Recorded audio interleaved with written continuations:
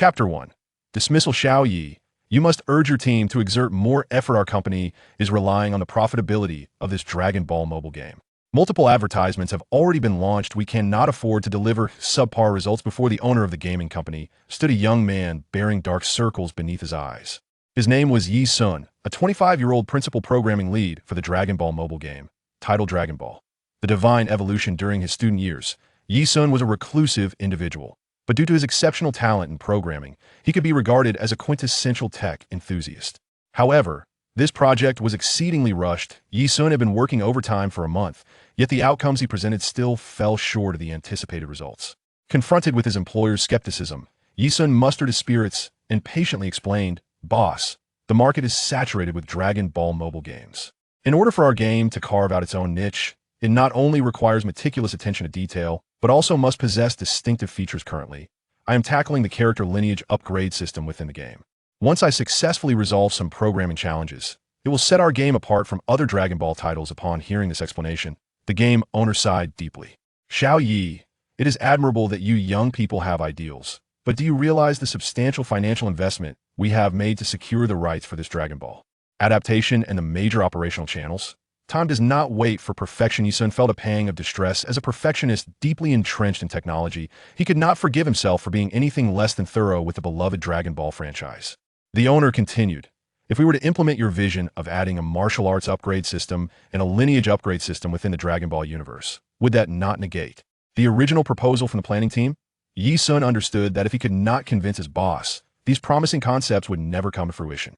Clearing his throat, he proudly stated, "The current Dragon Ball mobile games predominantly promote the notion of becoming a Super Saiyan and fighting alongside others, following storylines reminiscent of a manga. However, no one has ever considered developing new character arcs within the established framework of the Dragon Ball universe. These new characters need not embark on adventures alongside Goku and his companions. In fact, I have delved into the lore of the Dragon Ball universe and discovered numerous intriguing elements ripe for exploration. The narrative backdrop is vast, providing ample opportunity for newcomers to craft fresh stories centered around the legend of the Dragon Balls. Yet, the overwhelming brilliance of the Super Saiyans often leads us to overlook many captivating plotlines." Despite Yi Sun's thorough articulation of his perspective, the game owner impatiently retorted, "Xiao Yi, you must not forget that the core essence of Dragon Ball lies in the character of Goku. If we do not venture alongside Goku, can we still call it Dragon Ball? If the selectable characters do not include Sun Wukong, Vegeta, or Trunks, would players still be interested?" However, to the astonishment of the boss, no matter how he tried to persuade him, Yi Sun remained steadfast, countering with his original viewpoint. "With all due respect, the singular essence of the Dragon Ball universe is the Dragon Balls themselves. Everything else, including the Super Saiyans, is of little significance." Upon hearing this, the boss' expression turned to one of exasperation. Yi Sun was a young idealist, relentlessly reiterating the same argument over the past year. The core of Dragon Ball is the Dragon Balls, and Sun Wukong could very well be a mere bystander. If we were to create the game according to your perspective, all of our company's investments would be in vain. The renowned techniques, such as Kamehameha, Kaioken, and Spirit Bomb, are more than sufficient. Why must the characters delve into martial arts techniques from other realms? Isn't that utterly nonsensical? The boss, noticing Yi Sun's obstinacy, felt a surge of frustration. He was a businessman, focused solely on profit, unyielding to the realm of ideals, where financial transactions held no place. "One more thing I must inquire. What is this Super Earthling concept? Is there such a notion in the manga?" Seeing the boss' agitation, Yi Sun promptly replied with sincerity, "Boss, I firmly believe that the Super Earthling concept is the crowning jewel of this mobile game. Why should only Saiyans be capable of awakening into super forms or even divine forms? Are Earthlings destined to be a lower race? This is precisely what I mean when I say there are numerous depths to explore. Imagine, within the game, allowing players to control aesthetically pleasing young male and female warriors from Earth as they gradually undergo lineage evolution and martial arts enhancement. Wouldn't that be the most compelling selling point?" The boss could no longer tolerate Yi Sun's unwavering logic. Slamming his hand on the table, he shouted vehemently, "Enough! Starting today, you're no longer responsible for this project. I have already signed a new game development team to create this Dragon Ball mobile game. You may take your leave, and regarding the financial matters, we can discuss them another day. After all, you are the one who has delayed the entire project. I shouldn't be responsible for the full penalty for contract termination." When Yi Sun realized he had been dismissed outright, he almost stumbled but managed to hold himself together. Suppressing his anger, he let out a heavy sigh. If only he had one more month, he could perfect the entire program, yet the impatience of the businessman had reached its limits. Xiao Yi, we are relatives, which is why I have afforded you so much time and opportunity. However, you must understand my aspirations. Please comprehend my position. I have granted you ample time to realize your ideals, but regrettably, your vision has not aligned with my ambitions. Take your code home and rest. There is no need for you to come in tomorrow. I will discuss the details of the contract termination with you later. Perhaps realizing his own indiscretion, the boss hastily added a subsequent remark, yet Yi Sun merely shook his head, choosing silence as he departed. Upon announcing the dissolution of the Dragon Ball mobile game development team, the members could not help but shed tears, not solely due to the loss of their livelihoods, for young talents are aplenty in the IT industry as long as their skills remain intact. Rather, it was the sorrow of dreams unfulfilled that weighed heavily upon them. As Yi Sun returned home with his computer in hand, he felt as though all his strength had been drained. The moment he stepped inside, he recognized that his boss was a man solely focused on hastily launching the game for profit. He cared little for whether the mobile game possessed any distinctive qualities, as long as it could generate substantial revenue. Before he moved, Oni was so very Yi Sun lamented. He retrieved a bottle of beer from the refrigerator and sat alone at his computer desk, drinking as he gazed at the screen, displaying an image of Sun Wukong, transformed into a Super Saiyan God. Momentarily lost in thought after a while, he began to mutter, "What's so remarkable about a Super Saiyan God? Those formidable cultivators from fantasy novels, who can upheave worlds and ascend realms. Any one of them could easily annihilate you." The premise of Dragon Ball, which evaluates strength solely through combat prowess and destructive capability, is the most rudimentary of universes. What does it matter how powerful your Kamehameha is? Did you triumph over the two-dimensional foil or the landscape scroll? After consuming several bottles of beer, Yi Sun began to ramble incoherently to his computer. Should anyone else have heard him, they would likely have erupted in laughter at his childish defiance. For instance, he exclaimed, "If I were in the Dragon Ball universe, I certainly wouldn't allow the Saiyans to steal the spotlight." As he continued to speak, Yi Sun's consciousness began to blur. He felt an overwhelming fatigue, as if his eyelids weighed 1,000 pounds, relentlessly pulling him downwards. Just before his vision succumbed to darkness, the last image he beheld was that of Sun Wukong, transformed into a Super Saiyan Goten. That silent night, Yi Sun's heart ceased to beat, and shortly thereafter, his computer succumbed to a fatal crash, forever rendered inoperative. On July 13th, 2017, the renowned game developer Yi Sun passed away peacefully at home at the tender age of 25. His entire estate was inherited by his parents, but perhaps a modicum of solace lies in the fact that Yi Sun had a younger brother and sister, sparing his parents from the fate of loneliness in their old age. Chapter 2. The Hall of Yama. Yi Sun found himself in a peculiar dream, walking along an interminably long path suspended among the clouds. The road stretched endlessly before him, while behind him, there was no trace of his origin. Looking down, he could see no bottom despite its length. The path was rather narrow, approximately 2 meters wide, with no safety measures in place. Should one fall, a return would be improbable. He could not ascertain how long he had walked, but he felt not the slightest fatigue. Wow, this dream seems interminable. Where on earth am I? Yi Sun found the situation increasingly peculiar. Aside from feeling no fatigue, he also noted an absence of hunger and thirst, not to mention the peculiar lack of day and night cycles. Everything felt decidedly strange. As he wandered, Yi Sun experienced a fleeting illusion that he was traversing the Serpent Road from the Dragon Ball manga. Could it be that I am so fixated on the success or failure of the Dragon Ball mobile game that it has seeped into my dreams? While lost in thought, a voice suddenly echoed from a distance. "Hey, you over there, the wandering spirit. Hurry this way. Yama is reviewing the ledger of life and death. If you miss this cycle of reincarnation, he may face consequences." Startled, Yi Sun turned to see a figure operating a small watering machine, beckoning him over. The figure had blue skin and a prominent horn on his head. Wasn't this the bureaucrat from Dragon Ball who waters the Serpent Road? Am I truly dreaming of the Serpent Road? Ha ha, what a vivid dream. I would love to meet Yama and see if he resembles the giant figure depicted in the comic. As soon as he thought this, he realized that if this were indeed the Serpent Road, then walking in the opposite direction might lead him to the King of Worlds. Yi Sun approached the bureaucrat, politely inquiring, "Excuse me, could you please direct me to the residence of the King of Worlds?" The watering bureaucrat replied earnestly, "Just walk in the direction behind you. However, at your current pace, it would take several hundred years to reach the King of Worlds.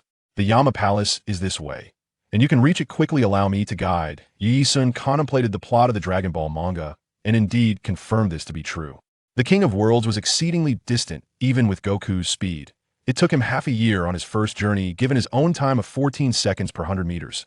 Traversing the million kilometers of the Serpent Road would undoubtedly take centuries.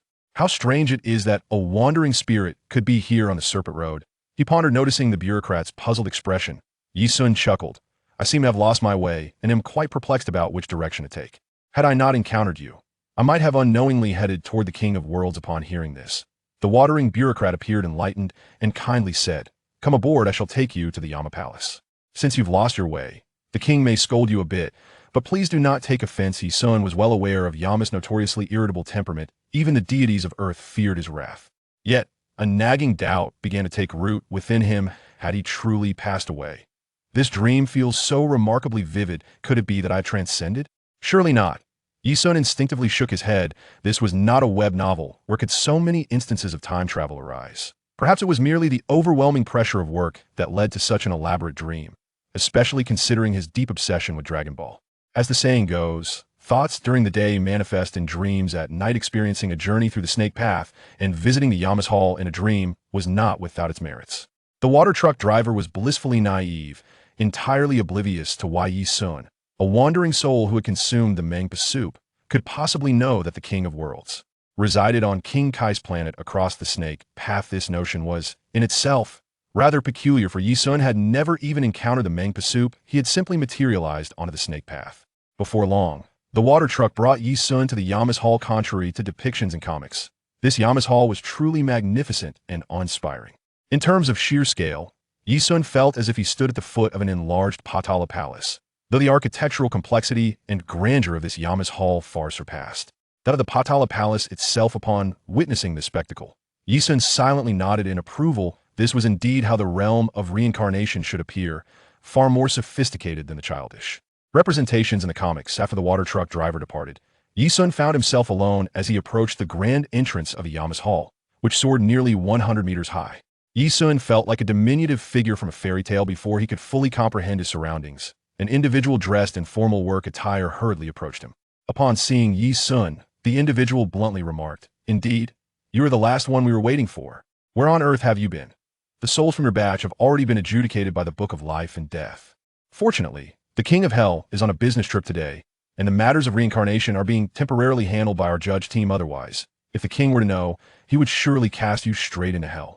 And I can simply wait for the next batch, can't I? Yi Sun retorted nonchalantly. To his surprise, the staff member responded with visible irritation. What utter nonsense. Do you have any idea that the 10 Yama Kings oversee the reincarnation of 3,000 worlds? Each soul from every world bears its unique mark, and each reincarnation must occur in a timely manner. Missing your chance and forcibly entering another world could create a vast butterfly effect, disrupting the very fabric of cause and effect. None can bear such responsibility. Each batch must reincarnate within the allotted time. There are no exceptions. Yi Sun was taken aback. None of these concepts were mentioned in the Dragon Ball manga. Was this merely a fabrication of his subconscious within this dream? What should I do then? Am I to be reduced to ashes? He inquired. The staff member sighed. Regardless of who you were in life, once you cross the Naiha Bridge, consume the Mangpa soup, and traverse the Yellow Springs, we treat all souls equally.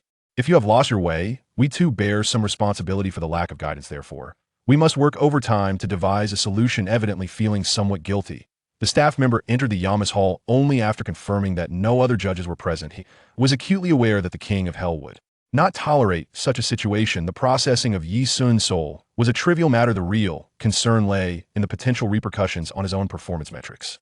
The other members of the judges group would be all too eager to undermine him, relishing the opportunity to sabotage his standing. After all, I am responsible for this batch. Should any issues arise, I cannot escape the blame. Is there any solution? Yi Sun gazed at the vast emptiness of the Hall of Hell, which was devoid of life, save for an imposing court table and a substantial laptop. The staff member knew that soon the members of the judges group would arrive to verify the status of the previous batch. Once this verification was complete, the next batch would be initiated, and he would no longer be able to conceal the truth. However, time was of the essence. He needed to devise a plan to expedite the dispatch of Yi Sun's soul.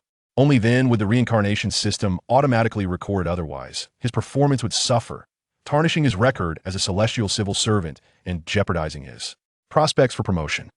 Is there a problem? Yi Sun inquired, perplexed by the evident urgency of the staff member. After seemingly making a firm decision, the staff member turned to Yi Sun and solemnly asked, Young man, due to your missed deadline, The system will not initiate your reincarnation. If I were to exploit a minor glitch in the program to forcibly transport you to a realm with which you are well acquainted, would you hold me accountable? How curious this discussion was. The individual sighed in resignation and confessed, to speak candidly, if the King of Hell discovers your presence here, there will be no escaping your fate. You will be condemned to toil in the realm of serpents, and I too would face demotion and punishment. We share a symbiotic fate. When one suffers, all suffer. My colleagues and the other judgment teams are eager for my departure, as the competition among civil servants is truly fierce. So this gentleman seeks to evade responsibility. Why would I blame you? For any soul not inscribed in the ledger of life and death by the King of Hell, forcibly entering reincarnation may lead to unforeseen transformations. For instance, you may have been human, yet risk becoming a beast, for you are indeed meant to traverse the path of humanity. However, without the delineation in the ledger of life and death, the path cannot be definitively secured. Yi Sun chuckled lightly and said, "Do as you wish.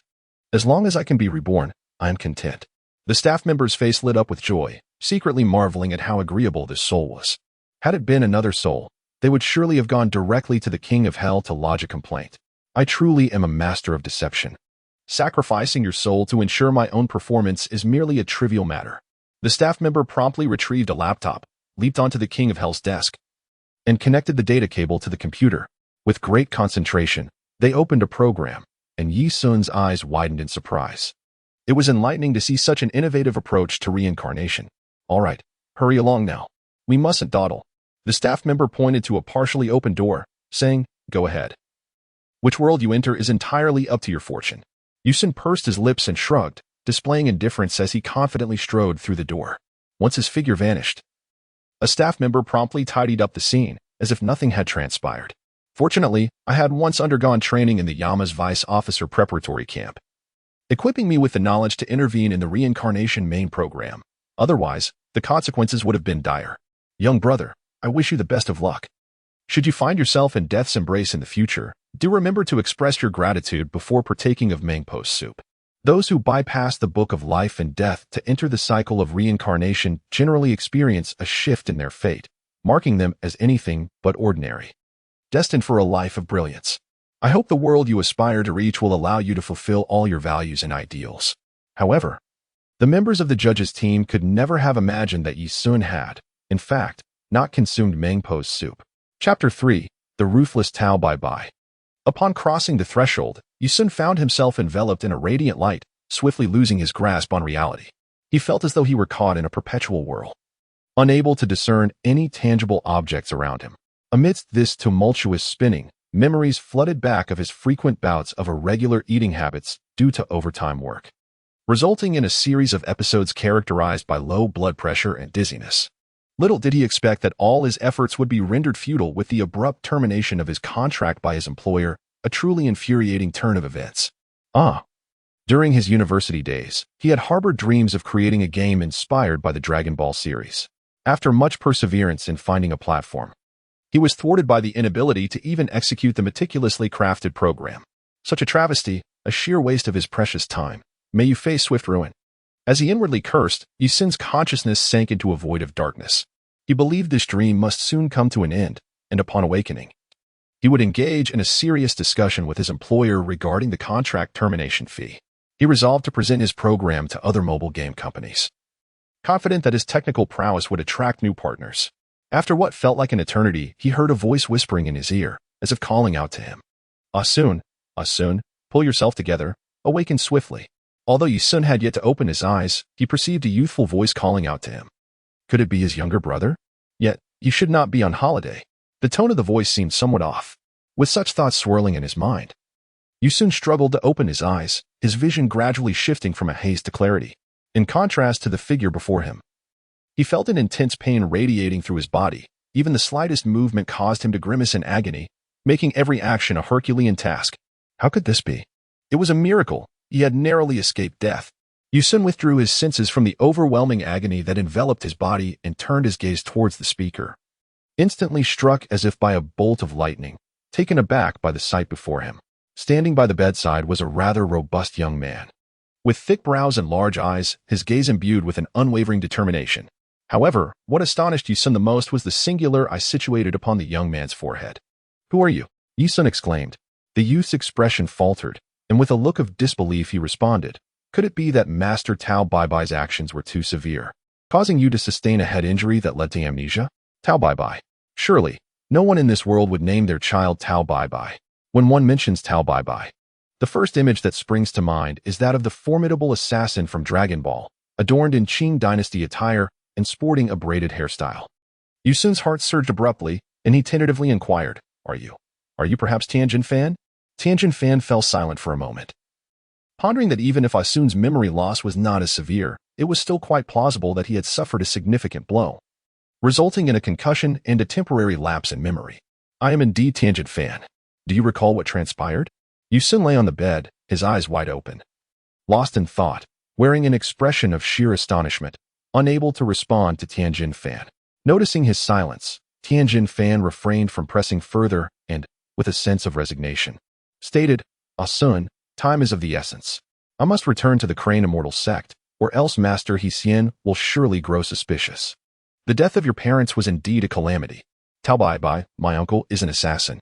I suspect he accepted a bounty from your family's enemies, which is why he targeted you." As Tianjin Fan recounted the events, vivid images began to unfold in Yi Sun's mind, showcasing many familiar faces. Yet he had never encountered them before. Why did this evoke such a sensation? Tao Bai, Tianjin Fan, the parents of the Yi family he had never met, and himself as a disciple of the Crane Immortal sect? What was happening? Muttering to himself, Yi Sun lifted his gaze towards Tianjin Fan, regarding him as if he were a monster. Tianjin Fan, taken aback by the astonishment in his eyes, hurriedly explained, "Ah Sun, I truly wish to assist you. However, Tao Bai is far too formidable. He and Master He Xian are brothers. Those whom he wishes to kill cannot escape. With my limited skills, I wouldn't even be able to touch a hem of his garment. When he cripples you, I will be of no help at all. I am truly sorry." Tianjin Fan's understanding diverged entirely from what Yi Sun intended to convey. However, recalling the dream he had in the Hall of Yama, it appeared apparent that he had indeed traversed dimensions. At this moment, Yi Sun felt a profound emptiness within, a sensation that was difficult to articulate. For he realized that his soul had directly descended into the body of a 13-year-old boy who bore the same name. To put it plainly, it was a usurpation of identity. One might assume that such a transition would bring joy, but the separation from his former family and the uncertainty of his future in this life were immensely painful for Yi Sun. Moreover, from Tianjin Fan, he learned that this body had its joints shattered directly by Tao Bai, who even severed the tendons in his right hand and the left foot.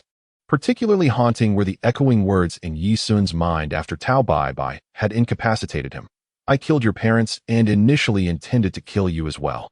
However, your parents bribed me with all their wealth and pleaded for your life. Considering you are a disciple of the Crane Immortal, I merely crippled you. You are welcome to seek me out for vengeance once you have recovered." Upon uttering these words, Tao Bai erupted into a raucous laugh. Even more chilling was the mocking sneer from his master, He Xian, as if it were not his disciple being ruined, but merely a stray dog. How infuriating. As Yi Sun recalled these memories, his eyes widened in fury, his face contorted into a mask of rage. He understood this was the instinctive resentment of the Yi Sun from this world, yet the merging of their souls allowed him to fully empathize with such profound hatred. He yearned to eliminate Tao Bai and Crane Immortal. No, he intended to cripple these two brothers, rendering them to live their lives like wretched, broken creatures, begging for sustenance. Observing Yi Sun's clenched jaw and bulging veins, Tianjin Fan let out a deep sigh and said, "Here's a backpack containing some money that Dumpling and I have saved. Although it is not substantial, should you wish to return to your hometown, you can use it to purchase a plane ticket. If you prefer not to go back, you may buy seeds for food at the market and settle down in this village. This house originally belonged to Dumpling's relatives. It will remain undiscovered." Yi Sun raised his head upon hearing the voice of Tianjin Fan, subsequently breaking into a rare smile. "Tianjin Fan, do you truly believe you cannot measure up to Tao Bai?" Tianjin Fan, feeling quite self-conscious, nodded in agreement. Despite his relentless efforts, he found himself unable to withstand even 3 moves against Tao Bai. Were it not for the special guidance from Master Rashi, he would likely find himself either dead or gravely injured, as the Crane School was notoriously harsh, seemingly training assassins rather than successors. "Keep striving," Yi Sun encouraged. "Your potential is boundless. In my humble opinion, in 3 years' time, your master and uncle will have little left to teach you. I appreciate your kindness. I will accept it. However, I must first tend to my wounds, and then I shall seek vengeance. Tianjin Fan shook his head, his expression darkening. While Dumpling possesses extraordinary abilities that could force your bones and tendons back into place, the damage is far too severe. Even if reattached, the nerves may not heal, and surgery cannot salvage what has been lost. Master Tao Baibai is indeed ruthless. Sun, set aside thoughts of revenge for now. I wish you the best. With that, Tianjin Fan turned and departed. Yi Sun remained silent, needing time to process the current situation. As someone well-versed in the main plot of the Dragon Ball universe, he understood that Tianjin Fan was a man of integrity. Although he could be fierce in battle, the Crane School was founded by two individuals of dubious moral character, and any disciple who managed to graduate was certainly not to be trifled with. Chapter 4. Speculations on a power level of 100 in the days that followed. Yi Sun languished in a state of half-life, while Tianjin Fan and Dumpling took turns tending to his injuries. Truth be told, Yi Sun was genuinely touched. These two seemed sincerely intent on aiding him in escaping his current state of disability. After Tianjin Fan had utilized energy techniques to help realign Yi Sun's meridians, he finally remarked with relief, "The recovery is quite promising. However, if you wish to pursue martial arts in the future, you will require superior medicinal resources. The herbs we have gathered from the mountains are not as effective as those found in the cities, and their exorbitant prices render them unattainable." Yi Sun nodded with emotion. After the alternating treatments of Tianjin Fan and Jiaozi, he distinctly felt a restoration of his bodily functions, at the very least. He could now rise from his bed and walk, albeit still requiring the support of crutches. Approximately half a month later, Tianjin Fan came to bid farewell to Yi Sun, stating that Master Crane and Tao Baibai intended to take them on a journey for training, which would extend for quite some time and entail rigorous challenges. The three exchanged heartfelt goodbyes. Observing the rather unappealing expression on Tianjin Fan's face, Yi Sun couldn't help but surmise that a brutal selection process must have occurred within the Crane School, ultimately leading to the emergence of the exceptionally gifted Tianjin Fan and the superpowered Jiaozi. As for the fate of the others, one could infer their outcome by reflecting on Yi Sun's own unfortunate demise. In a valiant effort, Tianjin Fan managed to gather some funds for Yi Sun, which he deemed an act of compassion, yet a significant part of his motivation stemmed from an inner sense of guilt, for he was indeed a core disciple of the Crane School. Yi Sun was acutely aware that the next encounter with Tianjin Fan would be approximately 5 years later at the 22nd World Martial Arts Tournament. The 21st tournament, taking place about 2 years prior, would mark the inaugural participation of Sun Wukong and Krillin, with the eventual champion being none other than the Turtle Hermit. Under the alias of Jackie Chan, Tianjin Fan imparted a vital technique of the Crane School to Yi Sun, advising him that daily practice of this technique would fortify his physique. Although it could not restore him to the condition of a seasoned martial artist, it should suffice to enable him to regain a semblance of normalcy in daily life, provided he refrained from excessive exertion. It was futile, even if his limbs were restored. They would never possess the same agility as before. Damn it, Yi Sun was originally one of the disciples of the Crane Immortal School, though his innate talent was woefully inadequate. While his peers had nearly mastered the art of circulating their internal energy, he struggled to even generate a faint flow of inner vitality on his own. By the time he could barely guide a whisper of the surrounding energy, his fellow students had already delved into the study of advanced martial arts. Tianjin Fan, for instance, had even begun to wield the sky dance technique, while Jiaozi had managed to harness the miniature Ding wave. It is easy to imagine that for the ambitious Crane Immortal, a disciple as ineffectual as Yi Sun was deemed expendable. Yi Sun attempted to move his body, only to be met with a bitter smile. Indeed, he had been rendered utterly incapacitated, were it not for the timely healing provided by Tianjin Fan and Jiaozi's ki and superpowers. He might have been condemned to a life confined to a wheelchair. Humph. Tao Baibai and Crane Hermit are nothing but two worthless beings, having lived nearly 3 centuries, yet possessing a combat power of less than 300. How dare they incapacitate me? I shall not rest until I bring an end to those two wretches. Yi Sun cursed vehemently. As an ardent fan of Dragon Ball, his understanding of the series transcended mere plot developments in the manga.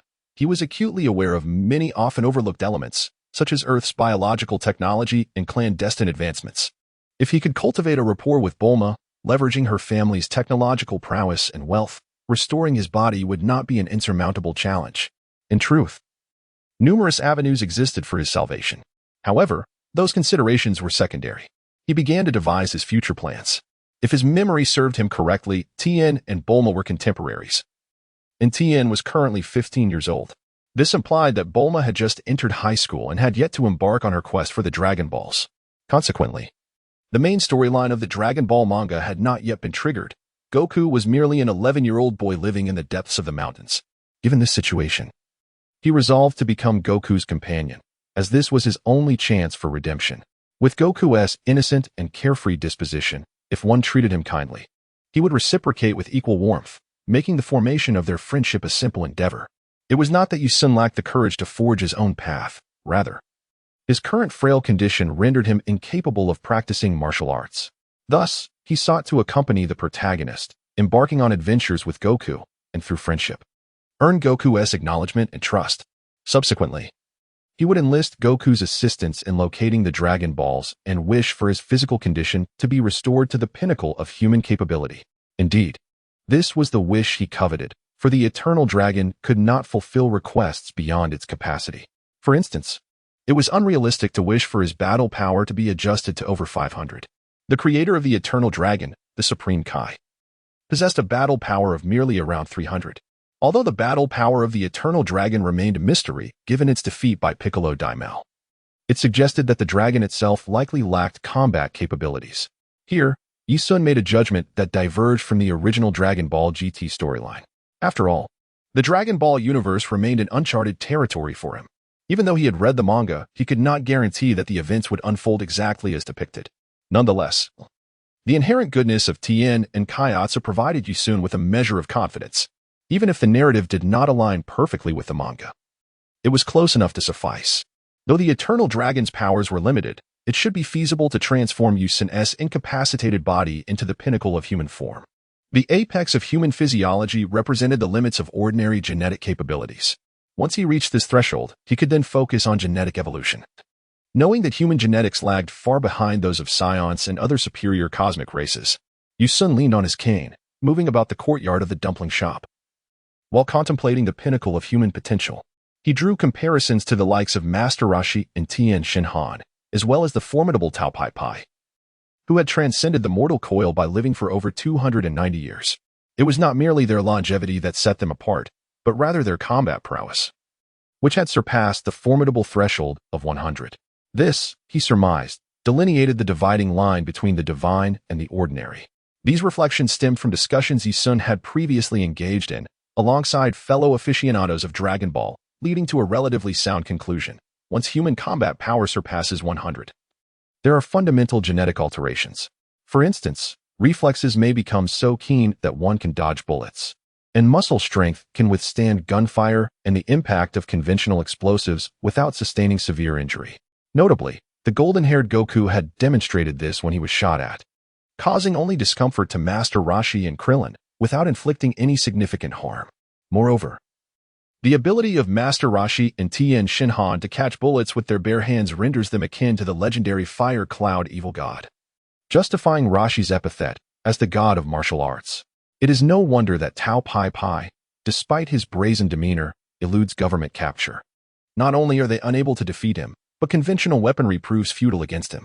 The use of heavy artillery could lead to collateral damage. And should Tao Pai Pai escape unscathed, it would spell trouble for government officials, as he remains the world's most notorious assassin. Reflecting on Sun Wukong's descent from the Korin Tower, where his combat power also exceeded 100, he not only triumphed over Tao Pai Pai but single-handedly challenged the entire Red Ribbon Army. Many Dragon Ball enthusiasts have thus pinpointed the first transformation of characters within this universe as occurring once their combat power reaches the century mark. At the very least, exceeding a combat power of 100 liberates one from the constraints of worldly forces. While it may not grant absolute freedom, it affords sufficient lifespan to pursue and fulfill one's aspirations. Yi-Sun exhaled deeply, reflecting upon the notion of intertwining his fate with that of Wukong. He earnestly hoped for the latter's assistance in his personal growth. With a resolute mind, Yi-Sun set a pragmatic goal of achieving a combat power of 100. After all, practicality was paramount. He possessed no resources to his name. His memories indicated that the Yi family's fortunes had waned, largely due to the unscrupulous machinations of Tao Bai Bai, who had coerced and manipulated them into submission. Tao Bai Bai, regardless of the circumstances, you shall meet your demise at my hands.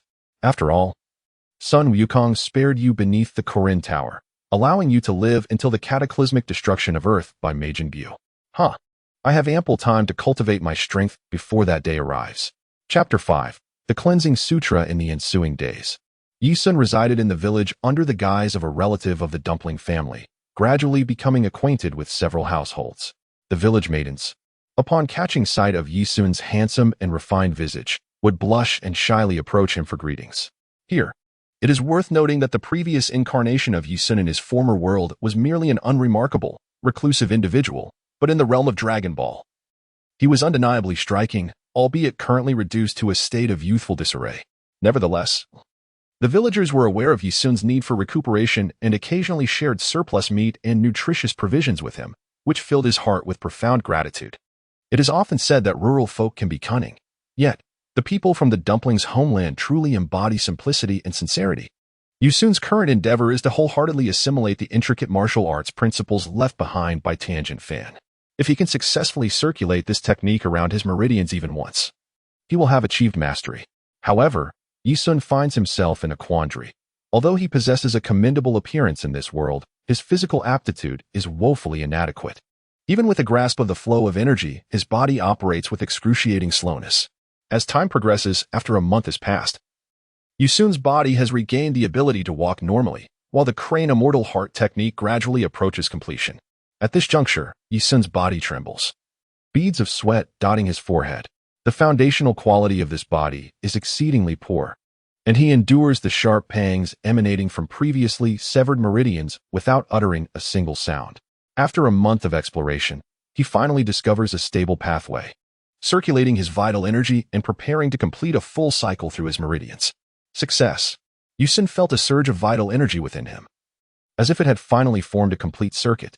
Although the blocked meridians were challenging to expand, and those interrupted by Tao Bai Bai were irreparable, his body was not entirely incapacitated, providing a foundation for cultivation. However, with one tendon in his hand and one in his foot severed, his prospects appeared bleak, which was truly infuriating. Just as he was seething with discontent over his plight, a peculiar voice suddenly echoed in his mind. Ding dong. Congratulations to the host for leveling up to level 1. As a reward for this initial upgrade, Little Dragon will provide a complimentary selection of martial arts techniques based on your current circumstances. What? Little Dragon? Yi Sun leapt to his feet, momentarily disregarding the pain coursing through his body. His expression was a captivating blend of astonishment and elation. As he confirmed the data panel in his mind, tears began to stream down his face. For the name of the system assistant in his mobile game, Dragon Ball, was indeed Little Dragon, a name he had meticulously crafted himself. Every line of code for this upgrade system had been painstakingly typed by him over the course of several years. And if he had truly brought this upgrade system with him during his transmigration, it would mean he had already secured a significant advantage. Regaining his composure, Yi Sun wiped away the tears from the corners of his eyes and declared, Little Dragon, initiate the system match for the martial arts selection. Upon receiving the command, the system began to scan the entirety of its master's data and current condition. It would, in accordance with the principle of tailored education, provide the host with the most suitable internal cultivation method. Shortly thereafter, Yi Sun observed a treasure chest materialize within the data panel in his mind, within which something seemed to tremble as if eager to escape. As a cascade of fireworks erupted on the panel, the items within the chest burst forth with exuberance. Upon laying eyes on the prominent characters adorning the cover of the book, Yi Sun's countenance instantly transformed into one of exuberant delight. The title emblazoned upon the tome read, The Cleansing of the Marrow. I had a premonition that, as a newcomer with less than stellar innate talent, upon reaching level 1, I would be presented with a choice between the fundamental techniques of the Muscle Tendon Change Classic and the Divine Illumination Classic. Yet, to my astonishment, I have acquired the most exceptional of them all, the Cleansing of the Marrow. Truly, fortune smiles upon me. Yi Sun was so overwhelmed with joy that he even experienced a nosebleed from excitement. With the acquisition of the Cleansing Marrow scripture, it was merely a matter of time before he restored his body to its former vigor. The paramount function of the Cleansing Marrow scripture lies in its ability to cleanse marrow and refine bones. It not only reconnects severed meridians but also maximizes the expansion and development of all energy points and channels throughout the body, essentially unlocking and releasing potential. Previously, he had contemplated enlisting the dragon to restore his physique to the pinnacle of human capability, but now, With the cleansing marrow scripture, such a feat was attainable. Even a fool, if capable of unleashing 100% of their potential, would undoubtedly surpass the average individual in excellence. However, should an already exceptional person tap into their full potential, the results would be nothing short of terrifying, like the likes of Sun Wukong and Vegeta, or Frieza from Dragon Ball Z's Resurrection F. Yet, what he discovered next left him utterly astounded. Within the panel detailing the cleansing marrow scripture, there was underlined information indicating that it could facilitate the evolution of human lineage. Promote lineage. Evolution? Yi Sun squinted his eyes, a multitude of questions swirling in his mind. He pondered deeply over the matter, realizing that he had not originally incorporated the concept of bloodline evolution into the functions of the Washing Sutra. Could it be that the sutra inherently possessed this capability? Indeed, this is the realm of reality, where phenomena cannot be entirely governed by the scripts I have devised. Had I not previously contemplated whether the narrative of a comic would be manifested in its entirety? Change is an undeniable certainty. Acknowledging this transformation, he suppressed his inner excitement and hastily examined the specific description. It stated, the Washing Sutra is divided into 9 tiers, with each level of cultivation. The bloodline will undergo corresponding evolution. The higher the bloodline, the longer the lifespan. The physical form will become increasingly exceptional, and most importantly, the innate talent will be greatly enhanced, allowing for a higher limit of cultivation. Yi Sun found that the introduction was rather brief and lacked detailed explanations. He couldn't help but ponder whether reaching the 9th level would signify a biological transformation for humanity, perhaps even ascending to a divine state. Why was it that Sun Wukong, after traversing the Tower of Kirin, could effortlessly defeat Tao Bai Bai? Why did Science experience a significant increase in power each time they sustained injuries and subsequently recovered? At the core, it all boiled down to lineage. The evolutionary hierarchy of Scion bloodlines surpassed that of Earthlings. Thus, the average combat power of a Scion warrior easily exceeded 1,000. While Earth warriors were fortunate to achieve an average of 50, the disparity in average power hinted at an even greater gap in potential. Sun Wukong's combat prowess visibly increased with each training session or battle. As for Krillin and his companions, surpassing a combat power of 100,000 had become their limit. With no further advancement in sight, even Tien, a descendant of the universe's three-eyed beings, achieved little more than Krillin and his friends, illustrating the chasm created by racial lineage. By the time Majin Buu appeared, Krillin and his companions had exerted themselves to the utmost in refining their primitive human bloodlines through martial arts. Yet their low starting point hindered their achievements, which were nonetheless commendable. What if, however, they could somehow trigger an external force that would compel their already elevated human bloodlines to advance yet another step? Perhaps a qualitative transformation could occur. It might indeed unlock a super Earthling state, vastly enhancing their potential, with combat powers soaring into the millions. Regrettably, Akira Toriyama did not depict such a scenario. Nonetheless, just because Toriyama did not illustrate it does not mean that you soon could not achieve it. Chapter 6. A comparison of combat power. The Washing Marrow scripture could maximize the potential of my human lineage to its rightful limit, perhaps even surpassing it. Time was of the essence, as delay could lead to unforeseen changes. With that thought, Yi Sun promptly clicked the Begin Training button on the data panel. In that instant, the entire Washing Marrow scripture seemed to flicker through his mind, akin to a fleeting shadow. This was an extraordinary method of learning, indifferent to Yi Sun's capacity for absorption. Forcefully filling his consciousness with knowledge, there was no escaping it. Concepts such as skimming or photographic memory paled in comparison, for while Yi Sun passively absorbed the scripture, his body began to radiate heat. The originally feeble vital energy surged uncontrollably, operating with reckless abandon. When the meridians were obstructed, the vital energy forcibly guided them.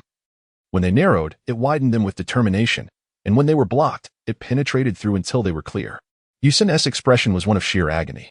As he writhed on the ground, overwhelmed by the torment of this forced bloodline advancement, pain coursed through his entire being. Moments later, his face flushed crimson, rendering him speechless. He felt as if a myriad of insects were gnawing at him, and countless silver needles were piercing through the crevices of his nails. Furthermore, he could hear a cacophony of horrifying sounds emanating from within his body, pops and cracks, echoing relentlessly in his mind, as if every minuscule cell was shattering. After enduring this excruciating torment, Yi Sun finally succumbed to unconsciousness. Were Tianjin Fan to undergo such training, he would undoubtedly not suffer to this extent. The crux of the matter lay in Yi Sun's inherently weak constitution, which meant that the initiation of the marrow cleansing and bone refinement would inevitably subject him to excruciatingly toxic suffering. Yi Sun's struggle does not stem from a lack of endurance. Rather, it is an anguish that arises from the very transformation of each cell, even down to his DNA. This is a pain that cannot simply be endured, and in such circumstances, losing consciousness becomes the ultimate form of relief. As Yi Sun succumbs to unconsciousness, his experience points are rapidly accumulating, swiftly elevating him to level 2, and propelling him towards an ardent pursuit of level 3. The washing marrow technique is exceptionally formidable. During its initial application, it effectuates the most profound transformation within permissible limits. This is a directive embedded within Yi Sun's programming. The 9 tiers of the washing marrow technique correspond to levels 1 through 99. The first tier significantly enhances the bloodline of martial artists at levels 1 to 10. And this pattern continues accordingly. Once his level reaches 10, the second tier of the washing marrow technique will automatically commence its cultivation. However, the augmentation of the bloodline does not yield a substantial surge in experience points. Otherwise, one could merely practice the washing marrow technique exclusively. Nevertheless, as this is the inaugural application of the technique, the elevation in levels is distinctly apparent as he swiftly surpasses level 5 and begins to push towards level 6. Ultimately, upon reaching level 7, the washing marrow technique ceases its advancement, and from that point until level 10, the accumulation of experience points will require Yi Sun's personal cultivation. These experience points cannot simply be acquired with money. Otherwise, why would the proprietor express such discontent towards Yi Sun, believing him to be acting recklessly? Although Yi Sun had succumbed to unconsciousness, he was roused several times by excruciating pain, only to tragically slip back into a state of oblivion. This torment was far more agonizing than the injuries inflicted upon him by Tao Bai Bai that had rendered him powerless, the suffering magnified many-fold. It was not until the following evening that he gradually opened his eyes. However, unlike any previous awakening, this time he felt an extraordinary lightness in his body. The pain from severed meridians had dissipated, and he was free from the discomfort that had previously hindered him from rising due to broken joints and bones. Yi Sun, filled with joy, immediately executed a backflip on the spot, eager to engage in vigorous exercise. However, he was soon overwhelmed by a foul stench, tainted with the scent of blood that nearly induced nausea. He froze momentarily, realizing that he was covered in mud and bloodstains.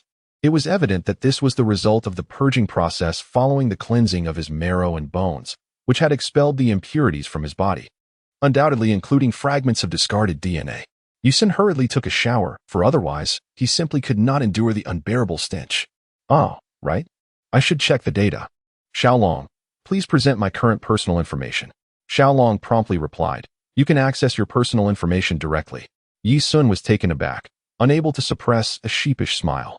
The upgrade system was, after all, merely a component of the menu bar. In other words, the so-called system was essentially the personal information panel of the Dragon Ball mobile game. This panel contained not only personal data but also a spatial backpack, martial arts upgrades, and various other options. He clicked on personal data and noticed that his current level was LV7. Simultaneously, the combat power statistics immediately captured Yi Sun's attention, displaying a minimum combat power assessment of 82. Is it really just 82? Goodness, I had only just set a goal to desperately surpass a combat power of 100. And now it seems I am on the verge of achieving it? Damn, I truly am a genius. Yi Sun could no longer suppress his laughter. His analysis of the combat power within the Dragon Ball universe rested on a singular foundation, Son Goku. Through meticulous examination and research, he estimated that during his time in the remote mountains, Goku's combat power was approximately 30. This conclusion was firmly grounded in the revelations from Dragon Ball Z, which explicitly indicated that upon his birth, Goku's combat power was less than 10. His father, utilizing a combat power analyzer, discovered that Kakarot's strength was a mere 1, categorizing him among the weakest of the Saiyan warriors, essentially a failure. Consequently, he was dispatched to a planet with a low combat power rating, Earth. At that juncture, Earth's coordinates had already been disclosed in the Scion's invasion blueprint. However, due to Earth's low ranking, it was deemed fit for a low-tier warrior like Kakarot to undertake the invasion mission. According to the original plan from the Scion headquarters, a few years later, after Kakarot had eradicated the human population, the Scions would receive a notification of mission completion. Subsequently, they would send a verification team to assess Earth's value, preparing it for auction to affluent extraterrestrials seeking new habitats. Regrettably, just as Kakarot departed, the cosmic tyrant Frieza annihilated planet Vegeta. To add to the absurdity, Kakarot suffered a severe head injury from a fall in a valley, leading to a loss of his Saiyan memories and a complete transformation in character, becoming the innocent and obedient Son Goku, a twist of fate indeed. At this moment, Yi Sun's combat power has reached 82, surpassing the nascent Sun Wukong, and he has achieved a certain level within the martial arts community, albeit still exhibiting a somewhat reckless demeanor. The specifics can be contrasted. Sun Wukong later underwent unprecedented training under Master Roshi and during his battles against the Red Ribbon Army. His most significant transformation occurred when he ascended the Kirin Tower and encountered the Elder Kirin, which granted him enhanced strength and speed, enabling him to decisively defeat Tao Pai Pai. At this point, Sun Wukong's combat power had become comparable to that of Master Roshi, estimated to be around 140. The primary evidence for this is that Bulma measured Master Roshi's combat power at only 137, considering that Earthlings can suppress their energy. It is evident that this does not represent Master Roshi's full potential if he were to unleash his true power. Yi Sun speculates that Master Roshi's combat prowess could hover around 160. When Sun Wukong faced Tenshinhan at the World Martial Arts Tournament, his combat power had already eclipsed that of Master Roshi, estimated to be around 170, while Tenshinhan's power was approximately 150, resulting in an intensely fierce battle between them. It is noteworthy that at that time, Master Roshi, under the alias Jackie Chun, became internally conflicted after witnessing Sun Wukong defeat King Piccolo. The reason was singular. He realized that Sun Wukong had surpassed him. As a master, he felt immense joy, yet as the martial arts deity, he experienced fear, tension, excitement, and a sense of reluctance. Later, when Sun Wukong confronted King Piccolo, he initially stood no chance against him until he ascended Kirin Tower once more and drank the true ultra-divine water, which significantly boosted his abilities, approximately doubling them. It is speculated that his combat power was nearing 300 at that point. By the time of the finals at the World Martial Arts Tournament, both Sun Wukong and King Piccolo unleashed their full combat powers, which should have exceeded 370. After Raditz arrived on Earth, the two, while under heavy weights, exhibited combat powers surpassing 300, and in their normal states, they demonstrated combat powers exceeding 400. Once engaged in combat, their powers soared past 500, while the Kamehameha reached 700, and the special beam cannon surged to an astounding 1,000. Thus, a clear comparison emerged. As long as Yi Sun's combat power swiftly surpasses 300, King Piccolo, upon breaking his seal, will not pose a threat to him. However, mere combat power is insufficient. I must also learn more formidable martial arts and other techniques. Particularly, my resilience against attacks must be enhanced. Therefore, by the time I reach level 10, I shall seize the opportunity to select a martial art that focuses on external cultivation. Chapter 7. The strongest on Earth. No one understands the upgrade mechanics of this Dragon Ball mobile game system better than I do. Beyond triggering main storyline quests, numerous side quests are available for exploration. Additionally, I have specifically established a training system. With each new martial art learned, corresponding experience points are awarded. Furthermore, each martial art I have already mastered possesses its own level of proficiency. By engaging in the training system, I can earn experience points through the practice of these martial arts. A conventional game should entail completing quests to acquire experience points, which subsequently facilitate leveling up. Through this process of advancement, one attains skill points, which may then be employed to enhance the martial arts skills already mastered. Yi Sun naturally retained the fundamental concept of skill points within the game. However, the martial arts upgrade system diverges significantly. For instance, practices such as the Washing Marrow Sutra cannot be enhanced through skill points. Skill points are solely allocated to augment 6 essential attributes: strength, speed, reflexes, physical resilience, lineage enhancement, and innate aptitude. Advancement in martial arts necessitates independent practice and learning. The game developers harbor discontent towards Yi Sun due to the somewhat deranged strategy he devised. 1. Experience points can only be accrued by accepting quests to elevate levels. 2. Upon acquiring skills, players can bolster any one of the 6 fundamental metrics. Improvements in these attributes result in a qualitative transformation of combat capability. This aspect preserves the Dragon Ball universe's pursuit of raw combat power. particularly the rigorous physical training methods observed in Dragon Ball Z. However, Yi Sun, through his understanding of Dragon Ball, has introduced a transformative element in martial arts. 3. Should one merely enhance combat power without practicing martial arts, it will directly lead to a reduction in the frequency of attacks during subsequent main storyline confrontations. Restricting one to physical strikes. Although these strikes may inflict substantial damage, they cannot withstand the relentless application of various skills by opponents, rendering the main storyline arduous, especially when adversaries employ a range of items, leaving you reliant solely on unarmed combat, which, even in victory, proves exceedingly taxing. 4. To circumvent passivity during quests, one must diligently learn martial arts and refine their skills to execute tasks effectively, striving to elevate levels and acquire skill points. 5. This leads to an inquiry. Aside from a relatively swift increase in attack power, what other distinctions arise from persistently enhancing these 6 foundational metrics? The answer lies in the heightened success rate and stacking potential of critical hits. Wherein lies the incentive to invest money in this game? The answer is found in the marketplace, where one may procure various items only after reaching level 20, a topic to be addressed further. Yi Sun activated the martial arts system, and as he perused the list of techniques, he was momentarily taken aback. It turned out that, in addition to the Cleansing Marrow scripture, he had also mastered the Immortal Crane Hand, Sky Dance Technique, and the Cloud Crane Heart Sutra. The Cloud Crane Heart Sutra was likely the complete version of the heart technique left behind by Tianjin Fan. As for the Sky Dance Technique, it was rather unremarkable. Anyone capable of refining their vital energy could achieve flight. Thus, he decided to practice the Immortal Crane Hand. In his previous life, Yi Sun had not trained in martial arts, but in this lifetime, he had been taken under the wing of the Crane Immortal School, which was known for its unreserved teaching methods.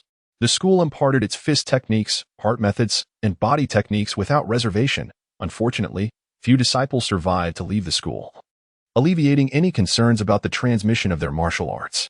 The entrance requirements for the Crane Immortal School were quite strict, allowing for prior skills to be brought into the fold, ensuring that the physical capabilities of its disciples were commendable. Yi Sun had entered the Crane Immortal School merely as a hostage, detained until Tao Bai consumed the entirety of the Yi family's wealth before turning his attention to Yi Sun. The Immortal Crane Hand appeared to embody an ethereal grace, yet it fundamentally emphasized the principle of overpowering strength with strength, overcoming cunning with brute force. Without strength, one could not break through, and without cunning, one could not wield strength. In essence, it boiled down to a single word: ferocity. Rather than being merely a hand technique, it was more akin to a fist. When unleashed, it was as fierce as a tiger leaping from its cage, and when the feet sprang forth, they resembled a soaring dragon in the heavens, commanding speed through sheer force and overwhelming technique with raw power. Unlike Muay Thai, which often sacrifices health for relentless training, the Crane Immortal School practiced both internal and external cultivation. He closed his eyes and focused, adjusting his internal energy, then opened his eyes, emanating a profound martial intent. Each move flowed seamlessly, without hesitation. His limbs and spine harmonized perfectly, oscillating between motion and stillness like a taut longbow, its string pulled tight with latent power, as his fists and feet danced like whispers of the wind. Upon finishing, his entire body resonated with a satisfying crackle, feeling an exhilarating rush as his internal energy surged. Indeed, his experience points had increased. He resolved to continue training. After all, nearing a combat power of 100 signified his departure from the realm of ordinary individuals. No one in this small village could harm him. Yi Sun's eyes blazed with a vengeful fury. He was determined to utterly destroy Tao Bai and Crane Immortal, ensuring that their suffering would be beyond comprehension. However, at that moment, a crucial piece of information suddenly surfaced in his mind. Indeed, did he not possess a plethora of skill points following his recent upgrade? Yi Sun tapped his forehead and quickly opened the data panel, only to find that he had amassed 36 skill points. Fortunately, the system I designed offers novice benefits until level 10, which has truly been a great help. This unexpected boon has alleviated my urgent predicament. My next objective is to surge my combat power to 300 and then unleash my full potential. A surge of ambition welled up within Yi Sun. In this moment, he felt an overwhelming conviction that even before the arrival of the Scions, he would ascend to the throne as the ruler of the world, with ample time to delve into the path of enhancement. He had already amassed 9 skill points for his bloodline upgrade. Yet, he soon comprehended that this must be the gift of the Washing Marrow Sutra, which made his journey considerably easier from that point forward. He merely needed to manage the other 5 attributes. However, a sudden thought struck Yi Sun. If the Washing Marrow Sutra could augment his bloodline data, did that not imply that once he exchanged for external martial arts, he could directly enhance his physical strength metrics? Upon further examination of the remaining 5 attributes, he was overjoyed to discover that each of them, to varying degrees, had also accrued skill points. This realization illuminated why his employer deemed him somewhat eccentric. Indeed, while cultivating martial arts, he had the capacity to autonomously elevate various physical attributes. He had been excessively stubborn, and losing his job was a fitting consequence. I truly am still quite young. The Washing Marrow Sutra not only upgraded my bloodline data, but simultaneously fortified my other physical attributes. From a practical standpoint, it was certainly unnecessary to complicate matters further. Strength 5, Speed 7, Nerve Reflex 6, Physical Resilience 5, Talent, and Root 2, Bloodline Evolution 9, Yi Sun exhaled, unable to suppress the triumphant gleam in his eyes. Initially, he had harbored some reservations, but after a mere comparison, he comprehended the profound implications of possessing a system. I have not merely achieved a partial victory. I have triumphed entirely. Given this realization, there is no need to squander skill points on physical strength and lineage evolution. Instead, I shall concentrate all my efforts on enhancing strength, speed, and reflexes. As for innate talent, it can wait, while it is paramount. It is also relatively inconsequential at this stage, where the current level does not warrant the expenditure of skill points on innate attributes. Consequently, Yi Sun allocated his 36 skill points with considerable prudence. He invested 10 points into strength, 10 into speed, and another 10 into reflexes. After careful contemplation, he assigned 3 points to innate talent, directing the remaining points entirely towards strength. Thus, his current physical statistics stood as follows: Strength 18, Speed 17, Reflexes 16, Physical Resilience 5, Innate Talent 2, and Lineage Evolution 9. Most gratifyingly, his combat power was distinctly recorded as 175, a figure that had more than doubled. Well done. Yi Sun could not contain his exhilaration and let out a loud roar. At this moment, with a battle power exceeding 170, he had reached a level comparable to that of Sun Wukong during his climactic battle with Tianjin Fan. This signified that, for the time being, Yi Sun had ascended to the status of the strongest man on this planet. He closed his eyes, savoring the power coursing through his body and the formidable energy within him, his lips curling into a slight smile. His era had arrived. Chapter 8.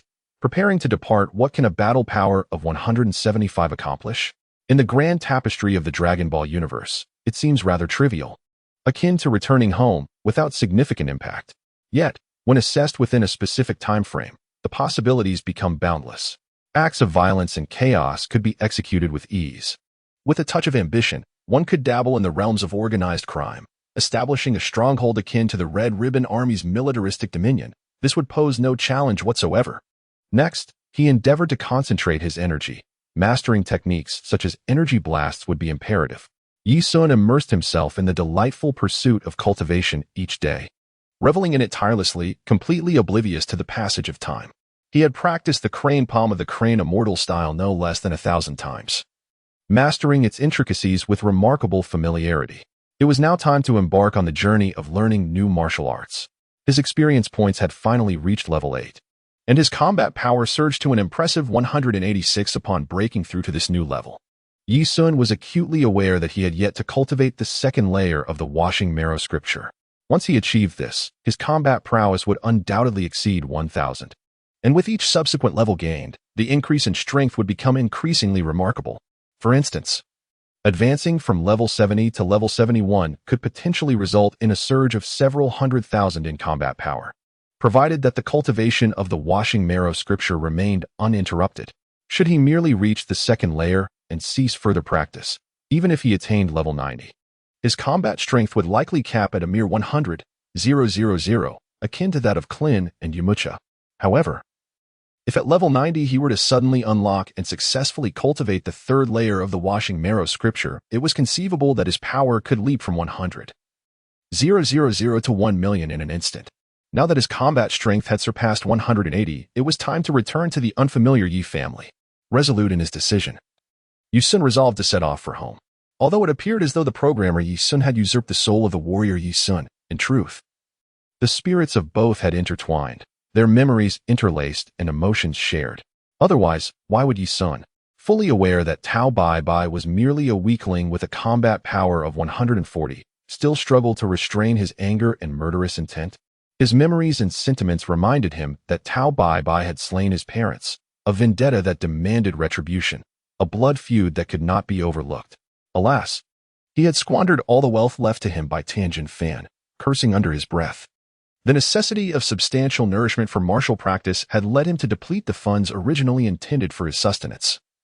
As he indulged in lavish meals of fish and meat each day, well, given the circumstances, he might as well undertake tasks on his way home, allowing him the opportunity to cultivate and level up simultaneously. Yi Sun donned his cleanest attire, resolving to bid farewell to the village chief with a touch of dignity before embarking on his journey the following day. Owing to the evolution of his lineage and the rapid advancement of his martial arts, Yi Sun experienced a remarkable enhancement in physical prowess. Even his stature had noticeably increased.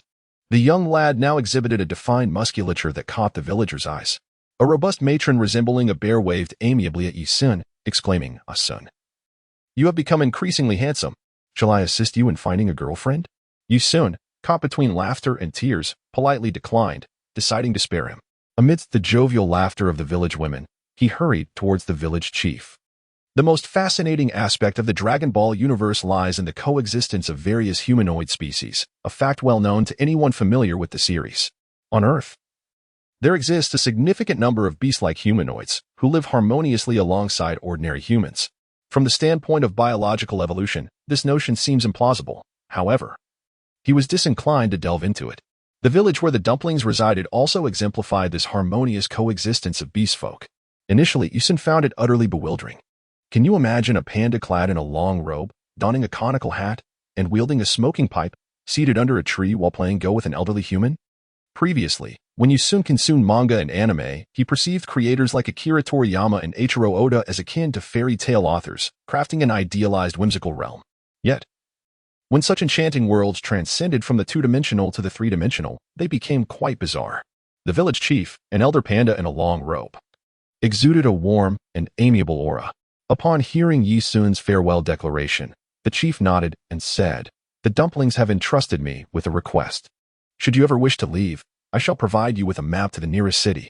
After all, our green bamboo village is a secluded haven, rarely visited except by the youth who venture out for trade.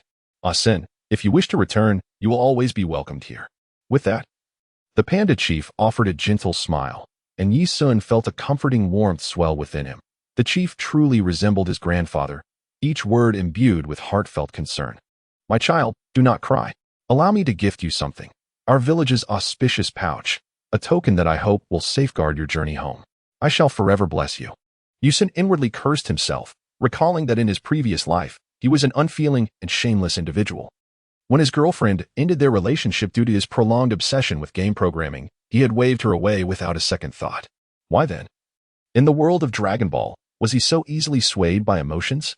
Surely, it was because this world's Yi Sun was imbued with an abundance of sentimentality. He reassured himself with this thought. Ding dong, a notification from Little Dragon. He had received the blessing of the village chief of Green Bamboo Village, permanently increasing his luck in life by 5. What the? Yi Sun was momentarily taken aback, thinking to himself, is this even possible? However, he quickly reconsidered. If he were to perceive this world merely as an unfinished Dragon Ball mobile game, then it would stand to reason that every step he took could trigger corresponding main or side storylines, making it all quite comprehensible. After politely accepting the lucky pouch, Yi Sun was immediately greeted by the system's voice in his mind. Ding dong, Little Dragon prompts. You have obtained an F-grade item, Panda Pouch. Wearing it will enhance your physical strength by 1. How intriguing. As a game developer, a knowing smile graced Yi Sun's face. With this newfound knowledge, he felt he had a firm grasp on the forthcoming developments. Village Chief, you are aware that I am being pursued by enemies. I am fortunate to have received assistance from the Dumpling family, allowing me to recuperate in their home. Throughout these nearly 3 months, the villagers have been incredibly supportive. And without their kindness, my recovery would not have been so swift. I hope to repay their generosity before I depart. The Panda Village Chief immediately shook his head, saying, Ah Sun, we do not wish to impose upon you. The favors we have extended are merely trifles, acts of kindness that require little effort. If you truly desire to repay us, perhaps when you are prosperous, you could consider sponsoring 1 or 2 children from the village to study in a big city. Indeed. As soon as these words were spoken, Little Dragon chimed in once more. Do you accept the F-grade quest to sponsor at least 1 child from Green Bamboo Village to attend school in any of the 4 major cities? I accept. Upon accepting the quest, Yisun promptly remarked, Village Chief, my family in the eastern capital is quite prominent, with extensive connections. Even if we have fallen from grace, we are not destitute. If you trust me, I would like to take a child from the village with me. Once we arrive in the eastern capital, I will ensure my family assists the child in obtaining their enrollment credentials. The Panda Village Chief's face broke into a radiant smile. That is splendid. I believe in you. Just like that? What if I were to sell the child? Yisun couldn't help but chuckle at the naivety of the situation. After exchanging words, the Panda Village Chief gestured for Yisun to wait a moment, leaning on his cane as he made his way to the back hall. After a brief wait, Yisun saw the Panda Village Chief return, accompanied by several little pandas entering the main hall. Yisun let out a soft exclamation upon seeing the adorable little red pandas, his heart nearly melting at the sight. These young cubs, clearly of tender age, clung to the Panda Village Chief's robe, their wide, curious eyes fixed on Yisun. Children, this is brother's son. Who among you would like to accompany him to the eastern capital for your studies? Grandpa, if I go to the eastern capital, can I still play with the little dog next door? That would not be possible. Then I shall not go. Grandpa, if I go to the eastern capital, will I be able to eat Annie Bear's osmanthus cake? I am not certain. Annie Bear will likely remain in Green Bamboo Village. Then I shall not go either. The little red pandas were largely unwilling to leave, and Yisun felt a sense of helplessness. Naturally, children are hesitant to wander off with strangers. However, at that moment, one small panda clad in a green robe boldly posed a question to Yisun. Brother Sin, if I go to the eastern capital, can I learn martial arts from the masters of the martial world? Yisun was momentarily taken aback. He closely examined the smallest panda, who, despite being incredibly cute, exhibited a resolute glint in his eyes, a natural-born kung fu panda. The village chief, evidently displeased with the little panda's query, admonished, Dodo, you are but 1 year old. Why are you already contemplating matters of combat? Yet, Dodo stubbornly gazed at Yisun, who chuckled heartily and replied, no problem at all. You can learn whatever you desire, including martial arts. Chapter 9. A rare talent. Dodo, gather your things. We shall embark tomorrow morning. The little creature named Dodo joyfully scampered around Yisun, exclaiming, learn martial arts, learn martial arts, learn martial arts. He resembled a child who had just received a sweet treat, utterly delightful in his exuberance. Yisun couldn't help but chuckle. While the Panda Village Chief was also amused by his grandson's antics, creating a scene filled with warmth and joy. Perhaps the ancient saying about the joys of family truly encapsulates such moments. Dodo spent an entire night organizing her clothes, but in the end, she could only find 2 or 3 garments of traditional Chinese style, a green robe, a white vest, and a blue hanfu. This is largely due to the impoverished nature of Green Bamboo Village, which is remote from the urban center and lags in commercial development.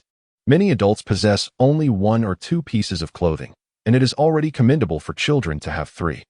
Yisun has often expressed his astonishment at the stark contrast in the development within the world of Dragon Ball.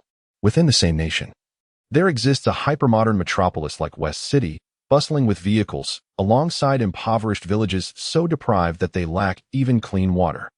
The juxtaposition of advanced capsule technology and the use of ox-drawn carts is staggering, yet the complexities of a nation's development cannot be encapsulated in mere words. The following day, Yisun prepared his belongings and remaining funds before heading to the village entrance, where he found the area bustling with villagers, nearly all of whom had gathered. Under the watchful eyes of his grandfather and parents, Dodo approached Yisun. After the villagers graciously offered breakfast to Yisun and Dodo, the two set off on their journey. Although the villagers initially intended to provide Yisun with a horse-drawn cart, he graciously declined, stating his desire to focus on training. Seeing that their attempts to persuade him were futile, they ultimately acquiesced.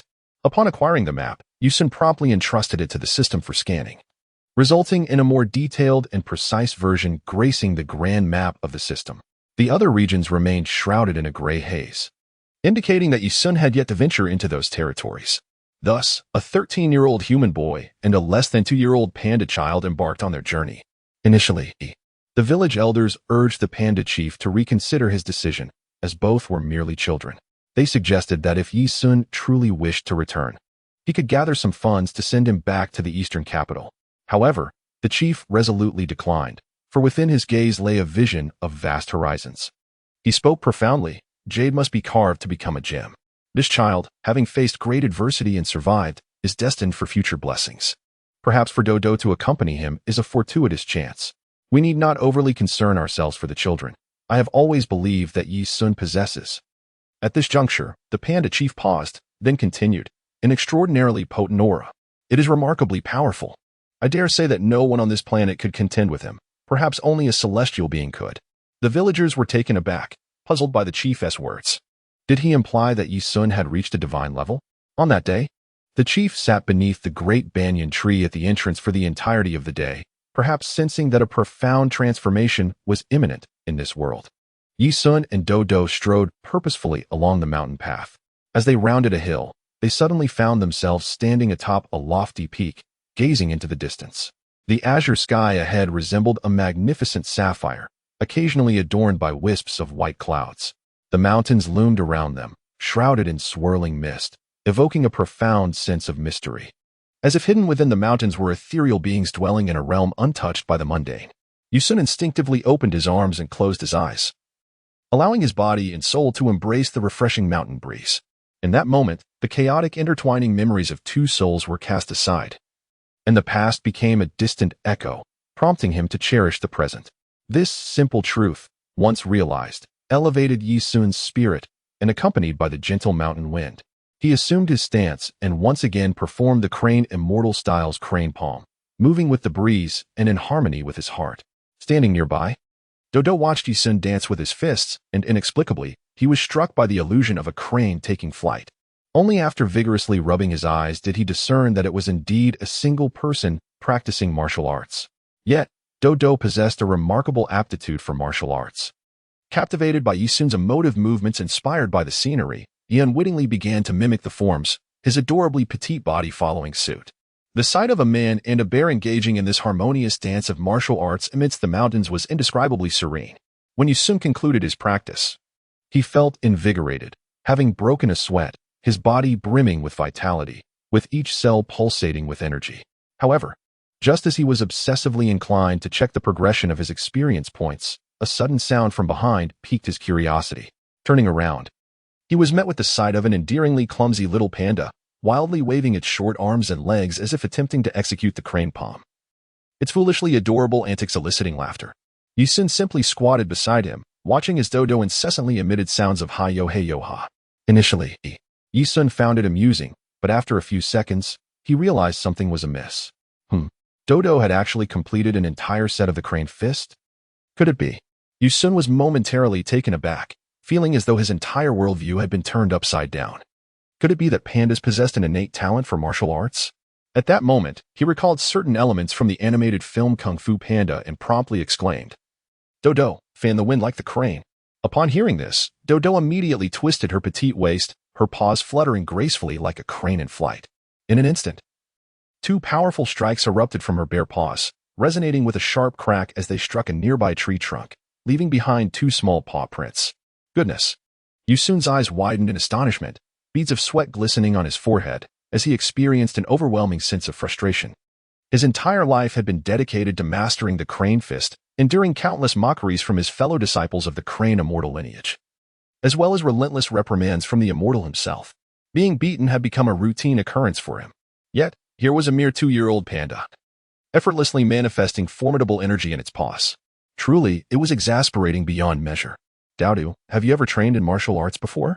Dodo, seemingly oblivious to the significance of leaving paw prints on the tree trunk using energy, gazed up at Yi Sun with wide, innocent eyes, nearly tilting his head at a 90-degree angle. He replied earnestly, "I haven't trained before, but I once heard an uncle mention that there are powerful martial artists outside who can break a tree with a single strike." Yi Sun exclaimed, "By heavens! A prodigious bear indeed. All right, from this moment forth, I shall teach you martial arts, but you must promise me that you will not slack off in your training. Do you understand?" Sensing the gravity in Yi Sun's tone, Dodo immediately straightened up and saluted, responding, "I understand. Very well. Let us head towards the City of Wind and earn some money there." Thus, the game developer Yi Sun embarked on a grand journey with an extraordinary bear. Chapter 10. Cultivation in the mountains and forests amidst the woods. two figures moved with remarkable speed, gracefully leaping over deep pits and deftly maneuvering around massive boulders. When confronted with a row of trees, they would nimbly traverse the tree trunks as if skimming the surface of water. Dodo, quicken your pace. At this rate, you will never become a martial artist. Yi Sun moved through the dense forest with the grace of a breeze, a feat that ordinary people would find arduous. During the past half-month, as Dodo followed Yi Sun in his secluded training, his dreams were ignited. He aspired to become the world's most formidable panda master. Dodo envisioned establishing a new era for pandas, earning renown across the globe. However, he remained a novice. Just half a month prior, after mastering the crane palm technique, Dodo had surprisingly produced a palm imprint that startled Yi Sun. Yet, after extensive observation and testing over the past weeks, Yi Sun uncovered a more astonishing revelation. Pandas possess an innate sensitivity to the energies of the universe that far surpasses that of humans, or indeed any species on Earth. To put it plainly, every panda is a born master of energy manipulation. What takes humans countless trials to achieve can be effortlessly realized by a panda in a moment of enlightenment. However, this is where the advantage ends. Pandas do not necessarily comprehend martial arts any better than other creatures, coupled with their gentle nature and aversion to conflict. Even those pandas who recognize their potential for energy cultivation seldom pursue further mastery.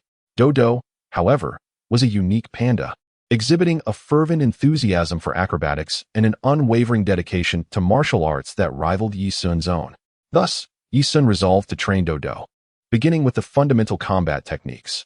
As a panda who had awakened his internal energy, Dodo's speed was remarkable. He utilized all four limbs in a flurry of agility, accelerating, changing direction, rolling, leaping, and sprinting fiercely to keep pace with Yi Sun. The past half-month had been a transformative journey for him. If Dodo had once been a chubby little creature before leaving the village, he had now become a swift and nimble being. Brother Yi Sun, I can't keep up anymore. You are far too fast. Dodo exclaimed, breathless. Very well, let us take a break, Yi Sun replied.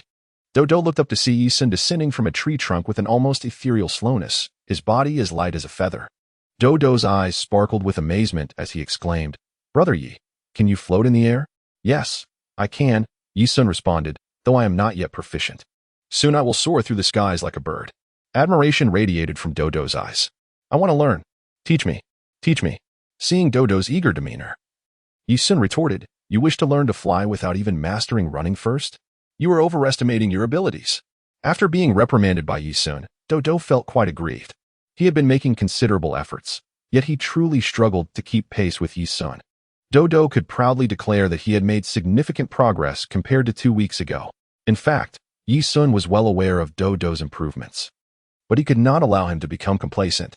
A proud panda could be a formidable challenge, exuding an air of superiority that declared, I am a panda. And what are you? He took a moment to measure Dodo's current speed in the 100 meters, which had reached around 10 seconds, a testament to his remarkable speed, surpassing that of the average 100-meter sprinter and meeting the basic qualifying standards for the Olympic Games. However, this still paled in comparison to the feats of Sun Wukong when he first began his training with Master Roshi. Upon seeing that Dodo was utterly exhausted and unable to continue, Yi Sun felt a twinge of compassion. After all, Dodo was still a mere child, not yet 2 years old, and could not be pushed to the brink of exhaustion in his training. As Yi Sun approached the ground, he halted his descent, suspending himself half a meter above the earth. With a swift motion of his fingers, he seized a stone from the soil. Subsequently, Yi Sun closed his eyes, attuned to his surroundings, and with a lightning-fast action, the stone shot forth like a sniper's bullet. A piercing scream erupted from the forest, only to be silenced moments later. Dodo, get up. It's time for dinner. Lying sprawled on the ground, Dodo, who had been utterly disinclined to move, suddenly sprang to his feet with a joyous leap, clapping his hands and exclaiming, Dinner time! Dinner time! He dashed into the woods, with Yi Sun following closely behind. However, his speed was not quite sufficient, taking approximately 13 seconds to cover 100 meters. Upon reaching the site of their quarry, Yi Sun was taken aback. The stone had struck a dinosaur towering at around 5 meters. This was indeed an abundant feast. As he glanced left and right, his eyes landed on Dodo, who was salivating profusely. Curiously, he inquired, Dodo, do your pandakin also relish meat? Dodo's saliva flowed like a waterfall as he nodded enthusiastically. Grandfather usually allows us to eat meat once every 10 days, but I wish I could have it every day. Isn't your staple food bamboo? Yi Sun asked. Dodo, with a puzzled expression, earnestly replied, bamboo shoots are merely a dish. Our staple is rice. However, bamboo shoots are indeed delectable. During the famine in our village, the elder encouraged everyone to consume bamboo shoots.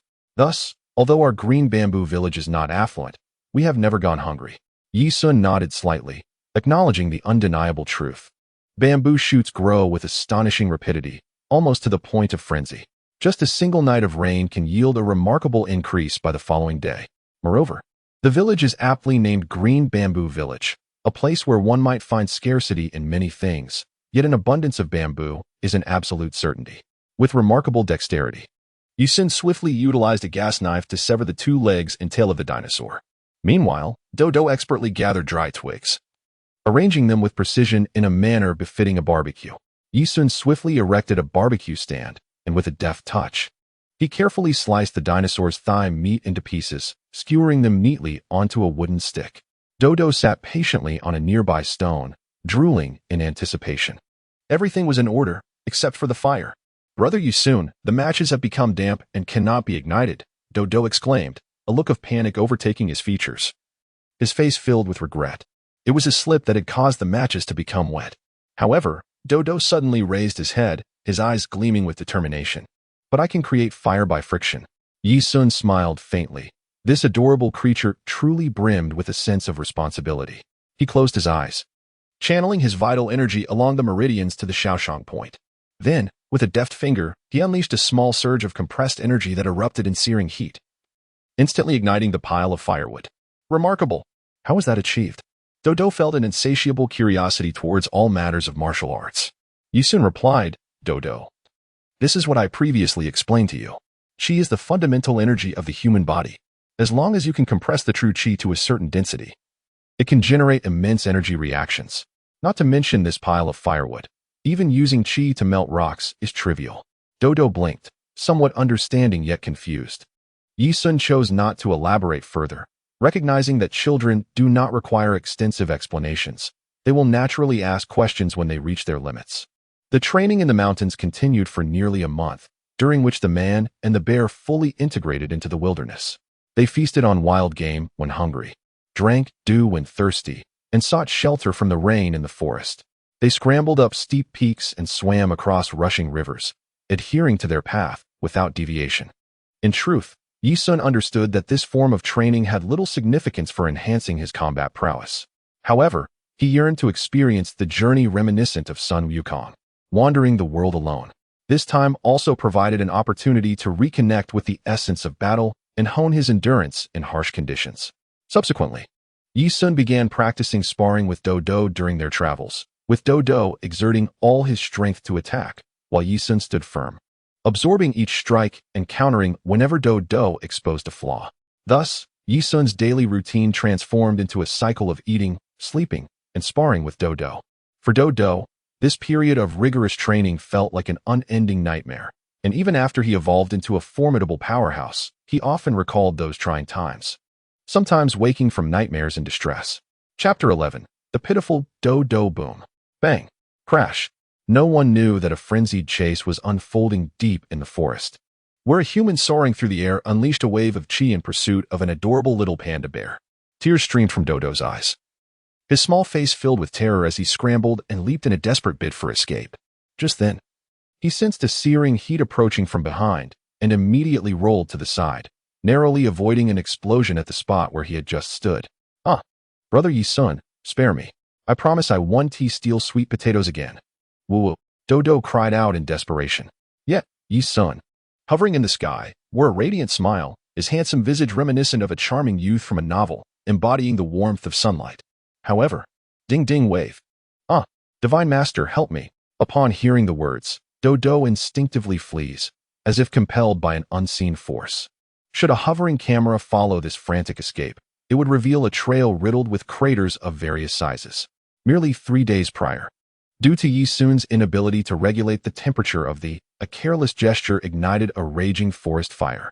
Fortunately, inclement weather soon intervened, and a torrential downpour extinguished the flames, sparing Yi Sun from a calamity of monumental proportions. Wherever this duo, one man and one bear, ventured, chaos ensued. Birds took flight in panic, and beasts trembled in dread. Not a single creature dared to emerge and protest, for those bold enough to show their faces met their untimely fate. This relentless pursuit has persisted for nearly a week, leaving Dodo exhausted and feeling as though time itself has slowed to a crawl. Meanwhile, Yi Sun embraces this endeavor with unbridled enthusiasm, for he believes that the essence of life is joy. Yet, it would be an oversimplification to assert that Yi Sun's motives are purely recreational. His aims are twofold: to refine Dodo's abilities and to enhance his own. Dodo's agility is remarkable. This diminutive panda, darting through the forest, is a challenge to capture. Even if he succeeded, Yi Sun would not dare to unleash his full force, as he must judiciously control the intensity of his chi. Moreover, he is diligently exploring how to achieve equilibrium between the physical impact and thermal dissipation of his externalized chi.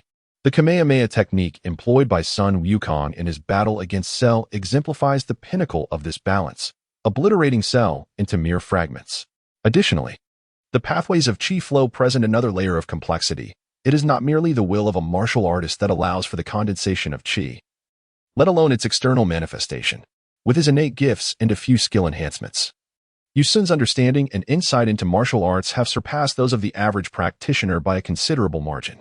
A battle power of 100 manifests as this, whereas a power level of 1 million unleashes the devastating that Frieza employed to vanquish Vegeta. Ultimately, the potency of chi is fundamentally linked to one's physical constitution, rather than solely dependent on the practice of martial techniques. The ability to cultivate chi is accessible to all. The disparities among practitioners stem primarily from variations in innate talent. How did Yi Sun come to comprehend the intricacies of the Dongdong wave? The internal martial arts principles of the Crane Immortal School are particularly conducive to compressing true energy, enhancing speed, and achieving explosive impact. He immediately recalled the One Yang Finger and the Six Meridian Divine Sword, forms of martial arts that, despite being beyond his own capabilities, inspired him to contemplate methods of guiding the true energy within him from the perspective of an ardent martial arts enthusiast. A stream of white energy surged upward from the Dantian, traversing through the large intestine and passing through the lungs. Moving along the path of the major bones and the 5-mile elbow channel, it flowed downward along the Chu Chi point, thoroughly connecting the upper regions to the San Jian and Air Jian before converging at the Shangyang point, entwining around his fingertips. The essence of the Dongdong wave is, in fact, astonishingly simple. Yi Sun was not particularly captivated by the concept of energy waves or similar phenomena. His fondness for Dragon Ball stemmed primarily from its remarkable world building. However, he found the combat sequences somewhat lacking, especially when compared to the myriad of web novels he was accustomed to. Nevertheless, conforming to local customs was essential. To navigate the Dragon Ball universe, one must possess formidable abilities capable of obliterating cities. Otherwise, it would be rather embarrassing to engage in conversation. Furthermore, he harbored suspicions that the Dragon Ball realm was far more intricate than it appeared. He feared that the encounters of Goku merely skimmed the surface of a deeper reality. Although he was uncertain of Akira Toriyama's intentions, Yi Sun's perspective transcended a mere earthly understanding, encompassing realms like Namek, the Kais, the Grand Kai, and the God of Destruction. Beerus, delving into the true essence of deities and spirits. Nevertheless, such contemplations felt premature. He resolved to focus on strengthening himself first. As he pondered, he realized that Dodo had mysteriously vanished. Clearing his throat, he called out, "Dodo, come out." There was no response. As Dodo had been bitten by a snake once and now feared even the rope of a well, Yi Sun furrowed his brow and called out once more, "Dodo, I shall not strike you again. Come forth quickly. We are nearing the Wind City. Prepare your belongings, and we shall head directly to the road." Still, there was no response. Yi Sun's expression twitched slightly. Had he truly been so excessive that his credibility had diminished to this extent? "Dodo, if you do not emerge soon, I shall deny you meat in the future." Then, a timid voice, filled with trepidation, weakly replied, "How could this be?" Yi Sun curled his lips slightly. The moment Dodo uttered a sound, he swiftly pinpointed her location. This was primarily due to Dodo's feeble aura, while Yi Sun's own cultivation level fell short, rendering his sensitivity to energy far inferior to that of the characters from the later Dragon Ball Z series. After finding Dodo, Yi Sun saw him with his head cradled in his arms, burying his little skull in the earth, presenting his rear end to Yi Sun. Amused yet perplexed, Yi Sun exclaimed, "Dodo, do not hide. I can see you. You are deceiving me. I truly see you. I am not lying," he reassured. Dodo's ears twitched, as if the sound of Yi Sun's voice was indeed close. He lifted his head to gaze at the smiling Yi Sun, trembling uncontrollably. His eyes brimmed with tears, yet he stifled his fear, brushed off the dirt from his body, and stood at attention, fixated on Yi Sun. As Yi Sun's perilous smile froze, Dodo immediately felt the hairs on his body stand on end, and he took off running. However, despite his frantic efforts, there was no indication of progress. "Have you run enough?" Yi Sun lifted Dodo with one hand, observing the little panda as it appeared to run in place. It seemed Dodo realized he was not moving forward, only then registering that his feet had left the ground, having been grasped by Yi Sun's hand. I won't run anymore." "You liar. Lying to you is like lying to Little Flower." "Who is Little Flower?" "The neighbor's dog belonging to Aunt Xiong." "You're talking nonsense. Even a dog is more honest than you." "Nonsense. Little Flower once stole my bun." "Come on, it's just a bun." "Do you really need to insult Little Flower's dignity?" Thus, the two, one person and one bear, engaged in this bizarre debate, squabbling for half an hour until Yi Sun felt like a fool and ceased the futile argument. A day later, the duo finally spotted a road leading to the City of Wind, marking the end of Dodo's tragic escape. Chapter 12. The prodigal son Yi Sun and Dodo traversed mountains and valleys, ultimately arriving at the mountainous road leading to the City of Wind. It is worth noting that from this road, one can behold the entire city's breathtaking panorama. "Dodo, do you see that? That is the City of Wind." Dodo, perched atop the road's railing, exclaimed with exhilaration, "Wow, it's so much larger than our village." So, it turns out that other humans reside in this vast village. Yi Sun pressed his forehead, recalling the first time he ventured to the West City to seek Bulma, where Sun Wukong epitomized the quintessential country bumpkin arriving in the city. As he reminisced about that chapter, Yi Sun couldn't help but chuckle at the image of little Wukong wandering into the city, akin to a child exploring a grand garden. Now, Dodo mirrored that same innocence, already reveling in the excitement before even entering the city. Suddenly, Dodo, in a fit of exuberance, began to leap and frolic along the highway, seemingly unaware of the thrill that such a well-paved road brought. Observing Dodo's antics, Yi Sun mused that this child had likely never traversed such a smooth path in his life, and thus, it was no wonder he was lost in joy. This thought tugged at Yi Sun's heartstrings. Despite having pursued him relentlessly for days with the Dongdong wave, Dodo remained blissfully innocent, as if the unpleasant memories associated with the Dongdong wave had been entirely forgotten. "La la la la, I am a happy little watermelon, unafraid of the wind and rain. Just wishing to grow up quickly." Dodo darted about, brimming with boundless energy, singing in a freestyle that was incomprehensible yet undeniably cheerful. However, just as Dodo chased after a butterfly, weaving left and right on the highway, a sudden roar of an engine and the screeching of tires echoed ominously from around the bend. Yi Sun was momentarily stunned, exclaiming, "Listen to that sound. Is this drifting?" Indeed, as soon as he spoke, a striking Pazini Wind Sun executed a flawless drift, navigating around the corner with a mere 5 meters separating it from Dodo. Alarmed by the sight, Yi Sun rushed forward to save Dodo, only to witness her perform an astonishing aerial somersault, deftly evading what seemed to be an unavoidable collision. Yi Sun silently admired the beauty of the moment, then gracefully took 2 steps to the left, effortlessly avoiding the swiftly approaching vehicle. The precision with which he executed this maneuver was a testament to the poise of a martial arts master. It was almost amusing. Yi Sun could catch a bullet.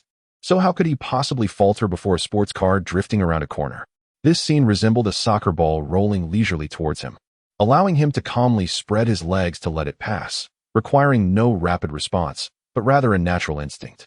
The driver of the Pazini only began to decelerate several meters after passing, and Yi Sun sensed that the driver was about to lose his temper. After all, in strict terms, this situation was indeed Dodo's fault, who would recklessly run around on the highway. Before the car door even swung open, a head popped out of the window, a young man with dyed hair and pierced ears, his eyes glinting with lewdness, a shadow of malevolence etched across his brow, and a frivolous expression that unmistakably betrayed his indulgence in vice.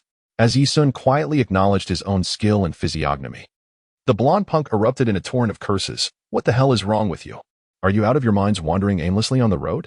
Dodo, filled with regret, responded, "I sincerely apologize." "Apologies mean nothing," the punk spat. "If you 2 little bastards wish to meet your demise, just say the word." and I shall run you over to grant you release.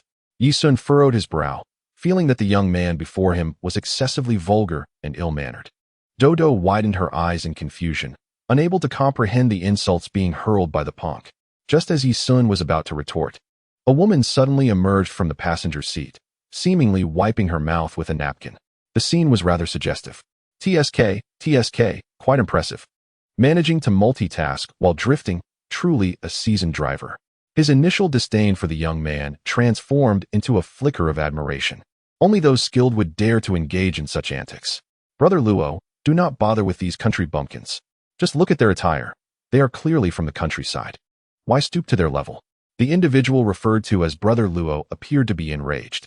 Upon exiting his vehicle and discovering that the tires had been damaged from the earlier contact, a surge of fury ignited within him. He swiftly drew the revolver from his waistband, disengaged the safety, and shouted at Yi Sun, "Damn it, you country bumpkin. Do you have any idea how much it costs to replace a tire? Can you afford it?" Upon witnessing this reckless youth aiming a gun at him, Yi Sun smiled and replied, "Pray tell, Brother Luo, how should I compensate you? Let us say 200,000, and we can consider this matter settled. But what if I refuse? Are you truly prepared to shoot me?" Yi Sun was intrigued by this arrogant young man, eager to see how far he would go. "Brother Luo, this annoying country kid is intolerable. Shoot him in the knee and let him live his life like a dog." Yi Sun was greatly displeased upon hearing this. Just a moment ago, this woman had been advising Brother Luo not to stoop to the level of a country bumpkin. Yet now she was inciting him to take drastic measures against himself. Truly, the heart of a woman can be more ruthless than that of a man once she wields power. "Kid, there are no surveillance cameras here. Even if I were to kill you, no one would intervene. To be frank, my father is the chief of the police department in Wind City. I've fired shots and taken lives on the streets without facing repercussions, let alone in this desolate wilderness. If you were to kneel and bow your head, we could consider this matter settled. After all, I doubt you can afford to compensate for the cost of a tire." Yi Sun sighed, realizing that today might be the day he would take a life, all while seizing a luxurious sports car, a venture that promised no loss. After all, he had no intention of parading in these tattered clothes to Wind City. "If you don't shoot, you're a coward," he spat. "What did you say? Shoot, you fool. Little brat, go die?" The young man, incensed by the audacity of the boy, unhesitatingly pulled the trigger. A gunshot rang out, yet Yi Sun remained unmoved, raising his left hand as if he had just grasped something. Initially, the young man assumed he had missed, but at that moment, he witnessed an astonishing spectacle. The scruffy child slowly opened his palm, revealing a bullet nestled in his hand. "Brother Luo, your bullet was a tad slow. I accidentally caught it. How about this? Shoot again at my forehead, and I promise I won't catch it this time," Yi Sun taunted. Luo, startled, involuntarily took a step back. However, emboldened by his earlier action, he decided to press on and eliminate the boy once and for all. Bang, bang, bang. The resounding shots echoed until the magazine was depleted. He was certain he had struck vital targets, head, heart, abdomen, yet he could only stare, dumbfounded, at the smiling child before him. "This is impossible. I clearly hit him." Yi Sun felt an overwhelming sense of pride, for everything unfolded precisely as he had anticipated. Once combat power surpassed 100. The resilience of the human body and the density of muscles rendered such bullets incapable of penetrating. Although there was indeed a twinge of pain, it was certainly far less severe than being struck in the abdomen by a scion's fist. "Ro, continue on. I find myself rather itchy. So how about you fire a couple of shots at me, just to scratch that itch?" Are you a monster?" Simultaneously, the woman was so frightened that she lost control of her bladder. Yi Sun cracked his knuckles and smiled. "Ro, if you refrain from taking action, I might just have to intervene myself. There are no cameras here, and even your father, the president, would have difficulty locating me." At that moment, Ro trembled and fell to his knees, pleading for mercy. "Please, esteemed master, do not hold my transgressions against me. Spare my life." Seeing this, Yi Sun was taken aback. He had never encountered someone so shameless before, truly astounding. Chapter 13. Romeo Ultraman. The debauched youth knelt on the ground, repeatedly banging his head. Yi Sun, initially filled with indignation, was soon drenched in sweat upon witnessing this fellow's head shattering the pavement. He had never seen anyone admit fault so swiftly, and the sincerity of his demeanor was astonishing, leaving no room for criticism. Ro, please get up.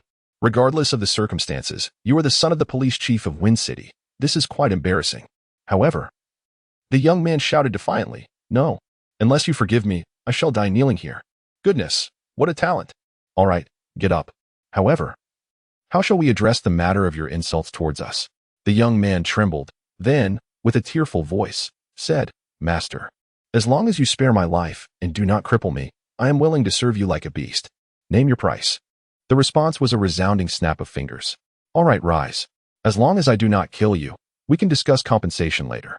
The young man, as if granted a reprieve, quickly stood up, rubbing his hands together like a humble servant, and respectfully inquired, "Might I ask which esteemed sect you hail from? For your martial prowess is truly remarkable."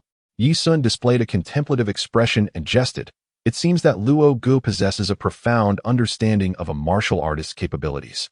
The young man, thumping his chest with pride, replied, "To be candid, my father participated in the Grand Martial Arts Tournament during my high school years, entering the top 8 as a combat instructor from the Wind City Police Academy. Unfortunately, he was defeated by the champion, King Gappa." King Gappa. Yi Sun was momentarily taken aback, a flicker of unusual emotion stirring within him.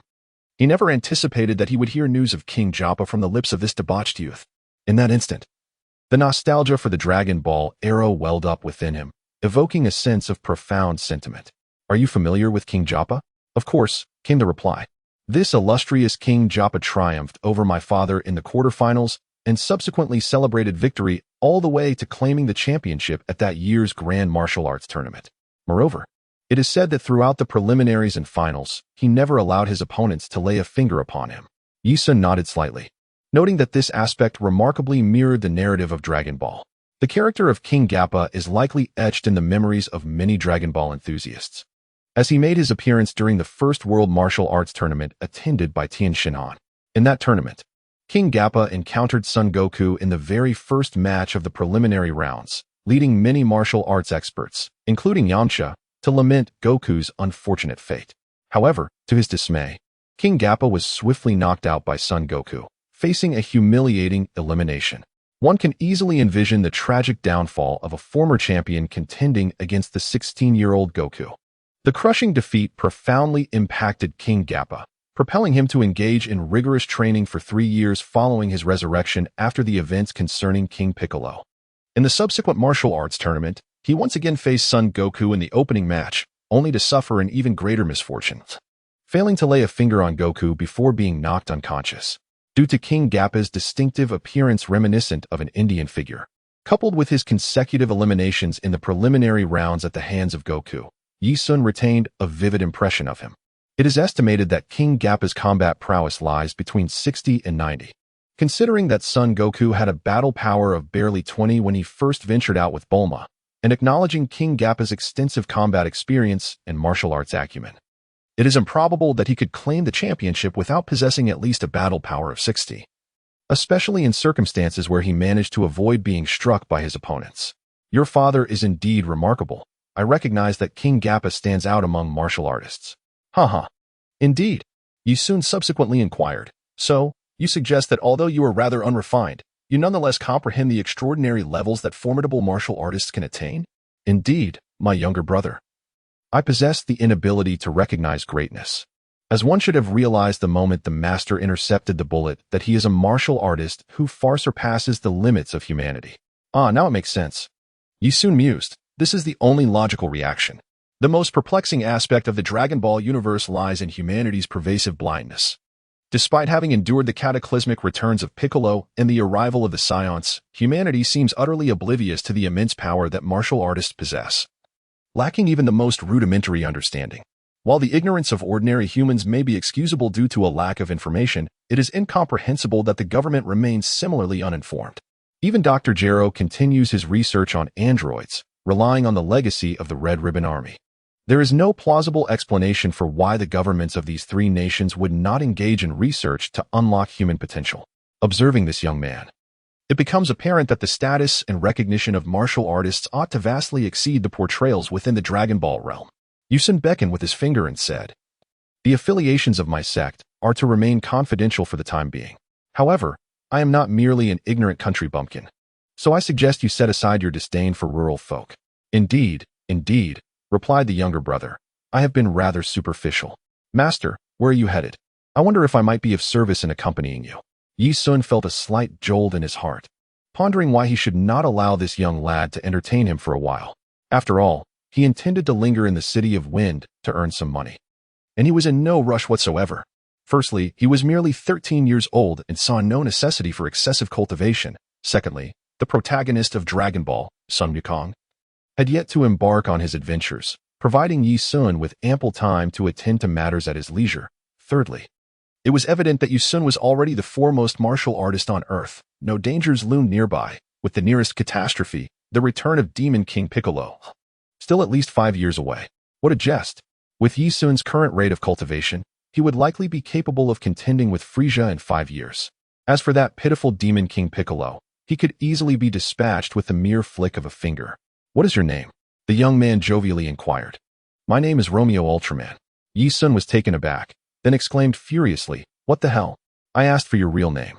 No, that's not it, master. My family belongs to the Ultraman clan.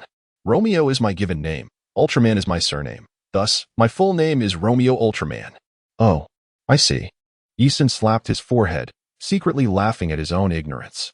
However, it appeared that Ultraman was indeed a legitimate surname, distinct from the cosmic hero of the same name.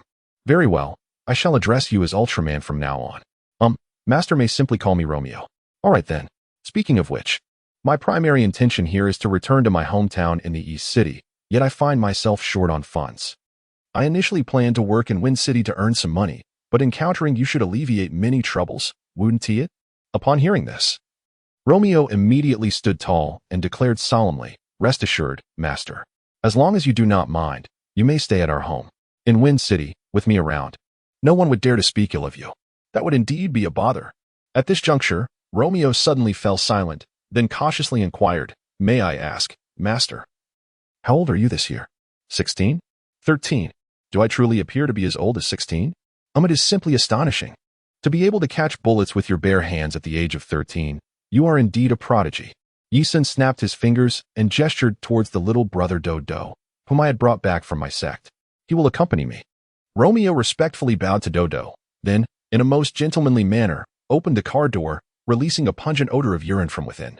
After carefully sniffing the scent and confirming its source, Romeo glared furiously at the woman, exclaiming, Why on earth couldn't you step out of the car to relieve yourself? The woman, overwhelmed by the shame of her predicament, was nearly in tears, rendered helpless in the face of Romeo's fearsome demeanor. Yi Sun remarked, I suggest, Ultraman, that you should be gentle with the young ladies.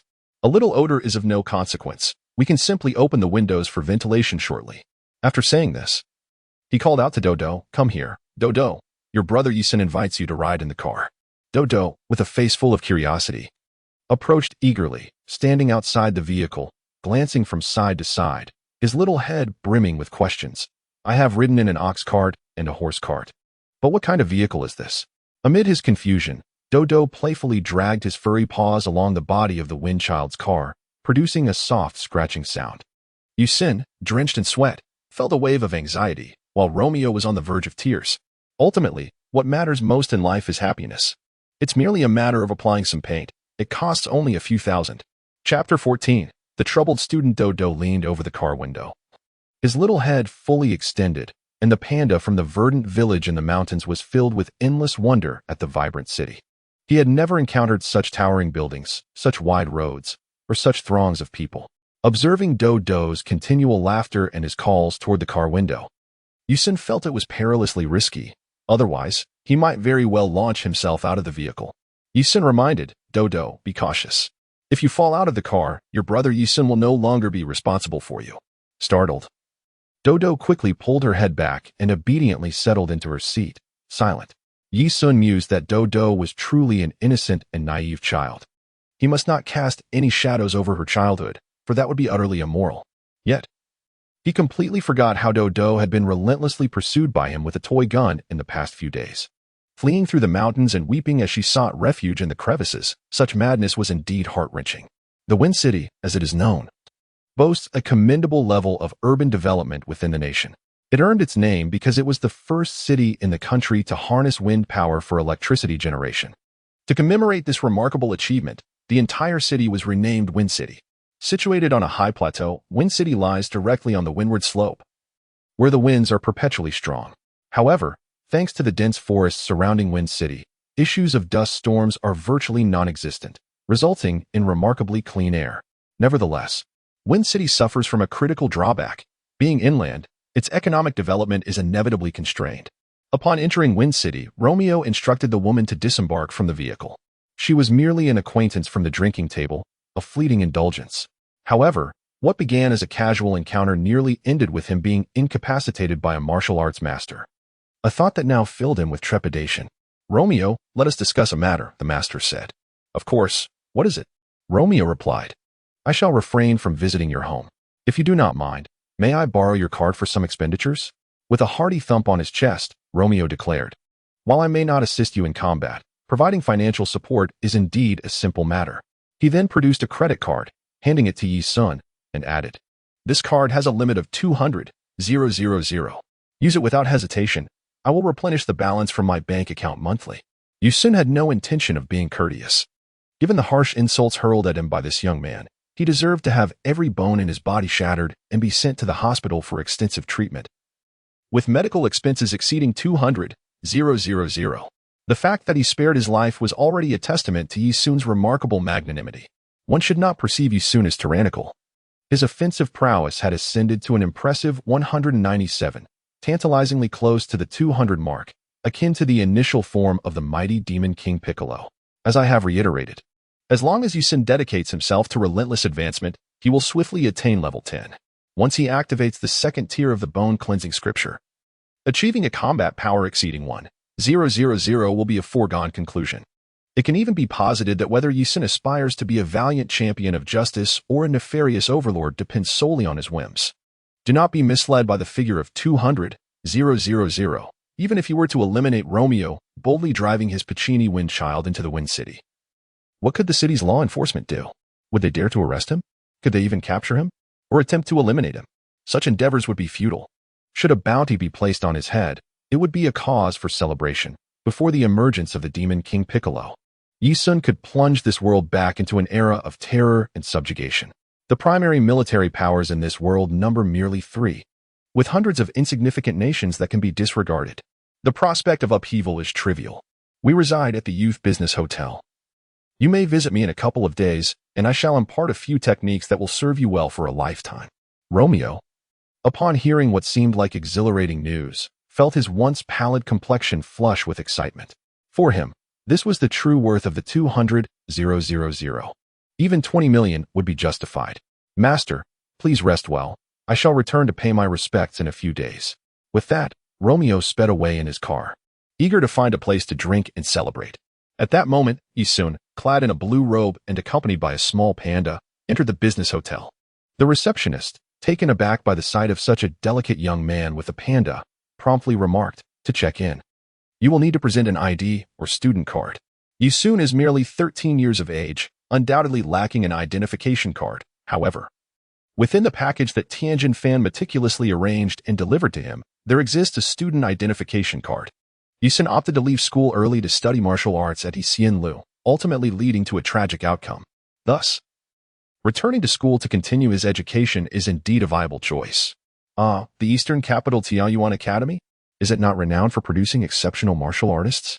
It is said that every student there possesses martial prowess, and those with superior skills are often prioritized for admission into prestigious universities within the country, securing a promising future. It is pertinent to mention that the secondary education system in Yi Sun's country consists of 6 years, followed by university entrance examinations at the age of 18. Although the secondary education is divided into junior and senior high schools, fundamentally, aside from a select group of students who face outright exclusion from senior high, the majority are devoid of any pressure regarding advancement. In other words, those barred from admission to senior high schools forfeit their opportunity, as there is no entrance examination. Therefore, the prospect of attending senior high does not exist. Any student denied admission by one high school will face rejection from all others. The education system is indeed ruthless, offering no chance of elimination. If all students perform commendably, they are naturally granted access to senior high. The Ministry of Education's stringent measures against this particular group of students are closely linked to juvenile delinquency. Most of those excluded from high school are individuals with significant moral deficiencies. Once rejected, they are automatically registered by the police, enabling swift identification should any incidents arise. Some may argue that releasing these morally questionable youths into society at such an early age could exacerbate their detrimental impact on social decay. This sparked intense debate across various sectors of society. Ultimately, however, the king heeded the concerns of numerous parents, concluding that the negative influence of one or two morally deficient students should not compromise the educational environment of those with virtuous character. Thus, this educational reform was enacted. Yisun's countenance was rather unflattering, as the attendant at the counter scrutinized him with a look of disdain. His student ID bore a prominent red stamp indicating a leave of absence, accompanied by a blue stamp denoting a status of pending observation. Beneath his student number, a remark from the Academic Affairs Office read, "Character is obstinate. Having just begun his first year of junior high, he voluntarily takes a leave for self-reflection. Our institution shall provisionally grant him a status of observation until his return in the second year, at which point a decision regarding his advancement will be made." "Is it just you?" the female attendant remarked, as if she were addressing a delinquent, her words infused with a palpable sense of contempt. Yisun's veins bulged with fury as he bellowed, "Are you blind? Can't you see there are two of us here?" His thunderous voice shattered every glass in the establishment, causing patrons and staff alike to clasp their ears in alarm. The young waitress, particularly terrified, cowered to the floor, her eyes filled with dread as she regarded Yisun. In the wake of this upheaval, the hotel security personnel rushed in, encircling Yisun with urgency. The head of security approached, taking the student ID from the trembling waitress. After scrutinizing it for a moment, he disdainfully remarked, "So, you are a distinguished student from the Tianyuan School of East City. No wonder you possess such a temper. But do you think you can act recklessly merely because of your martial prowess?" Yisun furrowed his brow and inquired, "What do you mean by that?" "Young man, what you have written here is a warning of probation. Do you believe that if I simply place a call to the Academic Affairs Office and truthfully recount your misconduct today, you would still have any hope of returning to high school?" Yisun harbored a profound disdain for threats directed at him. Gazing at the middle-aged man with a deceitful visage, Yisun remarked with a smile, "Do you believe that if I am unable to return to high school, my first act will be to set this hotel ablaze and eliminate everyone within?" Upon hearing these words, a chill crept down the spines of those present. Some instinctively took a step back, watching Yisun with caution. Such a student, already on the precipice of expulsion from high school, was certainly not to be underestimated. "Call the police. Let them handle this," the middle-aged man retorted fiercely. "You may possess martial skills, but do you truly think you would dare to act out in front of the police? There are surveillance cameras and audio recordings here, all of which are automatically backed up to the police database. Once the authorities arrive, you can expect a notice mandating your expulsion from the school." Yisun, however, remained indifferent, stating, "I wish to make a call to my lawyer. At the very least, I possess that right. Are there no lawyers in Wind City?" "I cannot discern it. You still appear to be a wealthy scion. Let me make my call. Hello, is this Ultraman? Hello? Master? Is that you? It's me. Could you possibly come to the business hotel where I am? I feel as though I might be executed by the police. You know me. I abide by the law and truly do not wish to resort to violence. There are so many surveillance cameras here, and I genuinely do not want to trouble your father, but I cannot restrain my criminal impulses." Upon hearing this, Romeo felt a chill run down his spine. Understanding Yisun's implication, he immediately shouted, "Damn it! With me around, who dares to lay a hand on you? I'm coming right now." After ending the call on his bulky mobile phone, Romeo made a reckless 360-degree turn on the main road, accelerating in the opposite direction. The traffic police, upon seeing his license plate, promptly abandoned their pursuit. It was futile, and they would only face reprimand. At that moment, Romeo fervently prayed, "Please, do not jest. You fools. If that guy resorts to violence, it would be a cataclysmic disaster. If something truly grave occurs in Wind City, my father will undoubtedly report it to the king. If that happens, I will not spare you. I will set your hotel ablaze and eliminate everyone within." Chapter 15. Forever Free. Daodu was oblivious to the unfolding chaos. However, upon witnessing the enigmatic smile on Yisun's face, he instinctively shivered. Based on his understanding of Yisun, such an innocuous and sunlit smile was a signal that he was about to orchestrate mischief. "Yisun, please remain calm," Daodu said, feeling a tinge of fear. As Yisun contemplated various matters, he suddenly felt a tug at his collar. Looking down, he saw Dodo's face etched with anxiety. With a resigned shrug, Yisun reassured her, "Do not worry, I shall not employ the whole wave. However, Dodo was not swayed by his words. Instinctively, she dashed toward the exit. Convinced that the initial battlefield would undoubtedly be within the confines of this hotel, and her only recourse was to escape. Yusun watched as Dodo dashed out of the hotel, a frown forming on his lips. This little panda lacked loyalty. Could he not stay to offer a word of encouragement? Half an hour passed, yet the police had still not arrived. The hotel security team sensed that something was amiss. It was unreasonable for the police to delay. They made repeated calls for confirmation, but the police merely replied that they were en route. However, given the distance, it should have taken no more than 5 minutes, not half an hour. Those with a modicum of intelligence quickly realized that the situation had been suppressed, while others continued to flood the police hotline, effectively tying up the line. What was happening? The security captain, recognizing the gravity of the situation, cast a wary glance at Yi-sun, his eyes brimming with trepidation, just as he contemplated inquiring if this matter could be resolved amicably. An exceptionally jarring sound of tires screeching against the pavement pierced the air. Romeo rushed into the hotel lobby, and upon spotting Yi-sun encircled by a crowd, instinctively scanned the surroundings for any signs of casualties. Once assured that all was well, he approached Yi-sun with utmost respect, inquiring, "Master, are you unharmed?" "I am well. Though this hotel has shown me a lack of respect, provoking my ire," Yi-sun replied. Romeo furrowed his brow, turning his gaze towards the security captain, and spoke curtly. "Where is your supervisor?" The security captain recognized Romeo, the illustrious heir known throughout the Wind City, a figure whose escapades with numerous young women were notorious, especially in this hotel. "Master Romeo, your presence graces us. Are you here to lodge or dine?" "I would rather dine with your neighbor's mother. It is evident that your establishment is unworthy of hosting anyone of stature. To accommodate Master Yi-sun, a martial arts prodigy, should have been a privilege for you. Instead, you dare to challenge him. How outrageous." Before anyone could grasp the situation, Romeo unleashed his tirade, and they began to comprehend why the police had not arrived.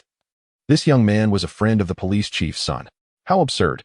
It was not until the hotel owner, a genial, rotund man, arrived that Romeo ceased his vitriolic outburst.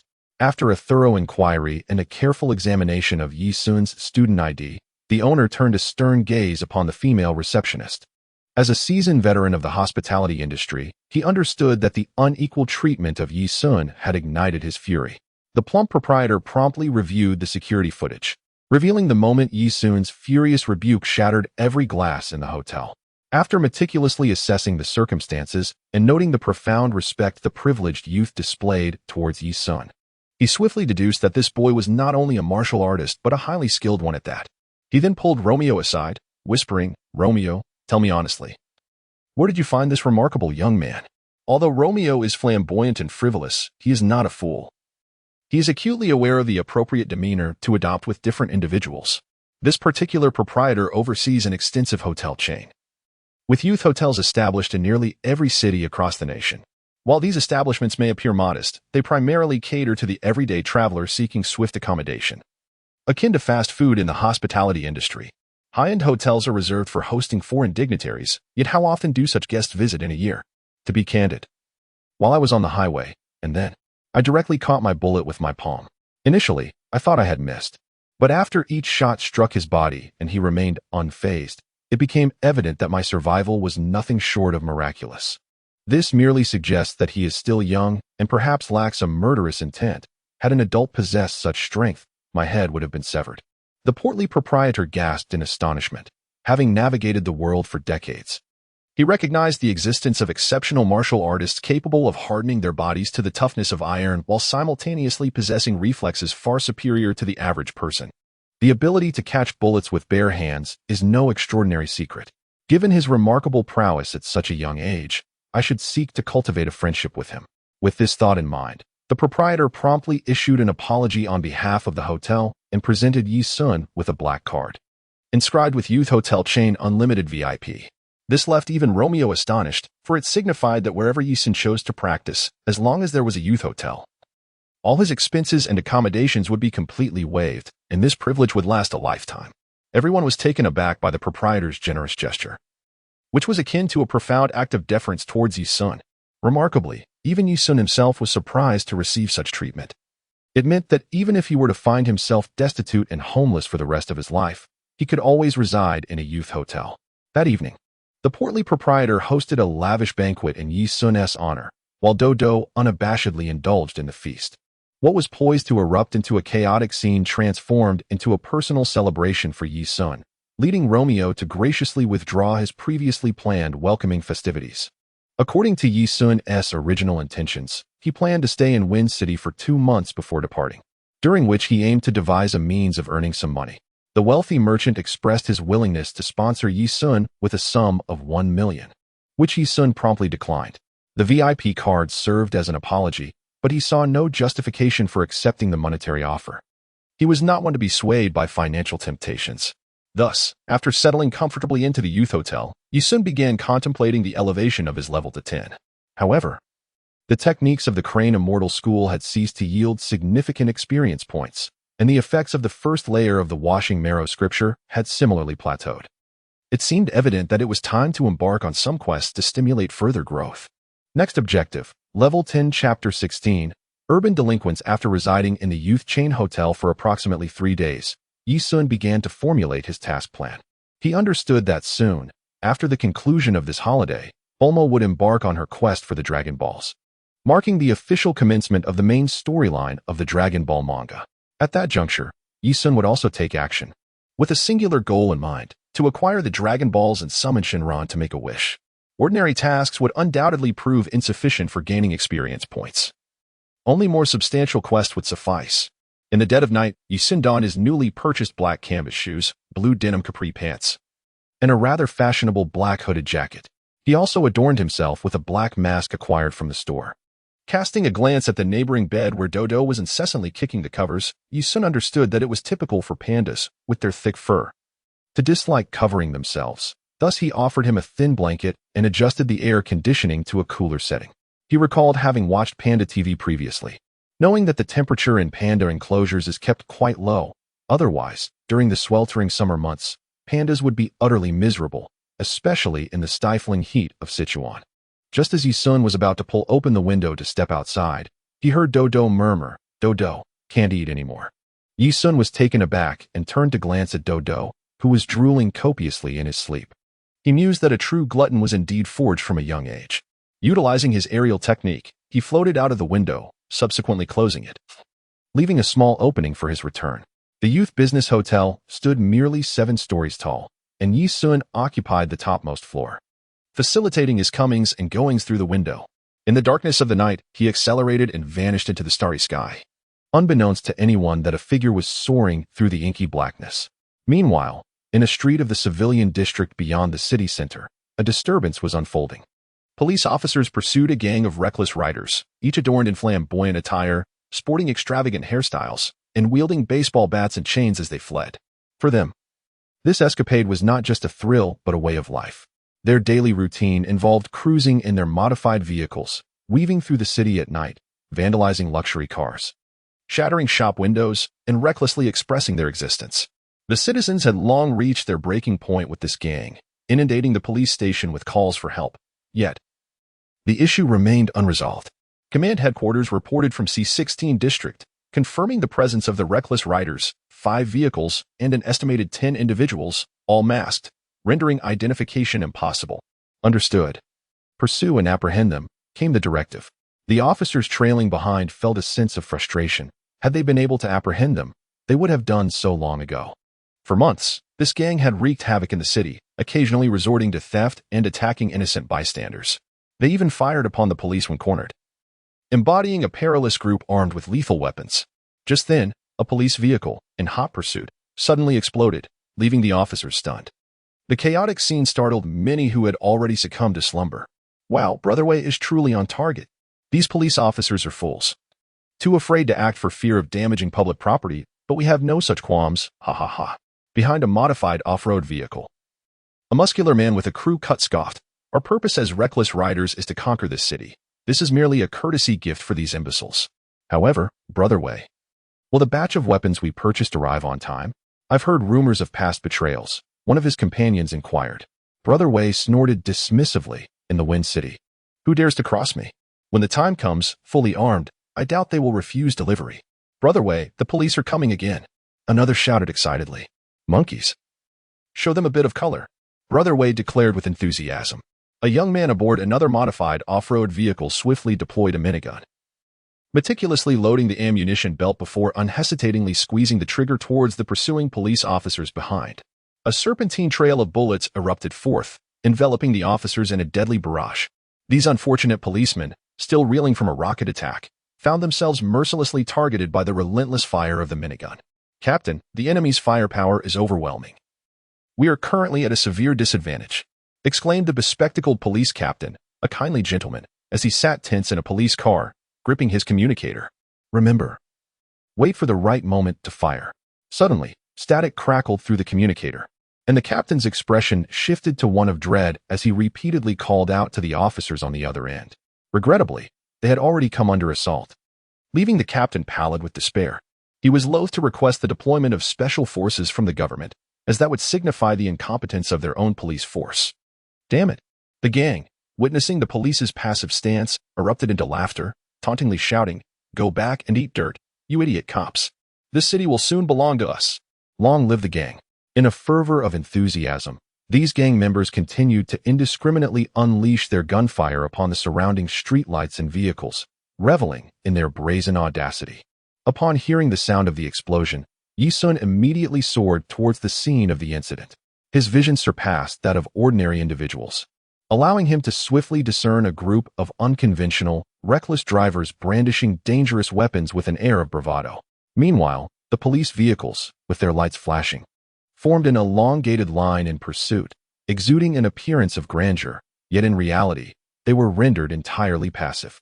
Yi Sun observed for less than half a minute before concluding that the police were incompetent.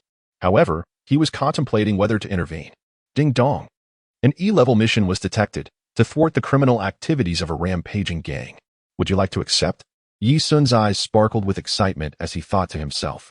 Indeed, the more people there are, the easier it is to obtain tasks. He accepted the mission. The moment he clicked to accept, Yi Sun swiftly descended towards the street. The grading and completion of the task were contingent not only on the quality of the execution, but also on the passage of time. He had to act promptly. Yi Sun's speed in the 100-meter dash has astonishingly surpassed 3 seconds, a velocity that borders on the insane. This translates to a remarkable pace of approximately 120 kilometers per hour. Although this speed may not rival the formidable characters in Dragon Ball Z, it undoubtedly represents the pinnacle of speed within the initial narrative framework of Dragon Ball. Under the cloak of night, Yi Sun resembles a spectral figure, dashing along the streets with a swiftness that distinguishes him from mere vehicles. His movements are governed by extraordinary reflexes and formidable physical prowess, allowing him to maneuver with a dexterity that far exceeds mechanical counterparts. At that moment, a man with green hair, brandishing an AK-47, unleashed a barrage of gunfire. Yet, he was abruptly captivated by a stunning sight. A person was keeping pace with his sports car, matching its velocity with uncanny precision. The green-haired individual, momentarily questioning his own senses, instinctively rubbed his eyes. Meanwhile, Yi Sun bent low, grasping the edge of the car's body, and with a calculated thrust, he flipped the vehicle onto its side at a bizarre angle of 90 degrees, sending it skidding forward due to inertia. Before the occupants of the car could comprehend the unfolding chaos, they were rendered powerless by the abrupt maneuver. Observing the overturned vehicle, police officers swiftly surrounded it, apprehending the injured and unconscious members of the reckless driving gang. Captain, another gang vehicle has flipped. Captain, that motorcycle has also gone over. This is bad, Captain. It seems the entire gang's vehicles are turning over. The police captain, bewildered, rushed to the scene where he encountered a still conscious member of the gang. Upon seeing him, the captain jested, "You must be the mastermind behind this chaos. I believe we've crossed paths before." The masked individual, now revealed as the disdainful Wei Gu, smirked and retorted, "Do you know who I am? You are?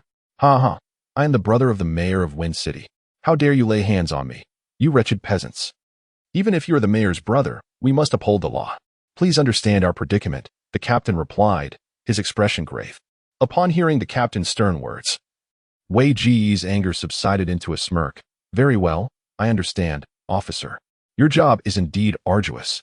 The police officers, feeling disheartened, knew that despite their efforts to detain Wei Gu, he would soon be released on bail. They were all too familiar with this unfortunate reality.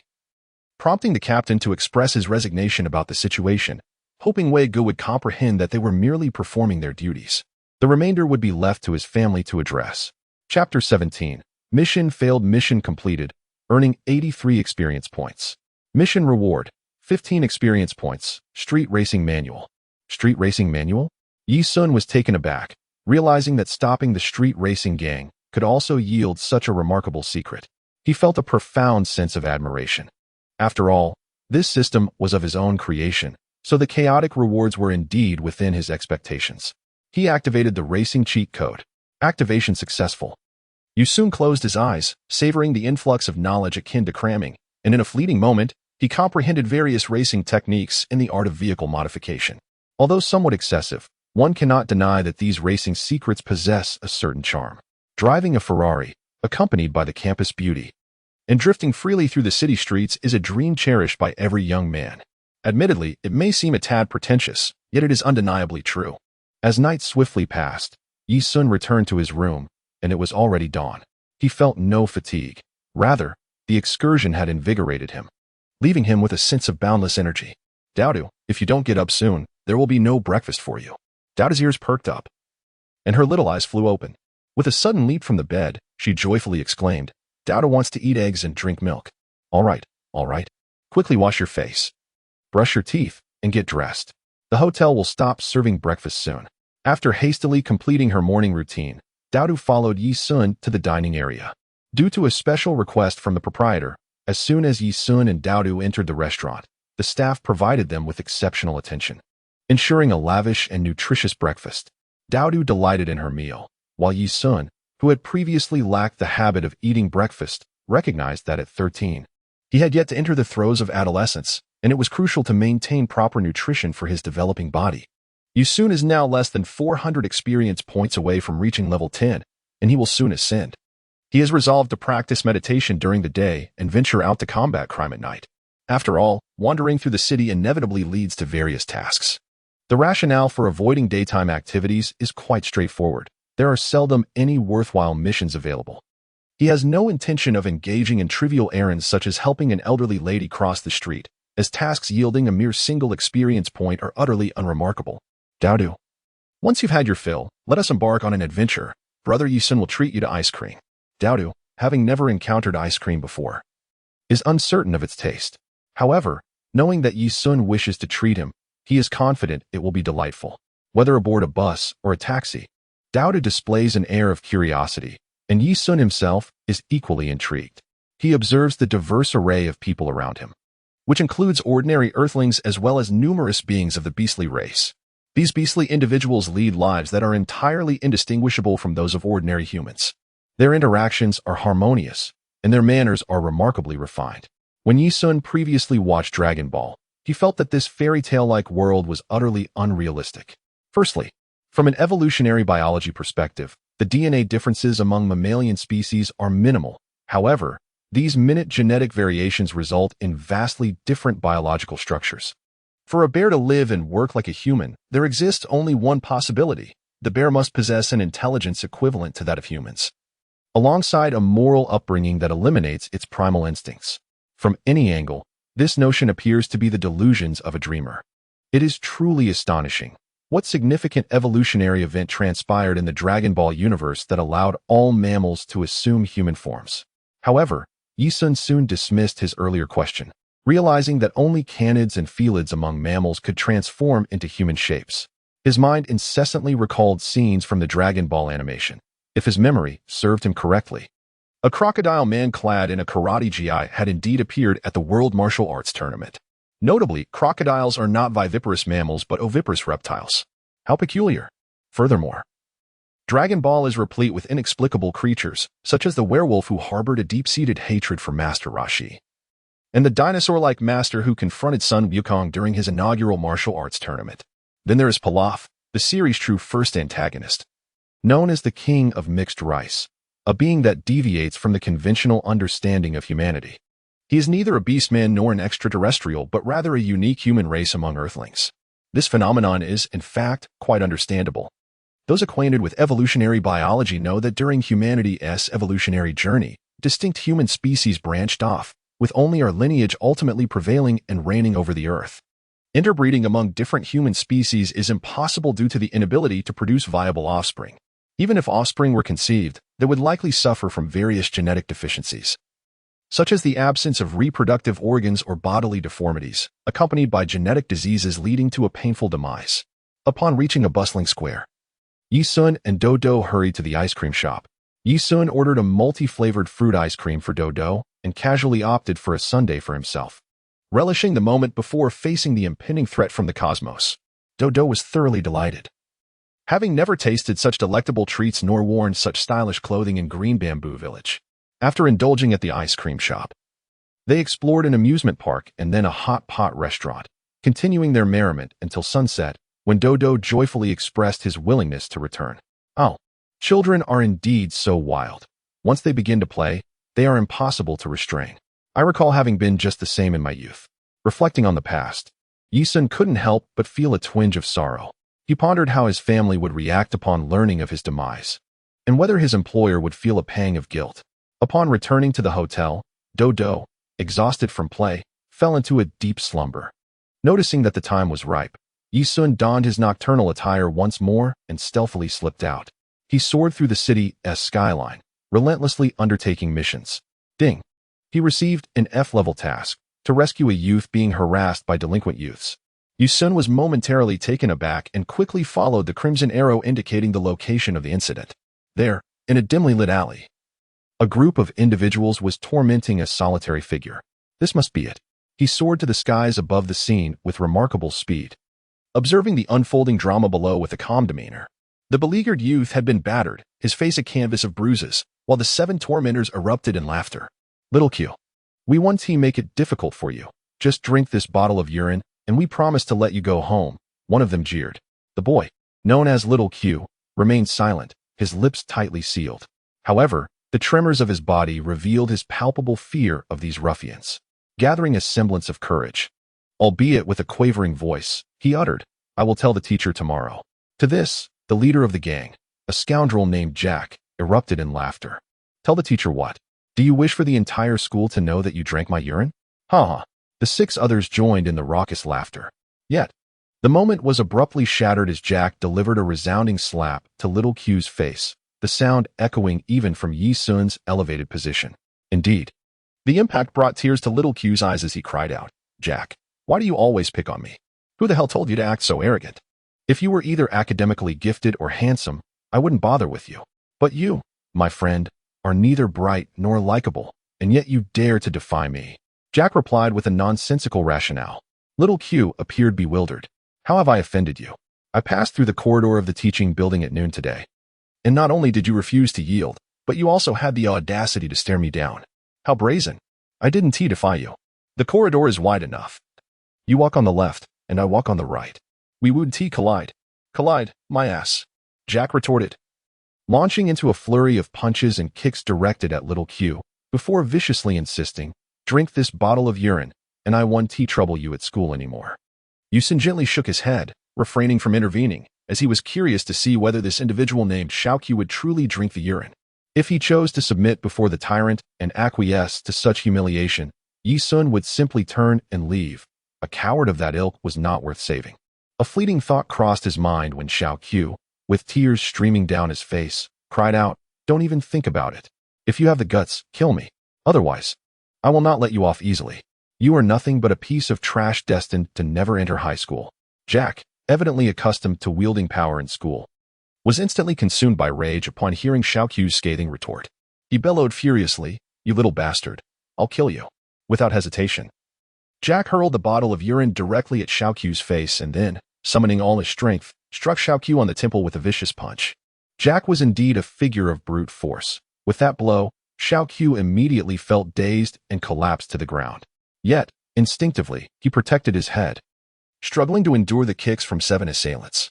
Yi-sun continued to observe quietly, refraining from taking action as a voice echoed in his mind. Task, prevent delinquent youth. Mission failed.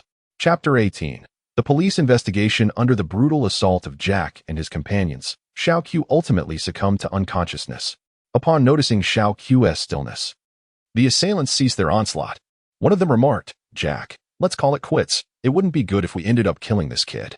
However, The moment Jack recalled Xiao Q's earlier taunt about him being a problem student unable to enter high school, his fury intensified rather than abated. With a fierce glare, he drew a small knife from his waist and venomously declared, "You little brat, I'll sever your tendons and see how you fare against me. There are no surveillance cameras here, and this bottle of urine isn't mine. If you report me, I'll deny everything." "Huh. Let us see how much your impoverished family can afford for a lawyer." The other six, instead of intervening, egged him on, shouting, "Go on. Let this trash know his place. Ruin him, so he lives like a maggot for the rest of his life. Go for it, boss." True to his word, Jack launched himself at Xiaoqiu. Yet, in the next instant, a horrific scream escaped his lips as he collapsed to the ground, leaving everyone in shock. Upon closer inspection, they discovered Jack had crumpled, his right hand, still gripping the knife, shattered from the elbow down, bones, muscles, and tendons severed, flesh torn away. Jack emitted a wail akin to that of a slaughtered pig. Despite his ruthless nature, he was merely a third-year middle school student, his maturity still lacking. Unable to comprehend what had transpired, he burst into tears upon witnessing his severed hand. The surrounding individuals were equally terrified. One among them, quick to respond, urged, "Quick! To the hospital. As long as the nerves aren't dead, it can be reattached." Upon hearing this, Jack seized the remnants of his severed wrist as if it were a lifeline, bolting away without a thought for the blood pouring from his wound or the circumstances of his injury. His singular focus was the fear of becoming a cripple. The delinquent youths, displaying a flicker of camaraderie, followed Jack's lead toward the hospital, which was conveniently located just across the street. Meanwhile, Xiaoqiu lay unconscious on the ground. Neglected and alone, Yi Sun's figure gradually descended, and as he caught a whiff of Xiaoqiu's pungent odor, he couldn't help but furrow his brow. Campus bullying incidents are grievous in any realm, and he harbored no doubt that a person named Jack would dare to sever Xiaoqiu's tendons. For such brutality is indeed conceivable. Otherwise, why would the hotel maid regard Yi Sun with such disdain? In the annals of time, students barred from attending high school have committed countless reprehensible acts, rendering them akin to pariahs. Why does Yi Sun hold such conviction? Because in this world, he embodies the archetype of a delinquent, notorious for his misdeeds, having spent merely a year in school, yet already amassing a litany of offenses that verge on criminality. For instance, he nearly inflicted mortal harm upon a classmate but managed to flee before others intervened. Although the classmate later identified him, the absence of surveillance footage allowed him to evade consequences, yet the teachers still recorded the incident in their logs. Moreover, during the first semester of his second year, driven by envy, he laced a peer's drink with a substance before an academic assessment, only to be discovered. The drug test revealed his own drug use, ultimately becoming the final straw that broke the camel's back. Had it not been for the wealth of the Yi family, he would have faced expulsion. Instead, he received a probationary sanction. The sole reason he wasn't entirely expelled was his decision to take a leave of absence to train in the Crane Immortal School. Given the Crane Immortal School's esteemed reputation rivaling that of the Turtle Immortal School, the institution opted to suppress his expulsion, advising him to study diligently and reflect during his time away, promising his return in the second semester of his second year. Upon traversing into this world, Yi Sun reflected upon his past misdeeds with profound embarrassment, acknowledging his former self as a debauched scion, utterly disgraceful. Notably, through Yi Sun's memories, he learned that the Yi family was not engaged in legitimate business. Their downfall was a consequence of internal strife. Nonetheless, vengeance remains a necessity. The moral ambiguity of his parents does not equate to the justification for their murder. Legal retribution for unseemly behavior is one matter.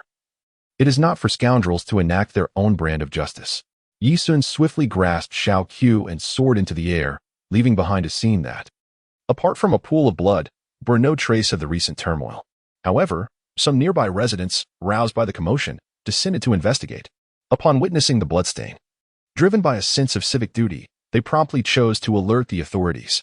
Within 10 minutes, a police vehicle arrived at the alley, its siren blaring loudly, drawing all the curious onlookers from their homes. A young officer, upon encountering the pool of blood, was momentarily taken aback. His keen observation allowed him to detect not only the blood but also fragments of flesh within it. He hastily collected samples, although the determination of whether it belonged to a human would require further analysis. This astute young officer meticulously questioned the surrounding residents, acquiring several useful leads. His initial instinct suggested a gang conflict, while his second thought pointed towards a one-sided beating. This was concerning. It seemed someone might have been murdered. and this incident warranted immediate reporting to headquarters. The officer's reasoning was not without merit, as he surmised that the blood was likely that of a victim.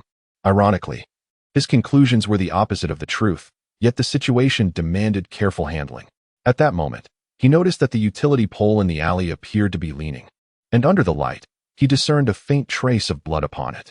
He approached for a closer inspection, squinting his eyes, and quickly deduced that the crack in the pole had only recently appeared. Using tweezers, the young officer extracted a coin from the fracture, which also bore bloodstains. What could this mean?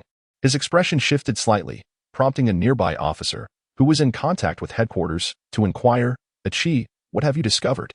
"I'm not certain if it's significant, but I found a coin that seems to have caused the pole's fracture," he replied, placing the coin in a plastic evidence bag. He then joined another officer to cordon off the area, realizing that this could potentially be the site of a homicide. Regrettably, the absence of surveillance cameras was a significant setback. That night, the officers busied themselves, for the security of Wind City had deteriorated over the years, and the dangers of their profession had escalated. Consequently, for the past 5 years, it had been a requirement for police academy entrants to possess martial arts skills, with continued training mandated thereafter. This young officer, Achi, had just graduated and was renowned as a martial arts champion within the police community. Later, around 3 a.m., the blood analysis report arrived, confirming it was indeed human blood, specifically that of a young individual. The blood on the coin matched as well, a perplexing revelation. Thus, during the following day's meeting, Achi proposed a rather audacious theory. A remarkably powerful individual had flicked a coin with their finger, causing it to travel at an astonishing speed with destructive force akin to a bullet, instantly severing a person's limbs, likely at the wrists. Chapter 19. A shift in perspectives. When Achi's hypothesis was presented, the police captain, previously responsible for apprehending the gang, inquired with curiosity, "Achi, why the wrist?" He elaborated, "If the blow had struck the head, it would have undoubtedly penetrated the skull, and traces of brain matter would be present on the coin. However, the biological department has failed to identify such material. Furthermore, if the impact had been to the chest, the predicted blood loss would be far more substantial given the level of destruction. Lastly, the exclusion of the legs is warranted due to the positioning of the crack on the utility pole. Had it been a leg, the coin would have had to rebound off the ground and then embed itself into the pole, resulting in a sharp-angled fracture from below upwards." The officers nodded in agreement, acknowledging the validity of his reasoning. The captain adjusted his glasses, his expression filled with perplexity as he remarked, "Thus, the individual who threw the coin must have been positioned parallel to the incident. Yet, without surveillance footage or eyewitness accounts, and given that no report was filed, we find ourselves in a state of utter confusion. Could this merely be a common brawl that escalated, after which they all dispersed?" However, as these words were spoken, a sense of uncertainty loomed over the group. The resolute young Achi firmly countered, "No, we do possess some clues. Firstly, the absence of the severed limb suggests 2 possibilities. The first, the severed limb belongs to the victim, and the perpetrator, after breaking the victim's wrist, took both the body and the wrist with them. The second, the severed limb does not belong to the victim. I refrain from stating that the severed limb is that of the assailant, as I remain uncertain about the true events that transpired in the alley. Let us consider it as belonging to another group. Regardless, as long as it is not an extreme case of body disposal, the individual who suffered a severed wrist should instinctively seek medical attention." Upon hearing this, the group's eyes brightened, and someone immediately clapped, exclaiming, "Indeed. Let us promptly investigate the admission records of Wind City Hospital to ascertain if anyone sought treatment for a severed limb last night." With this breakthrough, the officers swiftly mobilized. However, the captain cast a serious glance at the equally solemn Achi, for they were both contemplating the same matter. After a brief moment, the captain spoke. "There is one more issue. Achi, I entrust you with this investigation." Achi rose promptly, expressing, "Thank you for your trust, Captain. I shall commence my inquiries at once." The other officers were left pondering what this matter could be, when the captain sighed and mused. What manner of individual could strike a coin with the effectiveness of a sniper bullet? Indeed, the officers present suddenly comprehended the situation, and immediately a question arose about the potential creation of a coin gun, prompting yet another discussion. However, at that moment, none of them realized that the true perplexity within Achi's heart lay elsewhere. As a martial arts champion from the police academy, he had always idolized Master Wu Tian, renowned as the god of martial arts. He had previously heard tales of Master Wu's exploits in his youth, including a legendary account of him shattering a wall with a mere coin. If the individual in question possessed strength akin to that of Master Wu Tian, it would indeed be terrifying. The police understood that someone capable of wielding such power with a coin would not only possess immense strength but also an extraordinary precision. With such a figure emerging in the Wind City, the potential for a terrorist threat loomed ominously. Having received permission to investigate, Sun donned casual attire and embarked on his quest to locate this formidable expert. Rewinding to the previous night, after Sun had whisked Xiaoqiu away from the scene, he made his way to a pool on the outskirts of the city, where he unceremoniously tossed Xiaoqiu into the water. The previously unconscious Xiaoqiu was jolted awake by the shock of water, struggling to emerge from the pool. His mind foggy. Had it not been for the pain coursing through his body, a reminder of the recent beating he had endured, he might have thought himself trapped in a dream. As he regained his senses, Xiaoqiu heard a voice and turned to see a figure clad in a black hoodie. The dim light obscured the person's features, and the black mask concealed their face. Yet Xiaoqiu still inquired, "Where is the person who attacked me? Who are you? Why am I here? What do you want?" "So, which question do you truly wish to ask?" Xiaoqiu paused, momentarily confused. Sun chuckled softly. "The one named Jack. I broke his wrist. The others took him to the hospital." "Are you saying you saved me?" Xiaoqiu asked, bewildered. "Do not misunderstand. I did not save you. If I truly intended to save you, you wouldn't have been doused in urine." Xiaoqiu felt a twinge of embarrassment. "If you didn't save me, then why did you break Jack's hand and bring me here?" "I had planned to return home for dinner. But upon overhearing Jack's intention to sever your tendons, I intervened." Upon hearing Yi Sun's words, Xiaoqiu's expression changed dramatically. He realized that during his unconsciousness, he had nearly had his tendons severed by that scoundrel. Damn it! In an instant, Xiaoqiu was consumed by fury, unleashing a torrent of curses. He found it impossible to believe that this individual was deceiving him, for there was no reason to do so.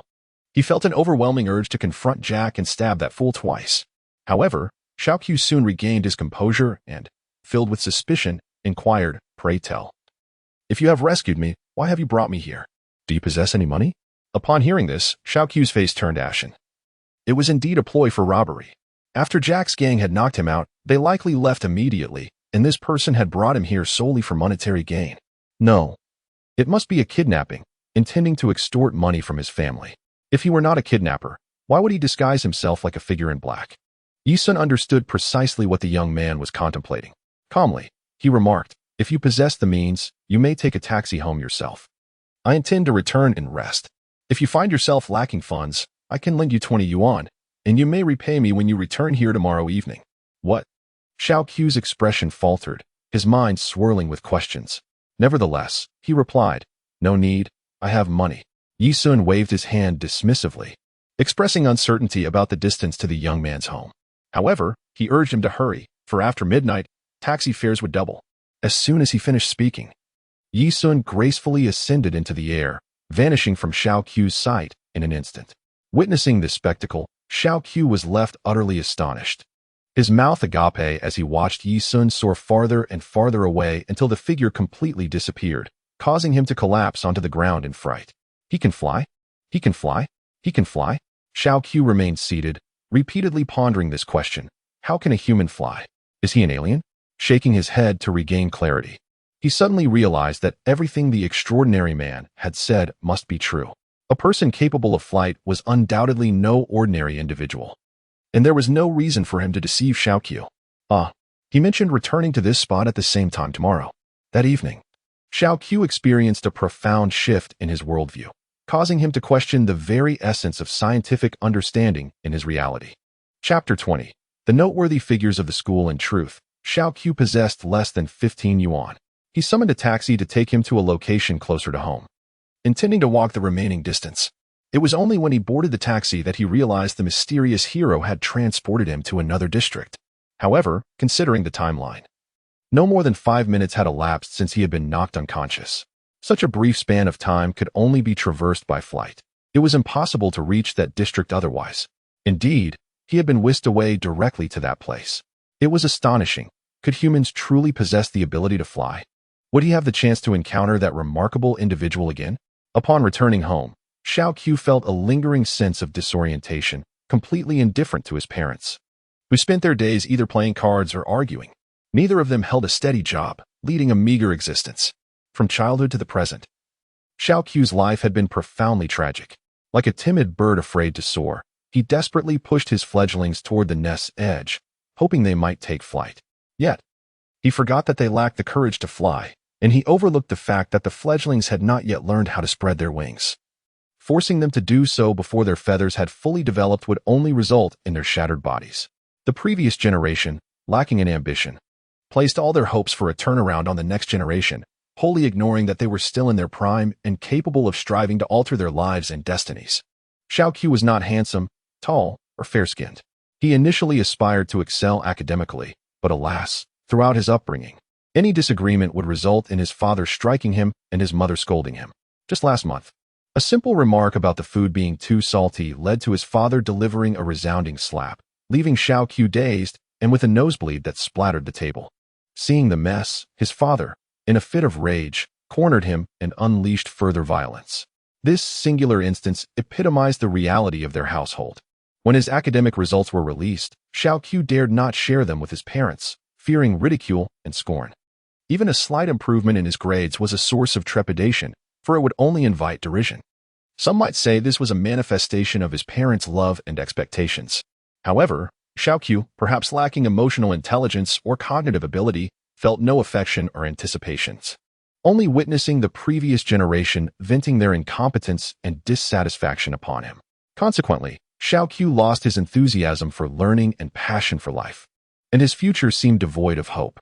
He became increasingly self-deprecating and withdrawn, often the target of bullying in class. His encounters with Jack were not isolated incidents. He had chosen to endure in silence. This time, Jack merely seized an opportunity to vent his frustrations. While Xiao Qiu was unconscious, Yi Sun had utilized his vital energy to mend his internal injuries, so there were no significant concerns in that regard, though the external bruises were quite pronounced, rendering him a sight to behold. The following day, when he arrived at school with a bruised visage, his classmates immediately recognized that he had been beaten again. It was not that they were unwilling to intervene. Rather, they felt powerless to do so. Upon seeing Xiao Qiu's battered state, the teacher offered a perfunctory inquiry. But they had little time for students who showed no ambition. As long as Xiao Qiu did not adversely affect the class average, that was deemed sufficient. Aware of his homeroom teacher's indifference, Xiao Qiu made no effort to elaborate, simply stating that he had been beaten by his family. However, while passing through the restroom during a break, Xiao Qiu encountered one of his assailants from the previous night. Instinctively, he sought to avoid confrontation. Yet he noticed that the individual averted his gaze. Suddenly, Xiao Qiu recalled the words of the superhero from last night. Contemplating this, an idea sparked within him. Perhaps he should take a chance? He approached the individual and inquired, "Philip, how is Jack faring?" Philippe's expression shifted dramatically as he observed Xiao Qiu's smile, a chill running down his spine. Though he was a delinquent, he had never witnessed such a gruesome scene where someone's hand was shattered by a bullet. However, Philippe had no intention of engaging with Xiao Qiu and turned to leave. Unexpectedly, Xiao Qiu stepped forward to block his path. Philippe furrowed his brow and barked, "What do you want? Are you itching for a fight? Move aside." Xiao Qiu, noticing Philippe's evident unease, mused to himself that last night's events had not been a fabrication. Recognizing Philippe's volatile temperament, he refrained from shouting back and instead inquired languidly, "Has Jack's hand been reattached?" How do you know? Right? That gunman saved you. You must know him." With Philippe betraying signs of trepidation, Xiao Qiu seized the moment, asserting, "If you lack evidence, don't make wild claims. Yet, I have heard whispers of someone intending to sever my tendons. I wonder if there's any truth to it. Philippe, you were present last night. You cannot deceive me." Philippe's legs weakened as he witnessed the menacing expression on Xiao Qiu's face. It dawned on him that the assailant who attacked Jack was clearly acquainted with Xiao Qiu. Upon realizing Xiao Qiu was in peril, he swiftly targeted Jack instead. Furthermore, the notion of severing tendons must have originated from that very gunman. If Xiao Qiu had merely feigned unconsciousness, he would have had no reason to remain inert on the ground when Jack mentioned the severing. He should have instantly risen to resist. In a state of panic, Philippe fled, genuinely frightened. After all, he was merely a student and had never truly encountered such brutalities associated with the underworld. Observing Xiao Qiu's audacity, it seemed he intended to deal with everyone one by one. Indeed, his father was right about one thing. The schoolyard bullies were merely a ragtag group of street thugs. Far removed from the reach of any organized crime syndicate, nothing but a cadre of insignificant lackeys. The following day, an eerie rumor spread throughout the school. Jack had been hospitalized due to a gunshot wound to his wrist, inflicted by an assassin allegedly hired by Xiaoqiu. As the tale circulated, it morphed into various iterations, suggesting that Xiaoqiu had ordered Jack's hand to be severed or even pulled the trigger himself.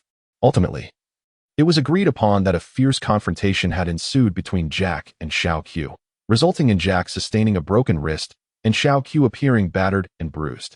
As the news escalated, it became widely known across the campus that Xiaoqiu was responsible for Jack's injury.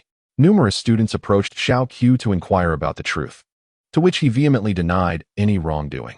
Nevertheless, his sinister grin, coupled with his bruised visage, only served to amplify the impression that he was boasting about his alleged actions against Jack. The administration soon caught wind of the situation and swiftly sought out Xiaoqiu for clarification. He recounted his account of being assaulted by Jack and his associates, even detailing an incident where they had humiliated him by dousing him with urine. The school officials listened with furrowed brows, and Xiaoqiu even went so far as to disrobe to showcase his injuries. All the teachers and administrators, including the principal, gasped in shock, seemingly confirming the truth of Xiaoqiu's claims of being brutally beaten. The principal, however, was curious about Jack's condition. "I have no idea," Xiaoqiu replied. "I heard that after I lost consciousness, Jack was shot in the wrist by an unknown assailant. I was just as astonished as anyone else. Believe me, had I the means to hire someone, I wouldn't have been subjected to such humiliation." The teachers nodded in agreement, recognizing the gravity of the urine dousing incident, which was indeed a severe form of personal humiliation. Under any other circumstances, anyone wielding a firearm would have acted in self-defense. The school administration decided to address the matter with utmost seriousness and criticized Xiaoqiu's homeroom teacher for failing to report the incident while the student bore visible injuries. Even if it had merely been a domestic issue, the school had the right to intervene and hold parents accountable, especially in cases of bullying, which persisted beyond the school gates. However, after the second period that afternoon, several police cars rolled up to the school entrance, from which emerged a few officers, including Officer Qi. They immediately requested to see Xiaoqiu, citing reports that he had allegedly attempted to hire someone to commit murder, resulting in grievous bodily harm to another. In the span of a single day, Xiaoqiu had become a figure of notoriety within the school, even attracting the curiosity of the previously aloof and proud school beauties, who were eager to discover the identity of this enigmatic individual capable of such audacious feats. Chapter 21. Interrogation upon receiving the report. All police officers promptly convened an urgent meeting. They meticulously correlated the admission time of the amputee patients at the hospital, the timing of the incident in the alley, and the statements provided by the reporter, Jack. It became evident that these were all interconnected events. However, the peculiar aspect was that the individual seemingly responsible for the injury was not the assaulted, Young Q. Could it be that Young Q indeed hired someone to inflict harm? At least Jack and his parents were adamant about this notion. Yet, the police were not so naive as to accept a single perspective without further investigation. The police chief asserted that Young Q must have some acquaintance with the skilled perpetrator and instructed officers to locate Young Q at school for questioning.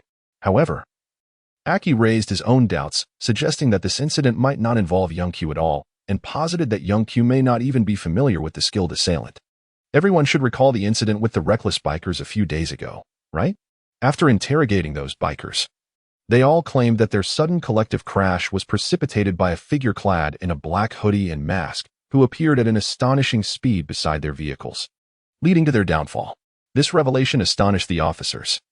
Possessing the velocity to match the vehicles and the strength to overturn them made the act of breaking a wrist or shattering a utility pole seem less extraordinary.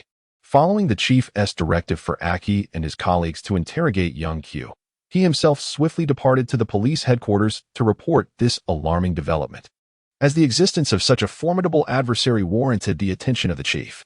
The scene shifted to Aki and his companions arriving at the school to locate Young Q, expressing their intent to gather information. To maintain order within the institution, this interrogation took place in the principal's office, accompanied by a dozen or so faculty members as witnesses. Aki initiated the conversation. "Do you know Jack?" "Yes, he was the one who attacked me last night." "Are you aware that he suffered a broken wrist?" Young Q nodded in acknowledgement. "I heard about it from classmates." "Oh, you learned about it from your peers?" "Indeed, it spread throughout the school." Aki, probing further, inquired, "What exactly has been circulating?" "It said that Jack had his wrist severed, Young Q replied candidly. But, don't you find the content of the rumors somewhat related to you? Young Q, feeling irritated, remarked bluntly. So they're implying that I severed his wrist? Could you elaborate on the events of last night? Thus, Young Q recounted the events precisely as he had explained to the teachers, emphasizing the incident where he was coerced into drinking urine, which caused the officers to frown in dismay. Such behavior was utterly unacceptable. Upon hearing this, one of the Leopard Beastman officers quipped, "It seems the manner of friendship among students at your esteemed school is rather inappropriate." The words spoken elicited varying degrees of embarrassment among the leaders present. The diligent officer, known as the Leopard, posed a serious inquiry. Little Q, I have 3 questions for you, and I hope you will respond truthfully. After all, Jack has indeed suffered a severed wrist, and it was his parents who reported the incident, explicitly accusing you of hiring someone to inflict harm, with an added charge of attempted murder. Upon hearing this, Little Q was instantly consumed with rage. Who, after all, was the one guilty of attempted murder? Nevertheless, he managed to temper his anger and nodded, indicating his willingness to speak freely. The first question was, did you hire someone to injure him? Little Q promptly replied, no, I did not. I lack the funds, and even if I had the means, I would not possess the audacity to do so. The second inquiry followed. Do you know the perpetrator responsible for Jack's injuries? I do not. The third question was directed towards his whereabouts post-attack, after Jack was assaulted and taken to the hospital. Where did you go? I returned home after regaining consciousness.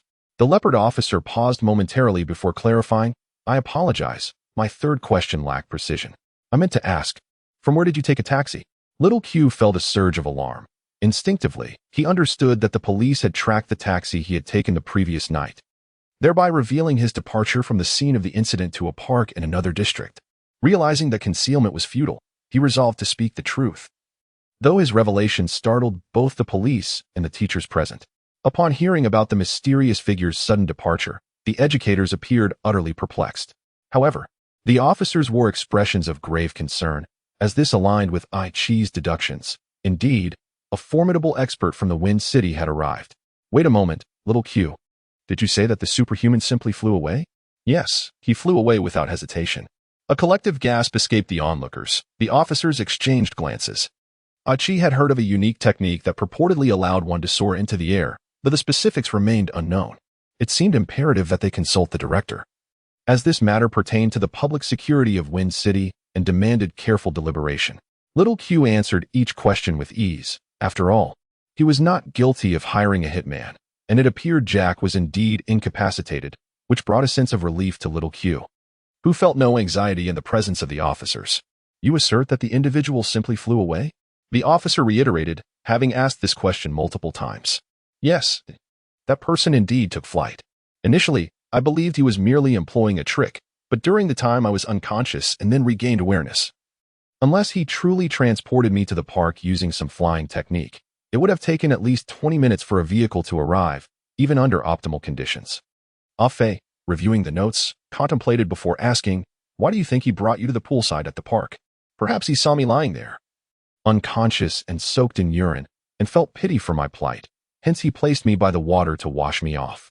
The gathered teachers remained silent, and although the reasoning was somewhat plausible, the police were skeptical. They could not ascertain whether the two individuals were acquainted. Yet they still believed that Xiao Qiu was not involved in hiring a hitman. As you mentioned, do you have any means of contacting that expert? No. Really? Truly not. After a thorough inquiry, the group realized they had exhausted their questions. The truth was rather straightforward. However, Xiao Qiu mentioned that the extraordinary individual had told him that had he not witnessed Jack and his companions attempting to sever his tendons with a knife while he lay unconscious, he would not have intervened against a mere delinquent youth. The police felt a chill run down their spines, contemplating that these delinquents could indeed commit such acts. No one doubted Xiao Qiu's honesty. There were far worse crimes perpetrated by delinquent youths. The principal's face had turned nearly ashen as he struggled to contain his emotions. Reporters had already gathered at the school entrance, and there was no way to conceal the school's disgrace now. Upon returning to the police station, the officers convened a meeting and meticulously recounted Xiao Qiu's statement, particularly noting his description of the figure in the black hoodie and mask. Everyone immediately recognized this as the mysterious individual who had assisted in apprehending the rogue gang. At that moment, a man in a suit entered, accompanied by a group of staff. The police chief and the other officers quickly rose to salute, and the suited middle-aged man returned the gesture before signaling for everyone to sit. He was robustly built. Despite his formal attire, his physique exuded strength. Far from the image of a portly office dweller, he was Rod Ottman, the chief of the Wind City Police Department and the father of the hapless Romeo. After taking his seat, Rod spent about 10 minutes listening to the reports from the officers, followed by another 10 minutes reviewing all testimonies and statements. His expression grew serious, and he remained silent. The police chief, puzzled, inquired, "Chief, should we arrest that extraordinary individual?" Rod slowly replied, "Are you all fools? You wish to apprehend such a formidable expert? But he did injure a child," the chief retorted. Rod furrowed his brow, disdainful. "Is it not merely a delinquent youth who has been incapacitated? What does it matter? To offend a martial arts master who intended to uphold justice over a potential societal menace is sheer foolishness.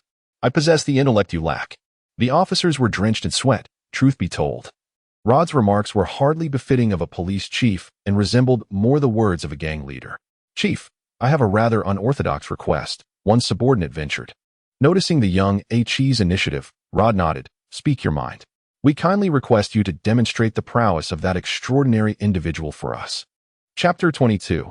The disheartened Q. As the words left his lips, Director Rod seized the office desk and hurled it with a force that shattered the window, sending the desk soaring into the fountain at the police station entrance, much to the astonishment of onlookers who were left bewildered by the sudden turn of events. The officers in the conference room were left gaping in disbelief, while HE and the police captain were drenched in sweat, recognizing the reckless might of their superior, who exhibited a formidable prowess that was indisputable. Rod, observing the shock etched on their faces, allowed a faint smirk to grace his lips, relishing the display of strength that placed him among the top 8 competitors of the world's foremost martial arts tournament. Yet, he reminded them, he was merely among the elite. The champion of that year, King Gappa, had triumphed without allowing anyone a single blow in his direction. He posed a rhetorical question, urging them to ponder the true might of a genuine martial artist. Before anyone could respond, Rod retrieved a coin from his bag and flicked it towards a grand vase by the door. The sharp sound of shattering glass echoed through the room as the vase, towering as tall as a person, shattered upon impact. Had it been the champion's caliber, severing an opponent's wrist with a mere coin would have been trivial. Witnessing the director's demonstration of mastery, the officers silently rejoiced in their decision to refrain from rash actions. A martial artist of such caliber could not be dealt with by mere police force. Even deploying the military might not suffice to subdue such an expert. Did that little brat mention any means of contacting this master? Rod inquired. Hugh promptly denied any knowledge of such connections. Rod, unfazed, instructed, "Very well. We shall tail him until we ascertain that there is no relationship." With the director's command issued, the team sprang into action, the first step being to uncover the identity of this enigmatic master. In truth, an individual of such prowess would inevitably attract attention if they were to display even a modicum of ostentation in their everyday life. This was a matter of common understanding. The news of Q's police interrogation spread like wildfire, and the neighbors began to gossip about how Q had allegedly assaulted someone, raising the possibility of expulsion. Naturally, Q's parents, engrossed in their card game, soon became aware of the situation and returned home, seething with indignation, ready to confront their son. Upon seeing Q, bruised and battered, they expressed no concern, immediately demanding an explanation.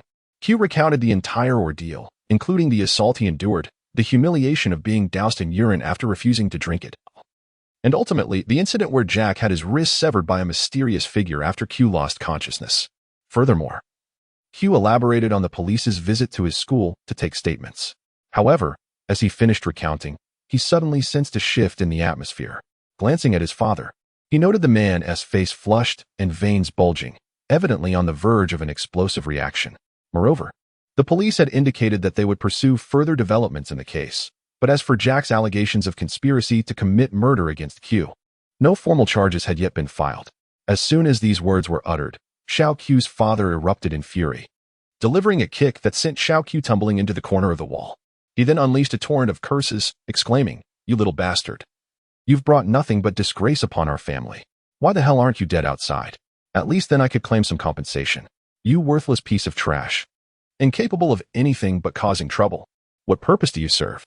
Xiao Q's mother remained silent in her reprimand, merely coldly suggesting, "Let him drop out of school." We can't afford to waste money on him. This time, Xiaoqiu did not weep. Instead, he stood there with a calm demeanor. His eyes reddened as they locked onto his father.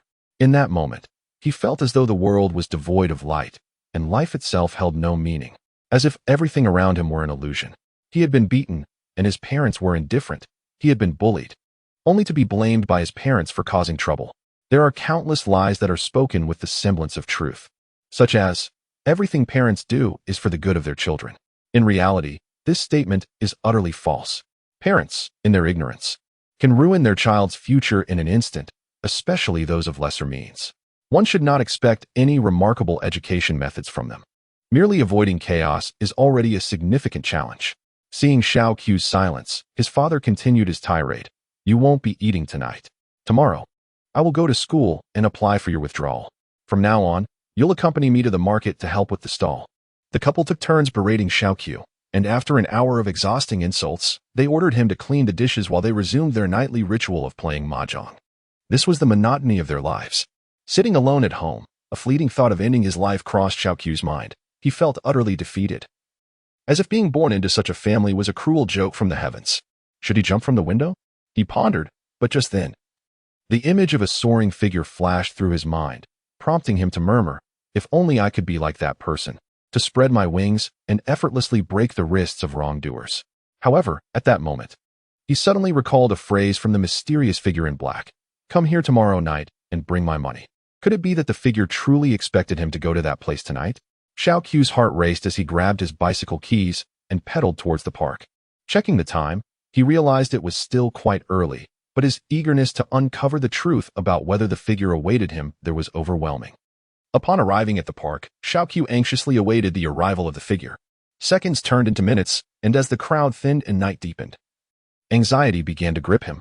What if the figure had merely said, come here to repay the debt, without intending for him to wait? Approaching 11 p.m., it appeared there was little hope. Just as he turned to leave on his bike, a voice called out, You actually came? Little Q, filled with excitement, turned around and looked up, only to see a figure slowly descending under the shimmering night. Divine Being, we meet again. Divine Being? Call me as you wish. Yi Sun gazed at Xiaoqiu and inquired. The reason I refrained from rescuing you yesterday was to ascertain your resolve. I am pleased to see that you possess it. You would rather endure unconsciousness than compromise your principles. My intervention was prompted solely by that scoundrel's intent to sever your tendons, which left me no choice but to act decisively. Xiaoqiu, filled with fervor, recounted the events of the day to Yi Sun, including the instances of his parents chastising him. Yi Sun was utterly speechless. Such parents were truly despicable. By the way, let us not dwell on that any longer. Esteemed one, may I inquire what you wish for me to do here? Yi Sun chuckled. Rebuild your confidence. Following his failure in the previous mission, Yi Sun was promptly assigned a new task, a D-level mission, to restore the confidence of a young individual. Chapter 23, The Way of Heaven's Merit. With a fleeting glance, Yi Sun gripped Xiaoqiu's shoulder, and in an instant, the two ascended into the sky, vanishing from sight. Achi emerged from the nearby bushes, gazing up at the heavens with a look of bewilderment. It seemed that this formidable individual was aware of his presence here and had whisked Xiaoqiu away. Yet, Achi had heard the previous words clearly. Thus, the truth of this case must indeed be as such. Indeed, they had flown away. Achi contemplated the starry sky, feeling an overwhelming yearning within. Meanwhile, atop a 50-meter-high building, Yi Sun earnestly addressed Xiao I Xiao, in the shortest time possible. Restore your confidence, ensuring your comprehensive development in virtue, intellect, physique, aesthetics, and labor, so that you may become an exceptional student, a remarkable talent, and outstanding. Hey, are you even listening to me? My apologies, I was momentarily at a loss as to why a master like you would extend your help to me. Because I am simply bored. What a formidable response. Xiaoqiu found himself momentarily at a loss. For the style of a master's actions was beyond the comprehension of mere mortals. Yi Sun furrowed his brow and exclaimed, Damn it. Do you truly wish to regain your confidence, or not? I do, came the reply. Then what is it that makes you feel the most insecure? After a moment of contemplation, Xiaoqiu responded, It is when I stand before the girl I admire that my insecurities surface most acutely. Of course, Yi Sun replied. Everyone feels a sense of inadequacy in the presence of someone they cherish. It is a natural human sentiment. Now, tell me, which of your perceived flaws weighs most heavily on your heart? I lack wealth. Tears streamed down Yi Sun's face as he applauded, deeply moved by the honest little child before him, who exhibited a level of sincerity far surpassing his own. At such a tender age, the child had already grasped the essence of self-confidence, embodied in the singular notion of wealth. Money, a mere word I shall utter only once. However, even if I were to bestow upon you riches, you would still possess a beggar's mentality. Can you deny this? Xiaoqiu nodded immediately, acknowledging the truth in his words. Indeed, even if he were to amass billions, he would find himself at a loss as to how to spend it. This was a matter of differing levels of understanding. Those of a higher caliber, upon acquiring wealth, elevate their entire standard of living to new heights, attending concerts, embarking on global travels, enjoying Broadway plays, and seeking the companionship of more refined individuals. In contrast, those of a lower caliber, upon gaining wealth, merely emerge as nouveau riche, indulging in excesses of food, drink, and vice, yet fundamentally, their standard of living remains low, merely a quantitative change. To achieve a qualitative transformation is intricately linked to the depth of one's mental and emotional cultivation. After careful consideration, Yi Sun remarked, Xiaoqiu, you have now become a figure of intrigue within the school due to this incident. Why not seize this opportunity to propel yourself into the limelight? However, the foremost requirement is that you must possess the confidence to do so. Xiaoqiu, puzzled, lamented his own shortcomings, feeling small and unattractive. Convinced that even if he continued his studies, university was an unattainable dream. This nation mandates 12 years of compulsory education, yet the Gaokao examination presents formidable challenges. With an elimination rate of at least 40%, in the most difficult years, it can exceed 50%. What should he do? Expressing his concerns, Yi Sun laughed heartily and said, Fool, why not use the next 3 years of high school to bolster your own advantages? What advantages could I possibly have? Xiaoqiu responded, Train in martial arts and become a warrior. Yi Sun's suggestion left Xiaoqiu astonished. That is impossible. The path to becoming a warrior is fraught with challenges. The Martial Arts Association in this country is extremely stringent regarding the issuance of qualifications. One must demonstrate a punch with a force of at least 1,600 pounds, complete 100 meters in under 11 seconds, and evade being struck by rubber bullets more than 10 times within 10 seconds. Each of these requirements seems utterly fantastical to me. Yi Sun curled his lips in disdain, finding it all too effortless. However, he refrained from putting on airs, as there was no merit in boasting before a novice in martial arts. Having enrolled early, I am now 16 years old in the 3rd year of middle school.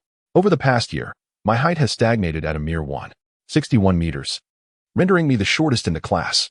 My physique has already solidified, making it far too late to embark on any serious training. Yi Sun was momentarily taken aback. Indeed, Little Q's feelings of inferiority were not unfounded. He was utterly inept, his features resembling those of a laborer, simply pitiful. Reflecting on himself at the age of 13, he had already become the foremost martial artist on earth, standing at a height of 175 meters, with a decent appearance rated at 7 out of 10, and hailing from a prominent family. His innate advantages were astounding. Coupled with a self-developed Dragon Ball upgrade system, he was nothing short of remarkable. Truly a winner in life. This was not merely winning at the starting line, but lying comfortably at the finish line. Observing Little Q, Yi Sun felt an intriguing sense of contrast. Little Q appeared to be the antithesis of himself, excelling in every regard while Little Q faltered in all. I shall teach you martial arts, Yi Sun proclaimed. Once you master these skills, I assure you that your shortcomings will be entirely remedied. Little Q, upon hearing this, was instantly filled with excitement. What martial arts will it be? The Heavenly Tao Technique, of course. The Heavenly Tao Technique, he echoed, a hint of skepticism in his voice. This practice will bring you to the brink of suffering, yet it will allow you to be reborn from the ashes, cleansing your marrow and bones. If you persevere for 3 years, I guarantee you will reach a height of at least 7 meters, and your rather plain features will undergo a transformation, becoming more refined and perfect. As for the qualifications of a martial artist, you need not concern yourself with that. For the moment you begin your training, your physical prowess will surge dramatically, your strength, speed, and reflexes will surpass those of ordinary individuals. Little Q, lacking confidence, questioned, Can I truly reach such a level? Why else do you think I am so powerful? Yi Sun replied, his confidence unwavering. Wow, that response is simply unbeatable. Sit cross-legged. Upon Little Q's compliance, Yi Sun commenced guiding his internal energy with true qi, intending to impart the first level of the cleansing marrow scripture. He refrained from sharing the subsequent levels, believing little Q was not yet deserving of such a generous gift. Moreover, even if given, little Q's limited potential would render him incapable of mastering them. Possessing a superior technique would be futile without the requisite talent. Little Q felt the blood within him boiling, every cell and muscle tearing apart, particularly as his meridians expanded to a near breaking point. The inherent effects of the cleansing marrow scripture nearly overwhelmed his utterly inadequate physique. Had it not been for Yi Sun's protective true qi, little Q would have surely succumbed to a fatal hemorrhage. When little Q finally regained consciousness, dawn had broken. Rising, he noticed Yi Sun standing nearby, only to realize he was enveloped in a terrible stench. Thankfully, school was closed for the day, otherwise, how could he possibly face his classmates? Let us go, Yi Sun commanded. Where to? Little Q inquired. To take a shower. You reek. Do you wish to suffocate me? Yi Sun utilized the art of aerial movement to transport Xiao Qiu to a tranquil pond nestled in the mountainous outskirts of the city. He then instructed, in the coming days, you shall practice the techniques I imparted to you last night. Do you recall them? Indeed, I do, Xiao Qiu replied. It is difficult to forget, as my body is persistently enveloped in a subtle pain, as if the methods from last night are continuously manifesting within me. Precisely, Yi Sun affirmed. Channel that inner energy with your own consciousness, and do not indulge in laziness. After all, you likely have little desire to return home. The following text is not part of the main narrative, but rather a critique. Convey your thoughts respectfully. There is no need to resort to insults. The author is well aware of the possibilities you might envision. However, a novel is not merely a script to be taken for granted. It is a story, a narrative that requires a process. Do you truly believe that things will unfold solely according to your whims? Let it be clear that the author is crafting the tale based on their own vision. If the writing does not align with your expectations, simply refrain from reading it. There is no need to disparage the author with accusations of incompetence. The author has a structured outline, and regardless of whether the protagonist seeks vengeance or personal growth, the journey unfolds step by step. If you find yourself dissatisfied, consider creating your own author account and write as you please. There are no restrictions on your creativity. If you believe yourself to be a reader entitled to trample upon the author's labor, let me remind you, without your recommendations, rewards, or subscriptions, the author holds no obligation to you. Mind your words. If you do not appreciate this book, do not read it. If you have constructive feedback, feel free to express it in the comments section. Resorting to insults is simply a display of poor manners, and such behavior will be met with a permanent ban. Chapter 24, Binding Together. After ensuring that Xiao Qiu's training location was well taken care of, Yi Sun promptly returned to the hotel, where he fortuitously encountered the awakened Dodo, who was anxiously searching for him. Such is the nature of children when they cannot see an adult. They are engulfed by fear, dreading the possibility of being abandoned. However, upon seeing Yi Sun, Dodo swiftly reverted to his gluttonous self, insisting on dragging Yi Sun out for a delightful meal. Unable to refuse the child, Yi Sun prepared to take him outside, only to unexpectedly discover Romeo patiently awaiting him in the lobby. Ultraman, are you waiting for me? Master, are you heading out? Yi Sun nodded and said, indeed. This little brat is quite greedy, so he could not resist. Romeo hesitated, seemingly wanting to express something. Yi Sun chuckled, fully aware that Romeo wished for him to impart his martial arts skills. However, Yi Sun had no interest in teaching a frivolous scion, as it would be a sheer waste of time. Nevertheless, given that he had received some care from this young man in the city, he felt compelled to uphold his promise. Listen well, Romeo, he declared, I shall not teach you personally, but I will arrange for someone else to instruct you. And that individual has been trained by me. Romeo, taken aback, exclaimed, does this mean I am your disciple? Disciple? Nonsense. I have no intention of taking on students. For only those of extraordinary talent may qualify for such an honor. Do you understand? A wave of disappointment washed over Romeo. Yet he understood that his depleted physique would likely prevent him from mastering any profound skills. He promptly inquired, Master, may I ask where your esteemed instructor is located? Come. Drive your car, Yi Sun replied. Elated, Romeo hurriedly opened the back door, ushering Yi Sun and Dodo into the vehicle, and then sped off towards the suburbs. Upon reaching a mountainous area, Yi Sun led Dodo and Romeo to the location of Xiao Qiu. Indeed, Xiao Qiu had not wasted any time and was diligently practicing. Yi Sun cleared his throat, startling him from his meditation. Upon hearing the voice of the master, Xiao Qiu quickly rose to greet him. experiencing his first formal encounter with Yisun, and his eyes sparkled with admiration. Who knew the master was so handsome? Upon seeing this unassuming, short figure clad only in shorts, Romeo was astonished and exclaimed, "Master, is this the person you spoke of?" Yisun let out a snort and remarked, "Romeo, your father is a martial arts master. He must have taught you some skills, right?" Romeo replied, "Indeed, my father built a training room for me to practice martial arts, but I haven't frequented it much. Nonetheless, I have a foundation." Yisun chuckled, "Oh, come now, a foundation? Are you referring to the couple of days you practiced boxing in school?" Romeo felt quite embarrassed. The truth was, being the son of the police chief, he inevitably attracted attention, and his father's reputation weighed heavily on him. If someone were to seek revenge on Chief Rod by harming Romeo, it would be dreadful. Aware of this, Romeo trained in boxing nearly every week. While he hadn't made significant progress, he hadn't regressed too much either. Moreover, he often found himself in brawls at school. Had he not trained, he might have ended up in the hospital. He couldn't possibly rely on his father's name to intimidate others every time he got into a fight. While he might be a scoundrel, he was not devoid of shame. "I have only taught Xiaoqiu for a day. Do you want to give it a try and see the results? You may call me master, and Xiaoqiu may refer to me as great god, regardless of the title. I must demonstrate an appropriate level of skill, wouldn't you agree?" Upon hearing this, Xiaoqiu turned pale with fear. Romeo, a tall and imposing adult, clearly came from a wealthy background, while Xiaoqiu was merely an ordinary fellow. "Xiaoqiu, are you frightened?" "To be honest, I lack confidence." "Well, honesty is commendable. After the competition, you'll find out." With a broad smile, Romeo said, "Calling me master is a bit exaggerated. While I may not possess much strength, I can easily tell that your physique hardly resembles that of someone who has trained in martial arts." He jested, "All right then, since we are to compete, let us truly see how it unfolds." Yet Yisun waved his hand and said, "Hold on, I did not suggest that you engage in a duel. Little Q has never trained in martial arts. Fighting you would be akin to courting disaster. Then how shall we compete?" Romeo pondered, momentarily taken aback, wondering if it was not indeed a contest of skill. Upon realizing that there would be no sparring, Little Q breathed a sigh of relief. He truly lacked any martial prowess, and to compete would only invite trouble. After speaking, Yisun snapped his fingers and pointed toward Dodo, who was frolicking while chasing butterflies. "I have only trained Dodo for less than 3 months. Yet his abilities surpass over 80% of the martial artists on this planet. If I spend just a single day training Little Q, he would catch up to Romeo's years of diligent practice. That is my method." Without waiting for Romeo and Little Q's reactions, he commanded, "Dodo, jump in place."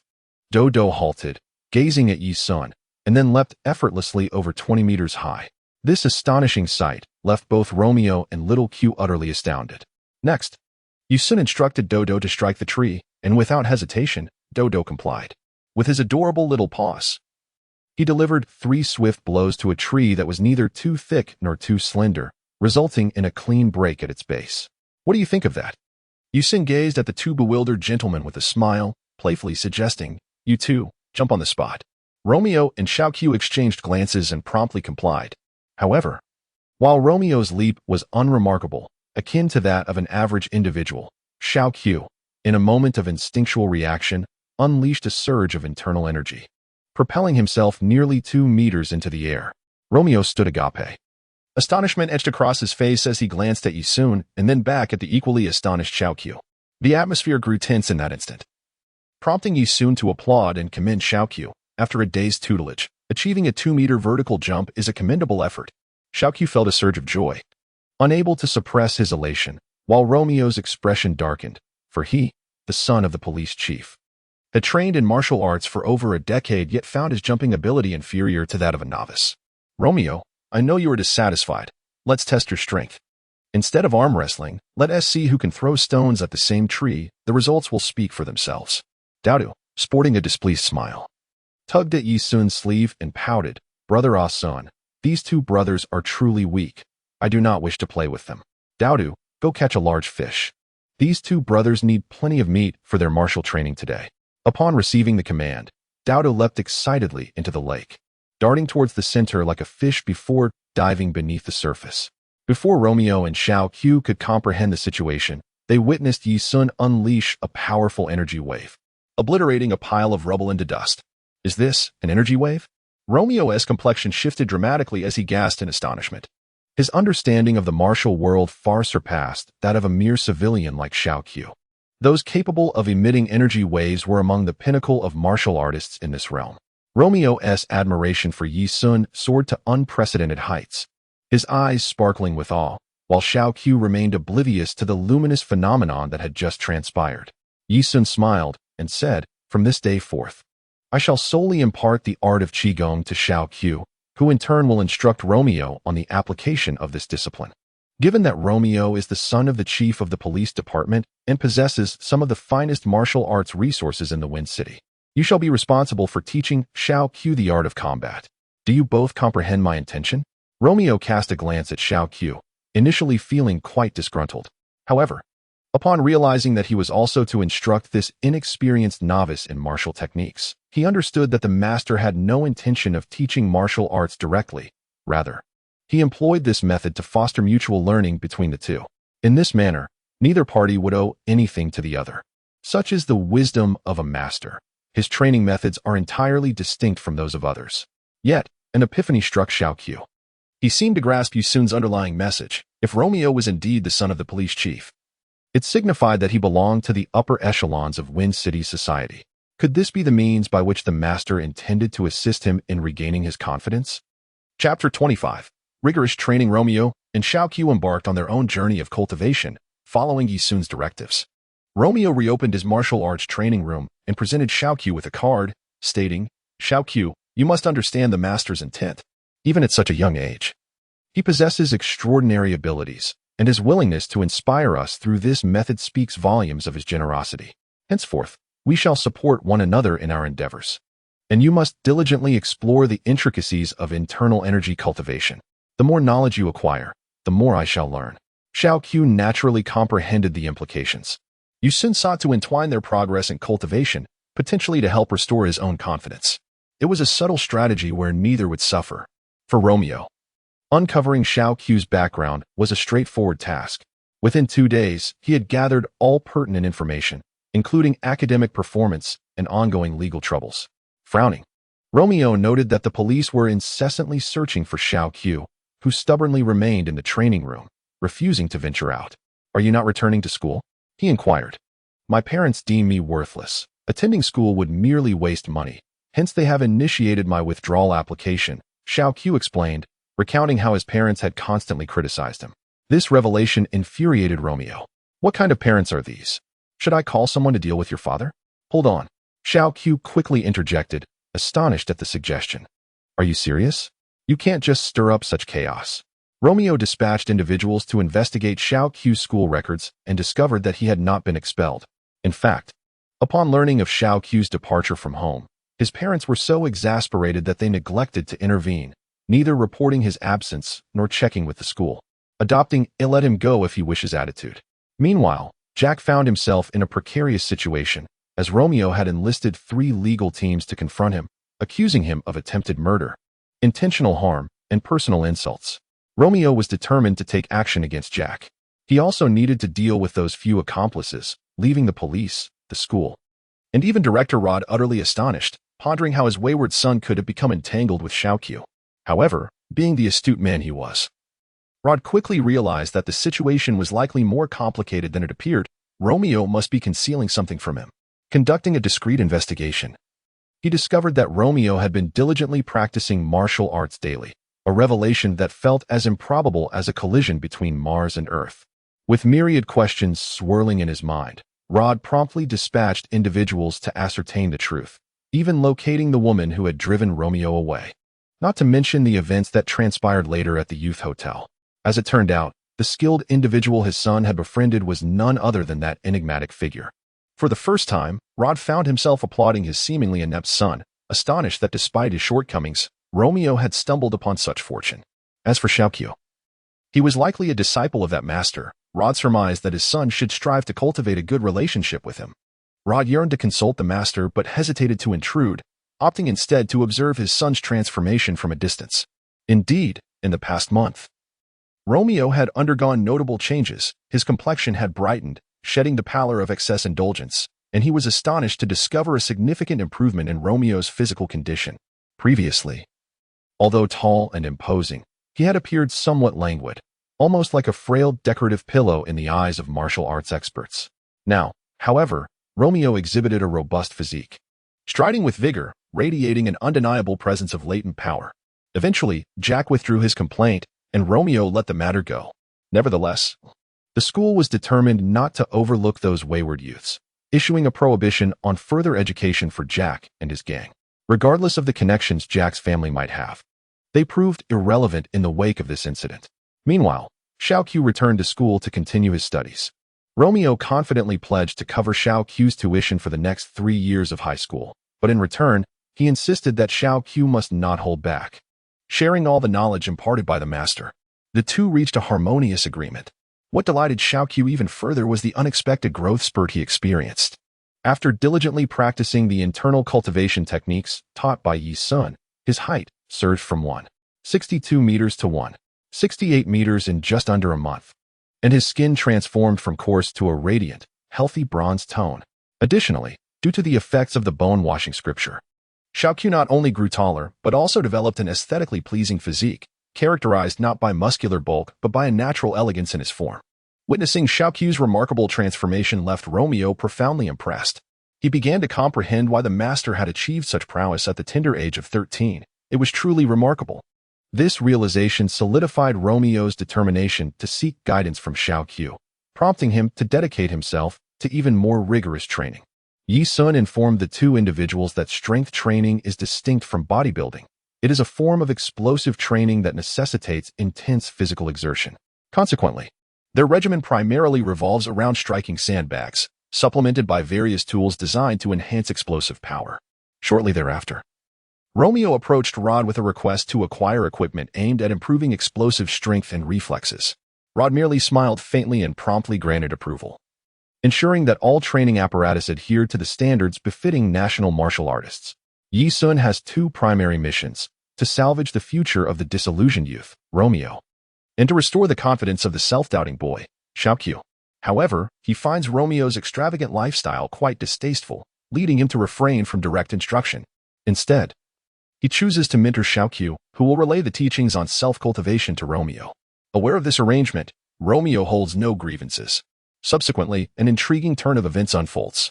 Yi Sun continues his clandestine endeavors to combat crime under the guise of a mysterious figure, accumulating meager experience points towards his tasks, yet still falling short of reaching level 10.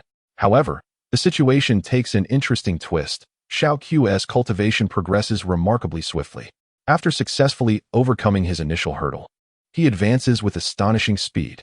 Initially, Yi Sun was concerned that Romeo might grow dissatisfied with Xiao Qiu's slow progress, but in reality, it is Romeo who struggles to keep pace with Xiao Qiu's rapid development.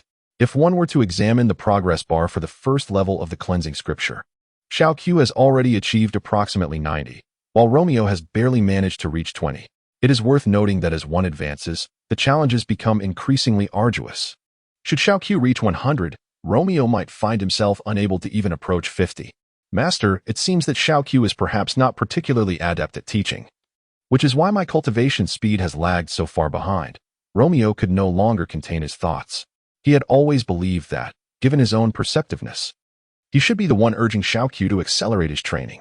Yet, the reality is that Xiao Qiu is growing ever stronger, and Romeo struggles to keep up with his pace. Take, for example, the equipment in the training room, whether it be for weight training, speed drills, or reflex exercises. The levels of intensity and difficulty required by Xiao Qiu are vastly superior. Only yesterday, after Xiao Qiu delivered a punch that registered nearly 600 pounds of force, did Romeo awaken to the stark realization of how significantly he had fallen behind. Yi Sun shook his head and said, "Do you believe that your imposing appearance grants you the liberty to trample upon others at will? Do not jest. If I were to inform you that even the revered Master Wu Tian, the deity of martial arts, is merely an inconsequential lecherous old man, would you believe it?" Romeo fell into a contemplative silence, his heart a tumult of emotions. Deep down, he harbored disdain for the seemingly insignificant little Qiu. Yet this underdog surpassed him in martial prowess to an astonishing degree, as if caught in a dream. Little Qiu, oblivious to Romeo's inner turmoil. After all, Romeo was an adult. While he had yet to enter high school and was still quite immature, was solely concerned that his inadequate training might provoke Romeo's impatience. Thus, he dedicated himself fervently to his practice, rushing to the training grounds almost immediately after school. Though merely 13 years of age, Yi Sun possesses the keen perception of a thoughtful young man from his previous life. He is acutely aware of the subtle competitive dynamic between Romeo and Xiao Qiu, a situation he has orchestrated to his advantage. Do you believe Xiao Qiu is formidable? Such narrow-mindedness. Both of you are novices. Even Daodu, merely 1 year old, has already surpassed your abilities. How about this? If you remain unconvinced, I shall allow Daodu to engage both of you in combat.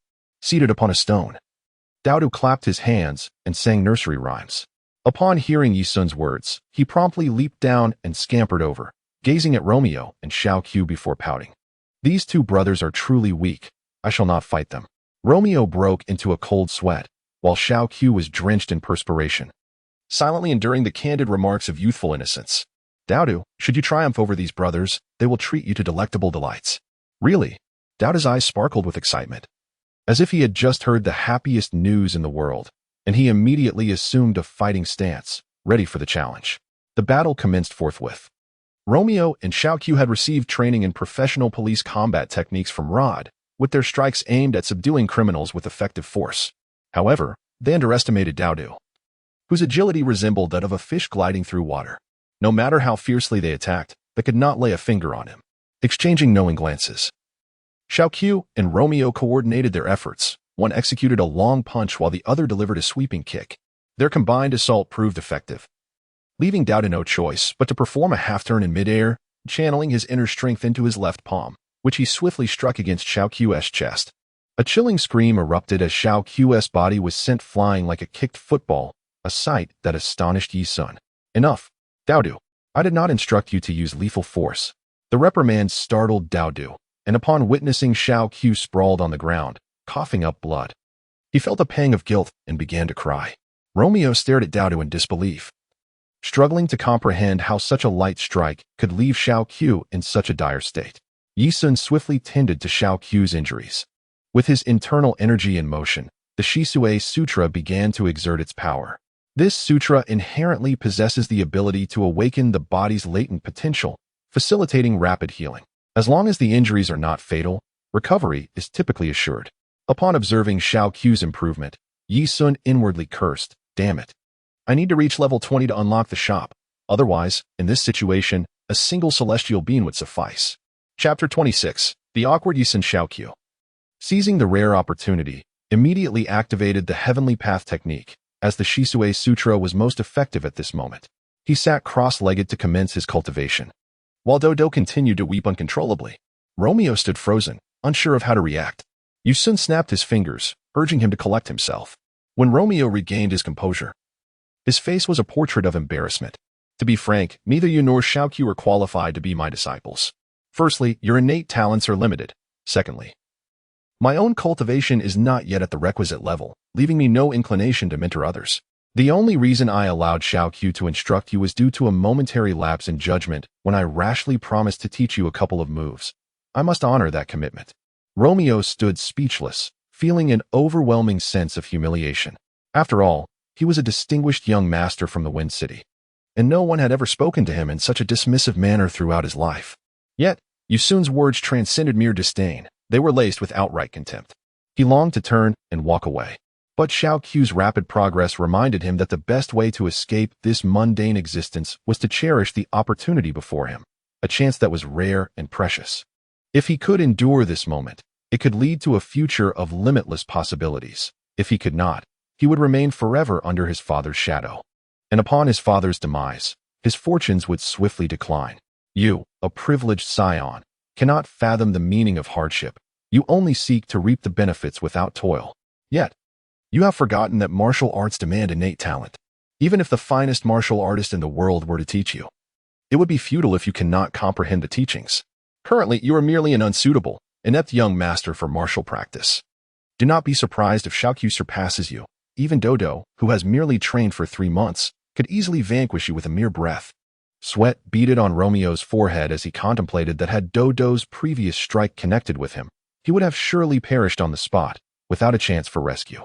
Your father may be formidable, but it is truly regrettable. With his level of martial prowess, he lacks even the qualification to compel me to act. Upon hearing his father disparaged so thoroughly, Romeo's anger flared. My father is among the top 8 in the world's martial arts tournament. How could he be as weak as you claim? Haha. Yusun pointed to a colossal rock, towering as high as a 3-story residential building, and leisurely inquired. How long do you think it would take to pulverize that stone? How much explosive would be required? Before Romeo could respond, Yi Sun's index finger suddenly unleashed a wave of energy. With a resounding crash and a cloud of dust, Romeo's eyes widened in shock, and he fell to the ground, trembling uncontrollably. With just a gentle gesture, "It is sufficient," Yi Sun declared. Sweat dripped from Romeo's brow as he stammered. This is the energy wave of a martial artist at the 9th level. Though he had witnessed it before, this time it showcased true formidable power. A martial artist wielding such a potent energy wave is coveted by every nation as a superweapon. It is said that Master Wu Tian's Kamehameha could level a small mountain in an instant, and there are only a few universally recognized 9th-tier martial artists in the world. Could it be that Yi Sun has now ascended to their ranks? Do you still harbor disdain for Xiao Qiu and those dedicated martial artists? Romeo quaked in fear. After a moment, he knelt on the ground, supporting himself with his hands, and lamented, "I have finally realized how utterly powerless I am.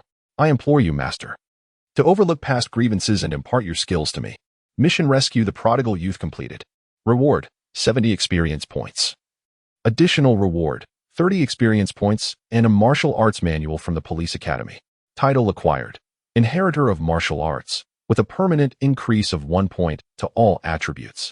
Furthermore, each martial artist taught will yield corresponding experience points. Yusun's lips curled into a subtle smile, for this was a part of his meticulously crafted plan. One should never underestimate the resolve and creativity of a programmer. I have previously stated that I shall not impart my knowledge to you. Rather, you must learn from Xiao Qiu. Once the two of you manage to secure a position among the top 8 in the martial arts grand tournament, I will then contemplate the possibility of teaching you. Both Romeo and Xiao Qiu have discovered their motivation for striving forward, and they have promptly set their sights on achieving a place among the top 8 in the tournament. Among them, particularly for Xiao Qiu, an ordinary individual, the need to transform one's destiny is paramount, and such an opportunity must be seized. Yi Sun cast a sidelong glance and then spoke. Romeo, I require your father's assistance. As you are aware, I am currently under academic probation, and I need your father to vouch for me, stating that I aided the police in combating crime while I was in the Wind City. Romeo immediately grasped Yi Sun's intent and nodded affirmatively. Rest assured, I will discuss this matter with my father upon my return. Well, I must take my leave now. Upon hearing this, both Romeo and Xiao Qiu were momentarily taken aback, and even the tearful Dodo ceased her weeping, scurrying to Yi Sun's side with a look of distress, clutching at his trousers as if fearing he might abandon her. Dodo, my dear, of course, you will accompany me. At this reassurance, Dodo's face brightened, circling around Yi Sun in delight. However, Xiao Qiu and Romeo remained silent. Yi Sun lifted his head and remarked, the public safety in Wind City is not commendable. You two should exert yourselves a bit. It seems that the struggles in this city extend beyond the police and criminal factions, encompassing political rivalries as well. Romeo, lighten the burden for your impulsive father. With that, Yi Sun grasped Dodo and soared away from the scene, turning back to say, Xiao Qiu, once your growth spurt ceases, commence weight training immediately. Every meal, every moment of rest, and every martial arts practice must involve weights. Remember my words, pass the warrior assessment and become the brightest star in your school. This advice for Xiao Qiu was, in truth, also a suggestion for Romeo, implying that Romeo could begin weight training as well, given his considerable stature. Soon after, Yi Sun hastened away, and shortly thereafter, a figure emerged from the woods. Xiao Qiu and Romeo instantly turned, bracing themselves for a confrontation. Upon recognizing the newcomer, Romeo exclaimed in shock, Father? It turned out that Rod had been secretly observing from the trees, and Yi Sun had sensed his presence immediately, which explained his earlier statements. Rod glanced at Romeo and then turned to Xiao Qiu, grinning as he said, Xiao Qiu, once you become a warrior, I assure you that the finest police academy in the nation will welcome you with open arms. Regardless of your academic performance, I will personally recommend you. Upon hearing this, Xiao Qiu was filled with joy, for the premier police academy in the nation was the Royal Police Academy. Each year, it admits no more than 500 students, all of whom are elite. Gaining admission to the Royal Police Academy guarantees that graduates will at least hold a deputy-level position in a city's police department. For example, Rod had returned to Wine City after 4 years of advanced training at the Royal Police Academy, far surpassing the abilities of an average individual. Romeo, if you place in the top 8 at the Martial Arts University, I will transfer all my real estate to your name. For you will have proven yourself worthy to inherit my legacy. Remember, when I, Rod, choose an heir, I consider not character but strength. Although Yi Sun did not witness the scene, he was acutely aware that Rod would undoubtedly seek to win over Xiao Qiu, particularly by employing advantageous tactics such as promoting further education. Thus, Yi Sun felt reassured enough to depart. The first level of the Washing Marrow Sutra was entirely sufficient for both Xiao Qiu and Romeo to develop into formidable warriors with a combat strength of approximately 1,000. Upon his return to the Youth Hotel, a notification appeared on his panel. Task: Restore the confidence of troubled youth completed. Reward: 130 experience points. Additional reward: 40 experience points. Would you like to upgrade to level 10? Yi Sun promptly opted for an upgrade. In that fleeting moment of transformation, his body underwent a profound metamorphosis. First, his aura surged exponentially, followed by a cacophony of popping and crackling sounds emanating from his form. Finally, under the astonished gaze of Dodo, Yi Sun successfully completed this upgrade. Yi Sun had not examined any other data. Instead, he focused solely on the overall combat power assessment, 296. At present, his strength should be comparable to that of the original King Piccolo, though perhaps slightly inferior. He decided to allocate his attribute points first. This time, he had a total of 10 attribute points to distribute. After a moment of contemplation, Yi Sun decided to allocate all his attribute points into 2 categories, an increase of 5 points in strength and an additional 5 points in speed, leaving the rest untouched. He then promptly revisited the combat power data, which astonishingly transformed to 367. Goodness gracious. Yi Sun could not help but break into a foolish grin. His combat power surpassing 300 with such ease. He now felt an incredible strength coursing through him, believing that at any moment, he could transform into a formidable Dark Lord and conquer the world. Yet, in that instant, his expression froze as he became acutely aware of a rather awkward predicament. He had completely miscalculated the allocation of his attribute points. Had he activated the second layer of the Washing Marrow Sutra and configured his attribute points post-cultivation, the effects would have been exponentially amplified. What a blunder! Upon contemplating the prospect of potentially suffering an unwarranted loss of at least several hundred points in combat prowess, Yi Sun found himself engulfed in frustration. This is a fundamental issue of numerical significance. Possessing merely the foundational level of the Cleansing Marrow Sutra differs vastly from having the second level of its foundation before one begins to allocate attribute points. These are entirely distinct concepts. Yi Sun offered a faint, wry smile. When he designed this game, he had intentionally omitted the option for attribute point resets, adhering to a sense of realism. While this might seem rather foolishly obstinate in the realm of game development, one must acknowledge that in reality, the concept of resetting does not exist. Consequently, Yi Sun found himself in an awkward predicament. Chapter 27. Golden Bell Shield. A small gain in experience leads to greater wisdom. Yi Sun has taken today's lesson to heart and is determined not to repeat such mistakes in the future. This evening, he opted against dining and instead instructed Dodo to summon the waiter to bring all of tonight's dinner to the hotel suite. After Dodo had his fill, he left Yi Sun's portion untouched. Yi Sun then requested Dodo not to enter the bathroom he occupied, as the presidential suite conveniently boasted 3 bathrooms. Dodo could bathe or use the restroom without delay. Upon entering the bathroom, Yi Sun shed all his clothing and settled into the bathtub, preparing to embark on the second phase of his marrow cleansing meditation. The moment he initiated his practice, the evening's torment commenced. Dodo was incessantly startled by Yi Sun's anguished cries echoing from the bathroom, accompanied by unsettling sounds reminiscent of cracking bones. Gripped by fear, Dodo repeatedly called out to Yi Sun from outside, desperately attempting to open the bathroom door, which Yi Sun had locked. In a fit of anxiety, Dodo contemplated breaking down the door, but Yi Sun's voice rang out, reassuring him, "Dodo, do not be afraid. I am meditating. It will be over by morning." Faced with the terrifying sounds emanating from the bathroom, Dodo could only burrow beneath the covers, clutching a pillow over his head, trembling in fear. The second level of the marrow cleansing meditation inflicted excruciating pain upon Yi Sun, pushing him to his limits. Realizing he could no longer endure, he promptly ceased his practice. The relief was fleeting, as he soon succumbed to unconsciousness. When he regained awareness, he discovered the bathtub was stained with dark blood, and a foul odor pervaded the air. He hurriedly turned on the shower, washing himself clean in haste. As Yi Sun bathed, he glanced at the progress of the second layer of the Washing Marrow Sutra, only to be astounded to find it at a mere 13. How could it be just 13 after enduring such excruciating pain? If this continued, he would surely suffer to the point of his flesh and blood collapsing, his spirit shattering before even reaching 50. Wait, what? His combat power had surged to an astonishing 489. This level of combat prowess placed him on par with the Sun Wukong who had descended to Earth alongside Raditz. Yi Sun felt a mix of elation and anxiety, his mind racing with thoughts on how to effectively cultivate the Washing Marrow Sutra. Even gradual physical training seemed unsustainable. Physical strength. Of course. How could I have been so foolish?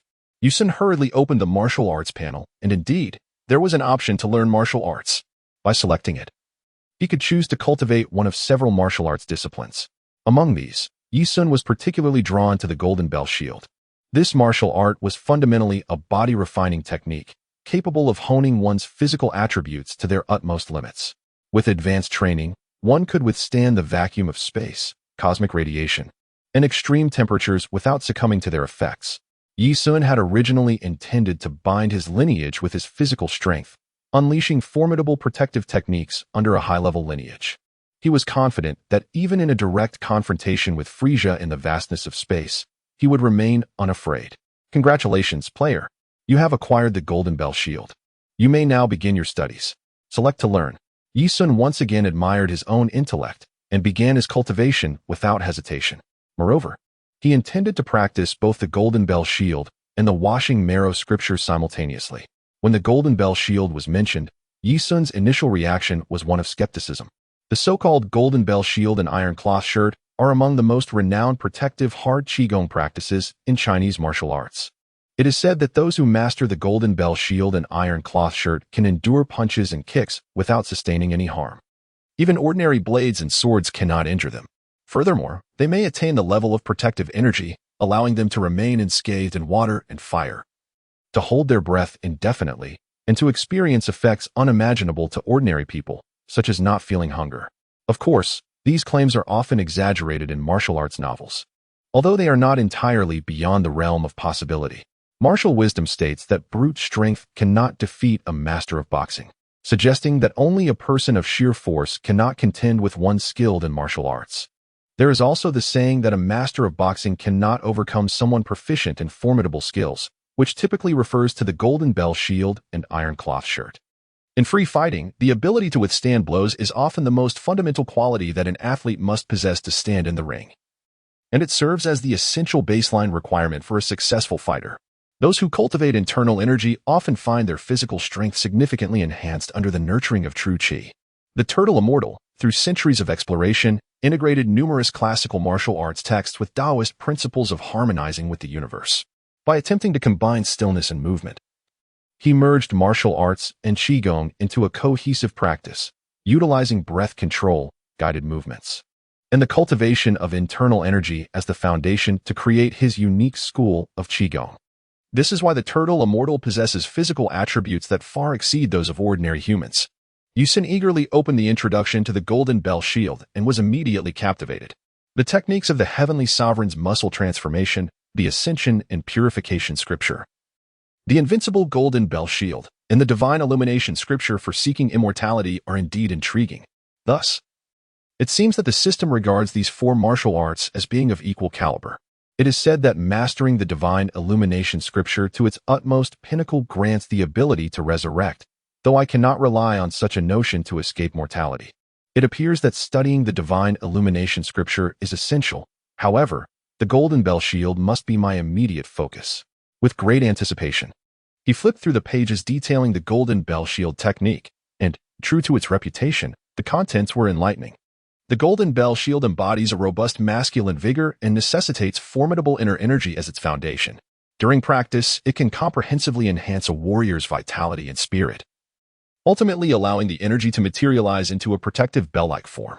Balancing both inner and outer cultivation means primarily honing the physical body and willpower, while secondarily refining true energy and spirit to their highest realms.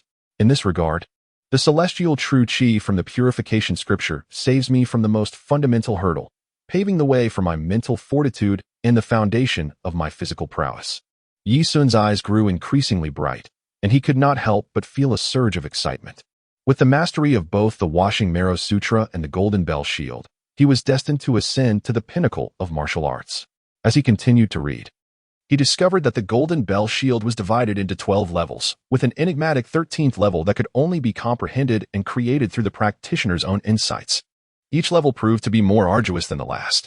This, he mused, was the essence of hierarchy. The higher the level, the more formidable the efficacy, and correspondingly, the stronger the counterforce against an adversary's attacks. Counterforce? How intriguing, reminiscent of the effects of the divine Luo heavenly conquest. Yi Sun curled his lips in disdain, noting that many skills featured in the anime of the island nation have long been present in Chinese cultivation and fantasy martial arts novels. What utter nonsense! The so-called infinite sword system is merely a manifestation of sword control technique and the concept of all swords returning to the source. As his thoughts returned, he reflected upon the unparalleled superlative skills created by the patriarch Bodhidharma. Should one attain the 12th level of mastery, the might and defensive power exhibited would vastly surpass that of the black level 18 Lohan, thus elevating it to a divine martial art, second only to the realm of the boundless. The black extreme and boundless? The true depth of the 18 Lohan-esque cultivation is indeed challenging to fathom, as only through reaching that stage can one truly comprehend it. With the pinnacle of defense achieved, upon completing the 12th level, one would embody an indestructible form. Impervious to water, fire, and poison, endowed with inexhaustible energy, thus earning the moniker of a miraculous battlefield perpetual motion machine. Yi Sun was momentarily taken aback. The Wash Marrow Sutra's focus on bloodline evolution was beyond his expectations. It seemed that not everything within the game system was under his control. When Dodo came to knock on the door, Yi Sun was already immersed in the realm of cultivation. However, Dodo could sense Yi Sun's presence and, reassured of his well-being, continued to indulge in the late-night feast laid out on the table without a hint of worry. The practice of the Golden Bell Shield was somewhat intricate. At first glance, it left him utterly perplexed, drenched in sweat. You could hardly guess what the initial approach entailed. To put it simply, one must endure blows. The method involved being struck with a wooden mallet until the pain subsided, at which point one would transition to a metal hammer. If the iron hammer also elicited no sensation of pain, it would indicate that one had entered the cycle of cultivation. Chapter 28. Striking the second layer. The Golden Bell Shield is divided into 12 major stages. One must break through all 12 levels in a single session, taking care not to rush, but rather to proceed gradually. Only then will one naturally rise above the world. Of course, this is the narrative found in martial arts novels. In the Dragon Ball universe, Yi Sun could never rely solely on the conventions of such tales to dominate. The Golden Bell Shield he had devised could be considered, to some extent, a fantastical interpretation. Upon achieving mastery, one might even shatter the void. It is noteworthy that, unlike the bloodline technique of the Wash Marrow Sutra, the Golden Bell Shield is an external practice that does not require leveling up. If Yi Sun were sufficiently formidable, he could potentially complete the 12th layer in one go, and once his physical strength reached its zenith, he could then immerse himself in the Wash Marrow Sutra without the fear of excruciating pain. Yi Sun meticulously examined all the mantras and essential techniques of the first level. With his extraordinary innate talents, he grasped the meanings of the mantras almost instantaneously. He promptly followed the prescribed energy circulation path and began attempting to breach the first barrier. According to the principles of the Golden Bell Shield, the sole purpose of the 1st to 4th levels is to assist the practitioner in unblocking the meridians and the governing channels of the body, clearly aimed at refining the marrow and enhancing potential. Should one fail to open all the body's meridians and acupoints by the 4th level, it would signify an inferior aptitude, confining them to the 4th level for life, rendering further cultivation impossible. The marrow cleansing technique had gradually opened up all the meridians, making the practice of the Golden Bell Shield significantly easier. At least until one truly cultivates these two techniques to a realm of power, the path ahead is unobstructed. The more he contemplated, the more he realized the magnificence of this technique, as these divine arts would essentially facilitate the evolution of the body. The Golden Bell Shield must be trained to at least the 5th level before it begins to manifest its legendary combat prowess. However, the first 4 levels are designed to eliminate those with inadequate talent. No matter how they practice, they merely engage in superficial external cultivation. Even if they become impervious to blades and spears, they possess fatal flaws. Their eyes, ears, mouth, throat, energy gates, dantian, lower een, and rear een, 8 critical gateways, remain unrefined, leaving dark injuries that harm the body. Over time, not only does this affect their lifespan, but it also wastefully drains their potential.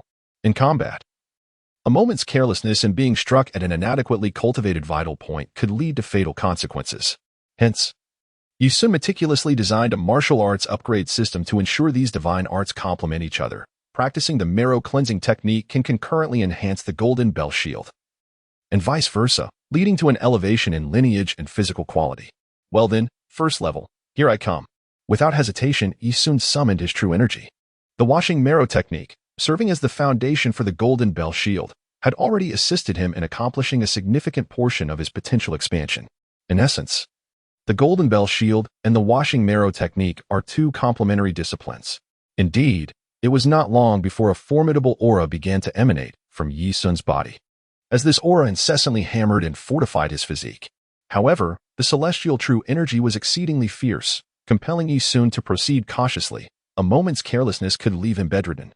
As the Golden Bell Shield's aura permeated to the cellular level, it continuously nurtured and reinforced every part of his body without exception. Yi Sun distinctly sensed the invigorating essence of bodily enhancement. The human body, an exquisitely intricate and precise biological structure, possesses a myriad of cellular characteristics that necessitate continuous adjustments dictated by the Golden Bell Shield's vital energy.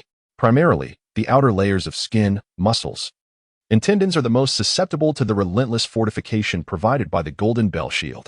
Under the constant stimulation of true energy, the vital force coursing through the skin, muscles, and tendons becomes increasingly potent, accelerating the reinforcement of bodily cells. Even the more resilient bone cells, which surpass ordinary cells in strength, can undergo this ongoing enhancement. The phrase steel and iron bones aptly encapsulates the effect of the Golden Bell Shield. The first stage of the Golden Bell Shield involves practicing breath regulation and energy circulation. The essence lies in ensuring unobstructed flow through the body's meridians while cultivating the internal circulation of true energy, thereby mitigating pain by at least half upon impact. Successfully overcoming this initial hurdle signifies that individuals with combat power below 1,000 can inflict no harm upon Yi Sun, regardless of their attempts. Yi Sun was filled with immense joy. He felt his body brimming with boundless explosive power and defensive capabilities. No matter how formidable his adversaries were, they could not pose any trouble for him. Excellent. His foundation was now remarkably solid, and the next step was to reach the second layer. However, beneath the relatively accessible surface, cultivating the more delicate and vulnerable organs was far from simple. The reinforced skin, muscles, and tendons limited external forces' impact on the internal organs, while directly fortifying them with the Golden Bell vital energy necessitated careful consideration of the organ's endurance. This was crucial to prevent any internal injuries, as the recovery time required would likely far exceed the adaptation period needed for the forging process itself. In this regard, the exercise of cleansing the marrow through movement to temper the blood and meridians of the internal organs proved to be remarkably complementary. Yi Sun felt as though a small aperture had been pierced through the perineum, allowing a stream of warmth to course from the perineum to the base of the spine at the Changqiang acupoint. The distance between the perineum and Changqiang is merely a few inches. The perineum belongs to the Ren meridian, while Changqiang is associated with the Du meridian. Ordinarily, these 2 channels do not interconnect. However, thanks to the transformative power of the wash marrow scripture, the formidable barrier separating the Ren and Du meridians has been transcended. As the internal energy flows into the Changqiang acupoint, it immediately travels from the Yaoang, Yangguan, Minmin, and Sheshu acupoints, ascending along the spine and traversing the essential points of the Du and Ren meridians. It then reaches the central spine, Jiangsu, Jinsua, Ziyang, Lingtai, Shenda, Shinshu, Taodao, Dazie, Yamen, Fanfu, Naohud, Qianqian, and finally culminates at the Baihui acupoint at the crown of the head. The second stage of the Golden Bell Shield involves the gradual formation of internal strength and protective qi, leading to a cyclical flow of genuine energy within the body, thereby fortifying the internal organs against potential harm. The Golden Bell Shield itself embodies a complete system that spans from initiation to a certain limit without any omissions along the way. Furthermore, through continuous practice, it simultaneously opens all acupoints, drawing upon the infinite essence of the universe to replenish the vital energy consumed during cultivation. According to my design, upon reaching the 10th layer of the Golden Bell Shield, even the force of a colossal supernova explosion would only result in minor injuries to the practitioner. Upon attaining the 11th layer, not even a black hole, temporal storm, or galactic core explosion could inflict any damage upon the cultivator. The legendary 13th layer of the Golden Bell Shield represents the Dharma body state, wherein one could face the annihilation of the universe and countless realms without a hint of pressure. This is the essence of immortality. To complete the second level of the Golden Bell Shield, a formidable reservoir of genuine chi is requisite. While the second level of the Wash Marrow scripture necessitates robust physical prowess to sustain it.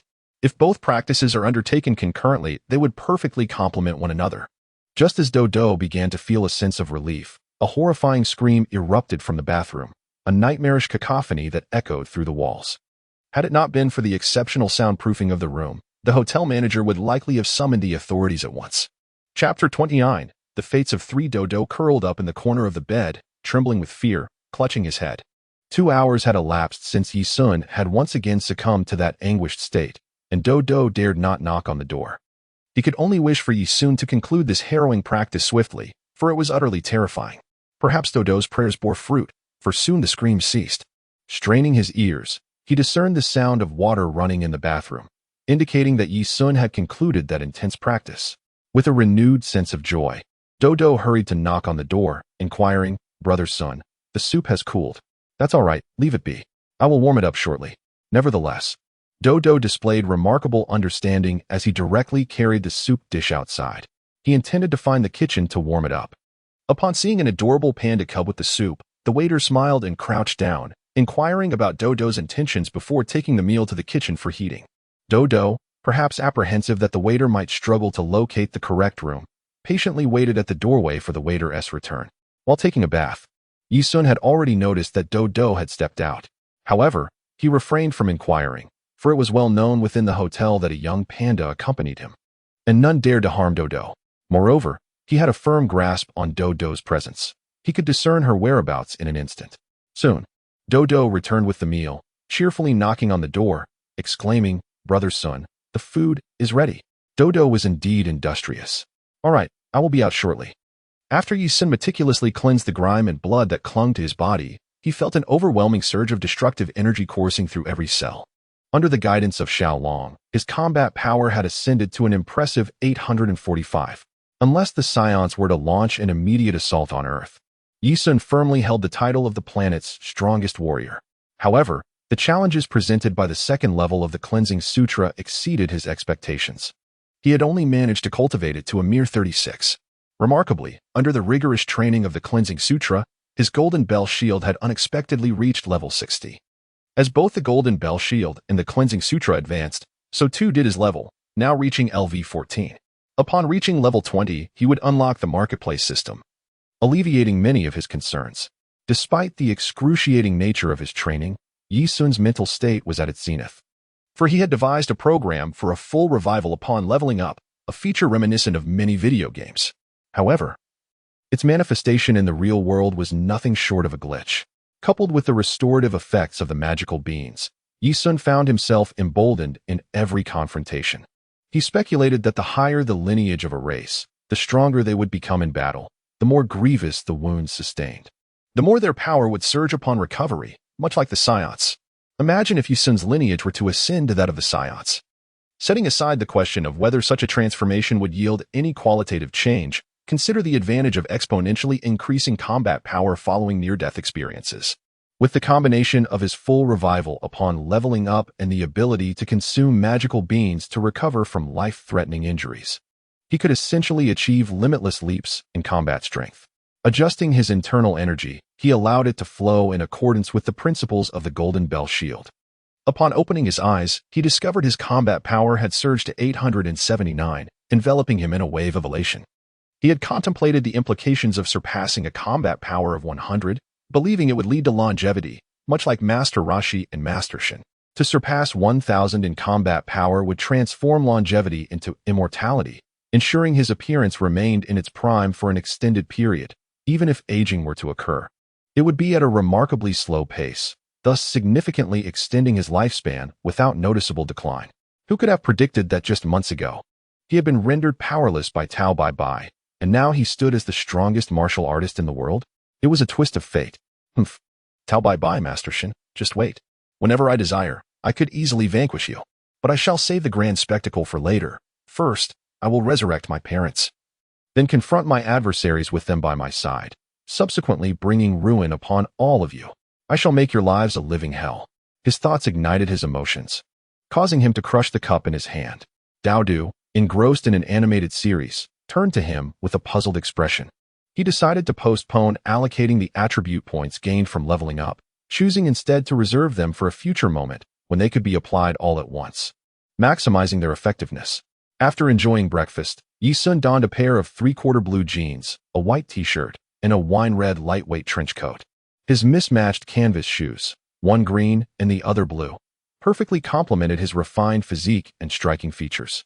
At that moment, Yi Sun could undoubtedly be described as a fashionable young gentleman, entirely shedding the rustic appearance he had when descending from the mountain.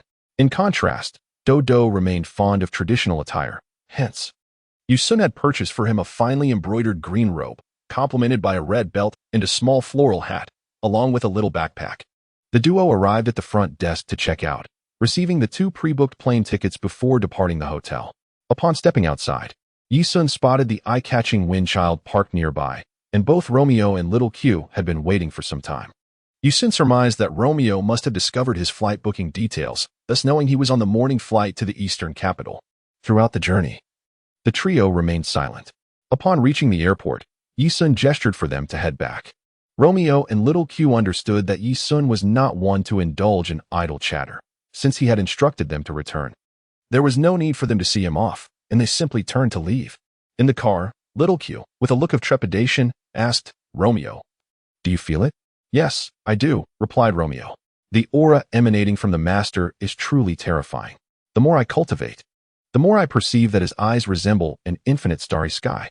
At this point, Romeo found himself at a loss for words, unable to articulate his thoughts further. Little Q, with a serious demeanor, remarked, "I can't shake the feeling that the master is no longer human apparently. You are not alone in this thought." Little Q replied, momentarily taken aback, before both shared a knowing smile.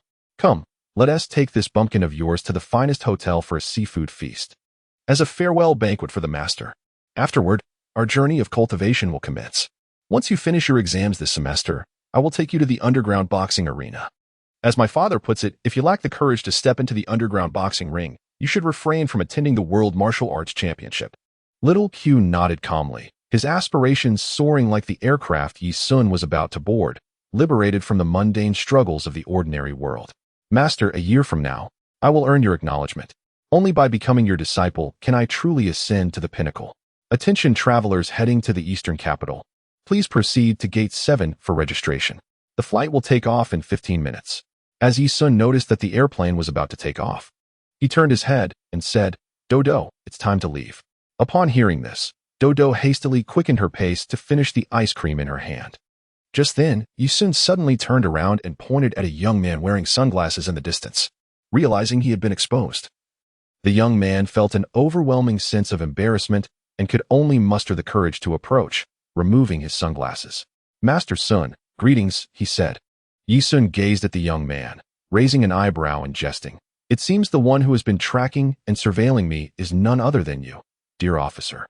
Achi, taken aback, responded, "How could the master possibly know I am a policeman?" "A mere guess," Yi Sun replied, "for your aura consistently lingers in my vicinity."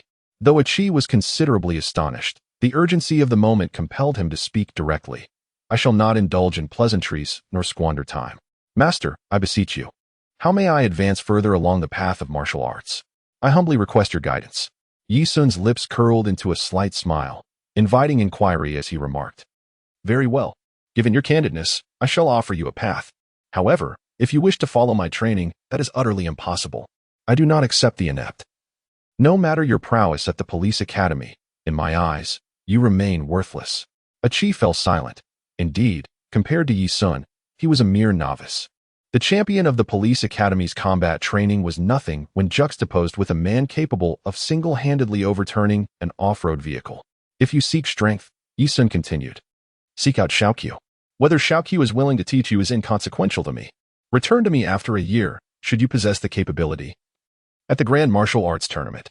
With that, Yi Sun snapped his fingers at Dodo, urging, Dodo, stop eating, toss it away. Once we reach the eastern capital, Brother Ah Sun will treat you to pirate ship ice cream. Initially reluctant, Dodo discarded his ice cream cone upon hearing this, his face expressing regret as he clutched his little backpack, trailing behind Yi Sun, filled with anticipation for the promised treat as they boarded the plane. Achi remained momentarily stunned, but once he regained his composure, he promptly departed the airport, intent on finding Xiaoqiu. It appeared the master had imparted some knowledge to Xiaoqiu, and such opportunities must not be squandered. The fates of the three young individuals from the Wind City, a self-doubting student, a reckless scion of wealth, and a valiant police officer, were irrevocably altered from this moment onward. Chapter 30. The hijacking incident. The eastern capital lay approximately 4 hours by air from the Wind City. Yi Sun could have utilized the sky dance technique to fly directly to the eastern capital, yet he found the prospect of exertion unappealing and opted for a flight instead. Amusingly, Yi Sun had never boarded an airplane in his previous life. From his university graduation until his untimely demise, he had remained within a single city. Thus, in this life, he was eager to experience the thrill of flying. However, he couldn't help but express his disdain for the aircraft numbered U-444. In his past life in China, no one would dare to board a plane ominously labeled with such a fate. The airline would certainly face severe repercussions for assigning such a number. Otherwise, with his nearly 1,000-point combat power, he could have easily lifted Dodo and flown to the eastern capital in mere minutes.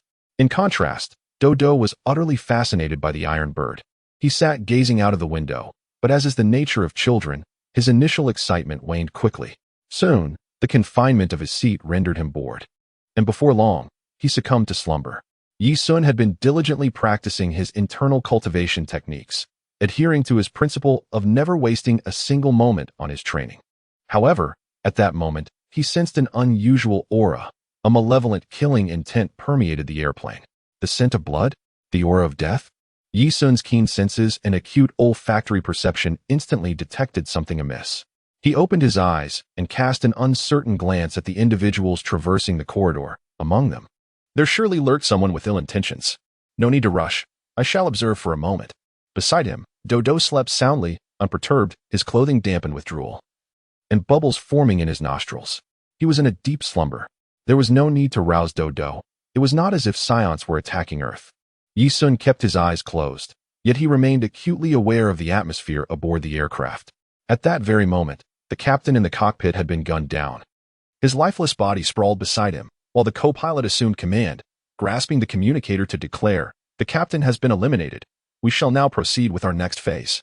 The ambience shifted ominously, and Yi Sun's expression shifted as he noticed at least 20 individuals emerging into the aisle, brandishing firearms and proclaiming loudly, "This aircraft is under our control. If you wish to remain unharmed, stay seated in silence." The passengers, initially bewildered, erupted into terrified screams when one of the assailants shot the nearest passenger without hesitation. However, their cries were swiftly silenced by a barrage of gunfire. The terrified passengers instinctively shielded their heads, paralyzed by fear, while the assailants began to collect their valuables. Yi Sun, witnessing this, felt speechless. If their sole intent was to rob, the hijacking seemed rather foolish. Nevertheless, he soon noticed that each of these individuals bore red ribbons wrapped around their arms. The Red Ribbon Army. Yi Sun was taken aback. Only days prior, he had contemplated the remarkable biotechnological prowess of Dr. Gero, the creator of the androids. Now, aboard a flight, he found himself face to face with the Red Ribbon Army, suggesting that this hijacking was far from ordinary. "Dear passengers, we do not wish to cause you distress. We are the Red Ribbon Army, as you may have heard. The government has been powerless against us. Our sole objective is to demand the military release our leader, currently held in the Eastern District. Should our demands not be met, I regret to inform you that you will meet your fate before the King of Hell." The passengers, not lacking in intelligence, quickly grasped the situation. This was a hostage crisis aimed at achieving a specific goal. Yi Sun reflected on the method. It was not entirely foolish, merely unfortunate. Given his presence on the aircraft, the hijacking was essentially doomed to fail, marking its imminent collapse. The moment communications with the aircraft were lost, the ground command center recognized the gravity of the situation and promptly alerted the police and military. The Wind City Police Department and armed forces were thrown into disarray upon receiving reports of the hijacking. Rod, upon learning of the circumstances, smashed his fist against his desk in frustration. He was no fool. Hearing of this hijacking immediately alerted him to the infiltration of airport personnel. Otherwise, such a breach in security would have been unimaginable. Director, what should we do now? Should we report this to the capital? Rod seemed to recall a crucial detail. Cautiously inquiring, which aircraft is involved? There was one this morning and another around noon, both heading to the eastern city. The one that departed half an hour ago. Rod's expression transformed, a mixture of shock and realization washing over him as he called Romeo. Romeo, which flight is Master Yi on today? The U-444 that took off half an hour ago. Why? While dining with Xiao Qiu, Romeo was perplexed by his father's sudden inquiry. Realizing that sending the Master was no longer feasible. Let me share some news. The Master's flight to the eastern capital has been hijacked by the Crimson Ribbon Legion. With that, Rod abruptly ended the call, dismissing Romeo's response as he was preoccupied with work and had no time for idle chatter with the child. Xiao Qiu, having honed his hearing through training, caught the alarming news from Romeo's phone and exclaimed in astonishment, "The Master's plane has been hijacked? How unfortunate for the robbers." Romeo, exasperated, felt all the sarcasm he intended to express had been preemptively voiced by Xiao Qiu, regardless of the Crimson Ribbon Legion's prowess. Encountering the Master was a scenario that warranted solemnity. Rod calmly seated himself and stated, "Do not panic. I am heading to the airport control center to confer with a colleague aboard the aircraft." His subordinates, bewildered, waited for the police chief to contact Aki, promptly informing him of the situation and urging him to return to the team. However, after inquiring repeatedly about the specifics of the flight, Aki, with a wry smile, replied, "There's no need for concern. Those hijackers are as good as doomed." Chief, do you recall the martial arts expert who assisted us in dealing with the rampaging gang? The one who effortlessly incapacitated a delinquent with a single coin? He is currently on that plane. Everything will be fine. Upon hearing this, the police chief's countenance brightened as he shared the news with his fellow officers, instantly alleviating the previously tense atmosphere surrounding the hijacking incident.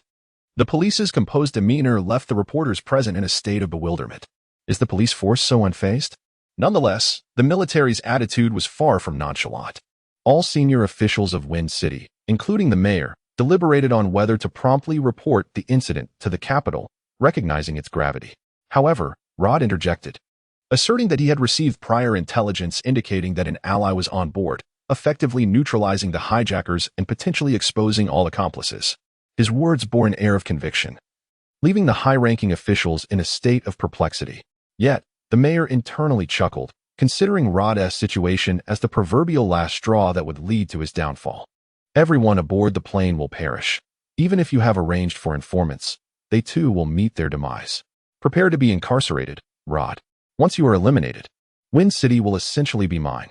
After the plane was secured, military, police, and municipal authorities convened at the control center. With Rod having prematurely leaked information, reporters from Wind City swarmed the airport. This incident was destined to reverberate across the nation. The mayor, witnessing Rod's ostentatious display, felt contempt, eagerly anticipating the moment when Rod would be humiliated before the city's journalists, making it all the easier to dismantle him. Chief Rod, have the hijackers made any demands? Not yet. I have gathered you all here today to candidly address this incident. Please trust in our police force's resolve. We will undoubtedly resolve this case successfully. Facing a barrage of inquiries from reporters, Rod patiently elucidated each question. Eventually, the control room relayed news that the hijacker had activated the communicator, preparing for a second round of contact. In the midst of the onlookers, Rod boldly declared his intention to share this dialogue with the media. This was an audacious decision. Never before had anyone dared to broadcast negotiations with hijackers live, a truly unprecedented occurrence. Regardless of the outcome, the name Rod Altman would resonate throughout the nation, marking him as a figure of prominence for the year. Chapter 31. His surname is Yi, a local of Dongdu at this moment. The broadcasting hall was already brimming with people.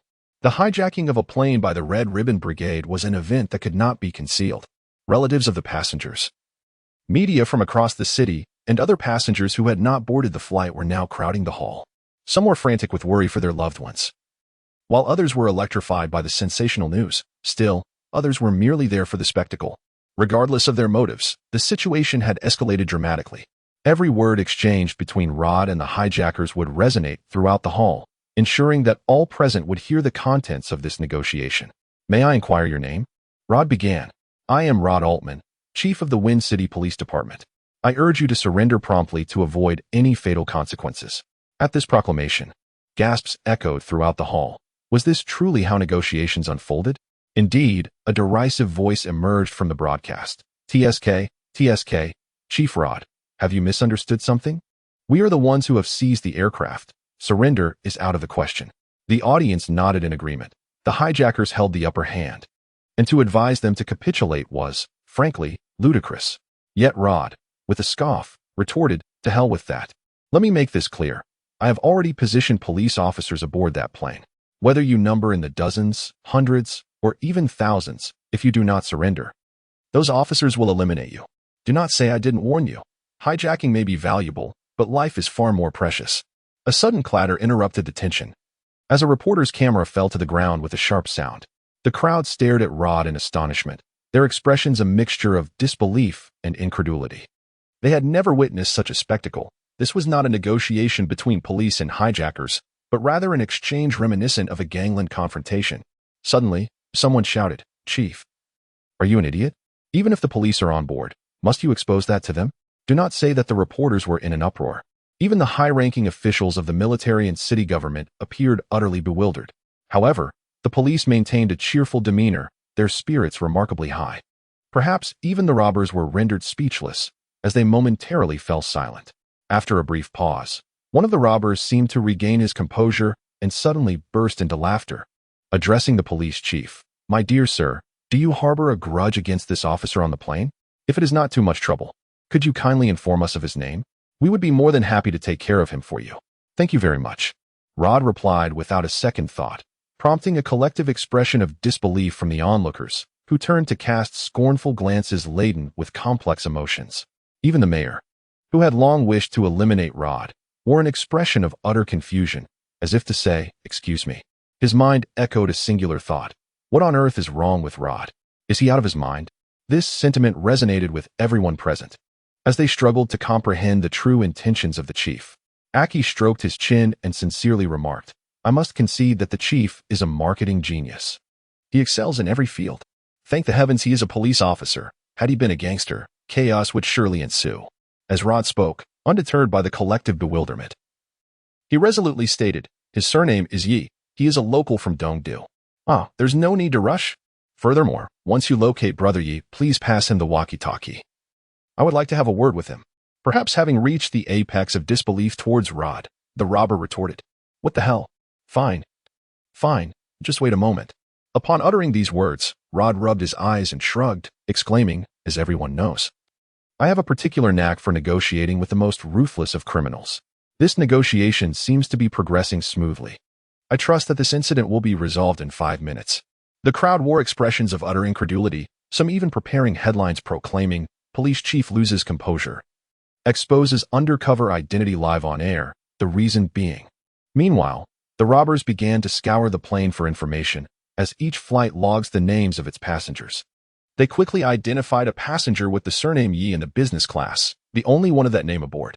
Thus, the 6 menacing robbers armed with firearms swiftly approached the yawning Yi Sun. Seeing the dire situation, Yi Sun couldn't help but feel alarmed. With so many passengers around, was it truly the case that they were targeting him specifically? Was his handsome appearance the cause of such envy? Was there no sense of justice in the world? Yi Sun turned his head to regard the group of malevolent soldiers adorned with red sashes, calmly inquiring, "Mr. Bandit, is there something you require?" The leader, a one-eyed man wielding an M16, gestured to initiate action. As anticipated, several bandits seized Yi Sun, searching him thoroughly. In the end, apart from a few identification documents, they uncovered nothing of significance. Still a student under probation, I thought as much. A slender, delicate young man like you should be pursuing a career in acting, not in law enforcement." After his jest, the one-eyed man asked, "Do you know someone named Rod?" "Well, if you are referring to the chief of police from Wind City, I am indeed familiar with him.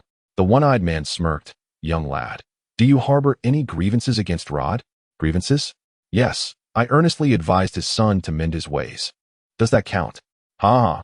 That Rod publicly declared you as an undercover agent sent by the police on the plane and insisted we escort you to the communications room, claiming he wished to have a word with you. It appears he is settling a personal score. Yi Sin, with a furrowed brow, covered his face. Fully aware of Rod's intentions, he sighed, conceding to give him a chance to gain some merit. Indeed, he admitted, I am a police officer. The 6 robbers were taken aback, brandishing their weapons at Yi Sun, shouting, You little brat, don't move, or we'll shoot you dead. Oh dear, I am unarmed. I merely returned home for the summer vacation. Who could have anticipated that Rod would betray me? The one-eyed dragon revealed a cruel smile and retorted, Well then, should we consider tossing you out of the plane? Oh, that could work.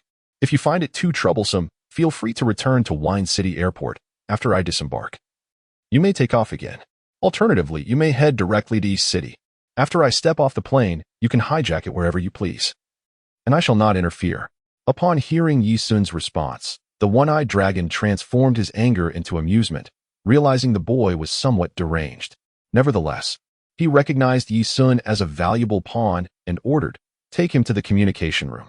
Thus, our valiant Yi Sun, with a sense of indignation and his hands clasped atop his head, was escorted by several thugs wielding guns toward the communication room. Other passengers observed this scene with puzzled expressions. The one-eyed dragon addressed them, stating, Everyone need not worry. We have apprehended a dangerous individual. To ensure the safety of the flight, we will be isolating him. The passengers looked on with contempt, thinking to themselves, Goodness, you are the real danger here. Hijacking should adhere to basic protocols. The crowd in the hall anxiously awaited, silently praying that the robbers would not discover the police officer among them. Rod was also on edge, praying that those fools would refrain from violence. Otherwise, this matter would come to an abrupt conclusion. Hello? A youthful voice echoed through the intercom. Upon hearing it, Rod's spirits lifted. Hello? Is this the master? Indeed, it is. What on earth is happening? Rod, disregarding the reactions of those around him, continued, Master, you departed in such haste that I had no opportunity to bid you farewell. Since this group of friends in red ribbons has granted me this chance, I must extend my greetings and wish you safe travels and success in your endeavors. Yi Sun stifled a yawn, nonchalantly remarking, Director, do you not wish for me to deal with these bandits and rescue this aircraft? Such trivial matters hardly warrant the involvement of a master. From 800 kilometers away, I could bring down the plane with a single shot. I simply choose to remain discreet about my capabilities. However, given the less-than-ideal atmospheric conditions today, my aim may be somewhat uncertain. I mean, if the master does not mind, consider it merely a small favor. Yi Sun was taken aback, utterly astounded by Rod's audacity. What a talent, he thought. Well, perhaps my methods are a bit heavy-handed. How many live ones do you require? No, Rod interjected, grinning as he articulated his demand. These bandits may yield vital information. They must not be killed. Aside from the pilot, incapacitate them all. As Rod casually uttered these words, a shiver ran through the crowd, revealing his true nature, a cunning fox disguised as a benevolent figure. Approximately 10 seconds later, the broadcast crackled to life once more. Hello? Master? It's me. It's all taken care of. I'm heading to greet the pilot now and instruct him to return to Wind City. If he refuses, I shall remove his head and bring the aircraft back myself, as I, regrettably, lack the ability to fly. Please hold the line. Rod wiped the cold sweat from his brow and nodded vigorously. All right. About a minute later, Yi Sun's voice chimed in again. All right, prepare to receive the aircraft. The line went dead. Rod cleared his throat, breaking the silence of the room, and clapped his hands. All right, everyone, let us joyfully prepare to welcome the aircraft. Chapter 32. The master has flown away. The area near the airport runway by the terminal was teeming with people, all anxiously awaiting the return of the aircraft. They experienced a peculiar blend of emotions, simultaneously wishing for the plane's safe return while dreading the sight of Rod's ostentation. Such complexity of feelings was unparalleled. Look, a plane is returning, someone exclaimed. Could it truly be the U-444? After establishing communication with the aircraft, it descended smoothly before their eyes. Upon landing, the military swiftly surrounded the plane, rapidly immobilizing the landing gear to prevent any chance of takeoff. Armed and ready, soldiers encircled every potential exit of the aircraft. Moments later, the cabin door swung open, and an emergency slide deployed. Soldiers aimed their weapons, and suddenly, a figure slid down the chute, collapsing onto the ground. The soldiers observed that he lay motionless, unconscious, with a conspicuous red satin ribbon tied around his arm. One by one, soldiers adorned with red ribbons were hurled from the slide. Then, a crew member peered out and shouted, "The next terrorist is still intact." With that, he forcefully kicked the co-pilot out of the slide. The co-pilot, seemingly in shock, stared blankly and trembled uncontrollably as soldiers assisted him into a military vehicle. "Officer, there are several bodies of passengers shot dead by the bandits, including the captain." Upon hearing of the captain's demise, Rod's countenance darkened considerably. For this captain was an old classmate of his. Although their relationship during their school years had been rather tepid, the bond forged through years of shared experiences compelled him to seek justice for his old friend. The fortunate survivors descended the escape slide in haste. Overwhelmed by a tumultuous mix of joy and sorrow, tears of relief flowed freely as families embraced one another, while the relatives of the deceased wept openly. Journalists scrambled fervently to capture headlines, and Rod gestured for the police to promptly verify the passenger list to ensure no one was unaccounted for. Subsequently, the military initiated a comprehensive search of the aircraft. The reporters were relentless in their pursuit of the story concerning the man named Yi, launching inquiries and investigations, only to ultimately discover that no passengers bore that surname. After the police completed their checks, they reported back to Rod, who could only shake his head in resignation, remarking, "The master, skilled in the art of flight, has departed." Regardless of how deeply the journalists probed, Rod concluded the matter with the simple assertion that the master had flown away. Yet, he understood that it was only a matter of time before someone with ulterior motives would unearth the true identity of Master Yi. Particularly since the surname Yi was quite rare, the professionalism of the journalists far exceeded the ordinary. They would undoubtedly employ every means at their disposal to locate witnesses and airport personnel, making it merely a question of time before Yi Sun's visage became public knowledge. Rod exhaled deeply, reflecting, "Master, with your prowess, maintaining a low profile is an impossibility. At most, within 3 days, all your personal information will be unearthed. I hope that as a national hero, you will be able to relish both the benefits and drawbacks that accompany such a claim. The advantages are evident, while the disadvantages, though not insurmountable, may include targeted retribution from the Scarlet Ribbon Legion. Just ensure you reap the rewards." Where did Yi Sun go? He departed swiftly with Dodo using the art of flight, moving with such incredible speed that no one noticed his exit. As for the soldiers adorned with red sashes, Yi Sun struck each of their cervical vertebrae with a force akin to thunder, rendering them all paralyzed and unable to stand for the rest of their lives unless they practiced the cleansing scripture. Although the divine beings can heal injuries, they have yet to demonstrate the ability to cure nerve damage, and thus Yi Sun could not guarantee such outcomes at this moment. Rod gazed in astonishment at the 20 or so paralyzed terrorists, recognizing the infamous One-Eyed Dragon, an S-class fugitive sought by nations worldwide, who had once ranked among the top 8 in martial arts tournaments. It was astonishing that such a formidable expert had succumbed without resistance within that brief 10 seconds of chaos. This incident soon captured national attention, prompting inquiries even from the highest authorities, yet the enigmatic Master Yi remained elusive, sparking widespread speculation. In the mountains not far from the eastern capital, Yi Sun and Dodo found themselves atop an isolated peak rising 1,800 meters high. At that moment, Dodo struggled to maintain his body at an altitude of approximately 1 meter above the ground, while Yi Sun sternly admonished him, "Dodo, your brother Yi Sun promised your grandfather to teach you to read and practice martial arts, yet all you think about is ice cream. I was robbed on the plane while you slept like a log. Now look where we've ended up, thrown here by strangers. What are we to do?" Dodo, desperately trying to sustain his levitation technique, felt immensely aggrieved. He had no idea how they had arrived at this place after merely waking up. Had Yi Sun not mentioned their being thrown from the plane, he might have believed they were still in the eastern capital. "If you cannot master the art of flight, you shall not descend." As soon as those words left his lips, Dodo plummeted to the ground like a deflated ball, gasping, "I can't anymore. I'm so tired." Dodo wants ice cream. "Dodo, as long as you can fly, it will only take 20 minutes to reach the eastern capital. And then you can have your ice cream." Dodo looked up, but then immediately fell over, stretching out his tongue and sprawling on the ground in a star shape. Panting heavily, he then lamented, "Dodo is hungry. Dodo wants char siu rice." Yi Sun covered his face and was about to take him away when he suddenly realized that it could not be so. During their time in the Wind City, Dodo had hardly practiced martial arts. He had spent nearly every day playing with him. However, Dodo was still a child, and if he indulged in a life of luxury for too long, he would lose the motivation to endure hardship. After speaking, Yusun took out a notebook and wrote down an address. He tore it off and said, "Dodo, keep this address safe." Dodo stood up to take the note, his face filled with confusion as he said, "Dodo can't read." Yusun immediately slapped his forehead, realizing how he had overlooked that detail. "Just keep it safe. If you get lost, you can ask a police officer to guide you here." Dodo did not quite understand. After Yusun pointed to the distant city, where the skyline of the eastern city was clearly visible, he continued, "Dodo, Brother Yusun will be waiting for you in that city. You can either fly over or run here. But remember, if you get lost, I want to come looking for you." With that, Yusun's aura surged, and with a slight bow, he shot forth like a spring, transforming into a missile that soared directly towards the city.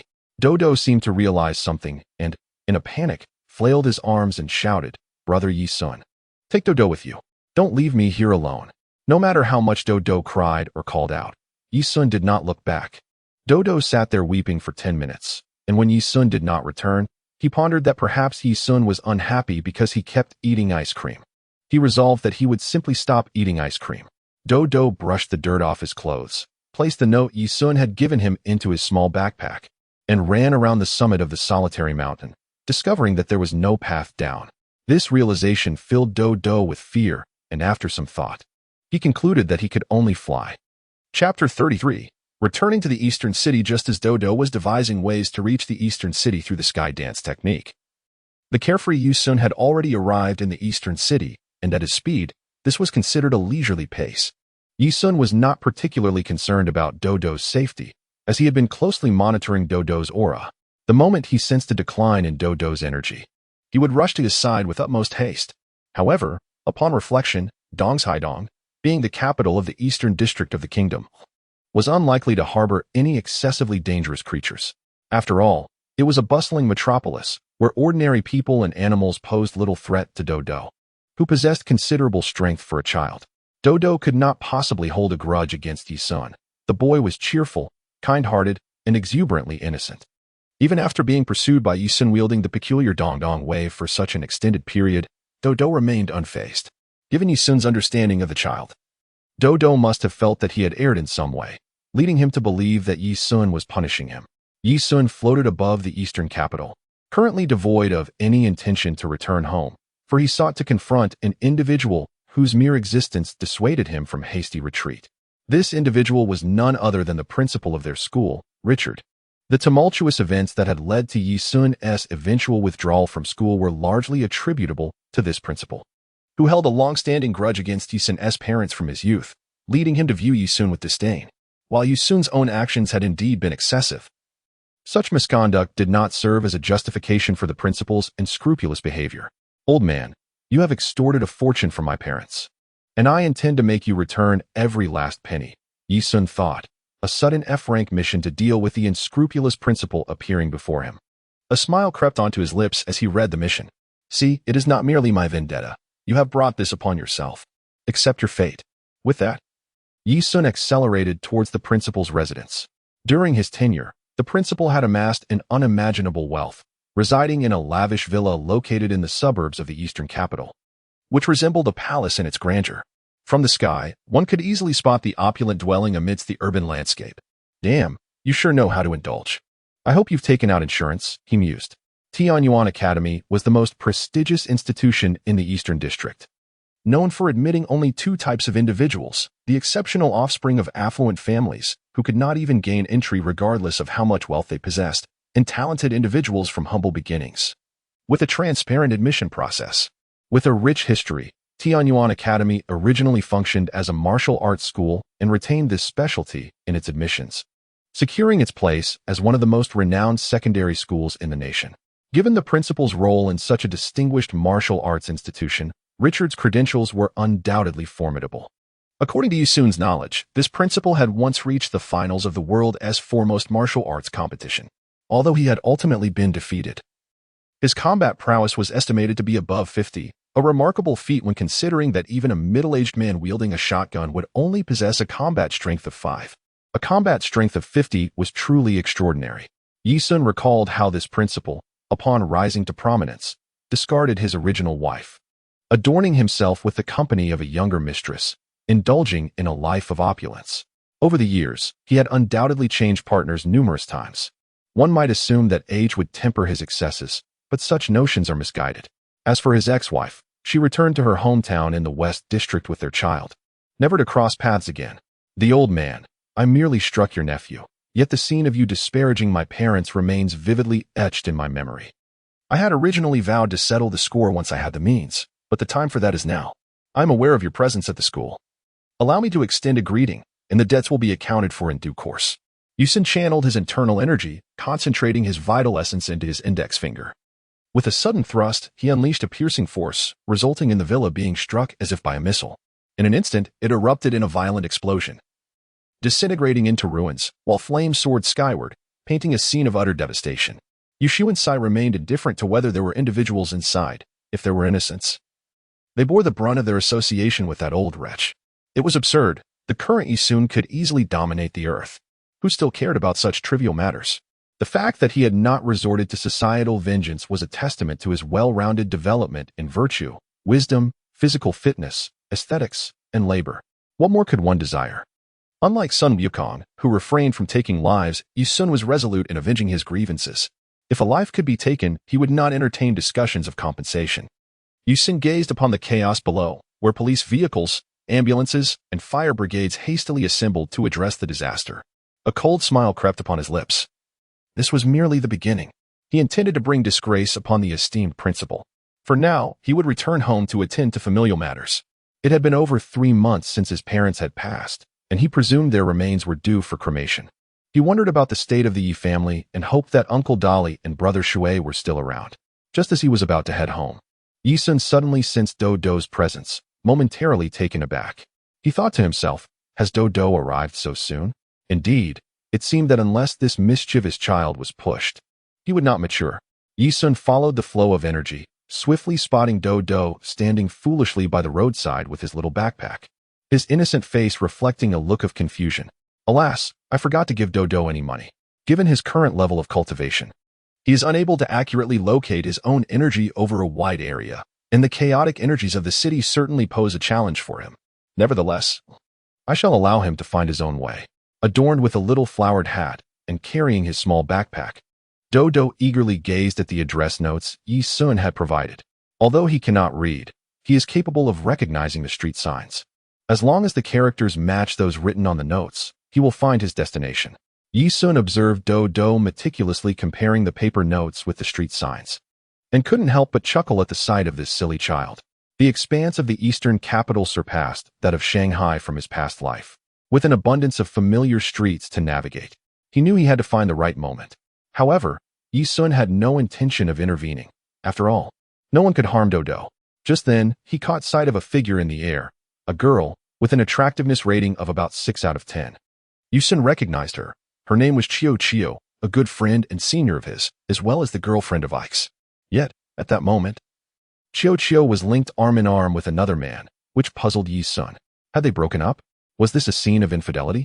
Nevertheless, Yi Sun lacked the interest to pursue their affair. If they were headed for a hotel, would he be expected to follow suit? These middle school students today were truly naive and rather inappropriate. With a solemn sigh, Yi Sun set off in the direction of his home. His return to the eastern capital heralded the onset of a dramatic turn of events. Chapter 34, Yi Xiaotao. Yi Sun traversed a pathway of steps. Gazing at the exquisite architecture of Eastern style, his heart stirred by a complex array of emotions. On one hand, he felt the nostalgia of a wayfarer returning to his homeland. On the other, as a former Chinese individual, he experienced a profound warmth upon witnessing these structures embodying traditional Chinese aesthetics. It is widely acknowledged that Akira Toriyama himself has stated that his creation, Dragon Ball, draws heavily from the classic Journey to the West, with nearly every character traceable to its archetypes. The parallels between Sun Wukong and Oolong are particularly evident. However, it is noteworthy that in the Japanese adaptations of Journey to the West, the character of Tang Xing is often portrayed as female. This gender substitution has, to some extent, shaped the Japanese public's perception of the tale. Many might not realize, without prompting, that both in the novel and historical accounts, The monk Xuanzang was indeed a genuine man of valor. Consequently, it is quite easy to conclude that Bulma corresponds to the role of Tang Song, while Yamcha naturally assumes the identity of Sha Xing. The rationale is straightforward. Upon his introduction, Yamcha proclaims himself a desert bandit, while the domain of the old sand monk is the river of flowing sand, a connection that is unmistakable. The true departure of Dragon Ball from the shadows of Journey to the West commenced with Dragon Ball Z. However, in Yi Sun's perspective, it can be traced back to the emergence of the Demon King Piccolo. Prior to this, the turtle hermit residing on the Southern Ocean evidently mirrored the South Sea Guanyin. One might find this notion absurd, as many may deem the association of the turtle hermit with Guanyin to be ludicrous, yet it is essential to note that Guanyin is not inherently female. Generally speaking, the Buddha embodies myriad forms, all of which are but illusions, and the Bodhisattva transcends conventional gender distinctions. Moreover, historical representations of the child-giving Guanyin often depicted her as a robust male figure, but the feudal society deemed it unseemly for women to beseech a male deity for offspring, thus transforming her into a feminine visage. This region constitutes one of the ancient districts of the Eastern metropolis, where the majority of structures are styled as courtyards belonging to affluent families. Those residences that have withstood the rapid urban development and construction, remaining unscathed, predominantly belong to the households of the well-to-do. The Yi family, once esteemed officials of the previous dynasty, has witnessed a significant transformation with the fall of that era. The current kingdom has ushered in a new age of advanced technology, rendering the antiquated feudal systems obsolete. The ancestral legacy bequeathed to the Yi family predominantly comprises artisanal industries. However, over the course of the past century, the members of the Yi family have shown commendable resilience, achieving significant advancements in both light industry and finance. Thus, as a venerable lineage, the Yi family has managed to maintain a stable presence in the expansive metropolis of Dongzhou. He turned the corner and arrived before a grand estate, where he observed the lingering presence of white lanterns, and the main entrance remained firmly shut, clearly indicating that the period of mourning had not yet concluded. How disheartening it is that, in times of adversity, relatives and friends seem to vanish. In a mere 3 months, circumstances have transformed so drastically. No one has erred. The only fault lies within the stark realities of society. Yu Sun stepped forward, intending to knock on the door, yet for reasons unknown, his hand halted midway. Suspended in the air, unable to descend. Was his hesitation a consequence of memories from a past life haunting him? Just then, the door swung open, revealing a young man with a vintage pipe clamped between his teeth, his face contorted with fury. He collided directly with Yi Sun, and their eyes met in a moment of sheer astonishment. Regaining his composure, Yi Sun chuckled. "Sailor, so it is you. Young master?" The young man, referred to as Sailor, appeared bewildered, as though confronting an incomprehensible vision. He rubbed his eyes vigorously, and once certain of Yi Sun's identity, he erupted with joy, exclaiming, "Ha ha ha, you're alive. They said you, along with the master and mistress, had been slain by Tao Bai Bai. I never anticipated you had survived. Ha ha." The commotion at the entrance attracted the attention of others within the estate. Shortly thereafter, a burly man emerged, and upon seeing Yi Sun, his reaction surpassed that of Sailor S. He enveloped Yi Sun in a heartfelt embrace, weeping uncontrollably, tears and snot flowing freely, unable to contain his emotions. After approximately 5 minutes, the two finally regained their composure. This pair comprised the housekeeper and enforcers of the Yi family. The stout man, known as Uncle Dolly, was a former world combat champion, while the pipe-smoking youth was Sailor, who had once been a mariner with considerable fighting prowess, together forming a formidable duo, Dolly and Sailor. Once their emotional outpouring subsided, Yi Sun remarked, "I had thought my fate was sealed, yet Tao Bai Bai, in his arrogance, spared my life and has extended an invitation for me to seek vengeance. I have been granted a second chance. Then why has the young master returned only now?" Yi Sun could only offer a bitter smile as he explained, "I had my leg and arm bones broken by Tao Bai Bai, which is why I have been recuperating in a remote mountain village for the past 3 months. I returned only after nearly recovering." Uncle Dolly immediately reacted with anger, exclaiming, "That despicable Tao Bai Bai. I loathe myself for lacking the ability to eliminate him." However, Brother Shui hurriedly interjected, "That is not the crux of the matter. The essential point is that the young master is alive, which means there is no need to deliberate over the inheritance of the estate." Uncle Dolly quickly regained his composure, recalling the gravity of the situation, and anxiously urged, "Ah Sun, listen well. You are aware of the order of succession for the inheritance, are you not? Yi Sun furrowed his brow, reflecting intently on the situation, and his expression suddenly shifted. What on earth is happening?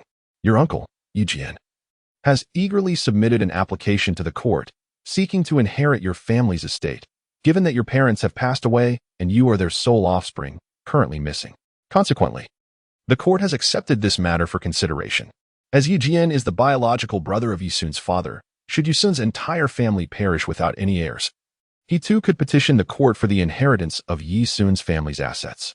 Now that I have returned, everything should be fine.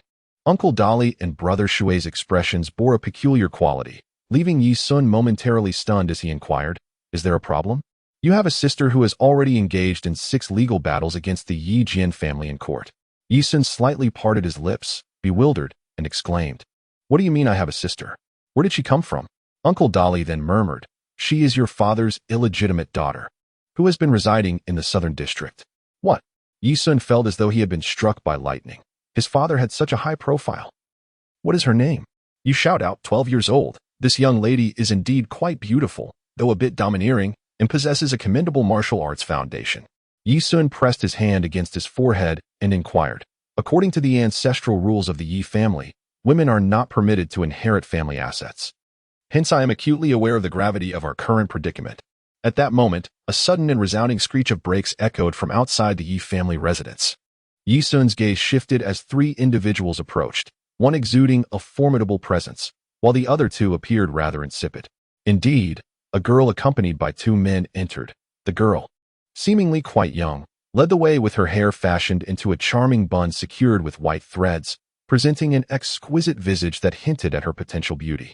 The 2 accompanying adults appeared to be ordinary, holding documents, clearly serving as her aides. Why is the door left ajar? Uncle Dali and Brother Shui were at a loss for words. Yi Sun, however, posed a question to the young girl. "Little sister, who might you be?" "I am Yi Xiaodao. And you are?" The young girl responded, evidently not recognizing Yi Sun.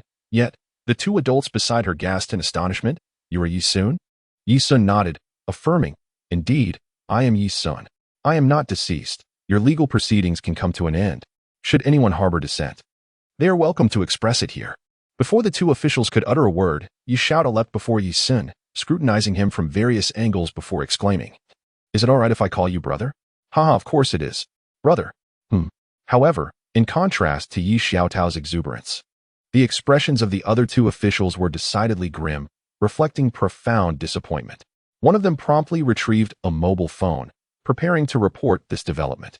Yi Sun, with his exceptional hearing, discerned the individual's opening words, addressing a lady, signifying trouble was imminent, most likely involving Yi Xiaotao's mother. Chapter 35, Dodo Comes Knocking. Indeed, within an hour of Yi Sun's return, Yi Xiaotao's mother withdrew the lawsuit. Upon receiving notification from the court, Yi Jian dispatched personnel to the Yi residence to inquire about Yi Sun's situation, to which Yi Sun merely offered the same evasive excuse. After receiving a response from Yi Jian, he could only helplessly withdraw his court application. His relationship with Yi Sun's father could hardly be described as amicable. They had once clashed violently over family inheritance, leading to a bitter estrangement between the 2 brothers that lasted for decades without any communication. However, in the current situation, even if Yi Jian wished to mend things, it was no longer feasible. If it were merely the young girl in question, it might have been manageable. But with this nephew still alive, the struggle for inheritance seemed utterly futile. Yi Jian felt a profound sense of helplessness. His younger brother, Yi Sun, had always been astute and headstrong, undoubtedly unwilling to suffer any loss. Despite being merely a child, Yi Jian anticipated that he would fiercely cling to the family fortune. This matter could be discussed at a later time. After all, this little Tao was rather unimpressive, unable even to dispatch a mere child.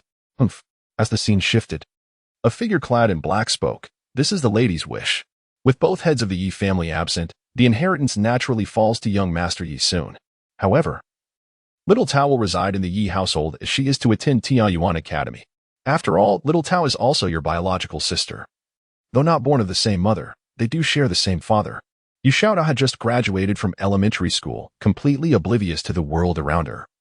Sitting quietly on the chair and observing the crowd, Yi Sun narrowed his eyes slightly, then glanced at Yi Xiaodao before speaking. "My friend, I kindly ask you to convey to Xiaotao's mother that as long as Xiaotao is willing, it is acceptable.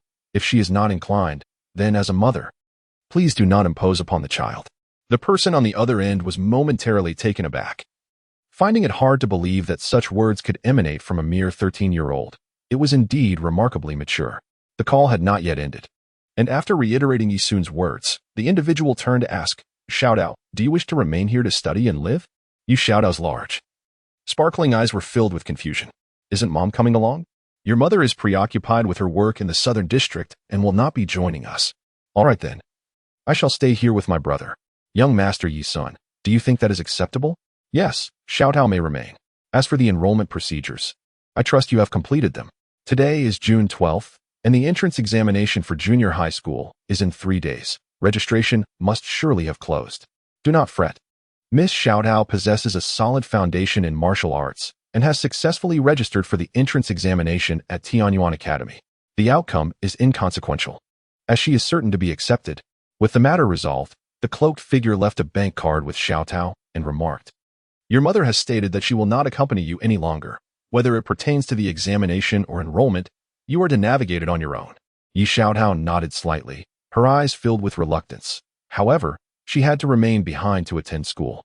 Approximately an hour after the two departed, they returned once more, this time to bid farewell to Yi Xiaotao with gifts, and then they truly took their leave. Yi Sun arranged for Uncle Da Li to find a suitable residence for Yi Xiaotao, subsequently ensuring that the place was thoroughly cleaned before the young girl officially took up residence in the Yi household. However, Yi Sun was not naive. He was acutely aware of the intentions harbored by Yi Xiaotao's mother. Firstly, with the main assets of the Yi family having been brazenly usurped by Tao, they had been liquidated on the stock market, converted into cash.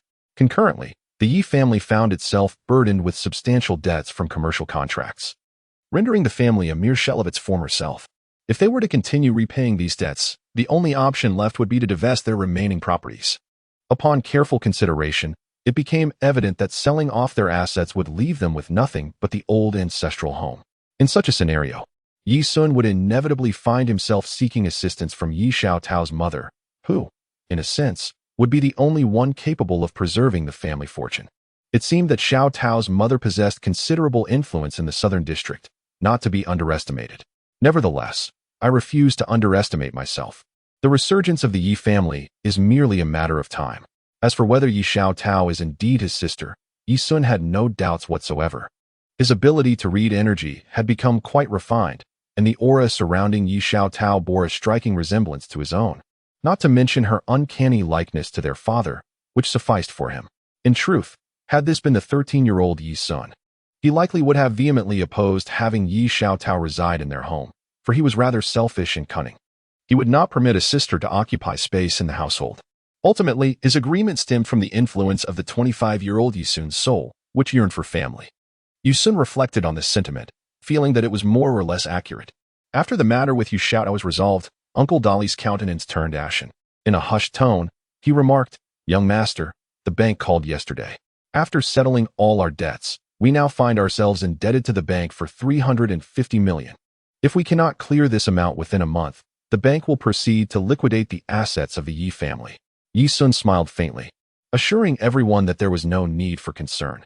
After all, it was merely a matter of 350 million, and the crisis would soon be resolved. The time was nearly upon us, so let us dine together. Thus, Uncle Dali, who fancied himself the finest chef in the eastern capital, began to showcase his culinary skills, causing the onlookers to sweat nervously. In a timely fashion, Yi Sun intervened, suggesting they simply order takeout, which allowed Sailor Brother to breathe a sigh of relief, exclaiming how terrifying it had been. At that moment, a knock echoed from outside the door, and Yi Sun's expression shifted dramatically as he exclaimed in surprise. The others were startled, and then a sweet voice rang out from beyond the door. "Brother Yi Sun, Dodo has finally arrived. Are you home?" Yi Sun's expression was remarkably vivid as he hurriedly approached and opened the door. Upon lowering his gaze, he beheld Dodo, who was beaming with joy as he gazed at himself. Turning to the police officer, he remarked, "Thank you, officer." The officer waved his hand dismissively, then admonished the little one about the importance of not wandering out alone before departing with a sense of purpose. Dodo's situation strikingly mirrored that of Sun Wukong on his first entry into the city, ultimately being escorted by the officer to his destination. Yi Xiaotao emerged from behind, crouching down to observe the adorable Dodo, her curiosity prompting her to extend her hand. Dodo, upon noticing Yi Xiaotao, joyfully offered his little paw, engaging in a warm handshake.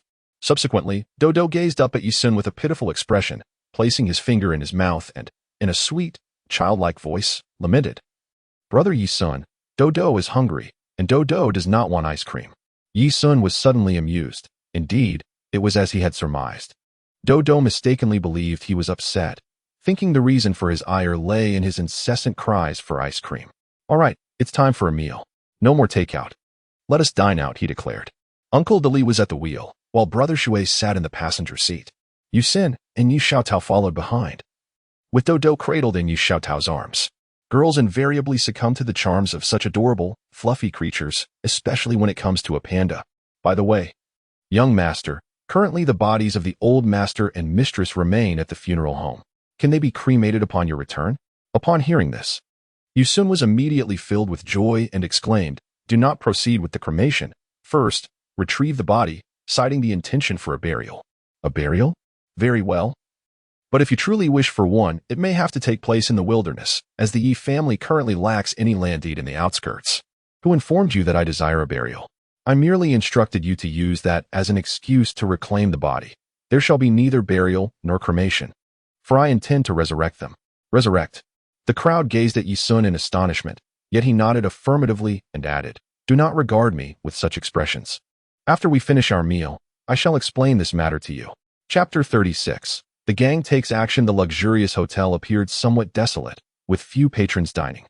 After Yi Sun and his companions arrived, they promptly seated themselves at a round table in the lobby and began to order. Due to her diminutive stature, the waiter had no choice but to stack multiple chairs for Dodo, much to the amusement of everyone present. Yi Sun was perplexed as to why there was suddenly a substantial sum of money in Romeo's card. However, upon reflection, he surmised that Romeo must have reported something to the bank, thus restoring the card's original limit. With money to spare, he thought he might indulge a little, but he knew he would need to work hard in the future. During their meal, Yi Sun explained the matter of the Dragon Balls, mentioning the concept of gathering all 7 to summon the eternal dragon and make a wish. His singular ambition was to resurrect his parents. Other matters could be addressed later. Uncle Dali immediately dismissed the idea as nonsense, while Yi Xiaotao found it quite fascinating. Sailor Brother furrowed his brow, seemingly recalling something from the past about the legend of the Dragon Balls. To everyone's surprise, Dodo chimed in, saying, "Grandpa told me the story of the Dragon Balls. He said that the celestial deity created the 7 Dragon Balls to guide humanity, granting them the courage to advance and the motivation to create happiness. If one can gather all 7, they can summon a dragon who will fulfill any wish."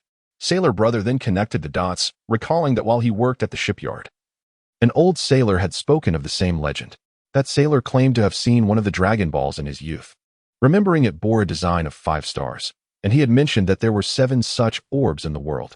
However, Uncle Dali shook his head in resignation, stating, "Even if this legend of the 7 Dragon Balls were true, the world is vast.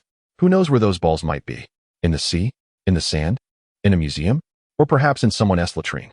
It seemed nearly impossible to find them. Yi Sun, undeterred, assured them, "Rest assured, I have a way to locate the Dragon Balls, but the prerequisite is that my parents' bodies must not be cremated. They need to be preserved in a cold storage." He added, "Even if they were revived, their bodies would be unfit for use." Uncle Dali scratched his head, pondering that if a comatose person were to awaken, their limbs might be numb, let alone a corpse. "Do not worry, I have a plan." However, as the group dined, the remaining patrons of the restaurant hurriedly exited. Yi Sun sensed something was amiss, thinking to himself, "I survived a plane hijacking. Surely I won't be caught in a robbery while merely having a meal?" Suddenly, 2 groups entered the establishment, one clad in black trench coats and sunglasses, the other in white suits. They quickly formed 2 lines, and 2 imposing figures strode in.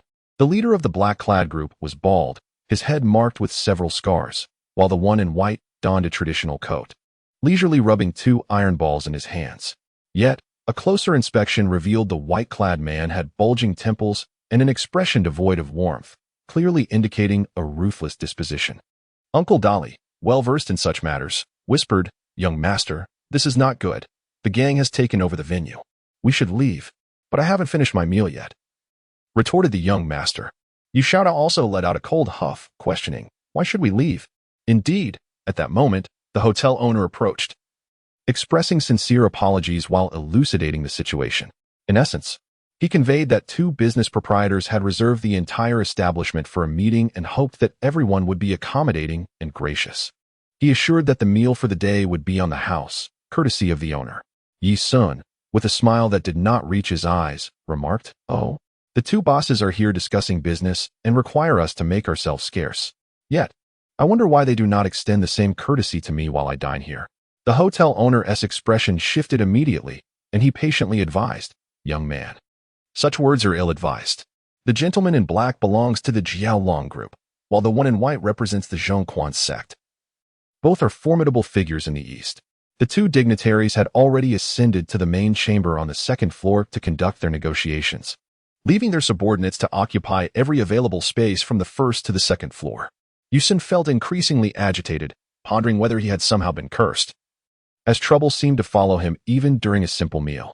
Seeing that he could not persuade Yi Sun, the owner approached a man dressed in black to explain the situation, initially hoping for some leniency from the rival factions, allowing this family to finish their meal before departing. However, this only served to infuriate them further. A man with long hair and black attire approached Yi Sun's table and proclaimed loudly, "Are you suggesting that we cannot accommodate a few guests?" Uncle Dali and Brother Shui found their expressions darkening, feeling quite intimidated. Although they resided in a society governed by law, it often felt like mere rhetoric, with the audacious Tao Bai running rampant. They had never witnessed the government take any substantial action against him. Yi Sun gestured for the two to remain silent, raising his gaze to the individual before him, and disdainfully remarked, "What are you to command my attention?" The man revealed a hint of a smile, admiringly stating, "Truly, a hero emerges in youth. Though perhaps you have departed this world a touch too soon." No sooner had the words left his lips than he swiftly drew a pistol from the side of his garment, aiming it at Yi Sun and firing without hesitation, ruthless and decisive, showing no mercy, wholly disregarding the possibility that this young man might possess significant influence. Yi Sun's keen eyes discerned the expressions of those around him. Uncle Dali and Brother Shuilang were struck with sheer horror upon seeing the firearms, while Yi Xiaotao's wide-eyed astonishment was palpable, and Dodo, oblivious to all else, was adorably engrossed in devouring a chicken leg. In that moment, a bullet slowly advanced towards his cheek. Yi Sun exhaled softly towards the approaching projectile, and it appeared as though the bullet, caught in an invisible grip, decelerated, ultimately halting a mere few centimeters from the tip of his nose. The figure clad in black, witnessing his bullet inexplicably suspended in midair, gasped in disbelief at the display of superhuman ability. However, an instant later, the bullet reversed its course, swiftly piercing through the man's throat. Thus, in the eyes of Uncle Dali and the others, an extraordinary scene unfolded. The black-clad assailant raised his weapon to shoot at Yi Sun. Yet the bullet came to a halt before his cheek. They had not perceived Yi Sun's breath, for it transpired too swiftly for their eyes to follow. In the next heartbeat, the bullet accelerated back, avenging the one who had fired it. Yi Sun furrowed his brow, contemplating the deplorable state of law and order in the eastern capital, where gangs roamed with impunity, firing their weapons at will. How much suffering must the common folk endure in such a chaotic environment? Fortunately, the hotel owner was utterly terrified, his face reflecting sheer panic as he gazed upon Yi Sun, as if he had encountered a ghost. Just as he was about to scream, Yi Sun silenced him with a fierce glare, gesturing for him to remain quiet. He spoke calmly, "Do not fret. Allow me to deal with this unruly group first, and then we shall discuss matters of compensation. After all, I dined here only to find myself under gunfire, truly unbelievable." Upon hearing the gunshots, both factions within the hotel rushed to the scene, only to be struck dumb by the sight of the lifeless body on the ground. At that moment, both the black and white factions assumed that Yi Sun was the one who had fired the fatal shot. This realization posed a significant threat to their leaders, necessitating immediate action to eliminate the danger. They advanced, drawing their weapons, prepared to retaliate. Yi Sun exerted force from his position, akin to a sudden flash. As he instantly appeared before the crowd, the golden bell shield activated, forming a formidable wall of energy in front of him. However, this group could not perceive such phenomena. They immediately unleashed fiery serpents from their weapons, directing their fire towards Yi Sun. Bullets rained down like a torrential downpour, and the thunderous gunfire echoed throughout the street. Everyone understood that trouble was brewing, yet no one dared to call the authorities. The bystanders presumed it was merely a gang conflict, leaving the police to sort it out. After all, it was of no concern to ordinary citizens. Such rampant lawlessness stemmed from the collusion between the police and the underworld. Moments later, the onlookers were left in astonishment, gazing at Yi Sun, who stood amidst a dense array of bullets, rendering the assailants indistinguishable. One among them exclaimed in shock, "This boy possesses superpowers. He is a superhuman." A D-grade mission had been identified to eradicate the Jiaolong group and the Heavy Fist sect, thereby benefiting the populace. Regrettably, this was not a matter of personal concern. The system had deemed your annihilation necessary. Chapter 37. The martial artist of society. Upon witnessing the dense wall of bullets before Yi Sun, the gang members exchanged glances, their eyes reflecting an indescribable awe. The bullets seemed to be drawn by an unseen force, gradually sliding apart and revealing Yi Sun's figure. The young man, surrounded by armed gangsters, wore a calm smile. Just as the gang members were about to speak, a figure with a Qing dynasty braid, but without a shaved head, rushed down from the second floor, shouting, "Hold on! Hold on! Hold on!" He repeated these words thrice before approaching the crowd, assessing the situation, and then turning to gaze at the wall of bullets before Yi Sun. Gasping in disbelief, observing Yi Sun's youthful, refined features, he pondered, "Is this a superpower? No, this is clearly a manifestation of an extraordinary force." Yi Sun sensed that the aura emanating from this individual was significantly more potent than that of an ordinary person, surmising that his combat prowess must exceed 50. It was highly probable that he was a formidable character capable of harnessing internal energy. However, whether he could unleash a Qigong wave remained uncertain. The man bowed to Yi Sun in an expression of apology, then clasped his fists respectfully, saying, "Esteemed master, might I implore your mercy? Begone. I see you possess some discernment, so I shall spare your life." The braided man's expression darkened. He was renowned as a master in the eastern city, yet he could distinctly sense the chasm that lay between him and this youth. At that moment, he felt as if he stood before a colossal primordial beast, the overwhelming aura pressing down upon him, rendering him unable to lift his head. Unbeknownst to him, cold sweat had begun to dampen his back. Then, a faint smile graced Yi Sun's lips as he snapped his fingers, the sound crisp and melodious. In an instant, the bullets were unleashed, followed by a cacophony of anguished cries. The braided man, taken aback by the sudden commotion, turned around only to find a multitude of lifeless bodies strewn across the ground. Among them, gang members who had witnessed the deadly ricochet of the bullets immediately fled in terror, only to discover that those who ran met their demise, forcing them to halt in their tracks, eyes wide with fear as they gazed upon the boy. Yi Sun cruelly chuckled. "What's wrong? Not running anymore? Keep running," he continued. "I implore you, esteemed master, to show some mercy. It is our folly not to recognize your greatness." "Not recognize greatness? You wretched dogs. I merely took my family out for a meal, and you dare to shoot at me? If I do not eliminate you, I would be remiss in honoring my own formidable skills." In the following moment, the braided man realized Yi Sun had vanished. Suddenly, he was jolted by the sickening sound of bones snapping. When he turned, he found that all his remaining underlings lay lifeless, their necks twisted and broken. In an instant, he had snapped the necks of over 20 men, an act so swift it was almost unfathomable. Is this the speed of a mere mortal? Staggering backward, the braided man collapsed to the ground. They had provoked a superpower whose strength was at least at the 9th tier. Such a being required no supernatural abilities to deflect bullets. With mere physical prowess, they could withstand gunfire. The ability to project their energy outward to form a protective shield against bullets was nothing short of extraordinary. This level of cultivation was indeed exceptional. "Hey, lead the way. Your boss is quite the presence. I am eager to witness it for myself." The braided man, coming to his senses, hurriedly rose, trembling as he nodded, and then gestured respectfully. Yi Sun's body gently floated upwards, prompting the braided man to exclaim in shock, "Sky dance technique. You are from the Crane Immortal sect." A glint of cold light flickered in Yi Sun's eyes, prompting the man to hastily fall silent and obediently lead the way. Yi Sun then turned to address the others. "Stop dawdling and follow me up." Uncle Da Li and the other two, as if awakening from a dream, exchanged glances, each reflecting immense astonishment. Only Dodo remained composed, sipping his porridge, and with his mouth full, mumbled indistinctly, "It's quite exhausting to seek someone. Even a little shiver feels burdensome." Although Yi Xiaotao was young, her thoughts were remarkably astute, exhibiting a maturity beyond her years. The astonishment reflected in her eyes surpassed that of her companions. If her memory served her correctly, Her mother had once mentioned that this seemingly ineffectual brother was merely a privileged heir. How could he possess such formidable prowess? Was it possible that he truly intended to seek the Dragon Balls? Did the Dragon Balls genuinely exist? For reasons unknown, the phrase suddenly flickered through Yi Xiaotao's mind.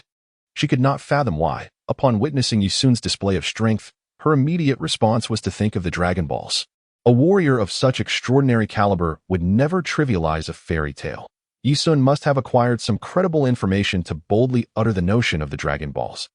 Disregarding the mockery of others, Yi Xiaotao turned around to find Dodo devouring the glutinous rice balls with great enthusiasm, his face smeared with the sweet syrup. A surge of frustration welled up within her. "You little glutton, why aren't you helping out?" With that, Yi Xiaotao seized Dodo by the arm. However, Dodo clung desperately to the table, his bear-like face filled with defiance. "Grandpa says it's shameful to waste food," he protested, still intent on finishing his meal. This little rascal possessed an unexpected strength. Yi Xiaotao's eyes twinkled with mischief as she playfully tickled Dodo's armpit, leading him to surrender immediately. In that fleeting moment of release, his nimble fingers seized a chicken leg. Thus, Yi Xiaotao cradled Dodo as one would a small dog and proceeded towards the second floor, while Dodo continued to relish his chicken leg. Meanwhile, two prominent figures anxiously awaited developments, acutely aware that the conflict had erupted on the first floor. The cacophony of gunfire had ceased, replaced by a chorus of anguished cries. They were uncertain whether Snake Wing's intervention would yield any improvement. Just then, an unexpected knock reverberated through the door, startling both men. Their cadre of skilled subordinates stood at the ready, and soon the door swung open, revealing Snake Wing, prompting a collective sigh of relief. This was the crucial moment. With Snake Wing's involvement coupled with the formidable presence of over 100 armed subordinates on the first floor, it would indeed be implausible if they could not subdue the troublemakers. However, the scene that unfolded was alarming. Snake Wing entered with a pallid complexion, his body trembling slightly, followed by an unfamiliar youth who floated in behind him. The bald-headed boss gasped, "Who are you?" The youth replied, "Someone whose meal you have interrupted." The man clad in a white coat, a master of martial arts himself, immediately discerned the terror etched on Snake Wing's face, coupled with the faint scent of blood in the air, and quickly realized that the individuals below had all been dispatched by this young stranger. The man in the coat hastily interjected, "Dear young brother, there has been a misunderstanding. Please, take a seat." Both bosses promptly drew back a chair, respectfully inviting Yi Sun to sit down.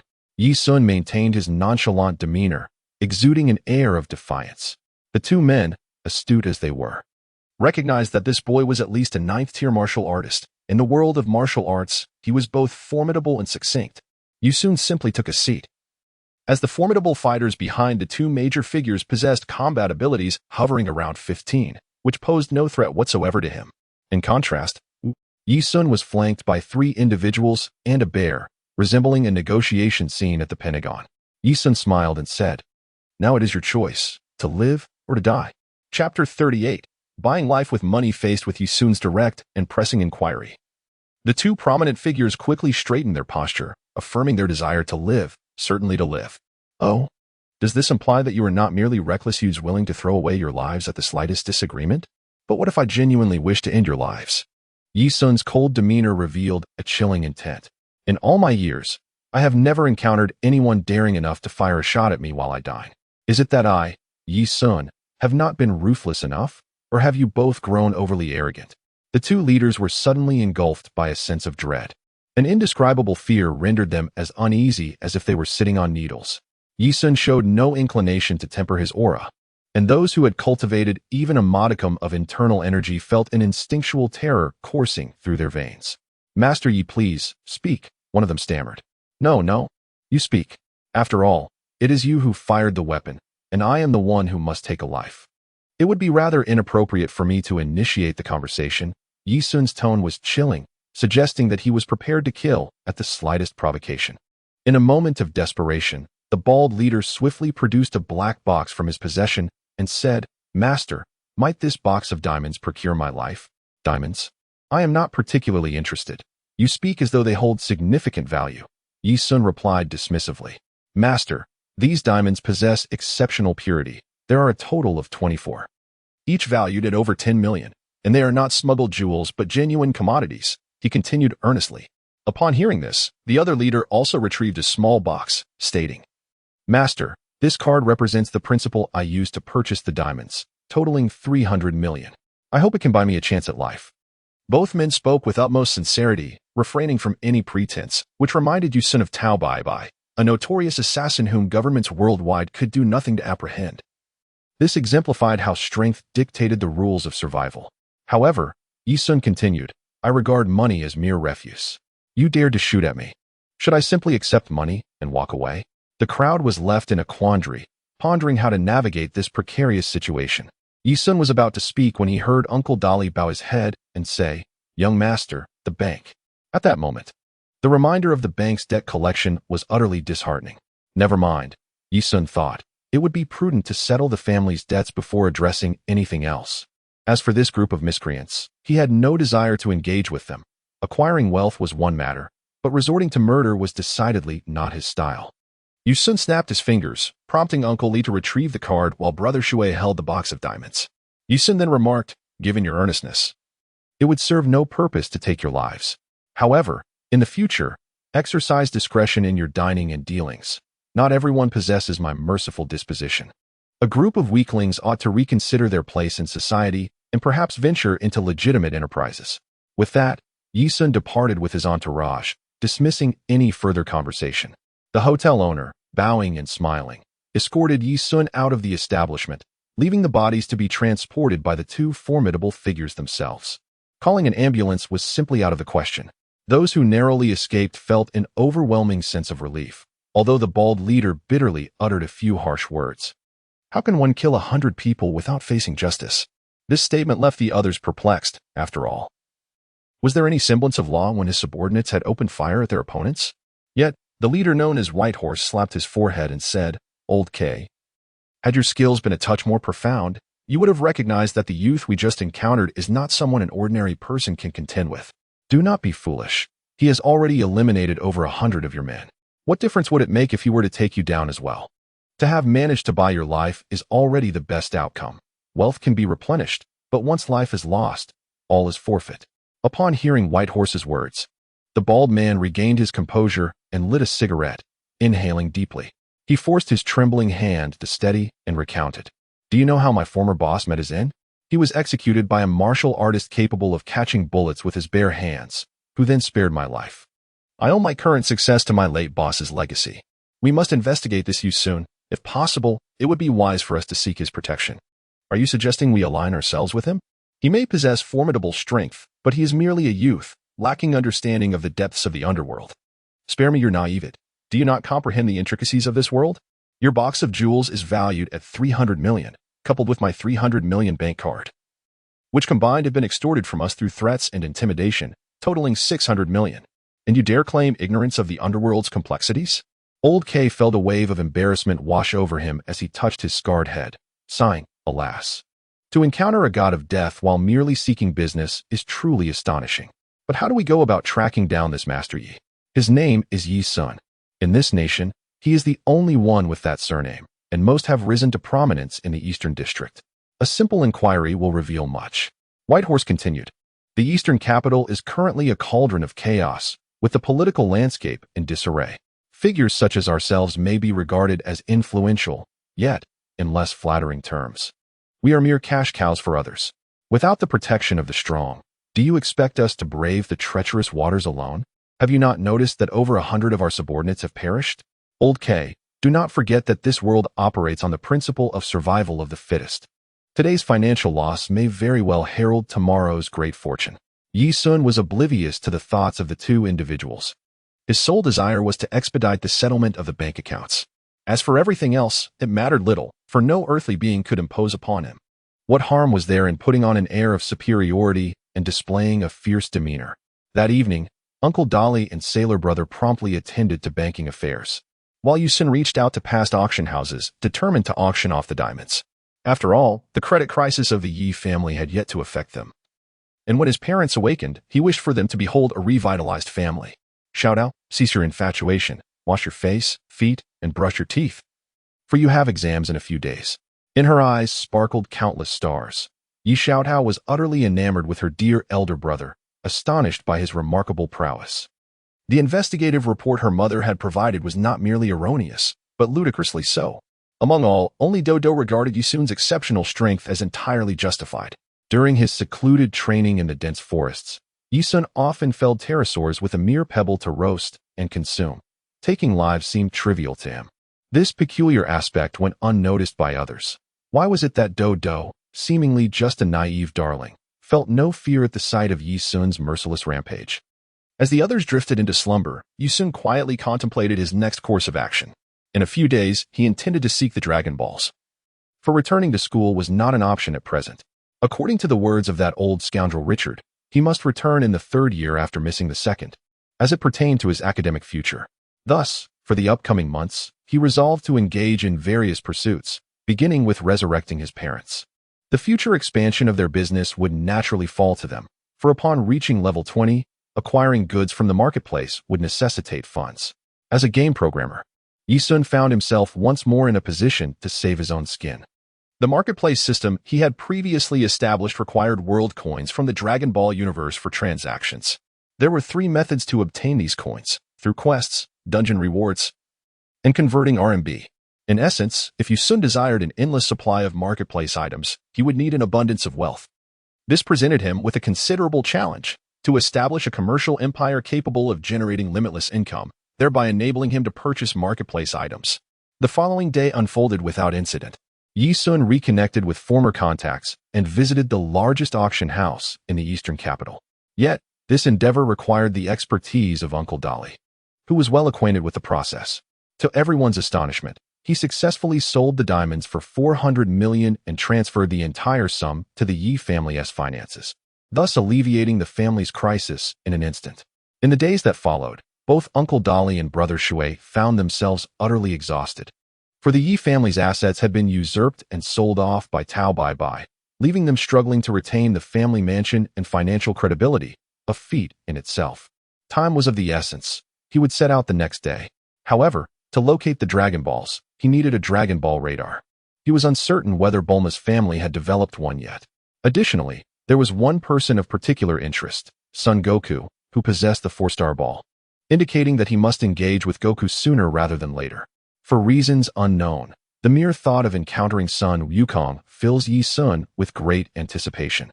Chapter 39. The search for Sun Wukong. On the day of the examination at Tianyuan Academy, Yi Sun instructed Brother Shui to drive Yi Xiaotao to the test, opting not to accompany her. To be frank, his desire to return to school stemmed purely from the indignant fervor of his 13-year-old self, yearning to prove himself. Had he been the 25-year-old Yi Sun, he would have prioritized earning money instead, for the path to success lies in the acquisition of wealth, not idle pursuits. Dodo continued to practice the crane palm in the courtyard. In truth, the only martial arts Yi Sun truly mastered were the crane palm and the combat techniques from the police academy. Yet, this sufficed. When speed and strength utterly surpassed the opponent, why would one need to spread one's wings like the rock? While Yi Sun was lost in thought, Dodo had completed her training and stood straight before him. Coming back to his senses, Yi Sun gazed at Dodo and inquired, "What is the matter? Brother Yi Sun, are you leaving again?" Yi Sun was taken aback, pondering how this little rascal knew of his impending departure. "Dodo, who told you?" Dodo widened her eyes and asked innocently. Dodo guessed. "Can Dodo go with Brother Yi Sun?" With a smile, Yi Sun said, "Dodo, would you stay at home to practice martial arts and play with Xiao Tao? Would that be agreeable?"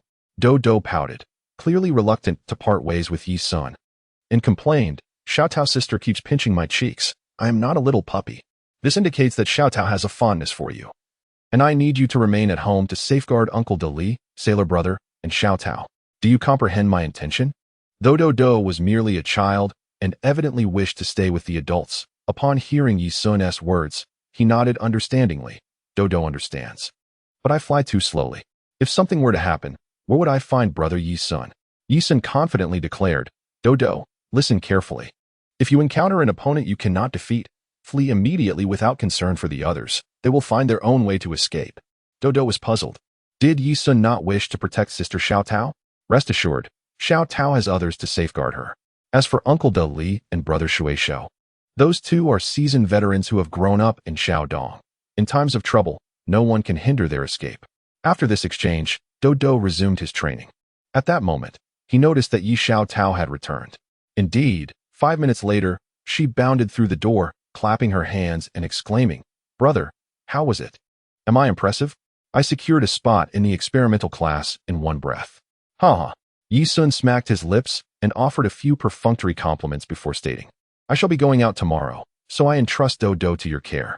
Please refrain from pinching his cheeks all day long. Even the Xiong family bears a sense of dignity.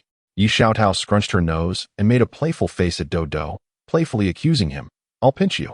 Dodo, hands on his hips, stuck out his tongue in retaliation, rarely paying Dodo any mind. Yi Xiaotao turned to her brother and inquired, Are you going to seek the Dragon Balls? Indeed, I must hasten to revive our parents. Yi Xiaotao exclaimed, I shall accompany you. Dodo insisted. I too wish to join. Both of you are forbidden to go, came the reply. On what grounds? Dodo echoed, Indeed. What right do you have to say so? Yi Sun raised his hands in exasperation and scoffed, an insatiable foodie. Going out for a mere excursion has left me financially drained. A little wild girl, should she happen to cause any trouble, how would I manage the situation? However, Uncle Dolly, having listened attentively, approached and said, Soon, let them accompany you. After all, with the two of us here, no one would dare to create a disturbance. Brother Shui returned with 2 barrels of purified water and added, Young master, rest assured, we have been diligently training as well.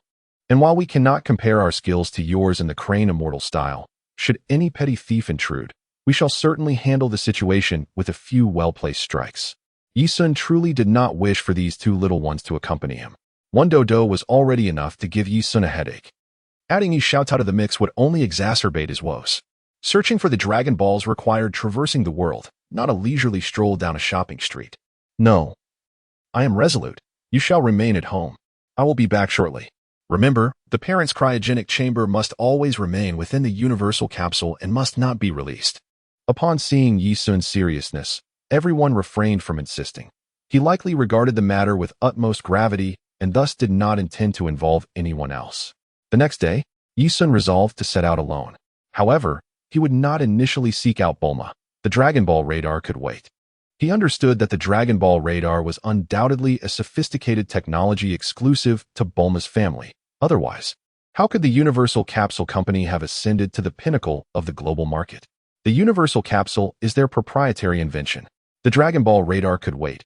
First, he needed to locate Sun Wukong. If memory serves me correctly, Sun Wukong's residence should be in East District 439 or perhaps East District 436. Yi Sun vaguely recalled that when the artificial being was searching for Sun Wukong, it seemed that number 16 had mentioned the address of Sun Wukong's residence, which was certainly located in the East District. After Yi Sun stepped outside, he purchased a grand map of the Eastern District at a bookstore. He then elegantly commanded the system to scan it, and indeed, a more detailed and precise navigation map appeared on the system panel. There it is. Whether it's 439 or 436, it's certainly not far away. As Yi Sun observed that there was no one around, his body bent slightly like Keanu Reeves in The Matrix, and then he soared into the sky like a cannonball, instantly stirring up a cloud of dust. Sun Wukong's current combat power reached an impressive level of 30. Even so, his aura surpassed that of an ordinary person. By searching for a corresponding powerful presence nearby, I would swiftly locate Sun Wukong. Yi Sun's speed was astonishingly swift, akin to that of a rocket. In less than 10 minutes, he arrived at his designated coordinates. This was indeed the place. Sun Wukong had never relocated. Even after his marriage, he remained in the home left to him by his grandfather. However, Chi-Chi had constructed a new house nearby, albeit in a rather secluded area. As he gazed upon the mountainous terrain, lush green hills, and the sight of verdant bamboo groves, Yi Sun pondered that it must be in this vicinity. The area was sparsely populated, prompting Yi Sun to commence his search for human traces. The essence of a human and that of certain raptors were distinctly different. Even if Sun Wukong's presence was not particularly strong, it should not be exceedingly faint either. To his dismay, Yi Sun furrowed his brow, as he could not detect even a faintly potent trace. Just then, he caught sight of a quaint little house, and an overwhelming joy surged within him. The appearance of this small dwelling was inexplicably familiar. A large character for fortune was affixed to the entrance. This was indeed the old residence of Sun Wukong's grandfather, Sun Wufan, where Sun Wukong had lived alone since his grandfather's passing. After Yi Sun swiftly descended, he sensed his surroundings and found no one inside. He was well aware that Sun Wukong's 4-star ball was within, yet he had no intention of pilfering it. At that moment, he heard some unusual sounds behind him. Turning around, he beheld a diminutive boy, bare-bodied, dragging a large fish as he approached the house.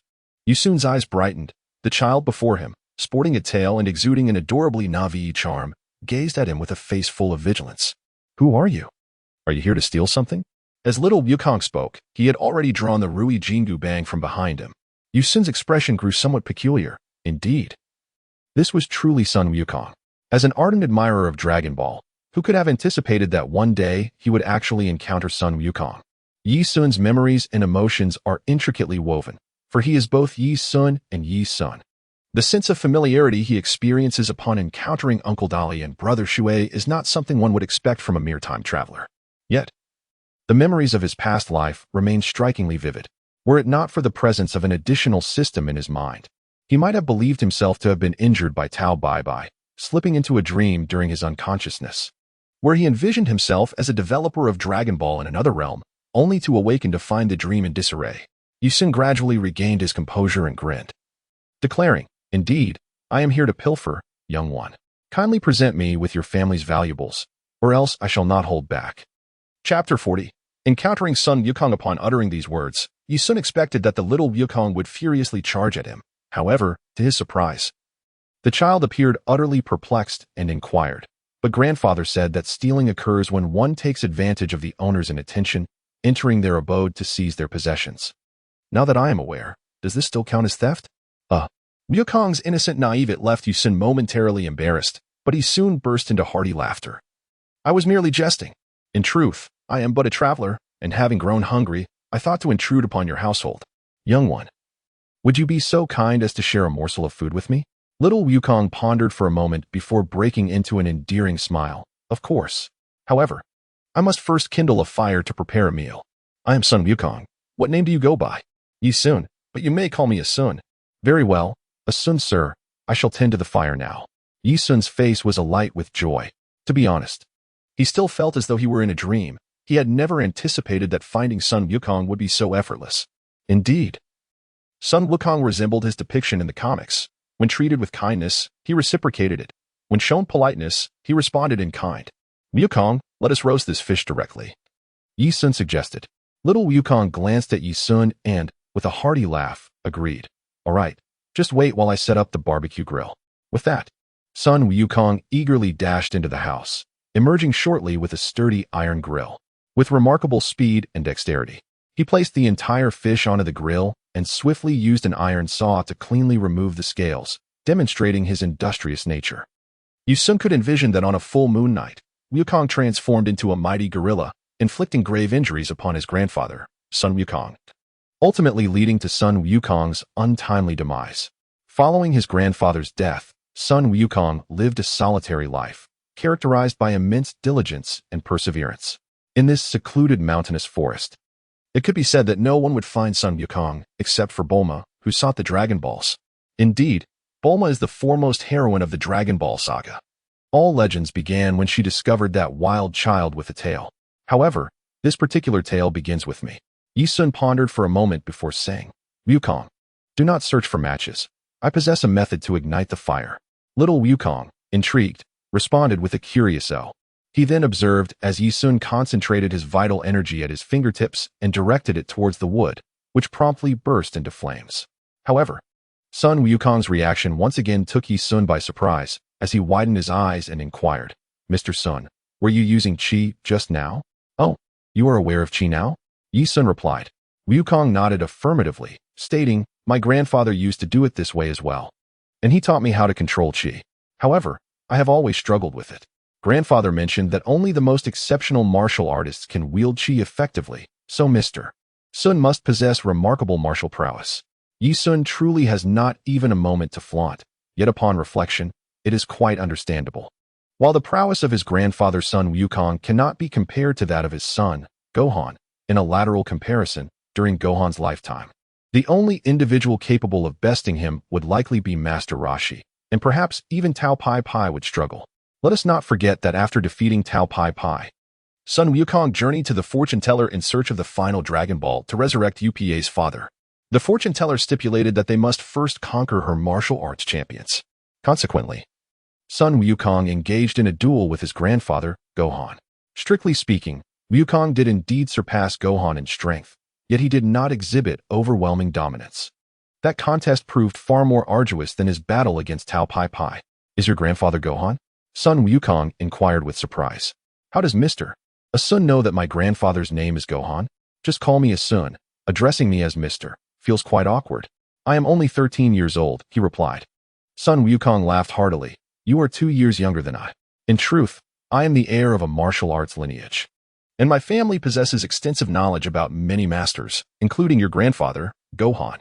I searched diligently to locate where your grandfather resided, but alas, I only encountered you.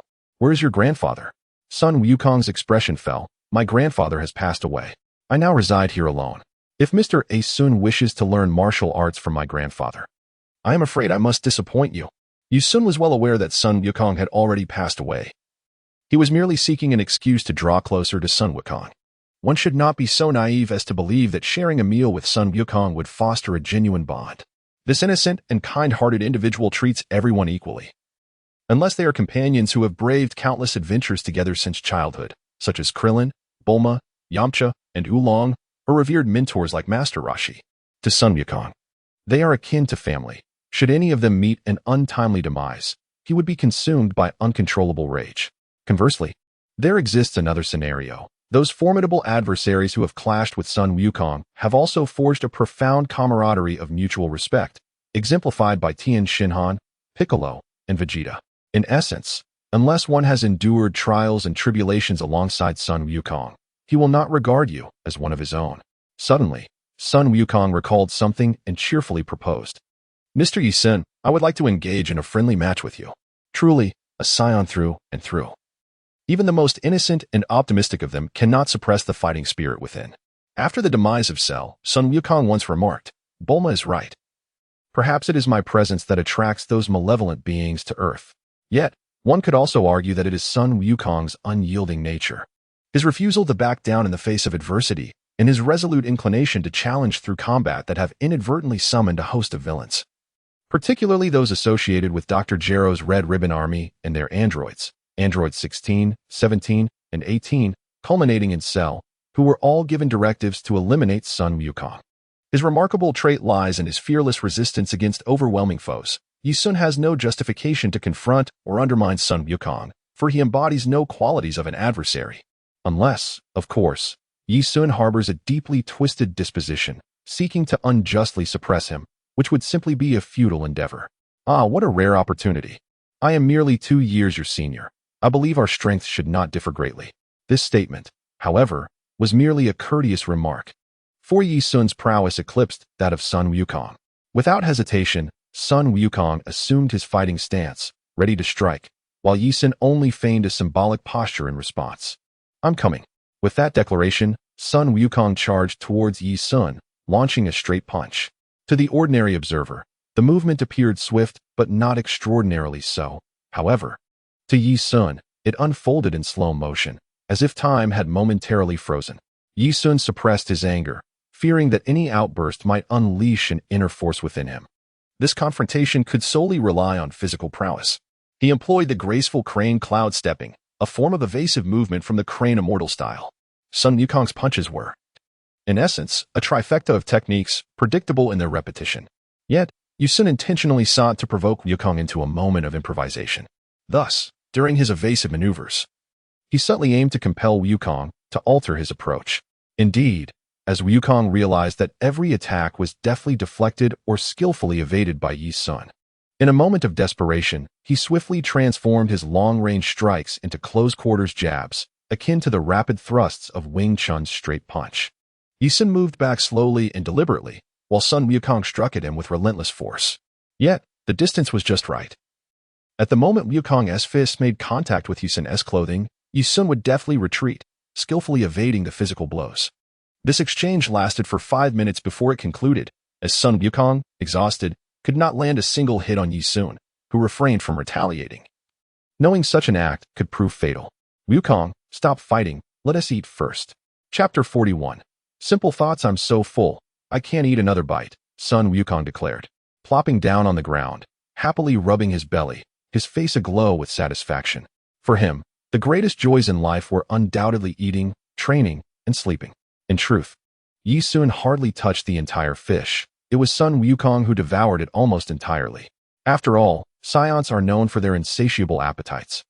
And even the more refined Sun Gohan could be quite voracious at mealtime.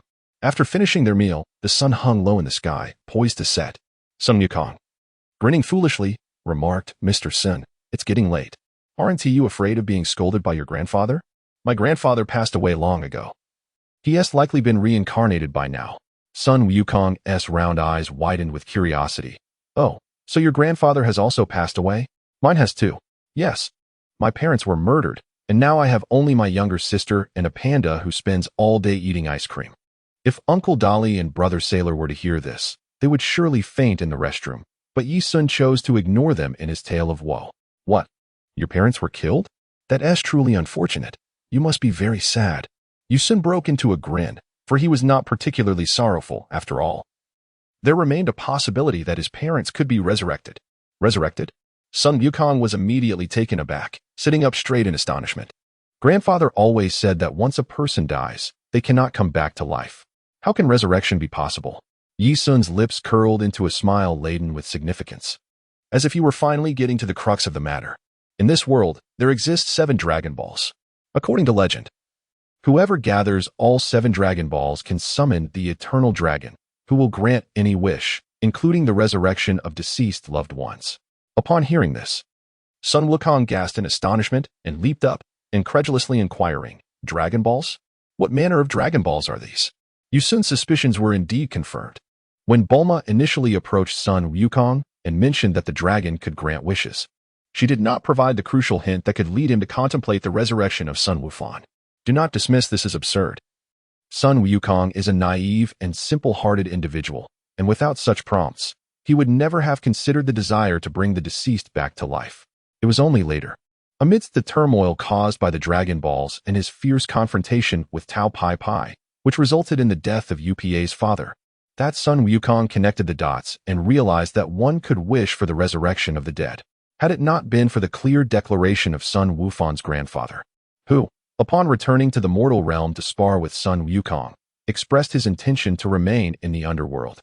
Sun Wukong would have persisted in his desire to resurrect his grandfather. Otherwise, Sun Wukong would undoubtedly have gathered the Dragon Balls the following year to bring his grandfather back to life. He would have done so without hesitation.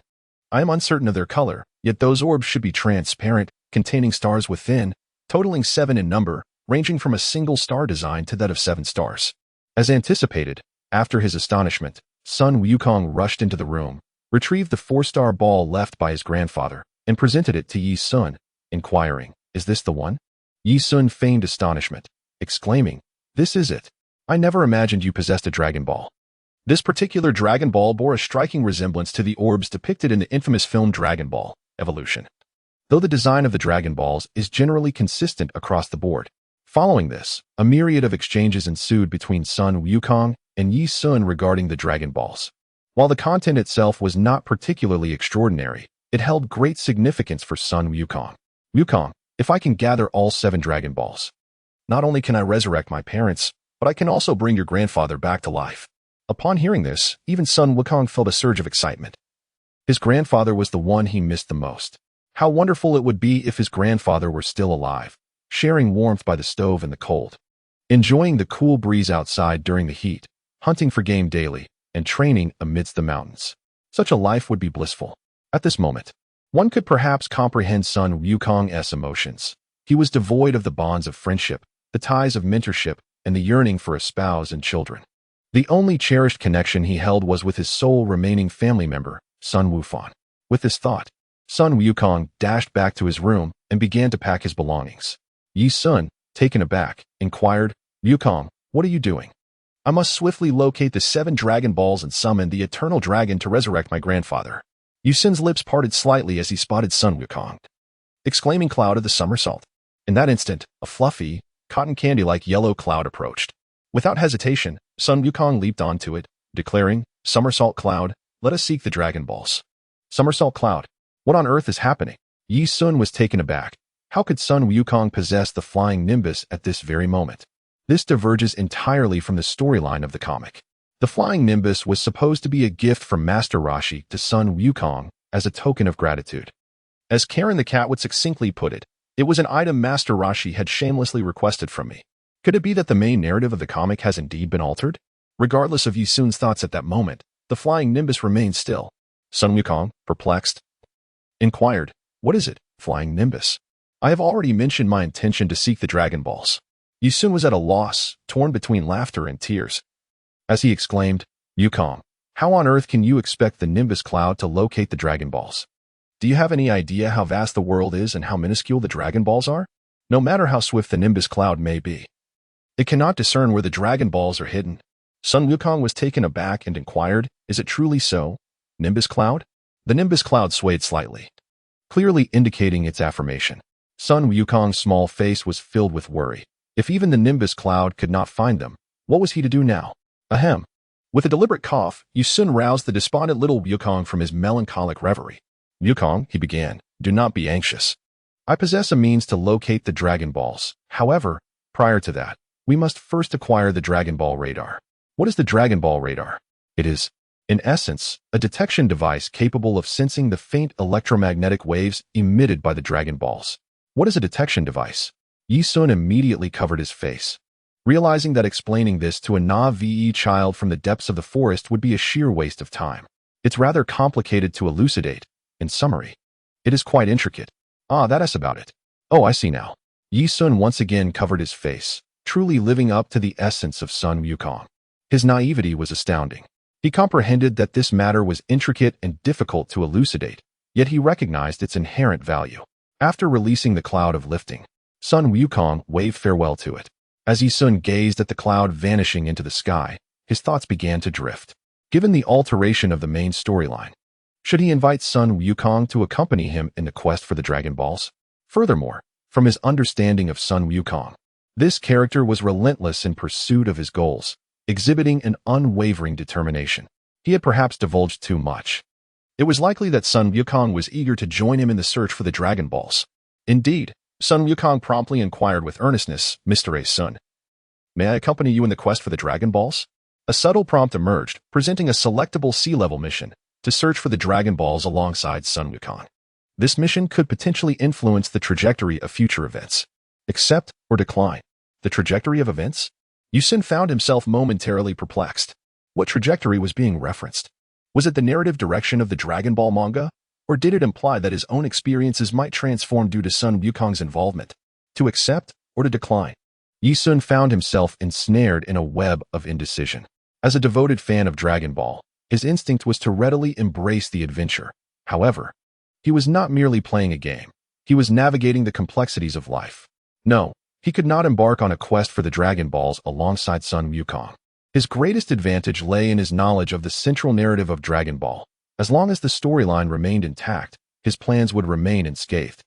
Taking Sun Wukong along would inevitably lead to premature interference in the main plot, potentially altering the course of events. Yet, perhaps it was feasible? Suddenly, a realization struck Yi Sun, and his expression transformed from one of concern to delight. He promptly chose to accept this option and smiled as he said, "Wukong, let us rest tonight. Tomorrow, I shall accompany you back to East City, and afterward, we will devise a plan to search for the Dragon Balls. All right, then I shall retire for the night." With that, Sun Wukong dashed back to his room, kicked off his shoes, and promptly fell into a deep slumber. Yi Sun nearly stumbled in disbelief. He swore Sun Wukong must have thought to himself, one moment of closing his eyes and opening them again, and the day would have passed. Now, if he fell asleep immediately, he could awaken and set off to find the Dragon Balls, feeling as though there was no waiting involved at all. Ah, what a simple-hearted and earnest child he was. This was the very essence of innocence. Chapter 42. The Butterfly Effect. Yi Sun did not enter Sun Wukong's chamber. Instead, he hovered cross-legged outside the door, seemingly in a state of concentration and focus. The breaths of Dodo and Xiao were calm, which indicated their safety. However, the summer night in this deep mountain was filled with eerie howls, and it was uncertain whether Sun Wukong's habit of leaving the door ajar while sleeping was an anomaly or a regular occurrence. Currently, Yi Sun had not yet reached level 15, which limited his opportunities for advancement. It was likely challenging to encounter significant quests in such secluded mountains. This thought led him to consider that upon reaching level 15, he could spend money to acquire tasks from Xiao Long. Contemplating this, Yu Sun remembered the System Bank card stored in his space warehouse. This card was not one issued in the Dragon Ball universe, but rather a wealth accumulation card bestowed upon him by the system. Its primary function was that any money Yu Sun earned in this world, as recognized by the system, would be reflected in equal amounts on this card.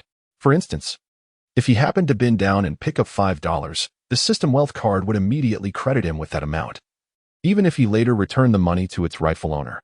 However, the accumulation of wealth must be above board. No stealing, robbing, or cheating. And all sources of wealth must be lawful. Picking up money, of course, fell under legitimate means of wealth accumulation.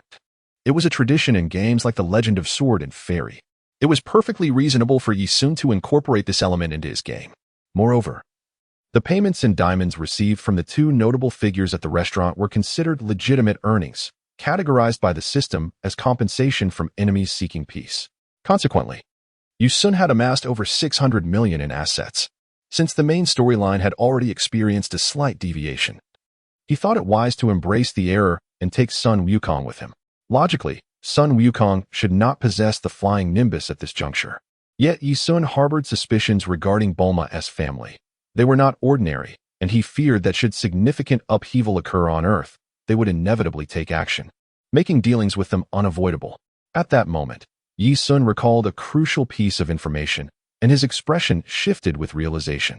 If he remembered correctly, the Scion spaceship that Sun Wukong had used should be nearby.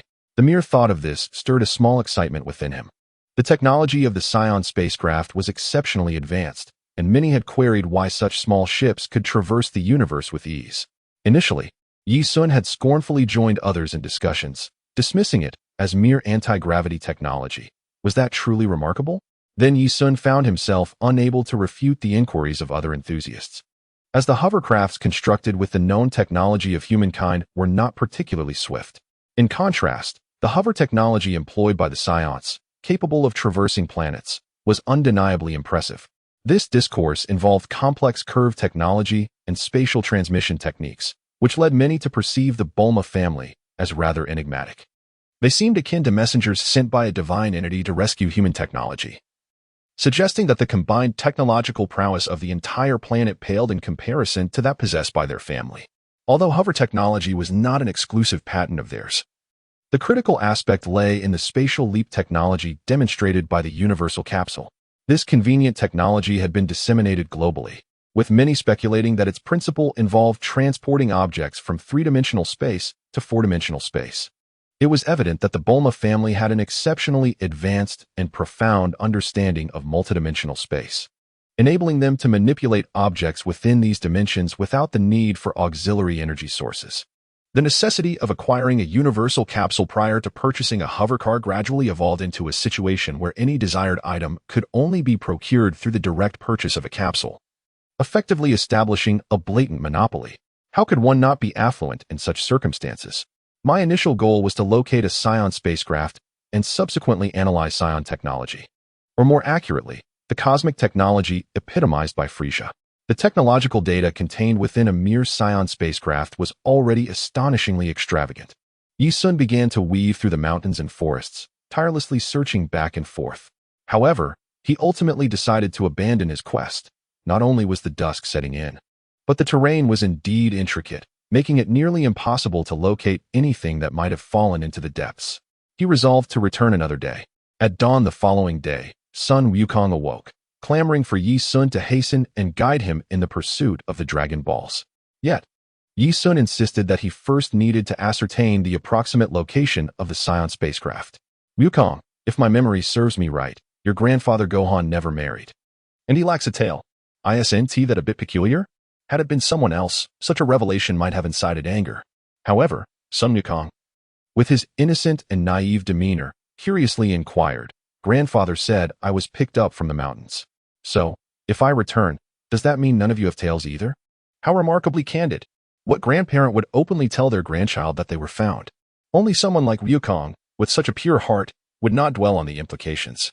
Nevertheless, Yu Sun, intrigued, responded, "Well, we truly do not have tails. Where exactly did your grandfather find you?" Sun Wukong pointed towards a lush expanse of bamboo forest and replied, "Grandfather said it was in that direction, but it seems quite far. Do you wish to go there for some fun?" Yusun broke into a grin and said, "All right. I was merely inquiring. Wukong, come with me. Let us embark on a journey to the eastern capital. We must make preparations concerning the Dragon Balls." In truth, Yusun was well aware that Sun Wukong sought to utilize his abilities to locate the Dragon Balls. However, it was certain that he would not demand the resurrection of his grandfather first. Rather, he intended to lend a hand and subsequently revive his grandfather. Yusun, deep down, harbored a reluctance to become too entangled with Sun Wukong. After all, as the foremost protagonist of the Dragon Ball series, Sun Wukong's stature was unassailable, casting an inevitable shadow over those around him. Furthermore, when this fellow sought assistance, he did so without a hint of hesitation. Why? Because he possessed an unblemished heart, a naive innocence, devoid of any semblance of embarrassment. The Nimbus Cloud. Observing the cloud, which ought not to be present in this context, reappear beside Sun Wukong. A flicker of unease stirred within Yusun. The narrative of this world was bound to undergo profound transformations, though the exact nature of these changes remained uncertain. A staff member from the underworld had once remarked that his traversal would trigger an unavoidable butterfly effect. Perhaps Sun Wukong acquiring the Nimbus Cloud ahead of time was a portent of things to come.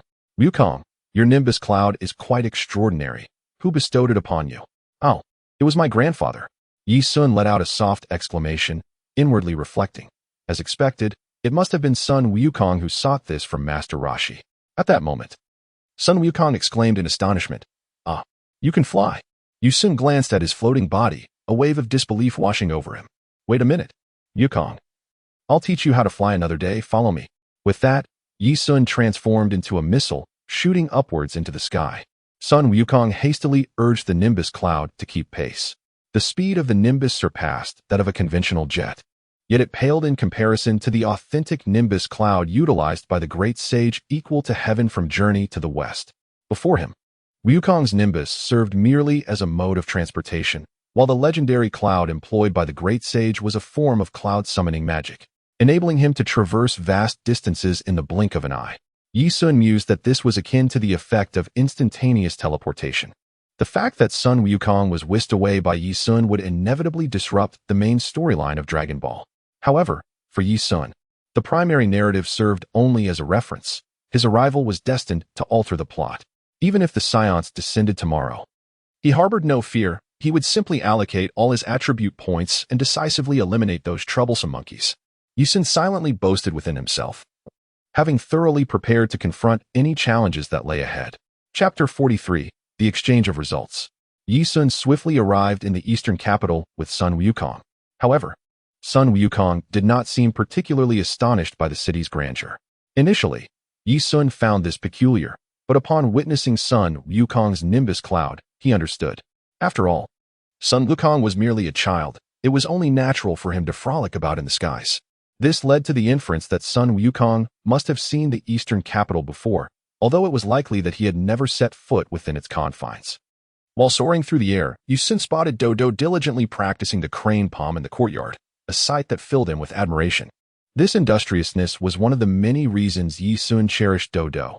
The child was remarkably responsible, aware that the household would depend on him in Yusun's absence. Thus he refrained from neglecting his martial arts training. "Dodo." Upon hearing the familiar voice, Dodo eagerly looked up to see Yusun descending gracefully. Overjoyed, Dodo rushed towards Yusun, running in circles around him, and exclaimed with childlike glee, "Brother Yusun is back. Brother Yusun is back." Dodo is so happy. Yusun felt a warm sensation in his heart. He bent down and firmly pressed his hand on Dodo's head, then said with a hint of annoyance, "I haven't even gone to search for the Dragon Balls yet. Today, I've brought a new companion for you to meet." As soon as he finished speaking, Sun Wukong's cloud descended into the courtyard. Dodo shifted slightly, and upon seeing a child perched atop a cloud, his curiosity was piqued. He quickly trotted over to the Nimbus, placing his finger in his mouth and gazing at Sun Wukong with wide, innocent eyes, he adorably inquired, "Can this cotton candy be eaten?" Yusun suddenly fell, and Sun Wukong hastily gestured that it was not to be eaten. This was a cloud. Dodo also wished to climb up. Sun Wukong nodded and said, "Indeed, it's possible. However, Grandfather has mentioned that only those with 6 pure virtues can ascend to the cloud." "Oh?" His astonishment stemmed from the fact that Dodo immediately leaped up. Yusun found it unsurprising. If Dodo were not pure of heart, then the entire world would be doomed. Dodo frolicked upon the cloud, soon joining Sun Wukong in joyful camaraderie. Their harmonious interaction fell well within Yi Sun's expectations. When Uncle Dolly emerged and encountered an unfamiliar child with a tail, his curiosity was piqued. Yi Sun briefly elucidated the origins of Sun Wukong, then remarked, "This child possesses remarkable talent. I have decided to foster a cordial relationship with him." "What?" Uncle Dolly responded in bewilderment. "Young master, are you intending to cultivate a confidant?" "No," Yi Sun replied. "Sun Wukong cannot possibly become my confidant. His independence is exceedingly pronounced. For now, I am merely collaborating with him. Once our partnership concludes, he will naturally depart, and I shall not concern myself with his future endeavors." Yi Sun continued to inquire, "Uncle Dolly, could you assist me in procuring 4 airplane tickets to the western capital? I wish to accompany Dodo, Xiao Tao, and Wukong. However, where has Xiao Tao gone?" "Ah, young master, you may not be aware, but Miss Xiao Tao has gone to school today. It appears there is an issue with her entrance examination results. The school has stated that her scores do not meet the required standards." "What does not meet the standards mean? Did not Xiao Tao mention that she had already been assigned to the experimental class?" Uncle Dolly shook his head, indicating his lack of knowledge on the matter. Nevertheless, it was certain that Xiao Tao had encountered difficulties regarding her admission. Yi Sun furrowed his brow, a sense of foreboding creeping in. Could it be that she was being deliberately obstructed? However, for the moment, Yi Sun chose not to dwell on this matter. After all, Xiao Tao's mother was resourceful, and should any issues arise, she would likely be able to resolve them effectively. Indeed, an hour later, Brother Shui drove back with Xiao Tao. Her delicate face was adorned with a look of grievance. Upon inquiry, it became clear that the so-called failure to meet standards referred specifically to her performance for the entrance experimental class. Yet Xiao Tao vehemently asserted that she had indeed met the requirements. Yi Sun let out a sigh and said, "I comprehend now. Xiao Tao's spot has been purchased by someone else, and consequently, her grades have been altered. Xiao Tao's achievements have been usurped, and what she currently possesses may be the true scores of that individual." Upon hearing this, Xiao Tao immediately shattered a stool in her home, leaping up with determination to run to the school, exclaiming, "I will tear them apart." Uncle Dolly and Brother Shui were unable to restrain her. They found themselves forcibly dragged to the door by a spirited young girl. Yet, Yi Sun burst into laughter, saying, "Xiao Tao, do you not find this rather amusing? Hey, aren't you supposed to be my brother? In such a situation, you should help me vent my frustrations. With your prowess, those teachers in the school would hardly dare to speak to you. Didn't your mother inform you? I am currently under probation at school, and one misstep could lead to my complete expulsion. How do you expect me to assist you? Should I dismantle the school's entrance and send the admissions office to the hospital? What then shall we do? Ordinary classes are merely ordinary classes. Strength is paramount. Just imagine you effortlessly defeating those fools in the experimental class with your ordinary class's abilities. Wouldn't that feel exhilarating?" Xiao Tao sat at the doorway, fuming as she contemplated Yi Sun's words, and indeed, it seemed there was a certain thrill in the prospect of overcoming the odds. Yi Sun's prowess surpasses that of ordinary individuals. The group of students at school cannot be compared to him in any regard. However, Yi Sun is currently unable to attend school, which suggests that one's strength is, to some extent, not necessarily related to the class one belongs to. "All right, Xiao Tao, let me introduce you to a little friend." Yi Sun called out to Sun Wukong, who was playfully frolicking with Dodo, saying, "Wukong, come here for a moment." Sun Wukong hurried over, and upon seeing him, Xiao Tao furrowed her brows and immediately expressed her disdain, saying, "What a shabby outfit. What are you wearing?" Sun Wukong glanced at his clothing and replied with a cheerful smile, "This outfit was made for me by my grandfather." Xiao Tao did not acknowledge Sun Wukong. Instead, she lifted her head and inquired, "Brother, where did you find this wild child? He has a tail on his backside. Is he a beast man?" After a moment of contemplation, Yi Sun thought of the image of Sun Wukong transformed into a gorilla, and the scion indeed resembled a half-beast. Xiao sighed and asked, "Why did you bring back a wild kid?" "Because he possesses a Dragon Ball," Sun Wukong replied.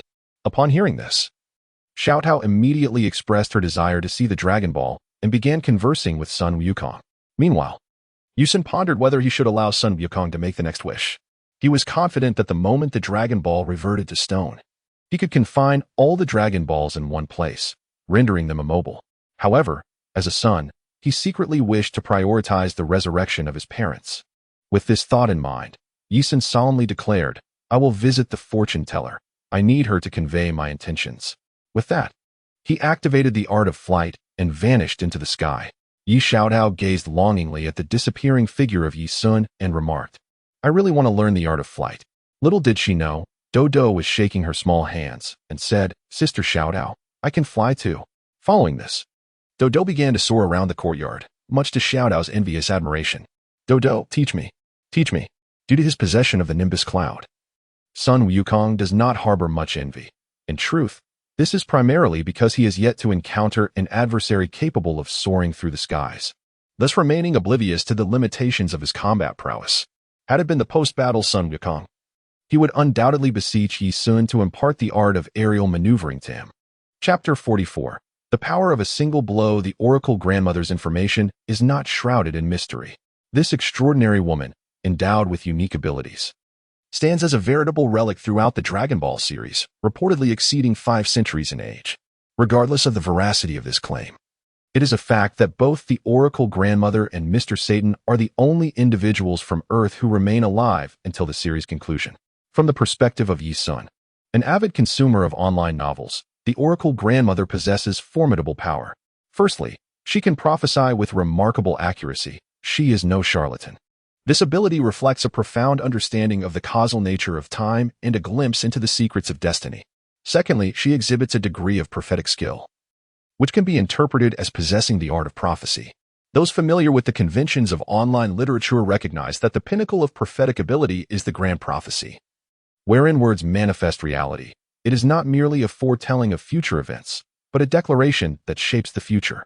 Naturally, such an ability to alter or dictate the rules of causality has not appeared within Dragon Ball, lest it become excessively overpowering. Lastly, the Oracle Grandmother's status within the Dragon Ball universe appears exceptionally unique. Although she does not belong to the pantheon of deities, she possesses the remarkable ability to traverse between the realms of the living and the dead at will, resurrecting souls from the underworld for a duration of 24 hours. Even the gods and Kai seem devoid of this capacity or authority, as neither the manga nor the anime depict them performing such feats. However, as the supreme deity of the universe, the Grand Kai should possess this ability. The king of all, however, falls outside the scope of this discussion, for he is akin to a creator deity, rendering any discourse on him superfluous. The deities of Earth show utmost reverence towards King Enma and the various Kais. Yet the Oracle Grandmother conducts herself with a casual demeanor in their presence. Furthermore, in Yi Sun's recollection, the Grand Kai in the animation appears to harbor a certain trepidation towards her. The abilities to perceive causality and traverse between realms render the Oracle Grandmother a distinctive figure within the entirety of Dragon Ball. One should never underestimate this elderly woman, as she possesses an essence that seems to transcend the mundane world. Indeed, the Oracle Grandmother is a well-known figure in this world, as per Yi Sun's memories. She has even appeared on television programs, for her penchant for wealth drives her to advertise, thereby attracting clientele. If memory serves correctly, her palace is situated upon an oasis in the desert, a conspicuous location built upon water.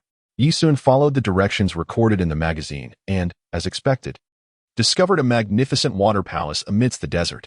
Outside the palace, a number of individuals gathered, presumably seeking the divinations of the fortune-telling matriarch. In order to avoid drawing attention, Yi Sun descended from a distance before hastily making his way towards the palace. Virtually unnoticed, he slipped through the throngs of individuals, each lost in their own thoughts. Those bereft of funds were preparing for the forthcoming battle, whilst the affluent were riddled with anxiety regarding whether their inquiries would yield the anticipated responses. With no choice but to wait outside, Yi Sun attentively observed those emerging from within. Among those who had paid for divinations, some emerged beaming with joy, while others were utterly disheartened, yet still clung to a glimmer of hope. As for the impoverished, they appeared battered and bruised, many bandaged as they exited, which was to be expected, for ordinary individuals stood no chance against the monstrous competitors within. At that moment, a figure draped in a conical hat, resembling a specter, addressed Yi Sun from behind. Ah, young sir, it is your turn. After Yeshun followed the staff member inside, he traversed through 2 rooms before reaching the main hall.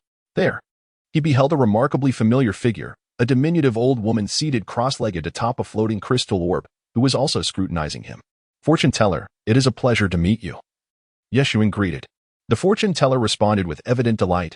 Welcome, young one, to the art of divination. You have 2 options. Pay 10 million for my assistance in your fortune telling, or conquer my 5 warriors, and I shall grant you the same service. Yi Sun stroked his chin, his eyes filled with contemplation, and then replied, I do not possess 10 million, yet I am a practitioner of martial arts. I shall choose combat. The fortune-telling old woman chuckled ominously, her demeanor unsettling. She relished two things above all, wealth and martial contests. Regardless of the choice made by those who approached her, she would always be exceedingly pleased. The young boy, seemingly delicate, turned out to be a martial artist as well. Very well, follow me. But do you not wish to summon any assistance? Keep in mind that you must defeat 5 of my fighters alone to claim victory. No problem, I am confident. As long as your martial experts are not extraterrestrials, I shall prevail. The fortune teller regarded Yi Sun thoughtfully, uncertain whether his words were intentional or mere coincidence. Having traversed the realms of the living and the dead, she had encountered formidable spirits from various planets. Thus, she was well versed in the strength of extraterrestrial martial artists.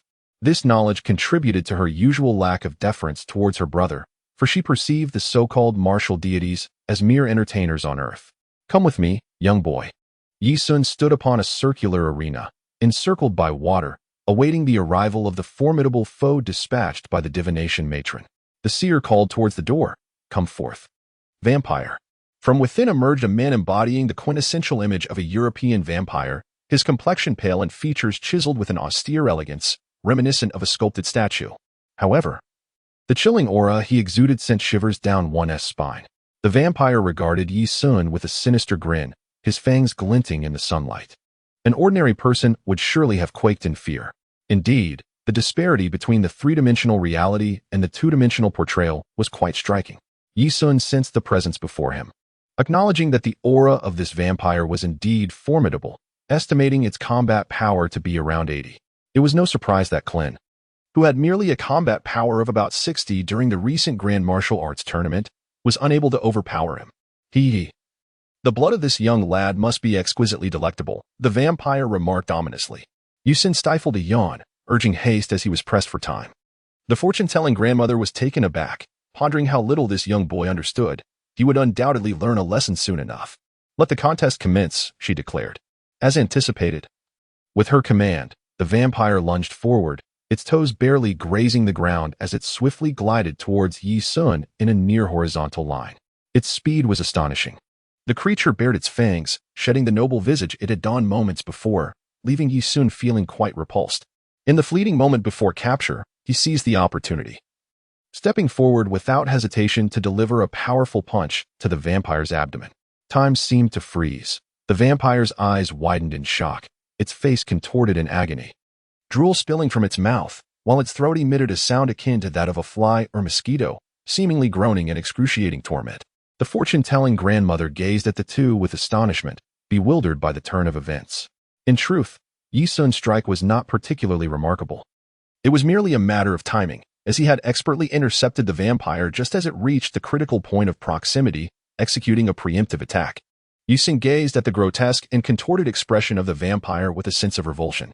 He retracted his fist and took several steps back. However, the vampire remained frozen in the position as if struck, his body beginning to tremble uncontrollably.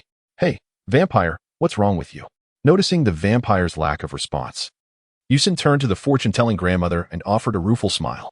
I apologize, dear grandmother. I was quite startled by this gentleman's ghastly appearance, which prompted me to strike with more force than intended. His body instinctively succumbed to unconsciousness in a bid for self-preservation, yet it has yet to register the ensuing pain, resulting in this peculiar state. Please, take him for treatment at once. Chapter 45. Strength. The fortune-telling grandmother chuckled amiably, saying, No matter how formidable you may be, it is exceedingly difficult to surpass the prowess of the second master. You may not be aware, but the second master is already standing upon the arena. No sooner had she spoken than Yi Sun suddenly felt an assault on his back. Curiously, he did not budge, while a voice from the empty space exclaimed, That hurts. Yi Sun let out a disdainful snort as he channeled his energy through every meridian in his body, transforming it into a radar-like sensory field. No matter how formidable the invisible expert may be, any movement would disrupt the sensory field emanating from Yi Sun. In an instant, he discerned that someone had ascended the arena, poised to launch a surprise attack against him. However, Yi Sun chose not to intervene. Instead, he retracted his entire energy and activated the Golden Bell Shield. A powerful aura coalesced into an imperceptible barrier, awaiting the enemy's assault. The invisible assailant. In a desperate attempt to strike, Yi Sun with all his might, inadvertently injured himself against the Golden Bell shield, likely rendering his hand useless. Mr. Invisible, do you wish to continue the fight? Yi Sun calmly inquired, leaving the fortune teller quite astonished. Have you sensed the invisible man, prompting you to wait for him to strike? Madam, this invisible gentleman is incapable of penetrating my protective aura. Should his presence be detected, his sole advantage would vanish into thin air. Is this truly wise? I refer to the case of the vampire as a cautionary tale. The fortune teller swiftly halted the skirmish, declaring, "Very well, you have triumphed in the second round. But there are still 3 more to come. Do not become overconfident. Follow me." Under the guidance of the fortune teller, Yi Sun entered a unique realm. Resembling a narrow bridge suspended over a sea of searing magma below, plummet down, and it would spell disaster. You still have time to surrender, should you fall. I shall not bear the consequences. Let the contest commence. I am truly pressed for time. Humph, you arrogant little wretch. Do you think yourself invincible after winning 2 matches? Beware of your downfall. Arise, Mr. Mummy. At the fortune teller's command, a towering figure, entirely enveloped in bandages, emerged from the chamber across the narrow bridge. This appearance was indeed that of a mummy, not merely a human in bandage cosplay. Young man, let me remind you, Mr. Mummy feels no pain. Once the battle commences, it will be a relentless struggle. I ask you once more, will you surrender? Yi Sun chuckled, expressing his eagerness to witness the essence of an unyielding battle. A notion that sounded quite terrifying, yet he had grown accustomed to fear. Let the combat commence. The enormous form of the mummy advanced with deliberate slowness, exuding an ominous aura that was undeniably potent. According to the rules, retreating to the narrow bridge would signify defeat. And the mummy's presence on the confined path certainly posed a disadvantage, rendering Yumwich's prior defeat at his hands quite understandable. Ah, young lad. Your prowess has brought you this far, yet alas, this is where your journey ends. Do you see the lava below? That shall be your final resting place. No sooner had he spoken than the mummy realized Yi Sun had vanished. Startled, he immediately scanned his surroundings. Meanwhile, the fortune teller was nearly aghast, for as an observer, she had been privy to Yi Sun's every move. He flitted about like a shadow, perpetually eluding the mummy's line of sight. No matter how the mummy twisted and turned, he could not discern Yi Sun's location. With a single punch, he had incapacitated Mr. Vampire, and merely through his protective aura had wounded the invisible man. Now, with nothing but nimble footwork, he had the mummy spinning in circles. Who was this young imp, and why had he not been heard of before? Contemplating this, the fortune teller decisively halted the contest. All right, young Yi, you have emerged victorious in this round. The mummy, perplexed, protested. Why? That boy has been hiding, showing no courage to confront me directly. On what grounds do I lose? To this, the fortune teller responded curtly, Enough, Mr. Mummy. That lad has been swiftly maneuvering within your blind spot. Should he have wished to strike, evasion would have been impossible. Cold sweat broke out on the mummy's brow. No. I refuse to believe it. He abruptly turned his head, only to find Yi Sun smiling at him. Ah, I have found you. Prepare to meet your demise. In an astonishing turn of events, Yi Sun inexplicably vanished before the mummy's eyes. The fortune teller clearly observed Yi Sun levitating directly above the mummy's head. An extraordinary display of agility and speed. Yi Sun turned to the fortune-telling grandmother and exclaimed, Grandmother, if Mr. Mummy dares to strike again, do not blame me for casting him aside. In her desperation, the fortune-telling grandmother immediately began to chant an incantation, fully aware that the mummy was an arrogant being. If Yi Sun did not take decisive action, the mummy would undoubtedly remain undeterred. As expected, upon the utterance of the spell, the mummy became rigid, slowly and dazedly retreating to its chamber. After all, the fortune-telling grandmother had no desire to lose such a formidable ally. She then turned to the imposing figure beside her, resembling a fearsome demon, and inquired, Mr. Demon Man, what is your perspective on this? The Demon Man replied, This young man is among the elite of the world. Both his strength and speed surpass mine. Although I have triumphed consecutively in 3 grand martial arts tournaments, I truly lack confidence in besting him in terms of raw power and swiftness. Without delay, the Demon Man, with a smile imbued with menace, declared, I can perceive the darkness lurking deep within his soul. As long as there exists even a trace of darkness within him, I can extinguish his life. The Demon Man possessed a formidable ability known as the Demon Ray, which could obliterate its target into ashes if they harbored any malevolence within. As he stood before Yi Sun, he was prepared to offer no quarter. he scarcely found the need for idle chatter, instead radiating a brilliant violet light that enveloped Yi Sun. Golden Bell Shield. With a low growl, Yi Sun's protective aura instantly surged forth. However, the violet wave of light was undeniably powerful. He barely had time to exert control before a myriad of images depicting wealth, desire, and power flooded his mind, causing his blood and energy to boil within him. At that moment, the cleansing scripture abruptly commenced its operation, evoking a sensation akin to the refreshing chill of a sprite on a scorching summer day. Yi Sun instantly suppressed all the fervor within him, then unleashed his vital energy, forcefully dismantling the demon's light skill. Is that all? No more? You've triumphed. If even this attack cannot harm you, then there is no need for me to continue this battle. It would merely be a waste of time. Upon hearing this, Yi Sun was taken aback. It seemed that this demon man was the champion of the past World Martial Arts Tournament, having secured victory for several consecutive years. Even Master Rashi held a deep respect for the demon man's prowess, and it was surprising that he would concede so readily. The demon man smiled wryly and said, Yi Sun, I believe there is no one in this world who can defeat you. I hope you achieve your deepest desires, for I sense that you will bring about monumental change to this world. I wish you the best. A prompt from Little Dragon indicated that Yi Sun had received the demon man's blessing, resulting in a permanent increase of 1 in luck and a permanent enhancement of 1 to all attributes. Yi Sun nodded and expressed his gratitude, saying, Thank you, Mr. Demon Man, for your blessings. However, the demon man immediately adopted a serious demeanor and cautioned, Yet, do not presume yourself invincible. There are far too many formidable individuals in this universe. It is essential to broaden your perspective. At that moment, the fortune teller cleared her throat, interrupting their conversation, and continued, Yi Sun, I have already found your 5th opponent.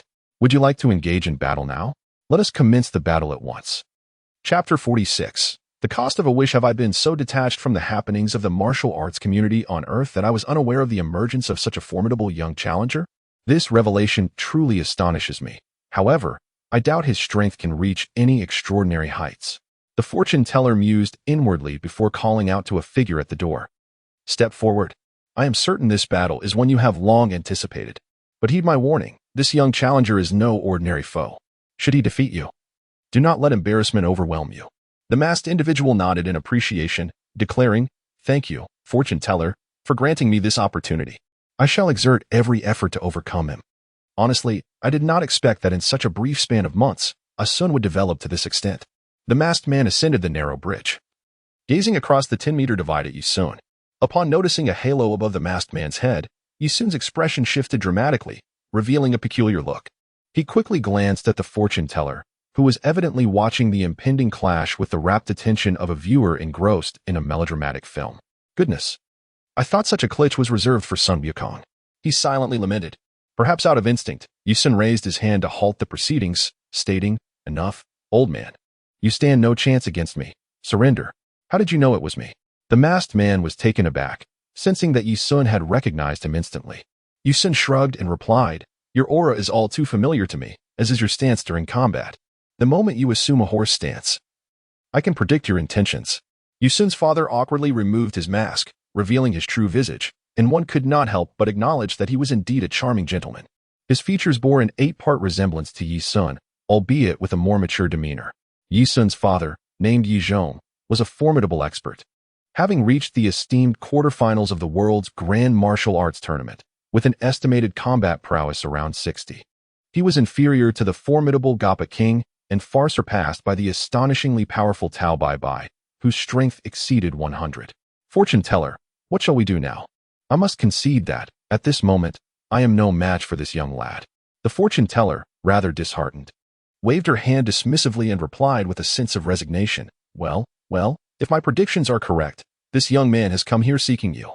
Yi Sun silently exclaimed in disbelief. This fortune-telling matron was indeed no ordinary character. Yi Zhong sighed deeply and addressed Yi Sun. Son, I am truly delighted to see you regain your spirit. You cannot fathom the joy that surged within me upon learning of your survival from the underworld. At this juncture, Yi Zhong suddenly raised an eyebrow, his tone shifting. However, given your remarkable prowess, why do you not swiftly eliminate Tao Bai Bai? It would allow me to await his return in hell for a rematch. True to form, Yi Zhong's personality was inherently roguish. Being slain by Tao Bai Bai was something he could never reconcile. With all due respect, Given your current capabilities, you would indeed struggle against Tao Bai. I am quite occupied with my own affairs. Nonsense. If I could exact my own revenge, would I rely on you? Furthermore, I have nurtured you for over a decade. Is it not reasonable to expect your assistance in avenging me? Perhaps it is not that I departed too soon, but rather that you have grown excessively arrogant. Yu Sun curled his lips in extreme exasperation, leaving the fortune teller and the demon man in utter disbelief. This conversation bore little resemblance to that of a father and son separated by the realms of Yin and Yang. Rather, it resembled a discussion between gang leaders plotting a murder. You'd better confess yourself. I am currently in search of the Dragon Balls, intending to resurrect both you and my mother. Yu Zheng's expression froze in surprise. It was evident that he was unfamiliar with the legend of the Dragon Balls. However, the fortune-telling old woman exclaimed in astonishment, "Oh dear, I did not expect you to possess such determination. Yet the 7 Dragon Balls are scattered across the globe. And who knows how long it will take to gather them all. Do not worry about that," Yu Zheng replied.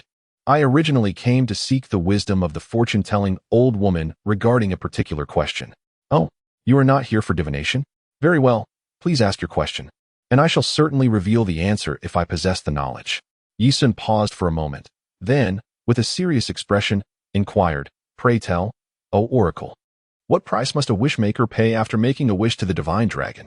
I refuse to believe that in this world there exists a free lunch. My father, in his youth, took many lives. Logically, one would expect him to descend into hell. If a single wish could allow him to return to the mortal realm to continue his malevolence, then what significance would the cycle of reincarnation hold?" Upon hearing this, Yi Chong was taken aback, while the oracle was even more astonished. She squinted her eyes and scrutinized Yi Sun carefully before responding with a smile, "The loss of virtue. What does that entail?" Yi Sun understood that her words were far from simplistic. If the wish you make is born of goodwill or malice, the divine dragon will fulfill it, provided it lies within its domain of power. However, in the grand scheme of fate, causality dictates that for every cause, there must be an effect. Perhaps misfortunes will befall you, or your family's fortunes will wane, or your luck may plummet. Dear Oracle, could you be more specific? What if I wish to resurrect someone? Your lifespan will be diminished. It is as simple as that. Resurrecting someone from the celestial realm will not cost you much time. But bringing back a deeply sinful individual will exact a severe toll on your years. I must point out that those who have naturally reached the end of their lives cannot be revived. The reason is clear. Their time on earth has expired. Even if you were willing to sacrifice your own lifespan for their return, they possess no remaining time to exchange. Yu Sun nodded, intending to continue speaking, when Yu Zheng sternly interjected, "Ah son, listen well. The passing of your parents is not to be lamented, but you have yet to enter high school. If you were to sacrifice your precious youth for the sake of 2 worthless individuals like us, I cannot permit such a thing. To be honest." Yi Sun felt a swell of emotion within him. However, before he could respond, the fortune-telling matriarch admonished, "You foolish child, silence yourself. Your son's lifespan has already surpassed that of ordinary people. Even if he were to shorten it, he would still far exceed the norm. Do not take advantage of his situation and feign innocence. The cost of wishes for ordinary folk is exorbitant, while for your son, it remains minimal." "Really? I was just about to suggest, Father, that you convey a message to Mother. I could resurrect you both, and as for the vendetta against Tao Bai, you could personally seek retribution. How does that sound? Excellent. Let it be agreed. However, with your mother in the afterlife and me in the underworld. Had it not been for the fortune-telling matriarch seeking me out, I might have lingered in the underworld until the end of my lifespan on the death register, only to be cast into the cycle of reincarnation." Yu Zheng was filled with immense joy. Who could have anticipated that his son would experience such a remarkable surge in cultivation? Even the fortune-telling matriarch had asserted that the legend of the Dragon Pearl was indeed true. As the time approached, it was time to return. Bringing forth spirits from the depths of hell would undoubtedly pose a considerable challenge. The figure of Yi Zheng gradually faded away, and Yi Sun sighed, feeling no emotional weight of parting life and death. The world of Dragon Ball indeed benefits practitioners like them who wield extraordinary abilities. "Thank you, Granny." The fortune-telling elder smiled faintly and remarked enigmatically, "I foresee that you will one day alter this world and the fates of countless individuals within it. I wish you good fortune." Upon receiving the fortune-teller's prophecy, a notification appeared. Basic attributes permanently increased by 3. Additionally, receiving the elder's blessing raised luck by 2 permanently. This is merely a commentary, unrelated to the main text. I simply wish to share some of my thoughts, as I am the author. and it is only fair that you hear my perspective, correct? I kindly ask dissatisfied readers to note the categorization of this book, original fantasy. I cannot possibly align the plot with that of the Dragon Ball manga. My intention in writing this book is not to take the protagonist of Dragon Ball on further adventures. Rather, I am merely utilizing the framework of the Dragon Ball universe to craft a fantastical tale. I trust this is understandable. Thus, I must devote more effort to depicting the characters on the protagonist's side and will not spend excessive time on Sun Wukong and his companions.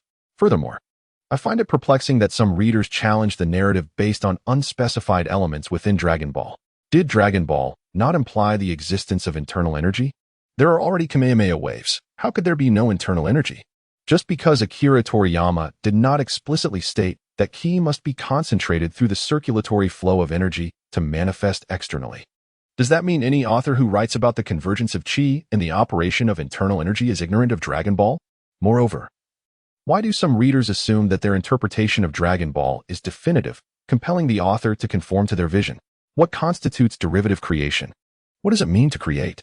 It entails building upon the foundation laid by the original author, filling in gaps, and presenting the narrative that the author wishes to convey.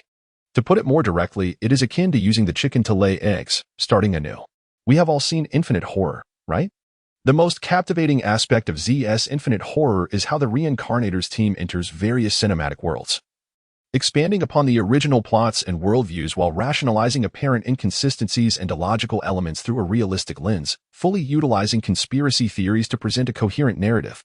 Therefore, I kindly ask everyone not to constantly compare this work with the original Dragon Ball manga, deeming this permissible and that impermissible. If one insists on doing so, then derivative creation itself would be sacrilegious, rendering us all as mere rubbish. Lastly, I would like to address a fellow reader. Krillin and Tien's battle power at the conclusion of Dragon Ball Z absolutely cannot reach 10 million. This is unequivocally impossible. I will not entertain counter-arguments. Krillin has merely reached the level of Captain Ginyu, while Tien's battle power barely peaks at 300,000. This assessment is largely influenced by his use of the Kamehameha to delay Cell's movements and intercept Boo's energy blasts. Why is there such a significant divergence in opinions here? It is essential to note that the power level system in Dragon Ball Z is inherently flawed. Initially, the introduction of power levels was quite striking, but as the story progressed, particularly during the Android saga, the coherence of the battle system unraveled, becoming increasingly illogical. Frieza in his first form could annihilate the Scion planet effortlessly if a Super Saiyan were to battle on Earth. The mere release of their energy would likely shatter the planet. Moreover, considering these formidable beings continuously exchanging energy blasts, it is absurd to think that during Gohan's Super Saiyan 2 state, when facing a similarly elevated Cell in a Kamehameha clash, the intensity of energy released would not devastate the planet. Even if Earth remained intact, the immense forces at play would surely alter its orbit. However, Earth remains unharmed while Cell is obliterated, which raises the question of whether this is not a glaring inconsistency. Some may argue that since their powers do not directly impact the Earth's surface, it would remain unharmed. This reasoning is akin to claiming that if a grenade were thrown into the air and exploded, the crowd on the ground would be safe. Does that even make sense? In summary, I simply wish to express my frustration. Writing in the realm of anime and manga presents these challenges. Readers desire originality that diverges from the source material. Yet the moment one introduces elements not found in the original manga or interprets them differently, they are met with vehement criticism questioning their familiarity with the source. To that, I can only say, here, take the keyboard and write it yourself. Chapter 47, Assume a Horse Stance. As Yusin joyfully embarked on his journey to the eastern capital, a lingering sensation of having left something unaddressed gnawed at him, yet he could not quite recall what it was. Resolving to set aside his musings for the time being, he decided to focus on the present. Upon his return, he promptly summoned Yu Xiaodao, Dodo, and Sun Wukong to embark on a quest for the Dragon Balls. In truth, Yusin's willingness to ally with Sun Wukong stemmed purely from the latter's charismatic presence as a protagonist. After all, in the realm of the Dragon Balls, forming a friendship with Sun Wukong was an opportunity to be cherished, and there was no need for pretense or condescension towards him. Yusin suddenly smacked his forehead, finally recalling the matter he had overlooked. He had neglected to inform his father about the existence of his illegitimate sister. This was bound to create a stir. Without prior communication, the situation would become even more complicated once his mother returned. Oh well, as the saying goes, one must face whatever comes their way. He had sown the seeds of his own misfortune, and now he must find a way to salvage it. He felt utterly helpless. With that thought, Yi Sun hastened his pace, akin to an intercontinental missile hurtling towards the eastern capital, leaving a trail that seemed to disturb the very clouds in the sky. Farmers looked up in awe, mistaking it for a jet plane, and as they removed their hats to fan themselves, they marveled, "What a swift aircraft! If only I could purchase one myself." Meanwhile, the scene shifted to Yi Xiaotao, who was blushing in the courtyard, desperately attempting to levitate her body.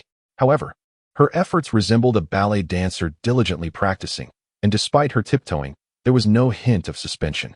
In contrast, Dao floated effortlessly in midair, circling around Yi Xiaotao. She felt a twinge of dissatisfaction. How could a panda, whose sole focus seemed to be indulging in ice cream, possess greater cultivation than herself? Surely, her brother must have been the one to train it. How preposterous. After all, she was an exemplary student of Tianyuan Academy, and although she had yet to enroll, she had received martial arts training since childhood. Could it be that her comprehension was inferior to that of a rural panda cub? She could not bear the thought of her inadequacy. Meanwhile, Sun Wukong continued to snore contentedly on a stone bench in the yard, bubbles escaping from his nose, resembling Dao in a peculiar way. At that moment, Dao suddenly exclaimed, "Brother Yi Sun is back." Sun Wukong awoke, gazing up at the sky and murmuring, "Something is approaching." In the blink of an eye, Yi Sun descended from the heavens, appearing in the courtyard. He ruffled Dao's head, praising, "Well done. Your understanding of energy has improved tremendously." Curiously, Sun Wukong inquired, "Mr. Sin, have you found the fortune-telling old woman you were looking for?" "Ah, yes, the divination lady has indeed been located. Prepare yourselves. We shall seek the Dragon Balls now." To his surprise, Yi Xiaotao shook her head and said, "Brother, I want to learn the art of flight." "Excuse me?" Yi Sun cast a glance at Dodo and immediately discerned that this mischievous child was beyond instruction. Dodo stuck out his tongue and remarked, "I was merely trying to help Sister Xiaotao concentrate." Concentrate, indeed. If concentration alone could summon the energy within one's body, then anyone could master internal martial arts. At this juncture, Yi Sun turned to Sun Wukong and inquired, "Wukong, has your grandfather ever imparted any wisdom regarding energy?" Sun Wukong pondered for a moment before cheerfully replying, "Grandfather mentioned something about energy cultivation, but I seem to have forgotten." This was quite in character for Sun Wukong, who was pragmatic by nature. Once he found a worthy mentor, his abilities would surely flourish swiftly. "Well then, Xiaotao, do not fret. I shall now enlighten you on the matter of energy." Yi Sun instructed Yi Xiaotao to assume a horse stance, and Yi Xiaotao complied without hesitation. An expert could instantly discern that her waist, legs, and feet were quite weak, exhibiting a distinct lack of stability. This indicated that she had only undergone the most rudimentary and superficial combat training, having yet to engage in the profound depths of true martial cultivation. Yi Xiaotao remained in a horse stance for an extended period, and soon her knees began to ache. After a while, her legs started to tremble, her waist ached, and a sensation of heat enveloped her entire body, beads of sweat forming on her forehead. Within 10 minutes, Yi Xiaotao could no longer persevere and hastily ceased her efforts. She rubbed her knees, pondering what the practice of stance could truly signify. Nowadays, martial arts training is intertwined with advanced technological equipment. The primitive and outdated methods fail to unlock the body's potential. Yi Sun shook his head and said, "You do not comprehend. Modern training is of paramount importance. However, merely standing in a horse stance does not constitute martial arts training. To stand in a horse stance is akin to embodying a steed. The so-called galloping vigor is derived from the horse itself. It is as if one's body is merged with that of the horse, remaining utterly still, with the entirety of one's weight concentrated upon the knees. Will inevitably lead to issues if one squats for an extended period." Yi Xiaotao was filled with questions. Is there really such a rationale? Wait a moment. As it is said, "I stand on level ground. Where would the horse come from?" You are the horse. Allow me to teach you. Yi Sun spoke while immediately assuming a horse stance. His body exhibited a subtle rise and fall, akin to the gentle rippling of water disturbed by a breeze, seeming simultaneously tranquil and dynamic.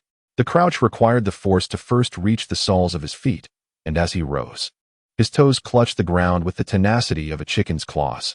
This natural contraction of his toes engaged the bones and muscles of his calves, propelling his knees upward and tightening his thighs. The act of lifting his waist and drawing in his abdomen was a manifestation of his exertion. Indeed, Yi Sun's duel lasted for half an hour, during which he continuously elucidated the concept of shifting one's center of gravity to Yi Xiaodao, knowledge he had previously imparted to Dodo. The teachings Yi Sun shared were, in essence, the martial arts methods of the Crane Immortal School, simply put, embodying the rhythm of a horse's gallop while maintaining an ethereal balance. Xiaodao, try breaking this tree in the yard, he encouraged. Yet Yi Xiaodao shook her head and said, if I strike it, I will undoubtedly injure my hand. I refuse to do so. This is because you rely solely on brute strength to attack, depending entirely on physical force. The impact of force is reciprocal, thus pain is inevitable. Dodo, break this tree. Dodo suddenly took a step forward, and with a powerful paw strike, the tree snapped in response. Although it was not a substantial effort, it certainly could not have been accomplished so effortlessly. Yu Xiaodao was quite taken aback and hurriedly inquired, Dodo, does it hurt? Dodo, with a puzzled expression, replied that it did not hurt. The slap had not been delivered with much force. All right, since Dodo cannot articulate this clearly, allow me to elucidate. The energy Dodo employed is internal strength, rather than sheer brute force. Yu Xiaodao inquired with curiosity, is this what inner strength is? Indeed, replied Yu Sun. Suddenly, he executed a swift elbow strike, followed by a rapid flick of his arm, producing a sharp crack in the air, reminiscent of a whip cracking. Yi Xiaotao's mouth fell slightly agape, marveling at the spectacle. Pray tell, what do you think would be the effect if my arm were to strike you? Yu Xiaodao pondered for a moment and replied, the skin is split and the flesh is torn. Indeed, if I could harness my internal strength and Qi Gong, complemented by advanced technological training methods, wouldn't that be formidable? Yu Xiaodao now believes that Yu Sun's journey to Xianlu for training has indeed yielded significant accomplishments. However, Yu Sun remarked, prepare yourselves. There will be many opportunities for martial arts practice in the future. After we have lunch, we shall promptly depart for the western capital. Chapter 48. The terrifying attack. Yi Sun, accompanied by Yi Xiaodao, Dodo, and Sun Wukong, embarked on their journey to the city of the west. Given Yi Sun's speed, it would not take long to reach their destination with the navigation system activated. However, considering the company he had, flying was the more prudent choice. Dodo's aerial technique was rather rudimentary, and Sun Wukong's cloud could only accommodate himself and Dodo. It was out of the question for Yi Sun to carry Yu Xiaodao while flying, so taking a plane was indeed the best option. Heaven forbid they encounter another hijacking incident. Flying was hardly a simple endeavor. Once his cultivation improved, he would master teleportation, rendering any form of transportation utterly unnecessary. On board the aircraft, Yi Xiaodao donned stylish headphones, perusing a martial arts magazine, while Dodo and Sun Wukong promptly succumbed to slumber as soon as they settled in. This, in turn, elicited a sense of weariness from Yi Sun, who, truth be told, had scarcely rested, as he had been substituting conventional sleep with meditation and cultivation every night. Yu Sun quickly fell into a deep slumber. Approximately 5 hours later, Yu Xiaodao roused him, saying, brother, we've landed. We have arrived in Shiji City. Goodness, that was swift. He exclaimed, you slept like a log, oblivious to the passage of time, while I am utterly exhausted. The flight was truly uncomfortable. The group soon gathered their belongings. Yi Sun had another purpose for his journey to Shiji City, to acquire an aircraft. The purchase of such a personal model could only be made at the Universal Capsule Company, a testament to their proprietary technological advancements. This was a realization for Yi Sun. The monopoly on capsule technology had compelled numerous military establishments to collaborate with the Capsule Company, as the Buma family possessed immense wealth. Yu Xiaodao had evidently visited the city of the West before. Yet she could not help but exclaim, the most bustling metropolis in the world is undoubtedly the city of the West. This singular Universal Capsule Company has supported countless industries. It is not only the leading industry in the city of the West, but also the foremost industry in the country, irreplaceable in its significance. Did your mother say that? Yes, my mother has collaborated with the Universal Capsule Company as well. Are you here in the city of the West solely to purchase an aircraft? Indeed. And I also intend to acquire a certain item, one that will ensure my ability to locate the Dragon Balls. Yi Sun summoned a luxury vehicle and proceeded to the Youth Chain Hotel. As a distinguished Eternal VIP, his black card commanded immediate attention. Upon presenting it, the hotel manager promptly set aside all affairs to extend a warm welcome to Yi Sun. After settling into the presidential suite, Yi Sun turned to Yu Xiaodao and said, I shall be stepping out for the evening. You may take Wukong and Dodo out to explore, but remember, do not instigate trouble. Should any issues arise, do not fear the consequences. If a fight ensues, I will shield you. If a life is taken, I shall address it. Do you understand? Yu Xiaotao was momentarily taken aback. She had never imagined that her brother was a domineering CEO. However, upon recalling his ruthless demeanor as he dispatched 100 individuals at the hotel, she swiftly came to terms with the reality. She had often heard her mother recount tales of their father, a cunning rogue in the underworld, who had sought to reform himself too swiftly and too openly, thereby incurring the wrath of many, ultimately leading to his tragic demise. Once one delves into the murky depths of society, escaping unscathed is far from a simple endeavor. Yi Sun activated the navigation system in Shiji City, precisely locating the site of the Universal Capsule Company. He retrieved his bicycle from his spatial backpack, resembling a schoolboy just released from class, and pedaled towards the company. Approximately an hour later, he spotted the grand emblem of the Universal Capsule Company beside an overpass.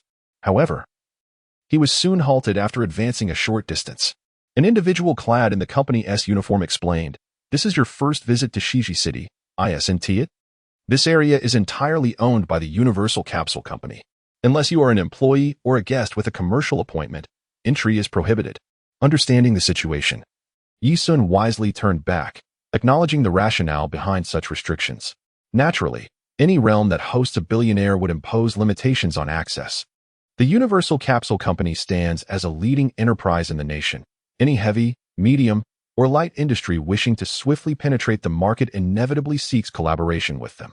Once partnerships deepen, there exists the potential for acquisitions, allowing the company to retain control over technology and engage in independent research and production, as seen in the aircraft and automobile manufacturing sectors. Concurrently, the Universal Capsule Company can seamlessly integrate its products with capsules, significantly reducing costs and providing exceptional convenience for consumers. Yu Xuanci pondered for a moment, deciding to wait until the sun had completely set before taking action. His singular aim was the Dragon Ball radar. Prior to reaching level 20, he found it necessary to masquerade as a gentleman at the Universal Capsule Corporation for a while. Little Dragon hinted at the initiation of a sea-level mission, which would grant him the coveted Dragon Ball radar. A sea-level mission? This was indeed his first encounter with such a classification. Did it imply that the task possessed a degree of completion? He had reviewed the original design draft from the development team, noting that the mission allowed for considerable freedom regarding its completion. Once freedom was afforded, it signified that the task could branch out, gradually unveiling subsequent missions. Intriguingly, Yu Xuanci genuinely found this prospect fascinating. The original proposal indeed contained a quest for the Dragon Ball radar, offering several options. He could either masquerade as a merchant to negotiate with Dr. Briefs, or assume the role of a Dragon Ball adventurer seeking counsel from Bulma. The method was at his discretion, yet it was certain that there would be follow-up missions. Yi Sun sat in an ice cream parlor, ordering a cup of coffee as he meticulously contemplated how to execute his task with greater finesse. After a preliminary outline, he devised a plan that, while somewhat rudimentary, appeared to be the most effective approach. Given the considerable latitude afforded by the task, he resolved to embrace a bolder strategy. As night fell, devoid of a mobile phone and disdainful of the clunky devices others carried, he remained oblivious to the activities of Yu Xiaotao and Dodo, hoping they would refrain from causing any disturbances, at least until he had concluded his own affairs. It was time. The moment to act had arrived. Yi Sun entered the restroom and donned his black hooded sweatshirt, obscuring his face with a black mask, resolutely deciding to execute his plan. He made his way to a secluded alley, where he found himself alone. With a sudden surge of energy, he propelled himself into the air, causing the concrete beneath his feet to shatter under the force. As he ascended, he gazed down upon the bustling metropolis, the most prosperous city in the world, and could not help but lament the stark disparity between rich and poor. Should he ascend to the title of the world's wealthiest individual? He vowed to undertake initiatives for the impoverished.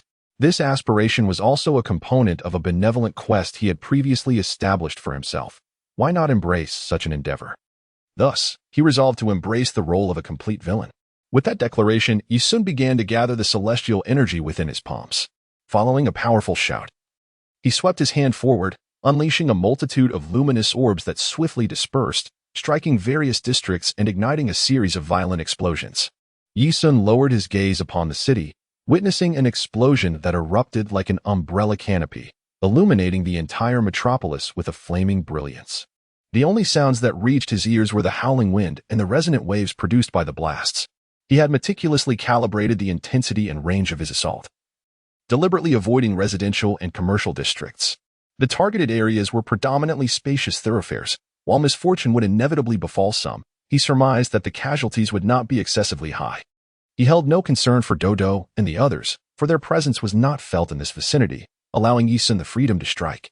Indeed, several neighborhoods in the West City had been subjected to an unprecedented wave of explosions, sending shockwaves throughout the nation, prompting fire brigades, ambulances, and police to hasten towards the sites of devastation. Yi Sun swiftly directed a beam towards the gaping hole, instantly obliterating the upper half of the prominently visible 100-story coordinate tower. Before the populace could recover from the recent series of explosions, they looked up to witness yet another detonation of this landmark. What on earth is happening? Why is this occurring? A voice cried out. It must be a terrorist attack. Following the sequence of large-scale explosions throughout the city, chaos ensued, plunging Western City into utter disarray on that fateful night. Chapter 49. Joker Bulma's father, Dr. Briefs, is a prodigious genius, honored as an esteemed professor at nearly all of the world's top 100 universities, earning him the affectionate title of Dr. Briefs among the populace. The most remarkable aspect of Dr. Briefs is his plethora of inventions, including the universal capsule. Moreover, he is the architect of the spacecraft that transported Sun Wukong to Namek. This illustrious inventor is not only a brilliant mind, but also a master craftsman imbued with an artisan spirit. In the Dragon Ball manga, he is portrayed as a rather theatrical character. However, to Yi Sun, this professor embodies true divinity. Yi Sun inherited a profound life lesson from his father, Yi Chong.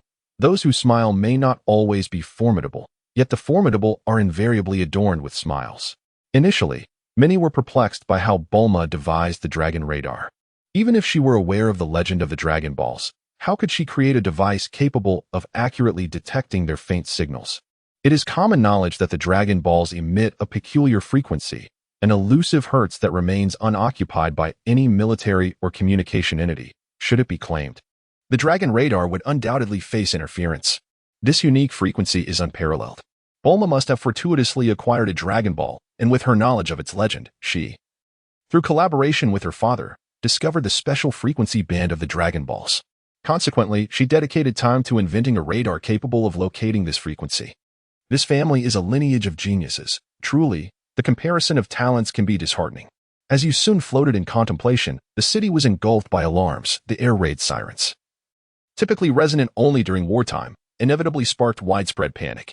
Yi Sun waited for approximately 10 minutes before hastening towards the Universal Capsule Corporation. A terror attack would prompt the corporation to immediately activate all its defense systems, thereby ensuring that Yi Sun would not suffer any hidden losses. At this moment, he could only fervently pray that the 15-year-old Bulma had already created the Dragon Radar. Otherwise, his journey would be in vain. If all else fails, he could seek the fortune-telling elder for guidance, as she would undoubtedly no longer refuse him. The favors I offer are not easily bestowed upon just anyone. Yi Sun floated above the Universal Capsule Company, astonished to discover that even the skies were patrolled by hovering machines. Indeed, it was a conglomerate of the wealthiest families in the world. He enveloped his fingertips with vital energy and, with a gentle touch, detonated the hovering craft. As the craft exploded, alarms blared throughout the Universal Capsule Company, and a mechanical voice resonated across the premises. An intruder has breached the perimeter. An outsider has infiltrated. An external entity has entered. Yi Sun intended to trigger an alarm. If he was to play, he would do so grandly. With a swift dive, he reached the ground and began to accelerate, his form transforming into a shadow in the night, moving with the swiftness of the wind, evading the surveillance cameras entirely. The moment the grand residence of Bulma's family closed, he surged through the doorway, encountering Bulma's father head-on. Dr. Briefs adjusted his glasses, astonished, and inquired, "Who are you? And why have you intruded upon my home?" Yi Sun introduced himself, saying, "My name is Joker, and I have come with a purpose, to acquire the Dragon Radar and the Dragon Balls." No sooner had he spoken than a young girl's voice resonated. "How do you know about the Dragon Radar?"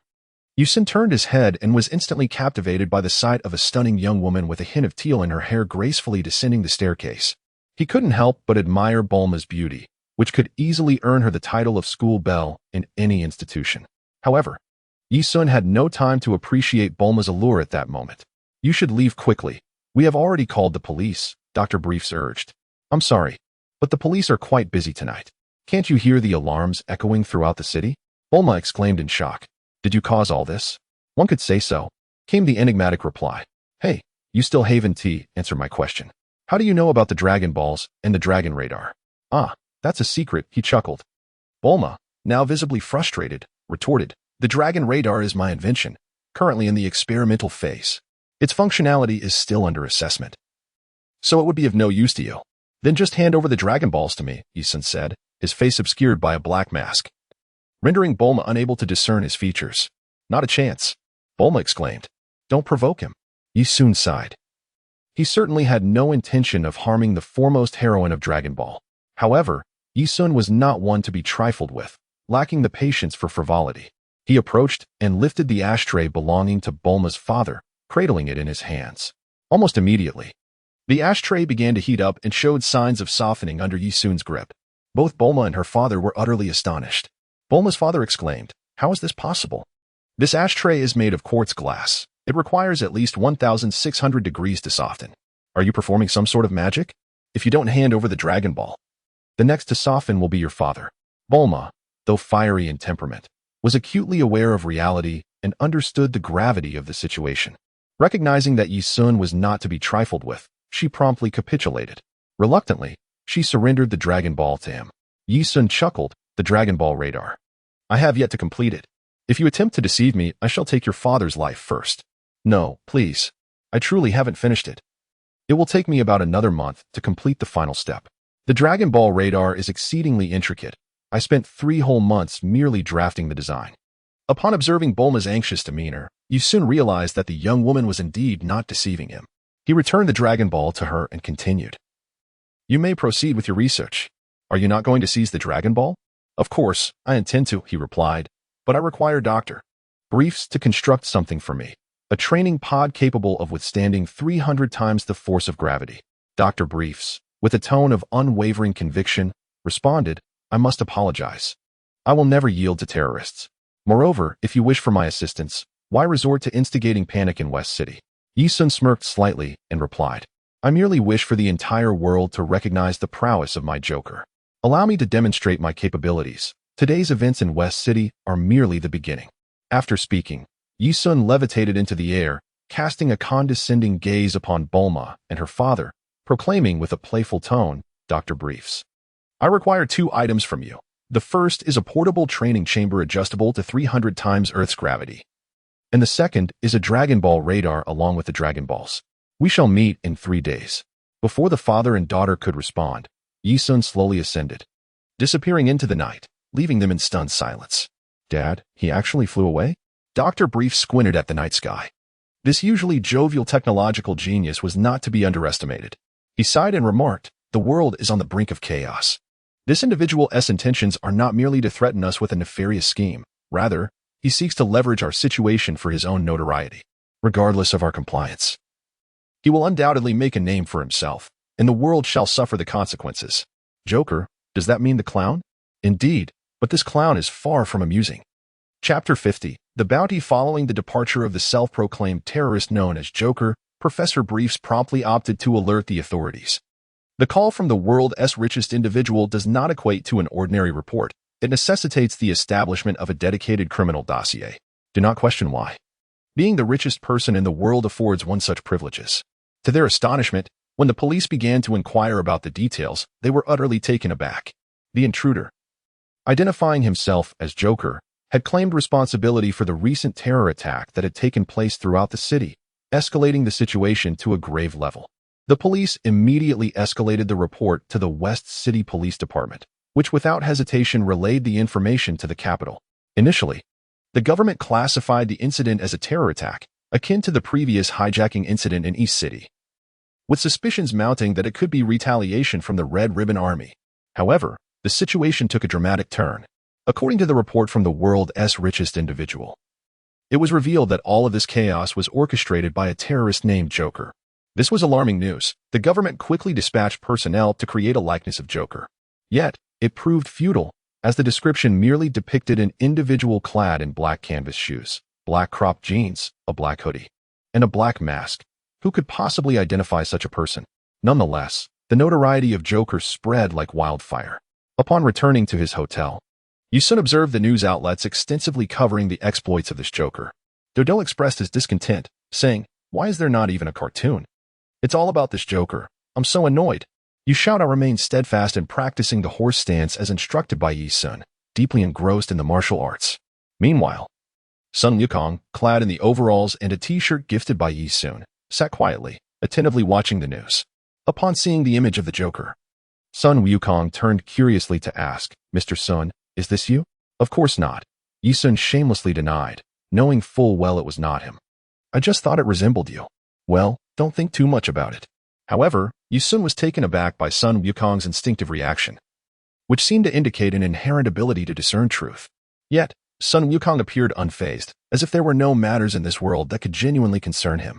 The director of the police department, Amon, promptly convened an emergency meeting to review all available information regarding the recent terrorist attack and the Joker.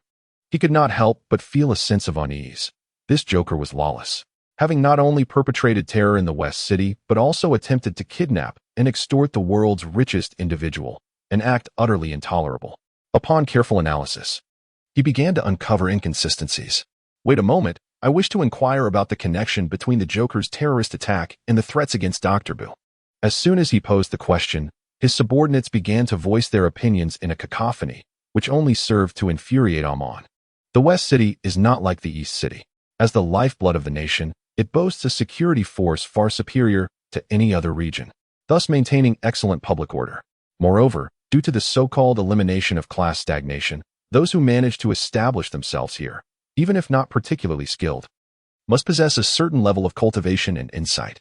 This is the essence of a city. Why do major cities implement talent attraction strategies? The development of society is a continuous process of weeding out the undesirable and retaining the good, ensuring that the exceptional can access superior resources. The rapid economic growth of the West City also led to high remuneration across various sectors, with police salaries being among the highest globally. However, this resulted in some negative consequences, such as a tendency for complacency among the police. "Enough. I did not come here to listen to you play mahjong," he interjected. "I simply wish to understand the connection between the Joker's attack on the city and his visit to Dr. Bu's residence." As discussions resumed, Amon, growing increasingly impatient, declared, "Let me consider this from the Joker's perspective. Regardless of whether I genuinely wish for Dr. Bu to create some absurd gravity chamber, if I aimed for notoriety, the most effective method would be to orchestrate a terrorist attack and then reveal my identity."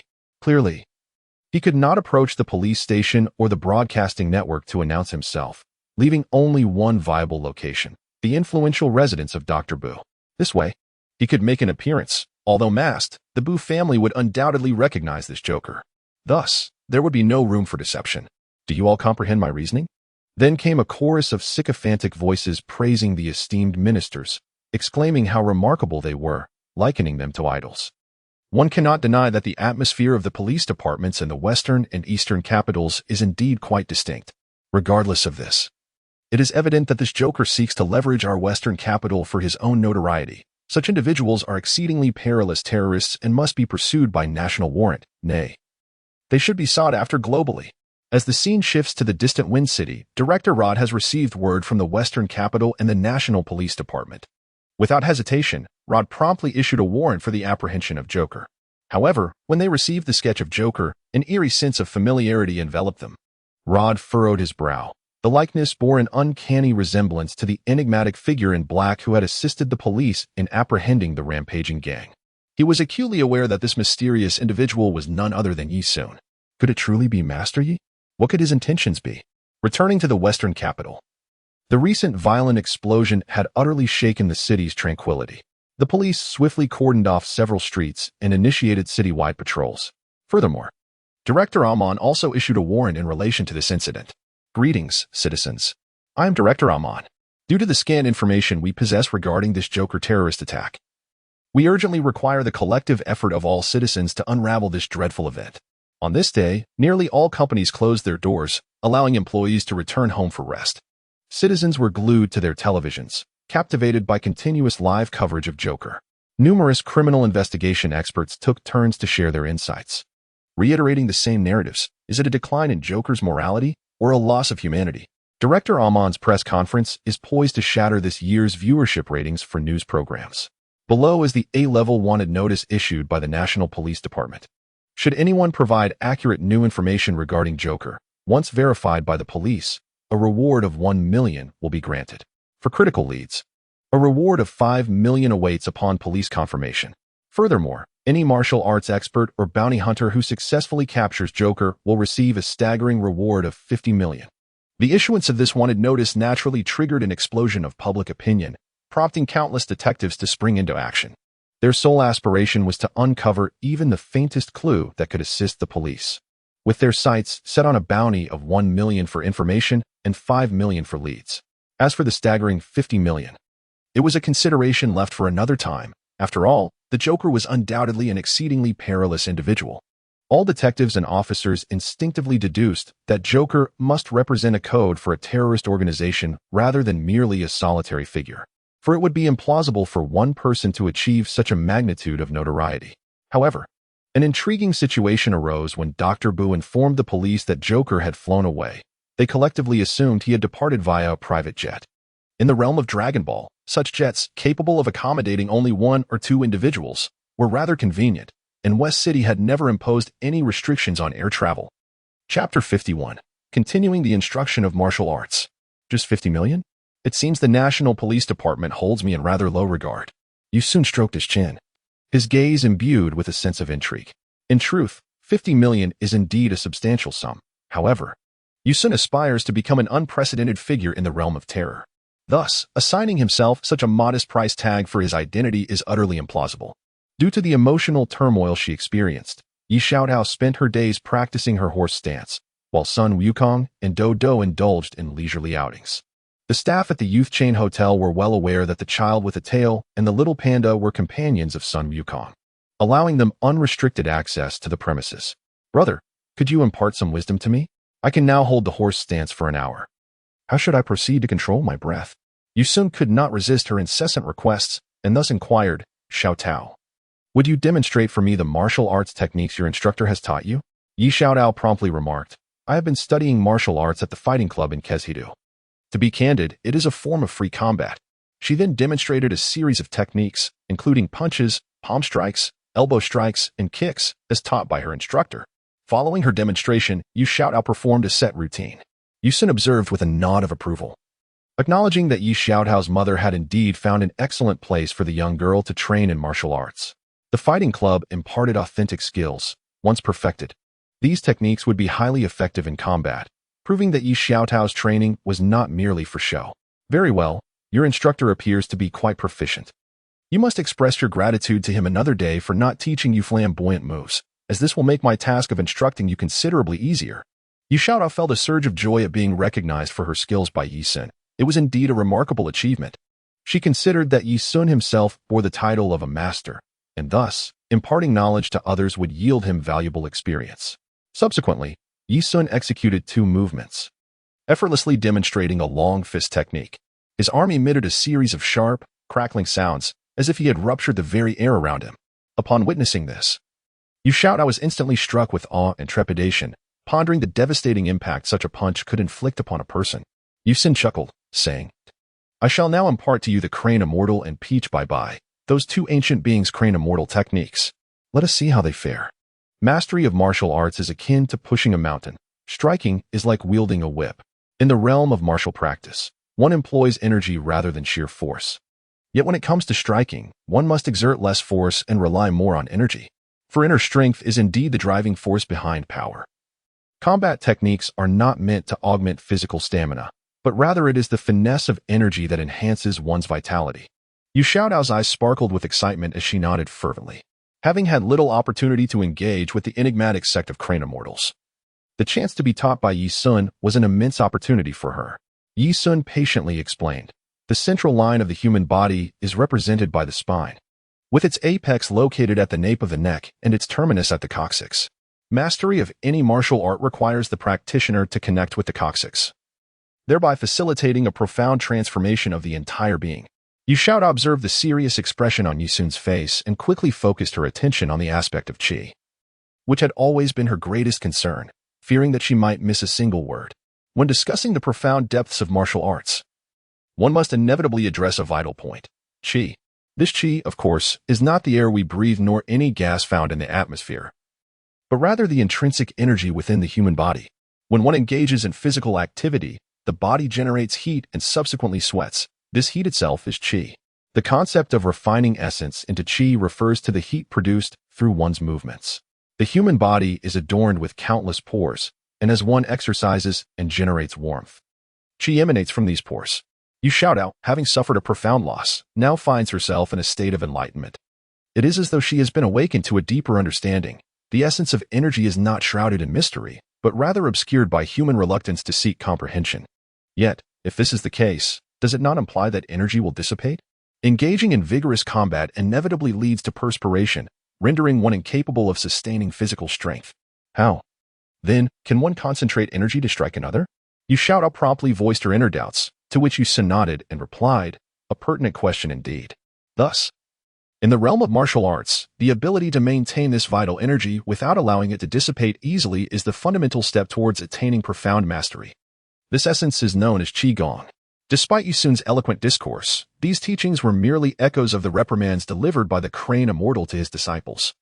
Unlike the turtle immortal, who preferred to conceal his knowledge, the crane immortal was transparent in his instruction. The turtle immortal, after accepting Sun Wukong, Krillin, and Yamcha as his disciples, refrained from imparting the turtle school's martial techniques, cloaking his reluctance under the guise of personal enlightenment, which, in truth, was rather absurd. To teach his disciples would jeopardize his own sustenance. Yu Sun seldom instructs Dodo on the intricacies of qi, as the panda is inherently a master of this energy art and requires no guidance. Moreover, the meridian points of the beast men and humans differ significantly, posing a challenge for Yi Sun in imparting knowledge. Although he provided the washing marrow classic to Dodo, the latter is unable to practice it effectively. As for Sun Wukong, it is hardly worth jesting. Does a scion truly require your tutelage? The simplest approach to training a scion involves subjecting him to severe battles, allowing him to recover, and repeating this process multiple times. After enduring such trials, Sun Wukong would naturally ascend to new heights of power, rendering any further instruction in qi utterly unnecessary. Yu Xiaodao inquired curiously, isn't the emission of energy a natural occurrence? Have you ever witnessed an animal in a state of fury? Particularly with cats and dogs, when they reach the pinnacle of anger. Their fur stands on end like that of a porcupine, a phenomenon often referred to as bristling. Humans exhibit a similar reaction. Once the fine hairs rise, the pores can indeed close. You have not had the opportunity to observe my combat style closely, so allow me to demonstrate. With that, Yu Sun clasped his hands together and gently ascended. As he slowly parted his hands, a conspicuously balloon-like object materialized between his palms. Yu Xiaodao exclaimed in astonishment, yet Yu Sun cautioned, I am not showing you the energy. I am demonstrating the hair. Upon hearing the sound, Yu Xiaodao turned her gaze towards Yu Sun's hair. To her astonishment, it indeed appeared untouched by any perm or dye. Yet, it seemed to be affected by the static electricity in the air, gently rising as if it were seaweed adrift in the ocean, while maintaining an air of naturalness. When confronted by an adversary, one feels as though engulfed in flames. During battle, it is essential to become exhilarated, even frenzied. For only then can one's energy be summoned with greater swiftness. Those who claim that martial arts must be practiced with a serene mind are merely peddling deceitful nonsense. How can one possibly remain tranquil while pursuing martial arts? Yu Xiaodao nodded in agreement. She recalled the accounts of past martial arts masters in actual combat, which often described them as akin to frenzied felines, relentless in their pursuit until their opponents were rendered utterly defenseless. In the realm of competitive matches, devoid of numerous regulations and the presence of referees, it was likely that fatalities would ensue before the conflict could be quelled. It appears you possess a profound understanding of these matters. Your instructor is indeed commendable. The horse stance I taught you previously was primarily intended to familiarize you with the shifting of your center of gravity. Today, I shall impart to you a foundational technique that focuses on exercising the spine to master the opening and closing of the body's pores. As soon as he finished speaking, Yi Sun swiftly positioned himself behind Yu Xiaodao, gently pressing a finger against the nape of her neck. He then meticulously traced down her spine, inch by inch, applying a subtle pressure at each vertebral joint. With each incremental movement, Yu Xiaodao sensed her spine gradually straightening. Yi Sun's approach prompted a movement of her entire skeletal structure and a stretching of her muscles, causing Yi Xiaodao to break into a sweat. Suddenly, Yi Sun inquired, Can you feel it? Indeed, if you were to press on my coccyx, I might leap up as if I were a cat whose tail had been stepped on. Precisely. Remember, your coccyx is akin to your tail. Find that sensation and continue to squat in a horse stance. By the end of this holiday, you'll leave those students from the experimental class utterly defeated. Chapter 52. The Joker's game. After assigning Yi Xiao new martial arts tasks, Yi Sun began to engage once more, this time with a desire for a more profound adventure. There exist two types of individuals in this world, those who are willing to take risks and those who cherish their comforts. Clearly, Yi Sun, endowed with a system, is inclined towards the thrill of adventure. He chose to operate under the moniker of Joker to temporarily obscure his identity, yet not entirely conceal it. He understood that his appearance would allow Rod and others to recognize him immediately. However, that was inconsequential, for Rod, the cunning old fox, would never betray him. As for Romeo and Little Q, perhaps Rod would divulge the truth to them, but these two were steadfast in their desire to align with him, making it imperative for Yi Sun to maintain an appearance of competence. Yi Sun pondered carefully and concluded that it would be wiser for him to adopt a slightly more ostentatious approach at this juncture. After all, this was a matter of orchestrating a terror attack, not mere pretense. Had he foreseen the consequences, he would not have overthrown the original proposal from the design team. He insisted on a method of acquiring funds that was above board. How foolish it was. Robbing a bank yields quick riches. If only one could plunder every bank across the globe annually, there would be no fear of lacking funds. Yi Sun felt a surge of anger at his own incompetence for the first time. It is often said that one should not squander opportunities, however. He found himself awkwardly embellishing his own narrative. After enjoying seafood with Dodo, Wukong, and Yu Xiaotao, Yi Sun intended to leave. Dodo, with a cheerful smile, waved at Yi Sun and, in a childlike voice, said, "Brother Yi Sun, please do not send your energy blasts my way. They frighten me." Yi Sun was momentarily taken aback, then swiftly turned around and seized Dodo, playfully using his right fist as a makeshift drill, spinning it atop Dodo's head. In an instant, tears streamed down Dodo's cheeks as his little legs flailed helplessly in the air, begging earnestly, "Brother Yi Sun, my head hurts." "Dodo, if you dare to speak of this, Brother Yi Sun will leave you all alone in the West City, and the police will come to apprehend you." "Woo. I promise I won't tell." After uttering these words, Yi Sun set Dodo down. Dodo, with a forlorn expression, cradled his head in his arms, pouting slightly, murmuring softly, "I knew you would bully me. Both Sister Xiaotao and Little Monkey know it's you." Yi Sun curled his lips. "What more can you say?" "No more words, no more words. Dodo has returned to watch cartoons." Yi Sun sighed deeply. It was entirely reasonable for them to speculate, as many photography teams capturing the nocturnal splendor of the city had documented the scene of the explosion. However, this was something that could not escape the keen eyes of Dodo and Sun Wukong. They distinctly witnessed a key blast traversing the sky, and it was evident that a remarkably powerful individual was unleashing a key wave. Who else could it be but Yi Sun? Sun Wukong understood that Yi Sun's actions were motivated by his desire to obtain the Dragon Balls, so he chose to remain silent. In truth, Wukong was a perceptive child. He regarded Yi Sun as an exceptionally dependable older brother. Therefore, he refrained from voicing any opinions on Yi Sun's decisions, remaining taciturn as long as Yi Sun did not inquire. This was largely due to Wukong's limited exposure to the world, as he had yet to grasp the lethal implications of such explosions. Had it been the later version of Sun Wukong, he would have exerted every effort to prevent Yi Sun from acting recklessly, even if it meant opposing him. At this very moment, Yi Sun was soaring through the night sky, heading towards the television station. He was determined to undertake a monumental task, one that would etch itself into the annals of history. Comparable to the subsequent resurrection of Demon King Piccolo, the invasion of the Scionts, and the tournament involving Cell. Meanwhile, the Western City news station was fervently continuing its coverage of the terrorist attack, with various guests speaking as if their words were gospel. One moment, a doctor from a remote forest was concocting a nefarious plot, and the next, a terrorist organization was purportedly planning to conquer the world. Shortly thereafter, others were reporting that the Red Ribbon Army was preparing to declare war on the kingdom. Yi Sun was initially unaware of the location of the broadcasting studio, however. It was quite intriguing that the television station allowed public visits, thus a large sign outside displayed a detailed diagram of the station, indicating the specific programs on each floor. This seemingly accessible initiative inadvertently aided Yi Sun, sparing him the arduous task of navigating floor by floor like Shalu. At this peak viewing time, it was evident that the West City News garnered the highest ratings, so he decided to head to the 7th floor. Upon arriving on the 7th floor, Yi Sun did not barge in like Shalu. Instead, He floated towards the window and, noticing it ajar, effortlessly slipped inside. Once inside, he instinctively made his way towards the broadcast studio, only to be momentarily bewildered as he pondered the direction of the studio. Feeling slightly awkward, he inquired about the studio's location from a staff member. The staff member, taken aback by Yi Sun's peculiar attire, remarked, "I'm sorry, but it's not a regular working hour, and visitors aren't permitted." "Wait, are you trying to impersonate the Joker?" "Actually, I am the Joker. Could you kindly escort me to the studio? I have something to share with everyone." "Thank you."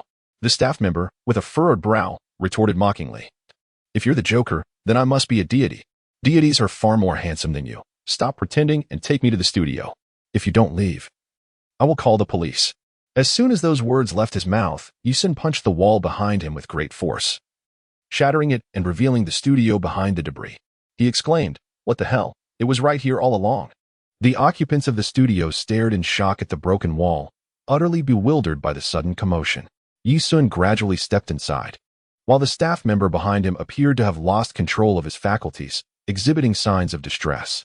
What on earth just happened? The director, witnessing the unexpected disruption in the live broadcast, was momentarily rendered speechless. Before he could issue any directives, he realized the peculiar nature of the intruder and exclaimed, "Is that the Joker? Camera, focus on him. If you fail to capture a good shot, I'll have you thrown out of here. You need to come to work tomorrow." "Yes, understood." After a brief moment of contemplation, the director added, "Hey, someone, call the police. Right away." Meanwhile, several hosts and guests in the studio were still in a state of confusion as Yi Sun took a seat at an empty spot on stage, and the camera unhesitatingly zoomed in on him. Yi Sun proclaimed loudly, "Allow me to introduce myself. I am the Joker. I have already greeted everyone yesterday. I am the mastermind and executor of the recent terror attack in the Western capital. Now, I shall grant you 5 seconds to absorb this information." The venue fell into an eerie silence, with confusion etched upon the faces of all present. Casting a glance at the guests, Yi Sun felt a wave of frustration wash over him. Was their astonishment truly so profound? As the silence persisted, he continued, "I am here today to announce that I have decided to engage in a game of Joker. For the next month, I shall remain in the Western capital, boldly stationed at the central fountain square from noon until 5 in the afternoon. I welcome martial arts masters, bounty hunters, and police from around the globe to confront me. Whether through martial prowess or firearms, the choice is yours. Should anyone manage to defeat me, a reward of 50 million awaits." Volume 1 concluded. Volume 2, The Era of the Joker. Author's note: I am reposting this message partly to vent my frustrations. Previously, I inadvertently published my author's note in the VIP section. Due to my busy work schedule and the indifferent attitude of my editor towards a struggling writer like myself, I neglected to address it. With the National Day holiday upon us, I recalled this matter and decided to append my author's note at the end of Volume 1. I sincerely apologize to those who paid to read it earlier. As for this book, I have much to express, yet I find myself at a loss for words, unsure of where to begin. Therefore, I shall gradually unveil my thoughts. Firstly, when I embarked on writing this book, I had recently departed from a position around early July. I am not a novice writer. I have previously published a novel, albeit one that garnered little popularity and is best left unmentioned. However, for various reasons, I chose not to abandon it and continue updating it, albeit at a slow pace. Yet, I am not one to be stubbornly fixed in my ways. Subsequently, I penned a fantasy novel, motivated by a desire to prove myself. People often say that only those who can succeed in fantasy writing possess true talent. So, I thought I would give it a try. To my surprise, that book was indeed contracted. Initially, it received some attention, garnering a few inconsequential PC recommendations. But there was no follow-up. Excuse me? Who truly cares about PC recommendations? Who even reads novels on a computer these days? As anticipated, the book failed to garner favorable recommendations. Consequently, I continued writing until I reached 300,000 words, yearning for an app endorsement, yet alas, it never materialized. My disappointment was profound. In the words of a common adage, an unendorsed novel is akin to a young person devoid of education, utterly lacking in competitiveness. I trust that you, dear readers, are not novices in the online realm. You are undoubtedly aware that for a web novel, having a recommendation can create a disparity of 100-fold, or even 1,000-fold. It is as clear and unambiguous as that, and one cannot dispute it. I was left bowing in deference to the formidable power of editors, humbly kneeling and trembling with trepidation. During that tumultuous period, I was particularly agitated, having invested considerable effort into that fantasy novel, only to be completely disregarded by the editors. What else could I do but feel disheartened? Around mid-July, I suddenly felt an urge to revisit Dragon Ball. Intending to follow the original series all the way to Dragon Ball Super, I must express my belief that Dragon Ball Super is a regrettable endeavor by Akira Toriyama that tarnishes his reputation.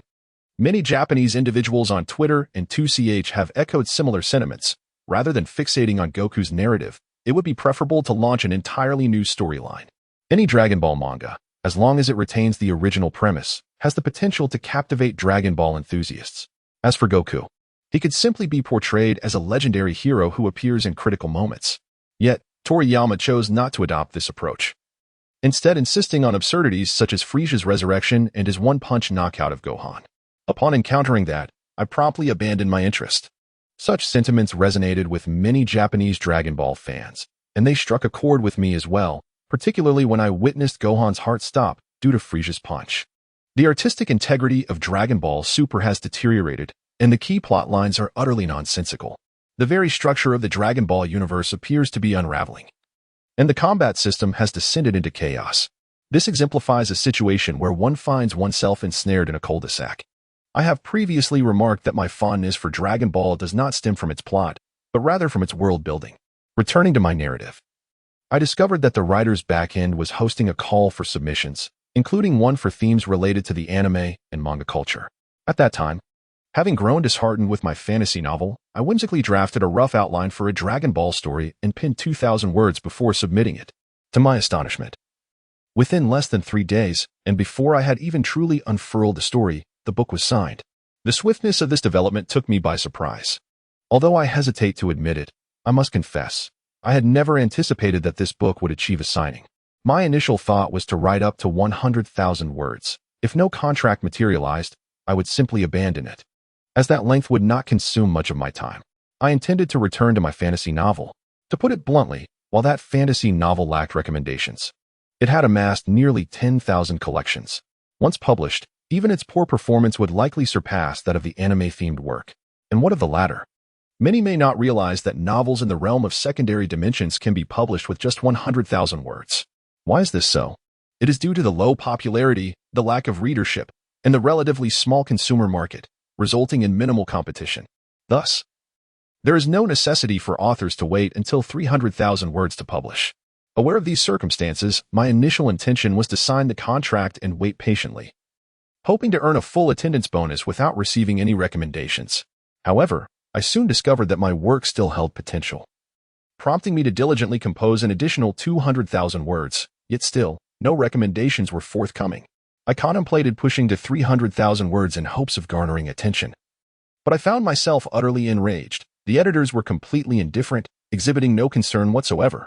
I simply cannot comprehend this. If you deem my work unworthy of recommendations, or if your editorial team believes it does not meet the criteria for such recognition, then why did you sign the contract? Why the eagerness to contract my work just 3 days after my update? Is it merely a jest at the expense of others? Thus, this time I applied for publication deliberately, as I no longer wish to squander my time. To add context, my manuscript has now reached 450,000 words, yet still receives no recommendations, not even a glimmer of opportunity. How can a web writer hope to stand out in this vast sea of literature? Moreover, readers' tastes have become exceedingly discerning. To what extent have readers' preferences become fastidious? Merely because I incorporated elements of martial arts that Akira Toriyama did not explicitly define. I have been met with backlash, as though the presence of internal martial arts in my narrative somehow tarnishes the essence of Dragon Ball. They accuse me of ruining their childhood. I find it utterly perplexing. Am I truly capable of such devastation? Your nostalgia is remarkably fragile. I cannot fathom it. I neither introduced devil fruits nor the Sharingan techniques from Naruto, nor did I employ any Golden Saint Seiya elements. All I have done is elaborate on the internal cultivation techniques that align closely with the original manga's concept of ki. How have I descended into madness? I previously articulated that the protagonist has his own adventures and storylines, intersecting with original characters without necessarily embarking on their quests. So why do readers incessantly ask why he does not pursue certain characters, or why he does not end up with Bulma, who dictated that secondary dimension fanworks must always involve romantic entanglements with the female lead? Son Goku, the protagonist of Dragon Ball, did not end up with Bulma. So why should my character be compelled to do so? Where is the logic in that? Moreover, I am not particularly fond of Bulma as a character. As for the popularity of my work, a glance at QQ Book City or Qidian would reveal the disheartening truth. The stagnant growth gives rise to the illusion that the Yuewon Group has established a category for secondary dimension themes in vain. Is this not a waste of time? Is there any merit in it? Therefore, I find myself unable to waste any more time. I simply cannot afford to do so, as it is utterly meaningless. I can already envision a reader awakening to discover my work has been published, only to exclaim in frustration, "How did this even get published?" Indeed, it is true that this book has been published. Given the current trajectory of its development, whether or not it is available is merely a waste of time. It would be far more prudent to release it sooner. Readers who are inclined to engage with the content will naturally continue, while those who are not, regardless of being offered nearly 100 chapters for merely 10 yuan, will still lament their financial constraints, ultimately abandoning the work or resorting to pirated versions. Moreover, I must remark that during the book's free period, the very readers who incessantly urge me for more updates have largely refrained from any form of financial support since its publication. Hence, I have always disregarded such pleas for updates, unless they are accompanied by monthly votes or rewards. In any case, the signing of this book was an unexpected turn for me, and as we all know, it has yet to receive a single recommendation. Launching into the world in a state of complete exposure.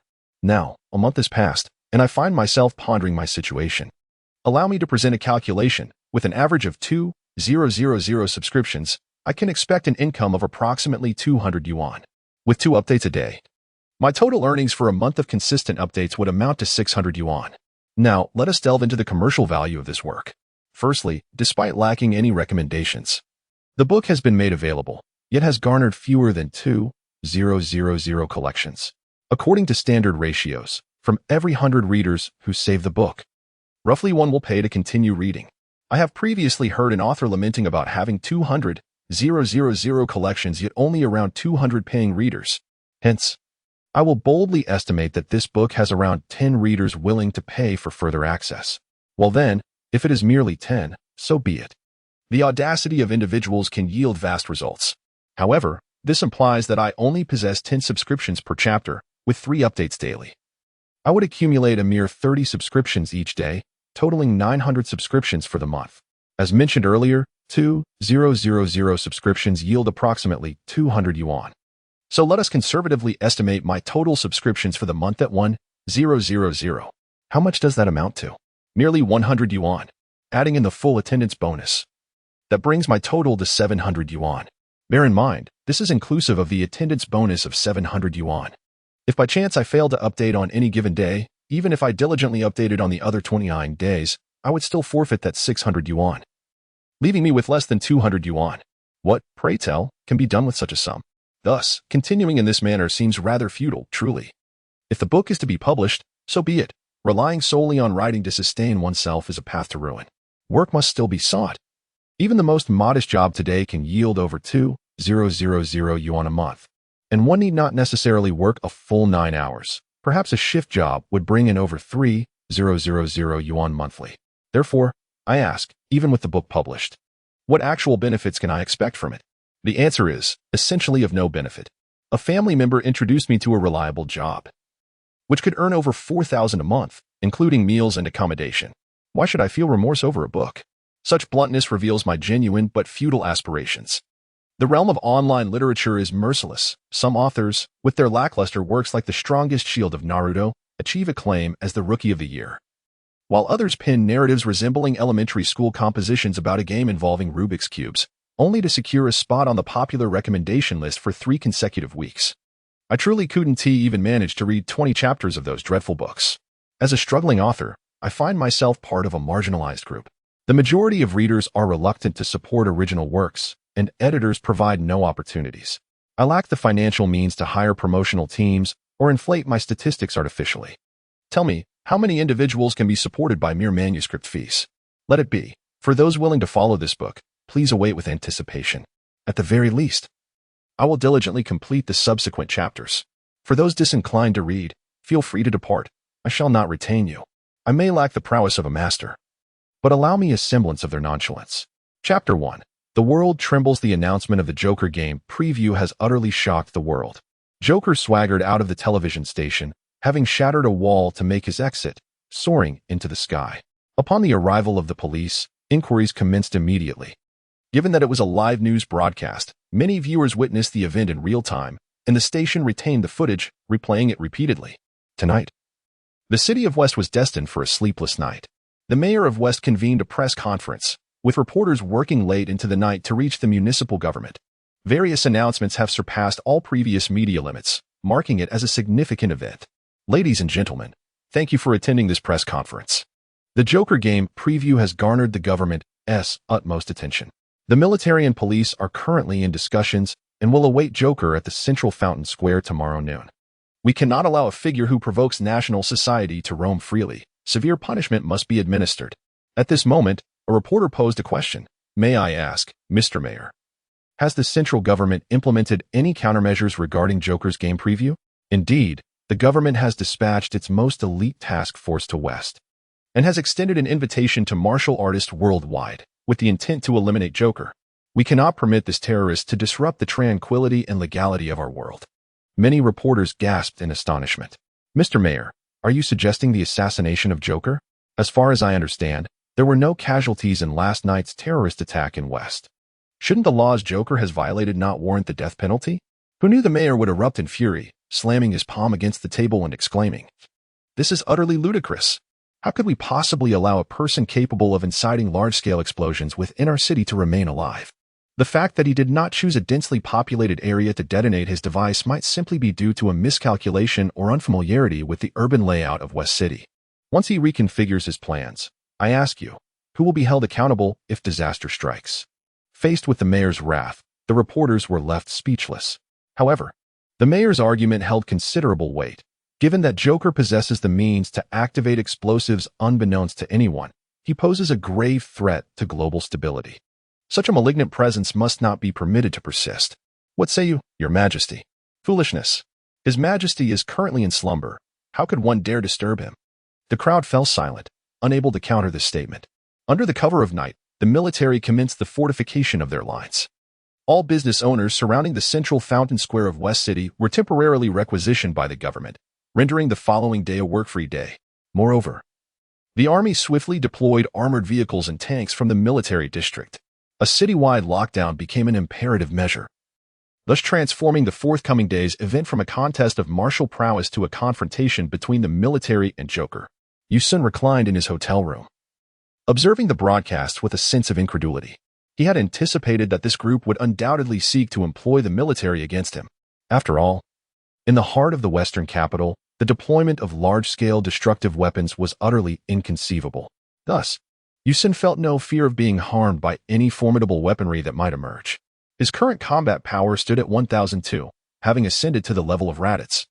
He believed there should be no cause for concern. Nevertheless, to err on the side of caution, he contemplated further enhancing his training regimen. By night's end, he was confident that his combat power could increase by several hundred.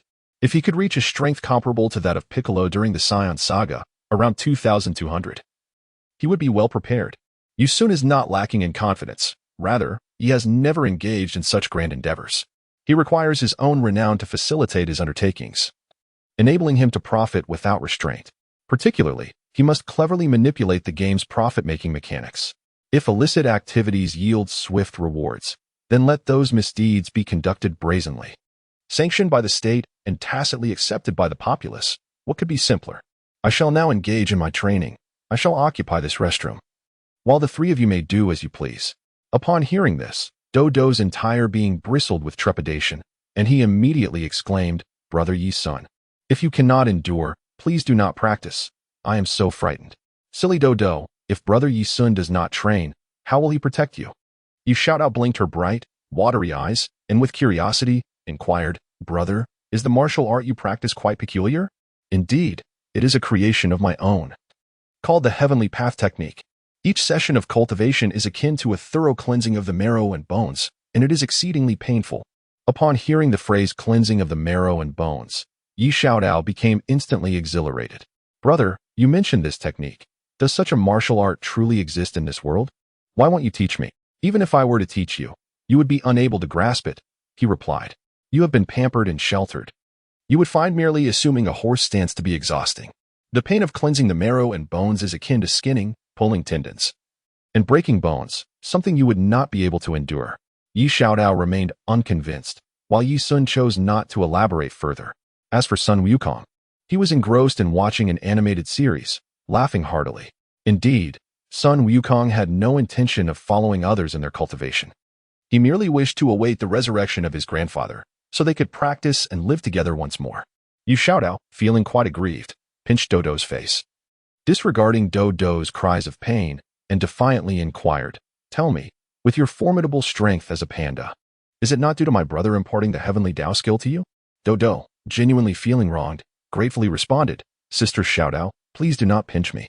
I have not learned the heavenly Dao skill. Brother Yeshuan has never taught me that technique, and I truly fear it." After repeatedly asking, and receiving the same answer, she had no choice but to relent. She then hurried off to continue her cervical spine exercises, motivated by her belief in their efficacy. Perhaps in due time, Brother Yeshuan would teach her the heavenly Dao skill, but the moment had not yet arrived. Upon reaching the restroom, she habitually removed all her clothing to prevent any mess, as her body had significantly strengthened due to the advancement of the Golden Bell Shield to level 2. Consequently, she could endure greater pain. Furthermore, the agony induced by the bone-washing scripture served to refine the Golden Bell Shield. Thus, whenever Yeshuan was willing, each session of cultivation could vastly enhance her combat prowess data. In silent contemplation of the realm of law, the 4 births and 3 existences were prepared, intertwined with the 6 roots and 6 dusts, the 5 aggregates and 3 paths, celestial beings and asuras, each traversing distinct realms. The 2 truths had yet to merge, and the 6 perfections remained unachieved. Seeing was not truly seeing. Ignorance had not been extinguished. The eye of the Tao remained unrefined, and the brows had yet to touch the ground. Yi Sun silently recited the mantra of the Washing Marrow Sutra, and then began to circulate the energy throughout his body. Indeed, a powerful sensation of the 4 types swiftly permeated every acupoint, as if a magnetic force from the cosmos were acting upon each mitochondrion. Thus, the cries of anguish and despair once again resounded. Chapter 2, a global live broadcast. The anguish cries of Yi Sun echoed incessantly. Despite the soundproofing of the restroom, within the confines of a presidential suite, it was impossible for Dodo and the others not to hear. Dodo, trembling all over, burrowed deeper into the blankets, while Yi Xiaotao wore a face of sheer terror, pondering whether her brother was engaging in self-harm within the bathroom. Sun Wukong, too, stood with his tail erect, the fur bristling in alarm. The scene was truly harrowing. It was only at this moment that Yi Xiaotao grasped why Yi Sun had not imparted the heavenly Dao technique to her. This particular practice might indeed necessitate self-mutilation. Could it be that the process of cleansing marrow and refining bones was so excruciating? She mused inwardly. Yet, despite the agony, Yi Sun persevered for a full half-hour without succumbing to unconsciousness, marveling at the potential efficacy of the Golden Bell Shield. Upon examining the data, he was taken aback to discover that he had completed 86 of the 2nd level of the Golden Bell Shield, an astonishing progression indeed. However, the advancement in the Marrow Cleansing Sutra was painstakingly slow, rising from 36 to merely 43. The evolution of one's lineage proved to be exceedingly arduous. Just as Yi Sun resolved to take a respite, a notification resounded in his mind. Ding. Congratulations, you have reached level 15. Excellent. Yi Sun couldn't help but exclaim in admiration. Thanks to the upgrade, he could now revive in a state of full health, causing the fatigue in both his body and mind to vanish instantaneously. Simultaneously, his attribute points continued to increase significantly. However, Yi Sun decided against allocating these points for the time being, preferring to wait until his bloodline level improved further, a testament to his obsessive tendencies. He opened the data panel to examine his current statistics and was astonished to discover that his combat power had reached an impressive 1762. Indeed, after acquiring the marrow cleansing technique, the surge in his combat prowess far exceeded his expectations. With a combat power of 1762, he was undoubtedly invincible on Earth. Yet, this level paled in comparison to fighters like Tian, who had achieved around 2,000 after their training in the heavenly realm. Thus, Yi Sun was filled with both excitement and apprehension, given the slight alterations to the Dragon Ball main storyline. He fervently hoped that no overwhelming adversaries with astronomical combat powers would emerge, for that would be quite an embarrassing predicament. Yi Sun exhaled a breath of murky air, his eyes momentarily flickering with a spark of brilliance. After indulging in a refreshing bath that cleansed his body of impurities and residual blood, he opened the restroom door. Upon stepping out, he found 3 individuals gazing at him with bewilderment. Yi Sun laughed heartily and inquired, "What are you all staring at?" One of them replied, "Is this how you cultivate?" To which Yi Sun responded, "In a manner, yes. There will be other methods of cultivation in the future, but that is a discussion for another time. Tomorrow, I must attend to that matter." Yi Xiaotao chuckled mischievously and said, "Shall we play Joker? My brother, are you planning to become a member of the underworld?" "Of course not," he replied. "I aspire to be a man of greatness. You all should rest. We have a grand spectacle to witness tomorrow at noon." With that, Yi Sun retreated to his private chamber for some rest. He slept soundly, buoyed by a significant surge in his combat prowess, which instilled in him unparalleled confidence. This time, during the Joker game, he intended to refresh the perspectives of everyone in the world. He deliberately chose the central square for its bustling crowds, where the likelihood of any foul play was virtually non-existent. Moreover, after a night had passed, the area within several kilometers of the square had undoubtedly undergone thorough inspections by the military and government, ensuring that no illusions could be perpetrated. Those familiar with Dragon Ball would understand Yi Sun's sentiments. He truly abhorred how Mr. Satan could deceive the entirety of humanity's intellect with a mere illusion. Otherwise, why would Dragon Ball be criticized for its numerous plot holes, the collective intelligence of the populace being the most glaring flaw? The following day, Yi Sun awoke at 10 in the morning. His companions, having respected his need for rest after such exhausting training, had refrained from disturbing him. They assumed that a good sleep was essential for physical recovery. The group proceeded to the dining hall for lunch, and Yi Sun glanced at the time, realizing it was nearly time to depart. Indeed, the hotel guests remained indoors, opting to watch the live broadcast of the Operation to Eliminate Joker. This broadcast, aimed at a global audience, was set to break viewership records established since the inception of television. This directive from the state had caused discontent among many broadcasting stations, as only the national television was permitted to cover the event live, leaving others without the opportunity to participate. Yi Sun transformed his previous black hoodie into a striking red and black hooded trench coat, donning a mask as he boldly set off. His speed was so astonishing that no one noticed someone shooting out from a window. At that moment, both the political elite and ordinary citizens, even the underworld factions, were collectively on holiday, solely to witness the clash between Joker and the might of the world's military. In the Wind City Police Department, while every officer was dutifully engaged, they were all watching the live broadcast from their offices. Rod sat in his elegantly adorned office, his expression serious as he focused on the images flashing across the screen.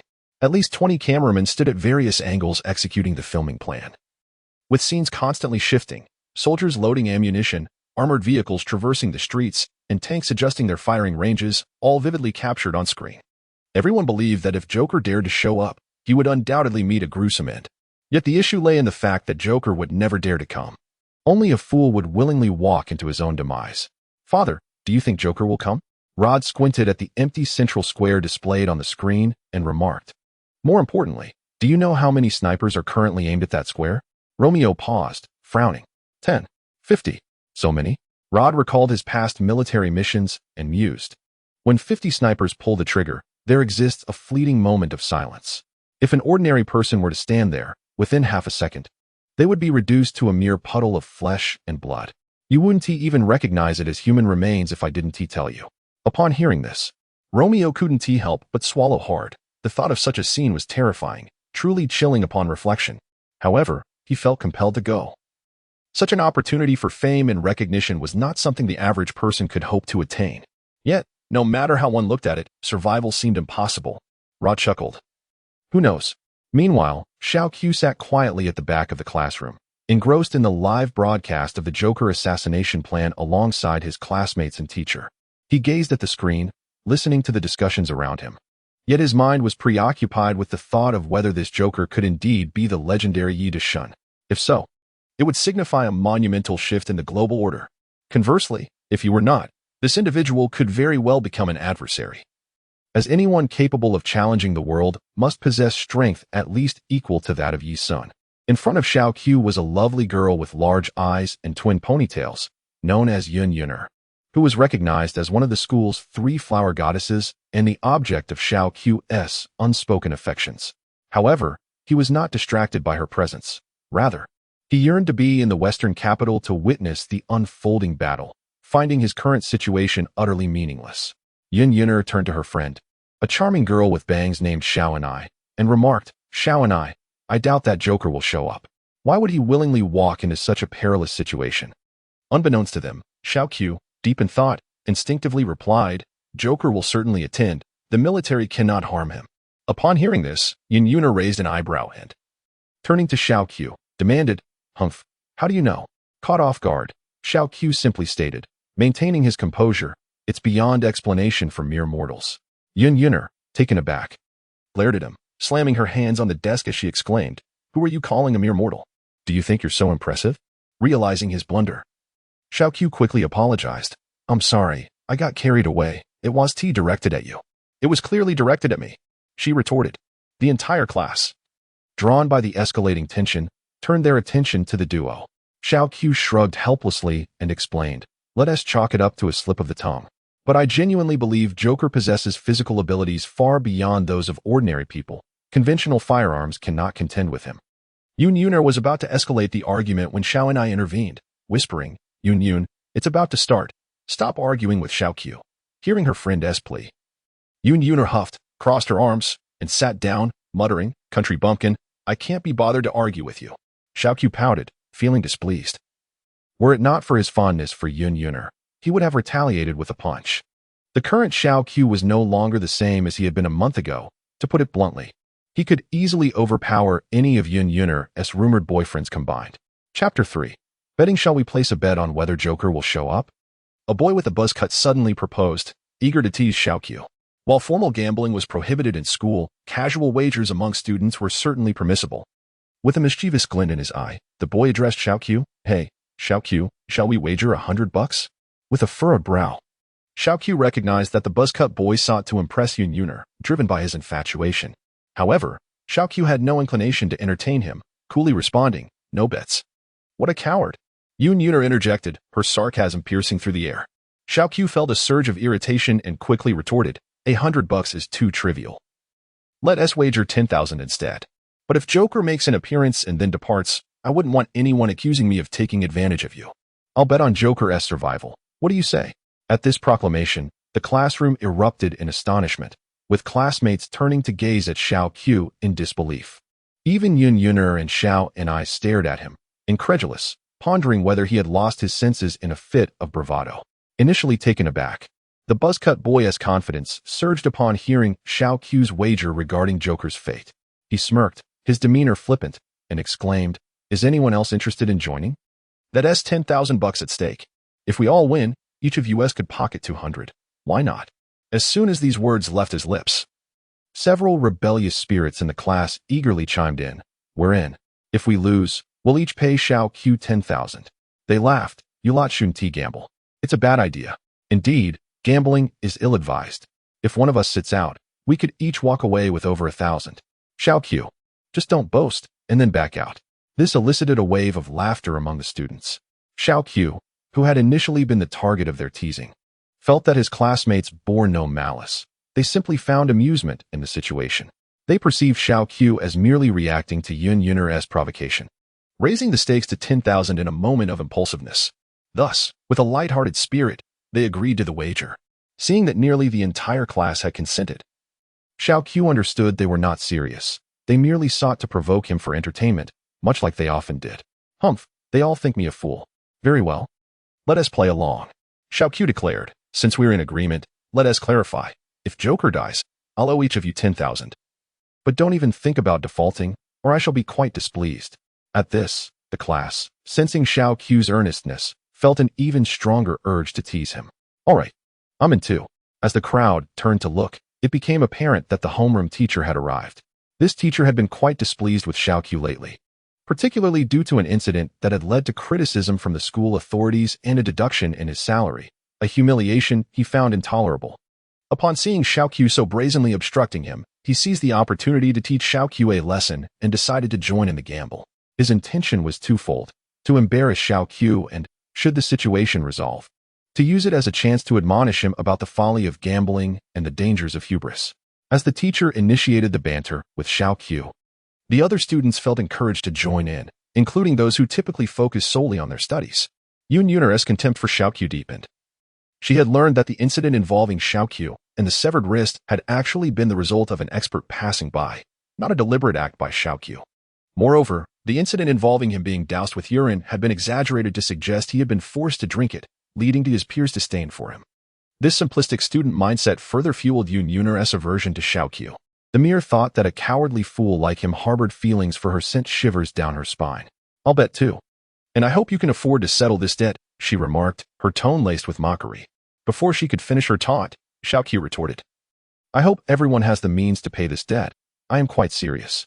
The students, observing his earnest demeanor, couldn't help but mutter amongst themselves about his foolishness, wondering how he would possibly come up with the lost sum of 490,000. The homeroom teacher scoffed. "Ah, you've really learned some tricks, haven't you? I shall inform your parents of this matter and see if they take pride in you." There was no need for the teacher to concern himself. Judging by his understanding of his parents, if he were to truly win 490,000, they would likely be overjoyed. How shameless, the teacher thought. Assuming Xiao Qiu was merely being stubborn, unaware that Xiao Qiu was speaking from the heart. With this in mind, the teacher smirked and said, "All right. I shall act as a witness. Let us not have anyone default on their debts. Since Xiao Qiu is so generous as to give away money, let us all express our gratitude." Did Xiao Qiu possess any wealth? Certainly not. He relied on a modest monthly sponsorship of 2,000 from Lord, a sum that was insufficient for anything more than his daily sustenance. "Thank you, Xiao Qiu," the class responded with feigned cheerfulness. This is the tragic nature of education, where the jovial atmosphere of the entire class is often built upon the discomfort of a few individuals. Such scenes are familiar to everyone who has traversed the halls of academia. Many who partake in the merriment may not realize the extent of the humiliation faced by their peers. Yet, Xiao Qiu could only mutter under his breath, "Foolish mortals." The words were clearly captured by Yun Yun'er and Xiao and I in the front row, their expressions revealing a disdainful smirk. How foolish of Xiao Qiu. No wonder he is so easily toyed with. Can he truly take this seriously? Alas, the fool. Well, if he wishes to spend, we cannot dissuade him. A faint smile graced Xiao Qiu's lips as he found himself increasingly convinced that Joker was indeed Yi Sun, for no other reason than his inexplicable confidence. "Ah, esteemed audience, a figure has materialized in the sky. Could this be Joker? How peculiar that Joker is descending from above. Is it some sort of stunt?" The reporters ahead and the hosts in the studio took turns sharing their thoughts, leaving viewers at home utterly astonished. Is this a superhero? Goodness. This cannot be a film shoot. I wager this is undoubtedly part of a variety show. I heard that the explosion in the West City was so intense it resulted in no casualties, which clearly suggests this is merely sensationalism. I concur. Could it be a state-organized anti-terror exercise, creating a Joker to fabricate a sense of mystery? I too believe so. Reports indicate that Joker even visited the home of the world's wealthiest individual, yet he neither took lives nor stole wealth. He merely asked Professor Bu to construct some sort of gravity chamber. This is utterly absurd, too far-fetched. The moment Xiao Qiu beheld the figure of Joker on screen, he felt a wave of reassurance wash over him. It was undoubtedly Yi Sun. The deity was indeed extraordinary and dared to take risks. Chapter 4. Negotiation and Declaration. Joker's presence descended with an imposing grandeur, leaving even the snipers momentarily entranced, their focus completely dissipated. However, not everyone was awestruck by this superheroic arrival. Among the crowd watching the live broadcast, some immediately recognized it as the technique of flight. On a small island not far from the southern coast, there resided a certain Master Roshi, a lecherous old man well-versed in the lore of Dragon Ball. Those familiar with the tales would instantly recognize his identity. Master Roshi, still donning his sunglasses, wore a troubled expression as he gazed at the figure standing in the central square on the television. He found himself at a loss for words, his thoughts a tangle of confusion. Firstly, Master Roshi recognized that this was the Crane School's technique of flight. Yet he was bewildered, as the Crane School is known for its discretion, always valuing secrecy and never exposing themselves to the world's scrutiny. This individual possesses the flight technique, undoubtedly linked to the Crane School. However, I am curious as to why Joker opposes the world, and he has openly provoked martial artists globally. This is truly unwise. What could his true intentions be? Master Rashi, lost in deep contemplation, inadvertently crushed the soda can in his hand, splattering his face with soda. Hastily, he wiped his face and the floor, casting a glance at the police on the television who were addressing the Joker. With a sigh, he lamented the futility of the situation. This individual could unleash energy waves, at the very least on par with a martial artist of his caliber. If he wished to escape, not even a marksman with eagle eyes could hope to harm him. Meanwhile, in a quaint rural tavern, Master Crane was preparing to venture out with Tien and Kaiatsu for training. Upon witnessing Joker employing the art of flight, Master Crane was understandably astonished. But he quickly regained his composure. He had developed the technique himself through clever means. The art of flight was not particularly difficult to master. As long as one could channel their energy outward, lifting the body was a simple task. With a bit of finesse, it became even more achievable. Who exactly was this Joker? From which sect did he originate? It was indeed a mystery. Unbeknownst to Master Crane, Tien and Kaiatsu were equally bewildered. Yet they were eager to discover what abilities this Joker possessed that would embolden him to challenge the entire world. Yusun stood at the center of the square, surveying his surroundings, and quickly discerned the palpable tension in the air, an unmistakable sign of soldiers advancing, armed and ready. The cacophonous sound of their hurried footsteps soon came to an abrupt halt, encircling him in a tightening grip. Above, helicopters whirred ominously, while tanks and armored vehicles rumbled along the expansive streets, with countless snipers concealed among the surrounding office buildings. A rather formidable display, indeed. Yet, it was ultimately inconsequential. At that moment, an individual clad in black tactical attire approached him alone. The viewers of the live broadcast were perplexed. Yet they could surmise that this person had come to engage in a private discussion with Joker, essentially attempting to persuade him to surrender.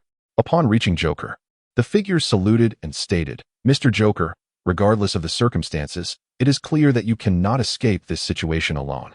The military hopes for your capitulation. And I suspect there are others orchestrating this behind the scenes." How absurd. Do you truly believe you comprehend my intentions? Joker retorted. The man appeared unfazed by the inquiry, adeptly navigating the conversation. Your boss has assigned you this suicidal mission, hasn't he? You seek to assert your existence by destabilizing societal order, a tactic that has proven effective for many terror organizations, as they often resort to extreme sacrifices to achieve their aims. Regrettably, I assure you, I do not belong to such a category. Yusun did not respond but calmly inquired, "Are you not also a victim of the military? Among all the simulated scenarios I have envisioned for today, you must have anticipated that I would be carrying a deadly bomb. The moment I detonate it, this place will be reduced to scorched earth. Nevertheless, you were still sent to meet your demise." The military negotiation expert's expression grew serious as he attempted to reason. "It is my duty to uphold national stability and societal peace.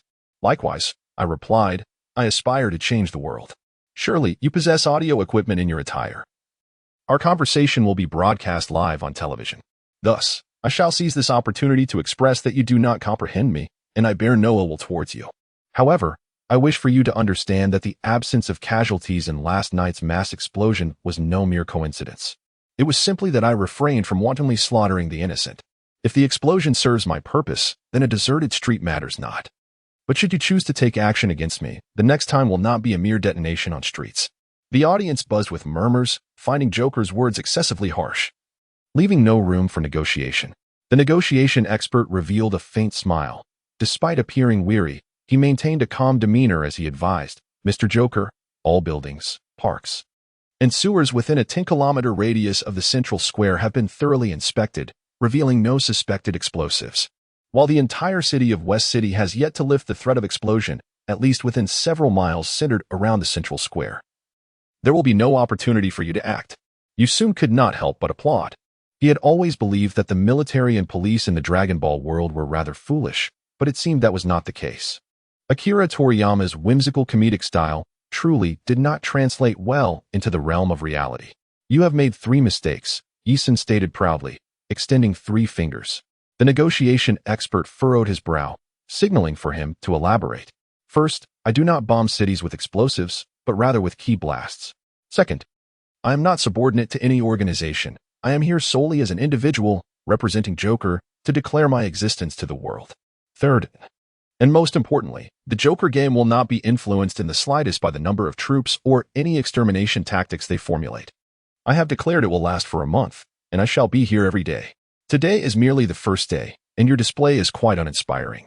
I have come to broaden your horizons. The negotiation expert's expression darkened, not out of anger, but from the realization that communication was futile. The individual before him seemed utterly unhinged.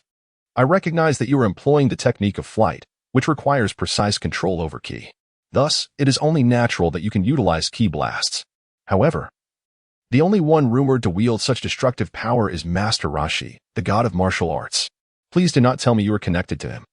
Upon hearing this during the live broadcast, Master Roshi felt a swell of pride. It was indeed only his Kamehameha that could devastate a city on such a scale, though it was limited by energy constraints. This was hardly surprising, given that this was a national-level counterterrorism operation. If they could not even verify knowledge of flight and ki, it would be quite disappointing. Thus, the numerous inconsistencies in the Dragon Ball manga were evident, making it seem as if everyone, aside from Goku and his companions, were entirely ignorant. The era of Master Roshi is long past. It is now the time of Joker. Attempting to explain this to you foolish mortals is utterly pointless. As Joker uttered these words, Yin Yun and Xiao Enai exchanged a brief, startled glance at Xiao Qiu, who had just mocked them all in a similar tone and manner. Chapter 5. Futile efforts. Realizing that communication with Joker was no longer viable, the negotiation expert exhaled deeply and turned to say, Mr. Joker, ideals must be backed by strength. I hope to see you again in 5 minutes. Joker replied nonchalantly, rest assured, you will see me again. As the negotiation expert departed, it became clear to all that the talks had collapsed and battle was imminent. The sniper took position, counting down to the moment of execution. Subsequently, a 10-second countdown echoed through the headsets of each sniper, who collectively held their breath, adjusted their breathing, and poised their fingers on the triggers. The moment the countdown concluded, they would unhesitatingly pull the trigger to eliminate Joker. Perhaps to amplify the tension, the television station elaborated on the ongoing sniper operation, synchronizing their own countdown. All eyes were anxiously fixed on the figure at the center of the screen. As the countdown reached 4, 3, 2, 1, the snipers, without a moment's hesitation, squeezed the triggers. Yet, an exceedingly bizarre scene unfolded. The on-site commanders exchanged bewildered glances at Joker, who stood motionless, and inquired via radio, why haven't we fired? The officer replied that the shots had indeed been fired. The astonishment in his voice mirrored that of the snipers, all of whom were equally perplexed. Had they fired? Then why was Joker still alive? Had they missed their mark? Such speculation seemed absurd, even to the commander, who struggled to maintain his composure. In the stillness of the target, it was inconceivable for the snipers to have erred, let alone for so many to simultaneously miss. It was a fanciful notion. Snipers, continue the assault.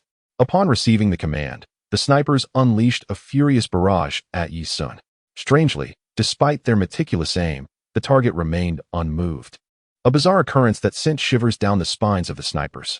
Gradually, those who recognized the extraordinary nature of the situation ceased their attack in unison. The commander's face turned pale, his eyes wide with disbelief. As the number of shots increased, he could discern through his binoculars the growing pile of bullet casings at Joker's feet. Each bullet, before striking Yi Sun, had its kinetic energy entirely neutralized by an unseen force, falling feebly to the ground. What on earth was happening? While the commander remained in a state of shock, the television commentator, equally astounded, exclaimed, incredible. The bullets fired by the snipers fell right at Joker's feet. What could this mean? Are these bullets made of cotton? The audience was engulfed in confusion. Based on their understanding, being struck by a sniper's bullet would surely be fatal. If not, they could conceive of no explanation beyond conspiracy theories. Could it be that the military was merely toying with them? Master Roshi, his eyes wide with astonishment, could hardly believe what he was witnessing. The bullets hadn't even grazed Joker's clothing, indicating that he had defended against all attacks with sheer force. Unbelievable. Had he truly mastered his skills to such an extent? Had this individual surpassed me? The turtle sage had already reached a conclusion in his heart. Yet he found himself unable to accept this reality. Although his mindset was commendable, it did not imply that he was devoid of competitive spirit and vanity. In stark contrast, the one truly gritting his teeth at this moment was the crane sage, whose body trembled slightly as he involuntarily clenched his fists. A man of such extraordinary vision as he was acutely aware of the meticulous control that the Joker exerted over his energy, allowing him to achieve flawless defense without so much as harming his garments. Tianjin Fan, Dumpling, remember this. Do not provoke the one known as Joker. His prowess is far too formidable. Both Tianjin Fan and Dumpling nodded gravely, though Dumpling cast a glance at Tianjin Fan, secretly thinking that he would undoubtedly challenge the Joker. After all, he was Tianjin Fan. The infantry advanced. Soldiers armed with automatic rifles surged forth like a relentless tide, encircling the central square where the Joker stood, sealing it off completely. They resembled the soldiers of the Qin dynasty surrounding the nameless hero in Zhang Yimou's film Hero. Yet this was the era of firearms. The soldiers on the television screen formed a circular encirclement, progressively tightening their grip, inch by inch compressing the Joker's space. Nevertheless, the Joker remained utterly unmoved. The commanding officer raised his hand to signal, and the densely packed circular formation instantly transformed into a fan-shaped encirclement, creating an approximate 45-degree gap behind Yi Sun. Fire! The soldiers unleashed a torrent of gunfire, their weapons spewing forth fiery serpents, establishing a formidable suppressive barrage. Yi Sun's form remained steadfast amidst the hail of bullets. As each magazine was expended, the soldiers promptly reloaded. As long as their commander did not order a ceasefire, they would not relent. The spent casings accumulating at Yi Sun's feet could have been sold in bulk by the pound. However, human beings are inherently capable of self-assessment. After a frenzied onslaught, some soldiers began to halt their fire autonomously, and soon, more and more followed suit, until all had ceased, exchanging bewildered glances filled with shock. That man remained completely still, the bullets leaving not a trace upon him, while the ground before him was littered with spent casings, a stark, ironic testament to the futility of their efforts. Yi Sun remained silent, quietly enduring the circumstances, for he believed himself impervious to harm. Let them strike, if they must. The commander, drenched in perspiration, had come to grasp the gravity of the situation. This Joker might indeed be a superhuman, and his arrogance was far from unfounded. Yes, Commander. This is the current state of affairs. The sniper team and infantry squad have failed to inflict any harm on the Joker. I suspect this individual possesses a shield-like superpower, rendering bullet-level attacks insufficient to wound him. In the western section of the command hall, the commander wore a grave expression, more than the inability to eliminate the Joker. He feared that his meticulously planned ambush would devolve into a farce, an outcome he could not bear. Then let us unleash artillery fire, missile strikes, and spare no expense to eliminate this individual. However, Commander, this is the central square of West City. Should we deploy large-scale weaponry, the economic repercussions would be catastrophic. The commander, in a fit of rage, bellowed, "What of it? Compared to the loss of a few buildings, this dangerous individual must perish. If he lives, I will become the laughingstock." The commander, drenched in sweat, was oblivious to the implications. Such losses cannot merely be quantified by the value of the structures themselves. This is the busiest commercial district. Who will bear the burden if it is reduced to ruins? Chapter 6. The Retreat of the Troops. Yi Sun stood there, nearly succumbing to drowsiness. He was uncertain how long this battalion would persist, yet since they showed no signs of withdrawal, he found no reason to voice his objections. Let them be. Tank Division, prepare. Adjust the range. Load the shells. Countdown. 5 seconds. Fire. Boom. The tanks commenced their barrage towards Yi Sun. The thunderous sounds of shells being discharged echoed through the city, resonating like a tempest, audible even from a considerable distance. Yi Sun surveyed the bustling commercial streets around him, realizing that the opposing commander had completely lost his sanity. To fire upon the city at will, was he utterly consumed by the desire for military glory? No. I must take action. With that thought, a spark ignited in Yi Sun's eyes, as if the entire space had come to a standstill. He effortlessly captured the trajectory of 6 artillery shells that had already soared halfway through the air. This was not an extraordinary ability. Rather, it was a testament to Yi Sun's remarkably swift neural responses. In comparison, everything else in this world appeared agonizingly slow, akin to being played back at 20 times the normal speed. It was a subtlety difficult to perceive without reaching such a level of understanding. Yi Sun, with remarkable agility, swiftly unleashed 6 energy projectiles from his palms, striking the incoming shells with impeccable precision. The moment they intercepted the projectiles, the shells detonated, producing a thunderous explosion that sent shock waves surging forth, obliterating all structures along the road. The glass of distant buildings shattered, leaving no one unscathed. Due to the premature explosion of the shells, which detonated at half the anticipated range, chaos ensued among the troops. The commander promptly halted the tank battalion's firing and, gripping his communicator, reported, "Commander, the adversary is no ordinary superhuman. I advise against further direct confrontation. If this continues, the city will be annihilated. However, the response he received was laced with fury, indicating that the commander was on the brink of eruption. What nonsense are you spouting? Joker is a global criminal, openly opposing the world. If we do not eliminate him now, the repercussions will be dire. Open fire immediately, or I shall send all of you to a military tribunal. The commander's expression darkened, beads of sweat dotting his forehead. After shutting off the communicator, he turned to his aide and stated, "The opponent's strength surpasses our expectations." Did you all witness that?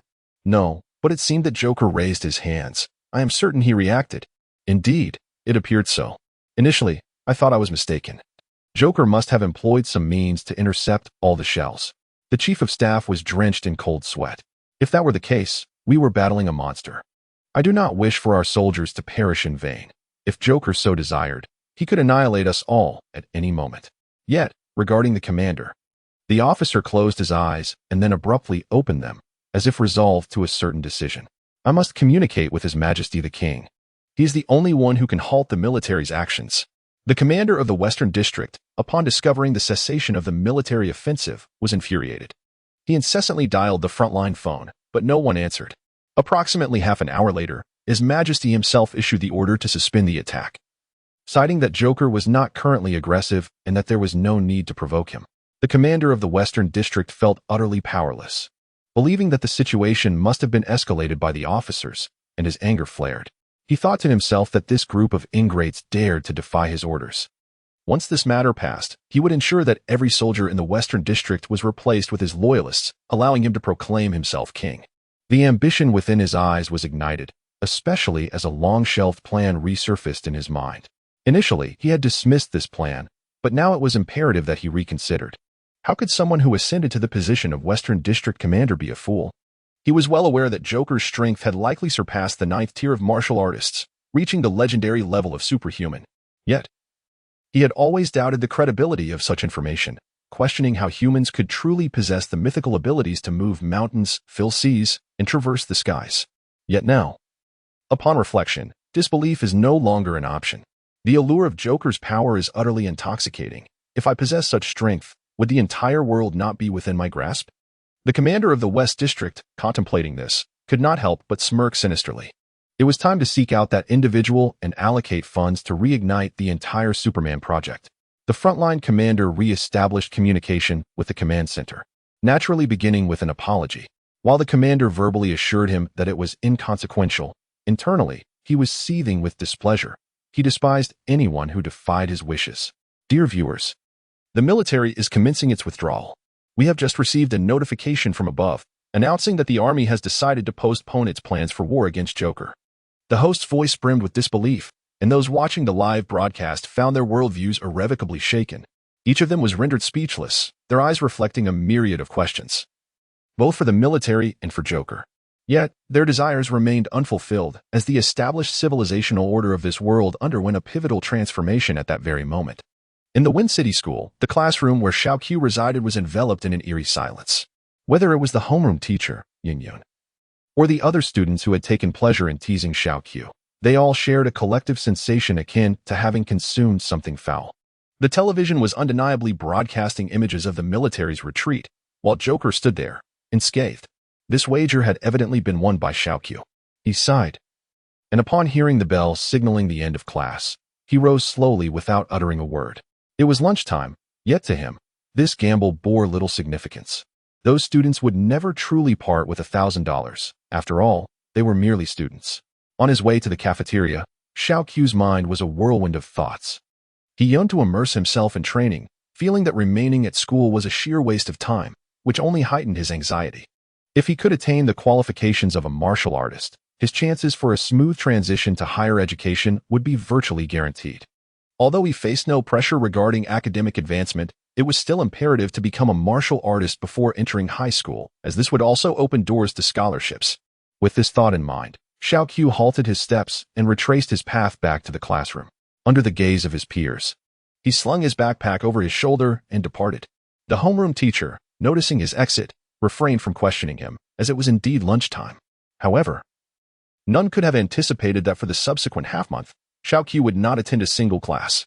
During lunch, Nearly all the students in the school were engrossed in discussions about Joker. It seemed that throughout the day, no one would devote their attention to their studies. Such a monumental event had undeniably diverted everyone's focus. Union furrowed her brow, unable to choke down a single bite from her lunchbox. Observing this, a classmate chuckled. "Are you still preoccupied with thoughts of Joker?" Everyone appeared dazed and disoriented, but it was hardly surprising. The extraordinary nature of such inhuman abilities had truly caught them off guard. "I am not contemplating Joker, rather. My thoughts are consumed by the enigmatic figure known as Little Q. Have you observed how this individual exhibits a rather peculiar demeanor, radiating an unmistakable air of confidence and an almost dismissive attitude towards others?" Little N.I. paused her meal, contemplating. "Your observation resonates with me. The tone in which he speaks bears a striking resemblance to Joker's mannerisms on television." At this juncture, Yun softly interjected. "A strange thought crossed my mind. My uncle, who works at the police station, mentioned that the mysterious benefactor who assisted in apprehending the rampaging gang might very well be the same person who intervened to break Jack's wrist. Are you suggesting?" "I am beginning to suspect that this individual might indeed be Joker." "That seems exceedingly coincidental," Little and I retorted, unable to fathom such luck. However, Union spoke with utmost seriousness. "Better to be cautious than to dismiss the possibility. What if he truly is that enigmatic figure? Otherwise, why does Little Q have such unwavering faith in Joker's immunity? It could be that Little Q has known him for quite some time." Little Q could not fathom that the haughty girl he has taken a liking to was the very first to uncover his secrets. Chapter 7. The challenge of the martial artist. Given that it is summer, although Yi Sun's physical constitution renders him unaffected by the sweltering 35-degree weather, he still finds it rather foolish to stand in the square like a simpleton, wasting precious time. Thus, on the following day, he decided to bring along a large lounge chair and a substantial sunshade, reclining comfortably as if on a leisurely holiday. Yet, the central square lay eerily silent. The government had cordoned off the area, forbidding any entry, even for journalists, who could only capture images from the adjacent building. Consequently, when the public witnessed Joker appearing as though on vacation, they were filled with outrage. Perceiving such a notorious terrorist's audacity as a testament to the government's incompetence and the military's inefficacy. What was even more outrageous was that by midday on the third day, Yi Sun arrived with a cooler filled with an assortment of chilled beverages from his versatile capsule. By the fourth day at noon, he had discarded even his trench coat, opting instead for casual attire, complete with sunglasses and a mouth mask. Thus commenced the audacious vacation of the young Master Yi Sun in the western capital. Is this truly a terrorist? I have never encountered such a person in my life. For over a week, the government and military have been engaged in relentless discussions on strategies to confront this evidently superior martial artist, whose prowess far exceeds the 9th level of martial arts. Currently, they are unable to contend with the situation and must devise further plans. "Commander, there is an urgent situation," the officer in charge inquired. "What has transpired?" "A martial artist has arrived at the periphery of the square, claiming a desire to challenge Joker." The commander was taken aback, having not heard clearly. After inquiring several times and confirming that a martial artist intended to challenge Joker, he expressed his discontent, saying, "What is this martial artist thinking? Can't they see that even the army is powerless against Joker? Are they simply seeking to create chaos? Do they wish to capitalize on Joker's situation for their own gain? How utterly trivial." The soldier, startled by the commander's impatience, promptly handed him a business card. The commander furrowed his brow and opened the list, exclaiming in surprise, "So it is Master Guan from the Divine Blade sect. I never expected Master Guan to arrive. Does this mean he wishes to challenge Joker?" The chief of staff, unfamiliar with Master Guan, inquired further. The commander elaborated, "The Divine Blade sect is an ancient order that has existed for over 4 centuries. During humanity's cold weapon era, many renowned swordsmen emerged from this sect, including generals who fought valiantly for their country. However, the sect resides deep within the mountains, and few dare to disturb them." The commander felt a mixture of astonishment and delight, yet a hint of doubt lingered. He suddenly recalled that this was part of the Joker game, an invitation for martial artists from around the world to challenge Joker. Let Master Guan in, he decided. But was this truly wise? Could Master Guan possibly match the army's prowess? The commander's expression turned grave as he shook his head, saying, "No. I believe Master Guan is well aware of his limitations. However, as a martial artist, he seeks to gauge the distance between himself and a being beyond even the 9th tier of martial prowess. The world of martial artists may be difficult for soldiers to comprehend, yet the spirit of heroes resonates similarly. They can surely understand one another on some level. Outside the army's blockade, a towering figure, a man of 2 meters clad with a hefty sword across his back, sat in meditation. This was Master Guan, the leader of the Divine Blade sect, who had come from the northern region specifically to partake in the Joker game, aiming to defeat Joker and promote the sect. The army then cleared a path, and a soldier called out, "Master, please proceed, but do be cautious. Joker is exceptionally formidable." Master Guan opened his eyes and nodded, assuring, "Fear not, I am well aware of my capabilities." Under the watchful gaze of television cameras, Master Guan's presence resembled that of an eagle soaring through the sky, captivating all who beheld him.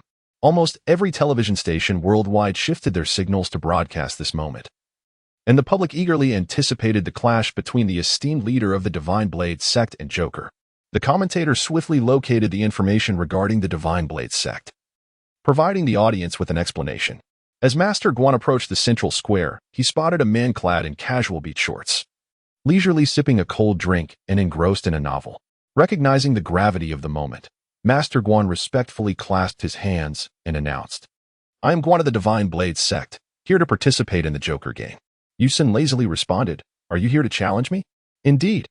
As soon as these words were uttered, a voice resonated in Yi Sun's mind. "Little dragon prompt. You have been challenged by an 8th-tier warrior. Will you accept?" "Excellent. The challenge arena mode has finally been activated." Yi Sun once introduced the concept of a challenge mode within the design team, initially intended for players to engage in online duels. Whenever someone proactively challenges you, they will earn double the experience points corresponding to the difficulty level.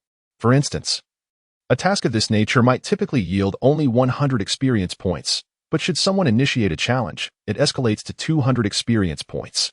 Most importantly, one can also learn the martial arts of the opponent.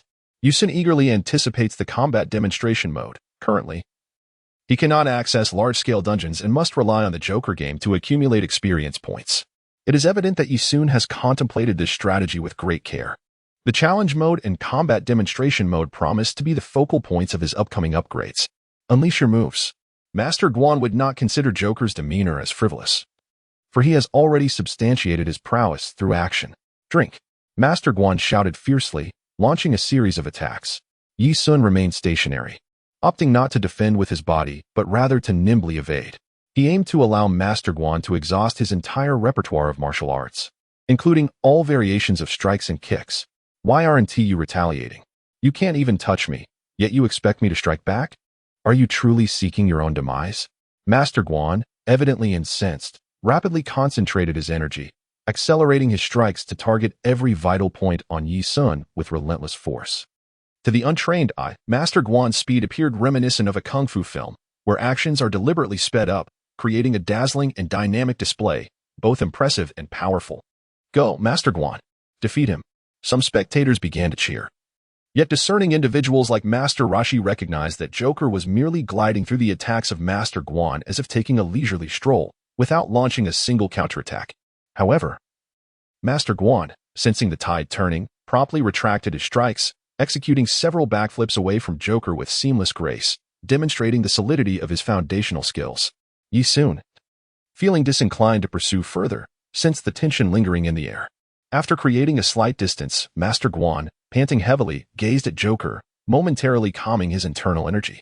In a duel between masters, victory or defeat is often determined in an instant.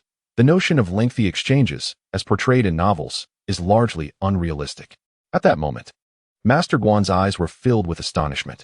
He had unleashed an attack at the utmost limit of his speed, a pace that should have overwhelmed any martial artist renowned for their swiftness.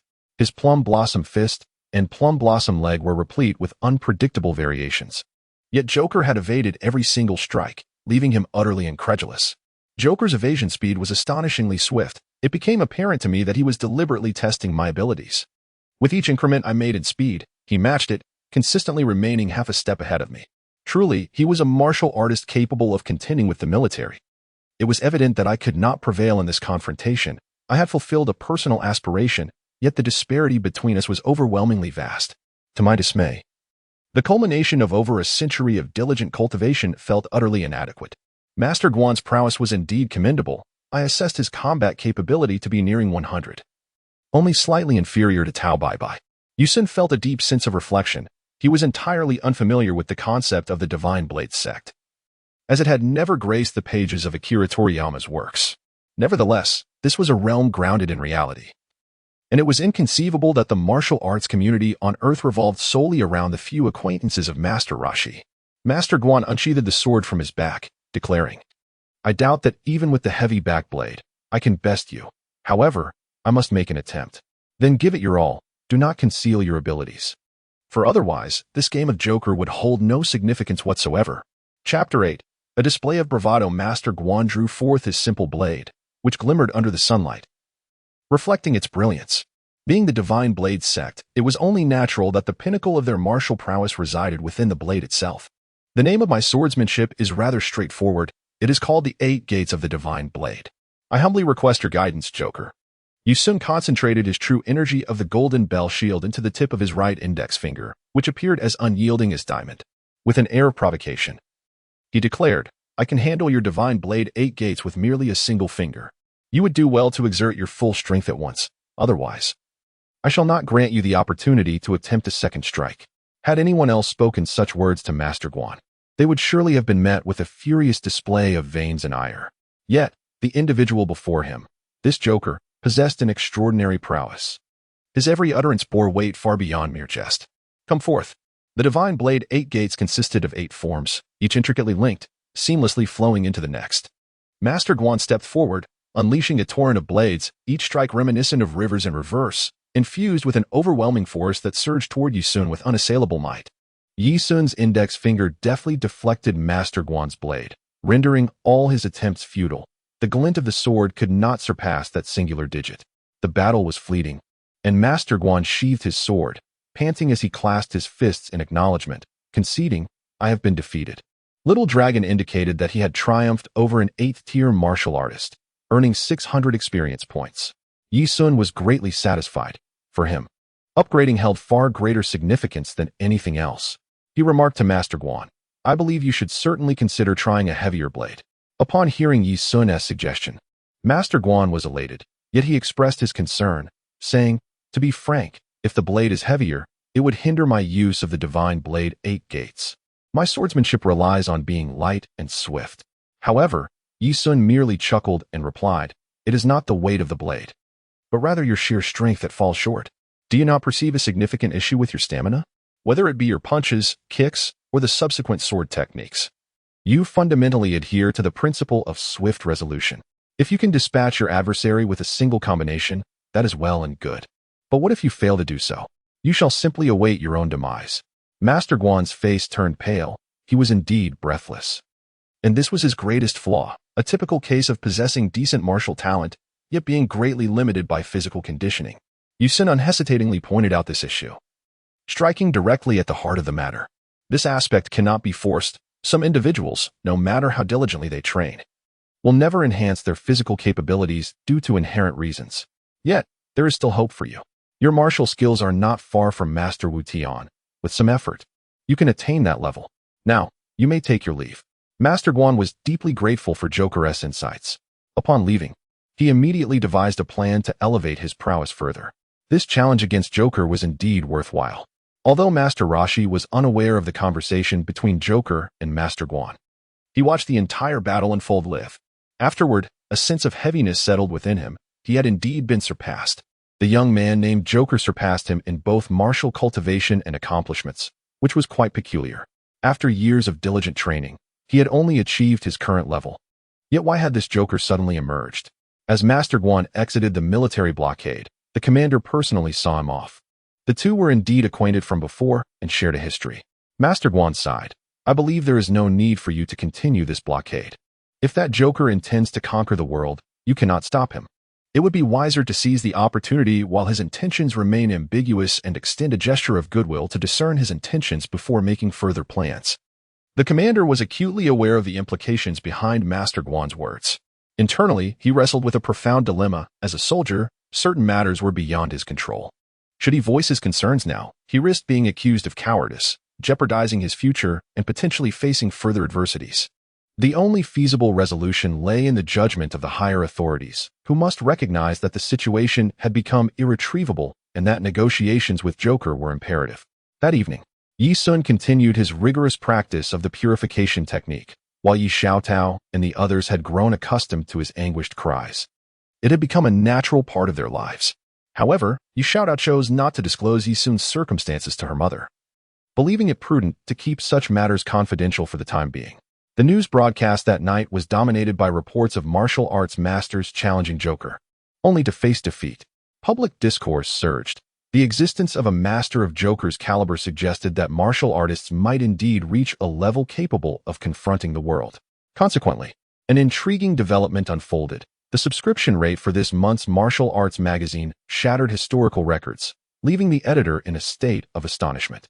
Astutely recognizing the financial windfall brought about by Joker's notoriety, he promptly revised the content, integrating a focus on Joker. The cover featured a wanted poster of Joker, and within 3 days, the magazine's sales soared, eclipsing all others and securing the title of the week's bestseller. Notably, various renowned and obscure martial artists were showcased in the magazine, rekindling societal interest in the world of martial arts. These transformations were anticipated by Yi Sun, who was solely focused on leveling up. Reaching level 20 would simplify all matters. On the 7th day of the Joker game, the populace transitioned from initial trepidation to a state of habituation. As they watched the footage on television, the novelty had diminished. However, discussions surrounding Joker persisted unabated, with his strength and speed leaving an indelible impression that transcended mere fascination. Today, a champion fighter from the Northern District stepped forth to challenge Joker, only to be swiftly overwhelmed. Indeed, this champion was no ordinary figure. He had reached the finals of the renowned martial arts tournament. Yet he could not even lay a finger on Joker, an utterly astounding outcome. What could possibly account for Joker's extraordinary abilities? Many biologists have been conducting lectures over the past few days, discussing human anatomy and the evolution of DNA, which struck me as quite remarkable. Perhaps there is truth to their assertions. Discussions among the populace have become increasingly prevalent, spanning from expert lectures and television programs to grassroots conversations.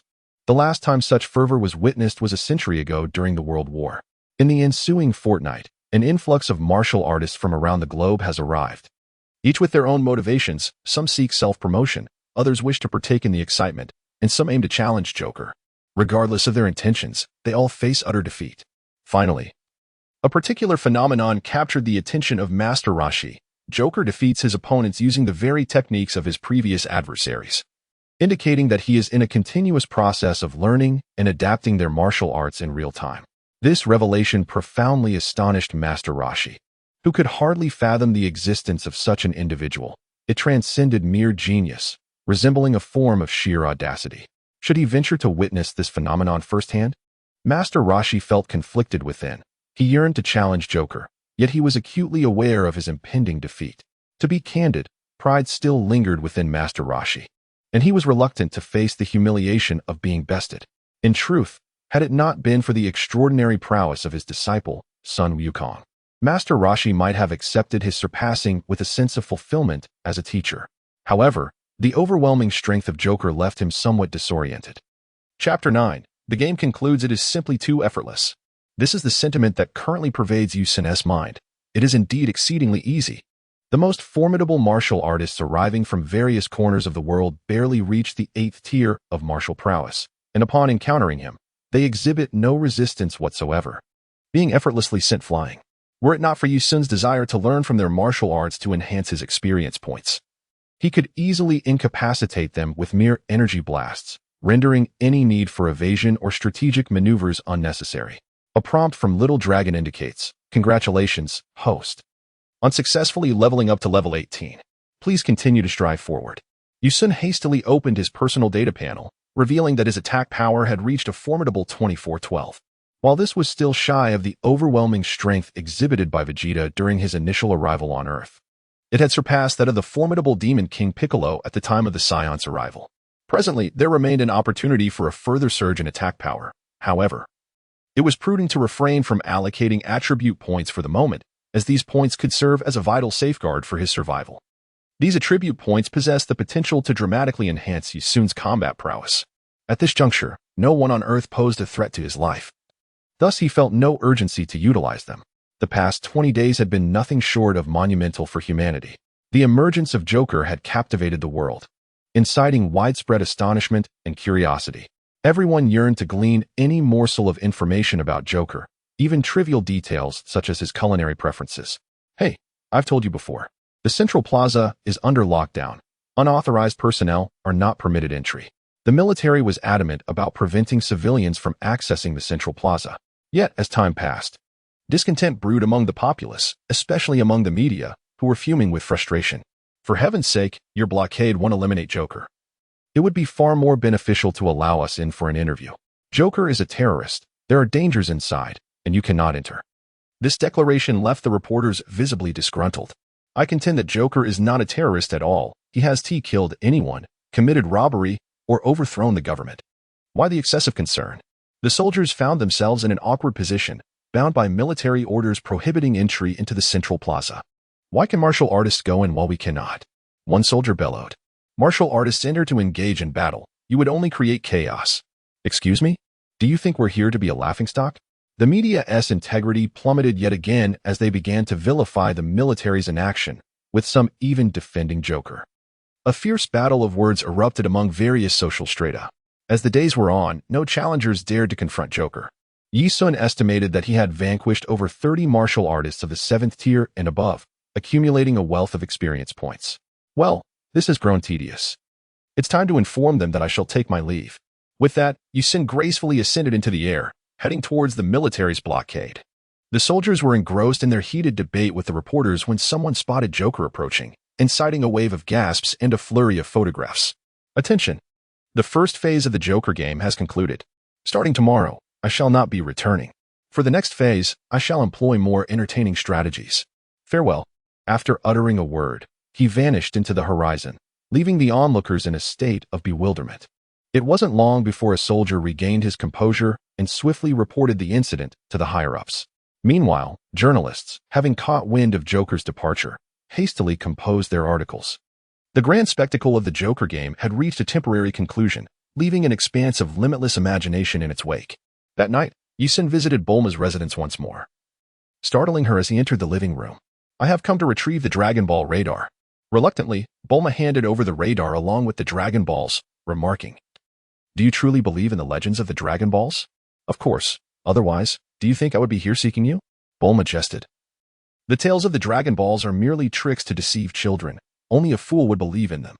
After Yi Sun carefully stored the Dragon Balls and the Dragon Radar, he disdainfully remarked, Do you truly believe that the world-shattering Joker could be deceived by a child's trick? At that moment, Bulma's father emerged, addressing Joker. You, my friend, seem to come pestering us every couple of days. Just how much do you care about this gravity chamber?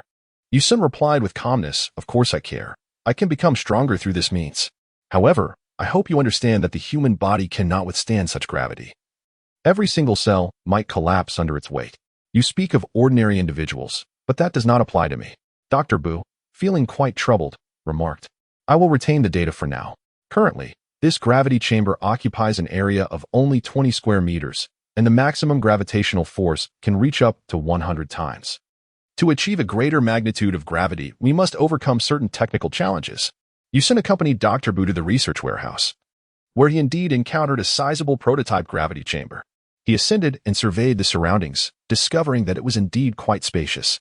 Professor Bu's scientific prowess far surpasses the technological capabilities of this world. I have long wished to install a speaker within. However, the auditory quality remains a concern to be addressed. Yi Sun, with a furrowed brow, politely replied, No need, Professor Bu. I have no aspirations for a horn. A simple arrangement will suffice. Just adding a bathroom will do. Upon finishing his words, Professor Bu transformed the gravity chamber into a versatile capsule and presented it to Yi Sun, cautioning, I still advise against using such equipment for training. The human body's structure dictates that this method is unsuitable for enhancing physical strength. The strain is simply too great. Yi Sun was about to express his gratitude for Dr. Bu's kindness when he suddenly detected a hint of unusual information. He inquired, Does Professor Bu also have research interests in genetic science? Dr. Bu lit another cigarette and replied, Indeed, I have conducted some research, though it is Dr. X who possesses the most profound expertise in this field. Dr. X-Men? Huh? He is not a law enforcement officer. Rather, he is a doctorate in genetics, an obsessive individual dedicated to the development of human genes. It is said that he once attempted to use soldiers as subjects for genetic warrior experiments, which led to his condemnation by the higher-ups, labeling him anti-human. What he is currently engaged in remains unknown. I see. I understand. By the way, Dr. Bu, never mind, let's discuss that another time. Noticing Yi Sun's hesitation, Dr. Bu was intrigued but chose not to press further. Instead, he remarked, by the way, consider this gravity chamber as a gift from me. A celebration of your newfound fame. Should you ever require assistance in refining or developing any peculiar scientific technologies, feel free to reach out. I will gladly assist you at no cost. However, I would need to retain 10 of the patent rights. How does that sound? That is perfectly acceptable. I will certainly reach out to you. After Yi Sun's departure, Bulma expressed her dissatisfaction, saying, Father, that fellow is nothing short of a terrorist. Why do you support him? Well, how should I put it? I find him rather impressive, he replied. Oh, by the way, Bulma, if you are in search of a boyfriend, I believe he would be quite suitable. Father, what nonsense are you spouting now? Forget I said anything. Ha ha. Upon returning to the hotel, Yi Sun did not continue his usual practice. Instead, he informed them that at dawn the next day, they would embark on a quest for the Dragon Balls. Chapter 10. The search for the Dragon Balls within a private jet. Yi Sun occupied the pilot's seat, skillfully maneuvering the aircraft. Remarkably, while the world of the Dragon Balls is replete with technological anomalies, it excels in the development of transportation. For instance, this civilian aircraft is equipped with merely 2 pilot seats, with a cozy lounge resembling a small storage area situated behind them, akin to a mobile home. Traveling in such a jet alleviates any concerns regarding accommodation. Seated in the co-pilot's position was Yu Xiaotao, who held the Dragon Ball radar in her hands. The Dragon Ball should be nearby, she remarked, but given the mountainous terrain, knowing its location may not guarantee our success in finding it. All right, this is the spot. We can land the plane now. After the aircraft touched down, the group disembarked and converted the plane back into a capsule for storage. However, as they surveyed their surroundings, they found themselves enveloped by dense forests and towering mountains. Where could they possibly locate the Dragon Ball? Brother, it is right here. Yi Sun stood in place, glancing left and right. The underbrush was thick, the forest dense, and the terrain rugged. Finding a Dragon Ball here seemed nearly impossible. However, the Dragon Ball radar indicated this very location. It was hardly as precise as the legendary GPS satellite navigation system, capable of pinpointing an IP address with absolute accuracy. Sigh. I'll search slowly. I found it. The crowd turned to see Sun Wukong emerging from a bird's nest, clutching a Dragon Ball. Yi Sun, drenched in sweat, silently marveled. Truly, he is the protagonist of the Dragon Balls. Navigating this vast expanse of forest and numerous nests to locate the one containing a Dragon Ball with such precision, impressive indeed. A 5-star ball? Splendid. With this, Yi Sun now possessed the 2-star ball, 4-star ball, and the 5-star ball. The 2-star ball was discovered by Bulma in her own warehouse. The very moment she created the Dragon Ball radar, while the 4-star ball belonged to Sun Wukong. Seated behind, Sun Wukong gazed at the Dragon Ball, exclaiming with delight. I never expected Grandpa's balls had 6 more, and they all look the same. Fool, just look at the stars on top. They are hardly identical. Yi Xiaotao retorted, prompting Sun Wukong to examine the ball more closely. He was soon astonished again. They truly are different. Honestly, you're quite the simpleton if you can't see such an obvious detail. Yi Sun spoke with a smile that was neither entirely genuine nor completely feigned. Xiaotao, your relationship with Wukong seems to be progressing quite well. Who is developing feelings for him? Yu Xiaotao's face flushed crimson, and saliva splattered all over Yi Sun. With a hearty laugh, Yi Sun remarked, do not be shy. I wholeheartedly support your future union with Wukong. Yi Xiaotao believed that Yi Sun was merely teasing her for no reason. However, she could never have anticipated that Yi Sun's initial intention to persuade her to join him was to facilitate an acquaintance with Sun Wukong as a form of investment. Upon finishing his explanation, Yi Sun turned to Sun Wukong and declared, Wukong, I have made a decision. Henceforth, I shall betroth Xiaotao to you. What do you think? Sun Wukong was utterly perplexed, unable to comprehend the meaning behind this proclamation. In contrast, Yi Xiaotao reacted with furious indignation, exclaiming, how could I possibly have any affection for such a rustic simpleton? Do not even entertain the thought. With that, she shot a disdainful glare at Sun Wukong and continued, her emotions flaring, you country bumpkin, do not dare to dream. The prospect of me becoming your bride is utterly impossible.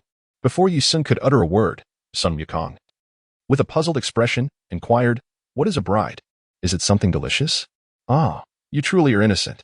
Observing Sun Wukong's naive question, Yi Xiaodao felt her earlier frustration dissipate in an instant, silently lamenting her own childishness. Sun Wukong was, after all, an utterly oblivious fool. Throughout their month of companionship, Yi Xiaodao realized that meaningful communication with him was virtually impossible.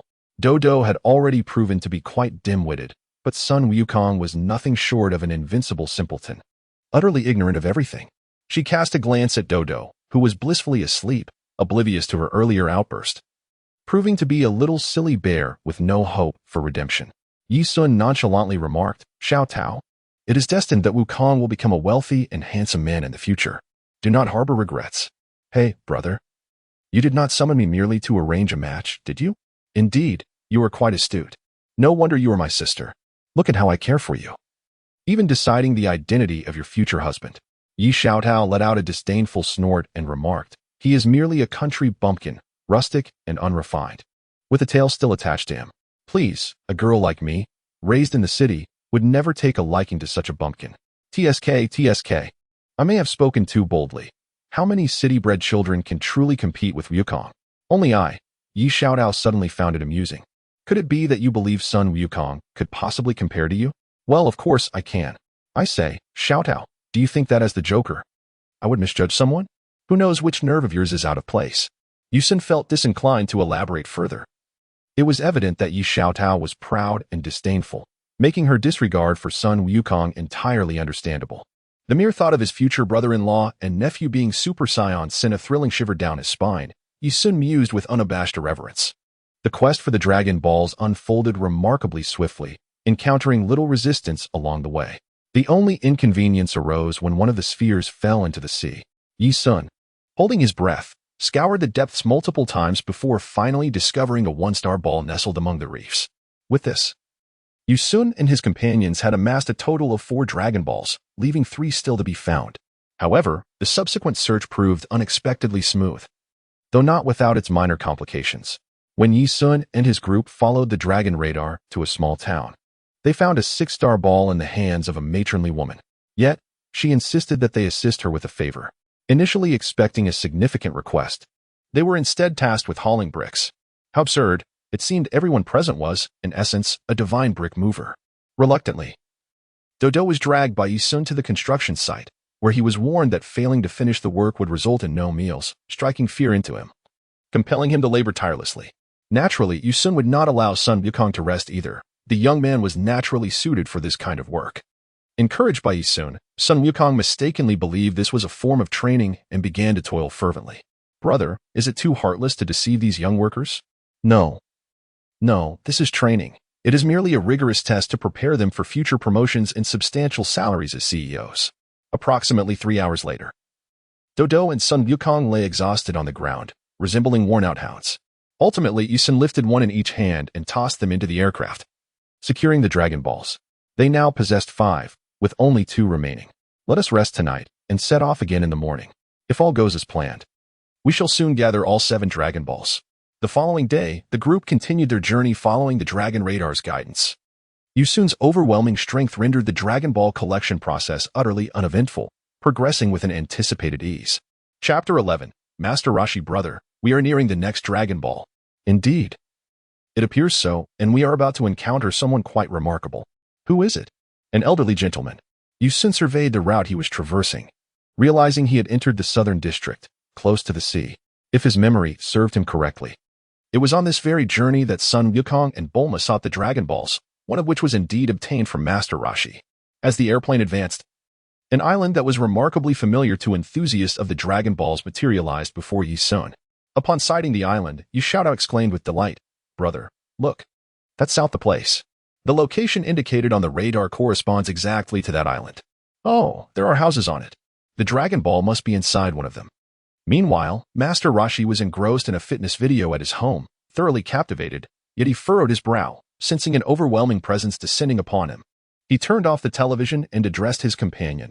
Ague, prepare yourself. We have a visitor. Ague, puzzled, did not grasp the significance of the warning. Shortly thereafter, the sound of an aircraft landing echoed from outside. Master Roshi rose to greet this formidable guest. As Yu Sun leaped from the plane, He glanced at Master Rashi and courteously remarked, Master Wu Tian, I hope you don't mind my unannounced visit. Master Rashi was taken aback and inquired, Young man, how do you know my name? I studied at Tianyuan Academy, where my teachers often spoke of you, Yi Sun replied. A bead of cold sweat trickled down Master Rashi's forehead as he sighed. My instincts tell me your visit is not merely for pleasantries. State your purpose. I seek a Dragon Ball, one like this, Yi Sun stated, revealing a ball that instantly reminded Master Rashi of a similar one he had stowed away in his drawer. However, he was baffled as to how this young man could be aware of it. How do you know I possess a similar Dragon Ball? It's a secret. I hope Master Wu Tian can part with this Dragon Ball.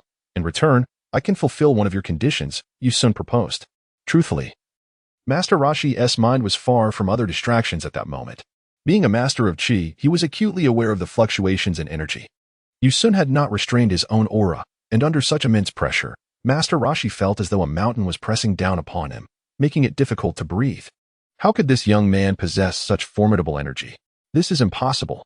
Yi Sun remained silent, fully aware that Master Rashi must be in a state of profound astonishment. He turned his head and spoke, Goku, allow me to introduce you to Master Wu Tian. Sun Wukong hurriedly stepped forward, standing there with an endearing demeanor, cheerfully gazing at Master Rashi. Naturally, Master Rashi noticed the tail of Sun Wukong and the Rui Bang that he carried on his back, and he exclaimed in amazement, Child, what is your relation to Son Gohan? Oh, does the old man know my grandfather?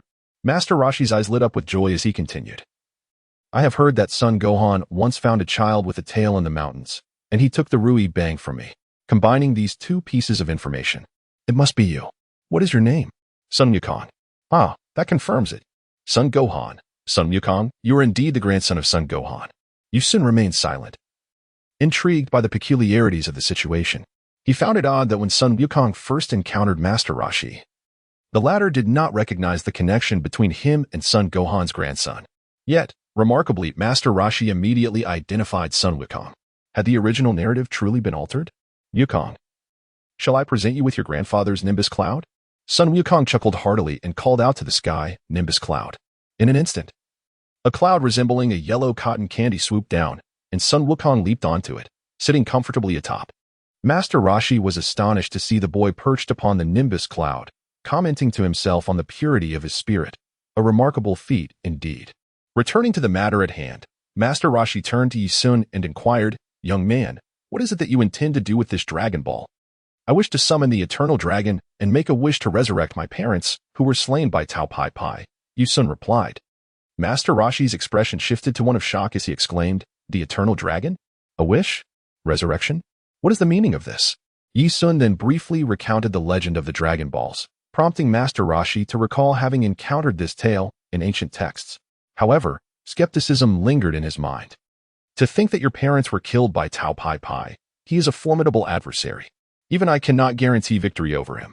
Frankly speaking, based on my understanding of Tao Pai Pai, even if you were to successfully resurrect your parents, he would likely return to finish the job. Yi Sun smiled broadly, declaring, I fear him not. In fact, I could eliminate him in an instant, just as I rendered the army powerless in the western city. Upon hearing this, the turtle sage was taken aback, exclaiming in disbelief, You are Joker? Otherwise, what would you think, Teacher Wu Tian? Do you believe I possess such capability? The turtle sage could hardly fathom that the formidable Joker, whom he regarded with trepidation, stood before him so brazenly, showing no inclination to conceal his identity, simply astonishing. Observing the turtle sage's astonishment, Yi Sun coughed gently and elucidated, Teacher Wu Tian, I shall, at a future opportunity, explain the source of my strength. However, I have pressing matters to attend to now. I kindly request that you hand over the Dragon Ball to me, and I assure you I will repay your kindness. As for my identity, I ask that you keep it confidential. Thank you. The turtle sage, now drenched in sweat, could only nod in acquiescence, acutely aware of the vast disparity in their powers. Very well, please wait a moment while I retrieve the Dragon Ball. After approximately 3 minutes, the turtle sage returned with the Dragon Ball and handed it to Yi Sun, saying, I have a premonition that our fates are intertwined beyond this encounter. Indeed, I share that sentiment. We shall surely meet again, and it shall not be long. Furthermore, I hope you will continue your training. Though it is the era of youth, many of the current young are rather ineffectual. If this world faces any crises, it will still require your intervention, Teacher Wu Tian. The turtle sage sighed. Having positioned himself in a state of retirement, long since detached from worldly matters, the emergence of Joker had indeed startled him. Teacher Wutian, until we meet again. Watching Yi Sun depart, the turtle sage stood silently by the sea, pondering. He felt as though the world had transformed beyond his recognition. For reasons unknown, he sensed an impending crisis, contemplating whether he should impose stricter training upon himself. Yu Xiaodao sat on the plain, perplexed, and inquired, "Brother, is that old man truly formidable? You don't even know Master Wu Tian? Are you really unaware of his prowess? Of course he is formidable. In this world, aside from myself, he is the strongest. Once you formally enter Tianyuan Academy, your instructor will frequently mention Master Wu Tian, and then you will understand just how remarkable that old man is." Chapter 12. The fate of the 7th Dragon Ball. We are currently missing the 7 Dragon Balls. Once we locate them, we can summon the Eternal Dragon. To be honest, I am quite eager for that. However, as Yu Xiaodao spoke, her expression suddenly shifted, her brows furrowing in concern as she voiced her doubts. Yi Sun asked, "What is it? Strange, is the Dragon Ball radar malfunctioning? Why is there no response from the Dragon Balls?" Yu Sun was taken aback upon hearing this and immediately sought answers through his recollections of the comics. It was highly likely that the signal had been obstructed. He recalled that Sun Wukong's initial quest to find the Dragon Balls was prompted by his inability to locate them. The fortune teller had informed him that the Dragon Balls were contained within a box that could effectively shield the emitted signals of the Dragon Balls. Could it be that someone had indeed interfered with the Dragon Ball's transmission? Yi Sun exclaimed in astonishment, "What on earth?" He then addressed Xiao Tao. "Let us retreat to the nearest water city for a respite. I must consult the fortune teller, for I suspect that someone has interfered with the Dragon Ball signal. Could it be that the Dragon Ball can indeed be obstructed?" Yu Sun shook his head in resignation. He could not possibly divulge that he had perused the script beforehand. Soon, the group arrived at a water city reminiscent of Venice. Following the usual course of action, Yi Sun decisively sought out a youth chain hotel. Utilizing his VIP privileges for a complimentary stay, he entrusted Yu Xiaodao with the responsibility of escorting Wukong and doubted to explore the enchanting water city while he himself set off to consult the fortune teller in hopes of uncovering the whereabouts of the Dragon Balls. Yi Sun harbored a rather ominous premonition. He sensed that the final Dragon Ball was far from ordinary. Perhaps it was merely his illusion. Or perhaps his unintended foray into the Dragon Ball realm had inadvertently summoned certain forces and enigmatic masters that had never before graced his sight. He fervently wished that his foreboding intuition would prove to be unfounded. Yu Sun employed the art of aerial movement, propelling himself at unprecedented speed towards the location of the fortune-telling elder. Due to his enhanced cultivation, he arrived at the desert palace in what felt like the blink of an eye, a significant reduction in time compared to previous efforts. Upon seeing Yi Sun, the customer service creature broke into a sweat and inquired, "Ah, it is you. Are you here for a fortune-telling session?" "No," Yi Sun replied. "I have come to seek the assistance of the fortune-telling elder. Do I still need to defeat 5 formidable opponents? Please, I am in a great hurry." The customer service creature quickly wiped the sweat from his brow, internally cursing, how could this be? Last time, 3 of those 5 opponents were incapacitated.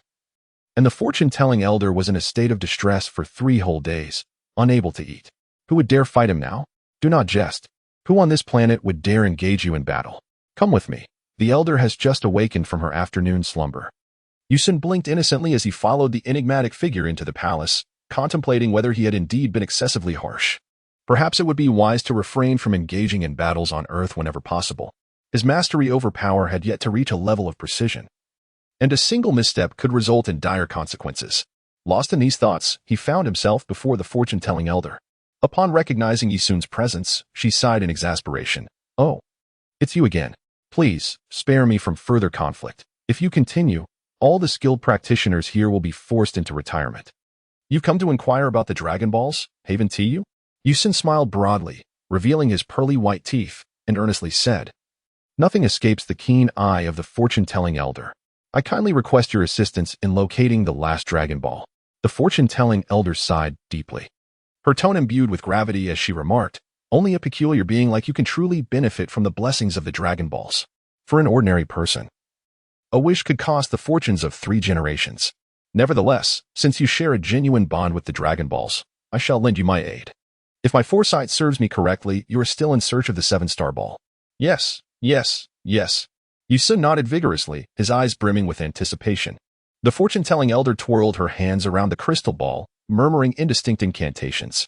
However, at that moment, a faint crack suddenly appeared on the surface of the crystal ball, startling both individuals.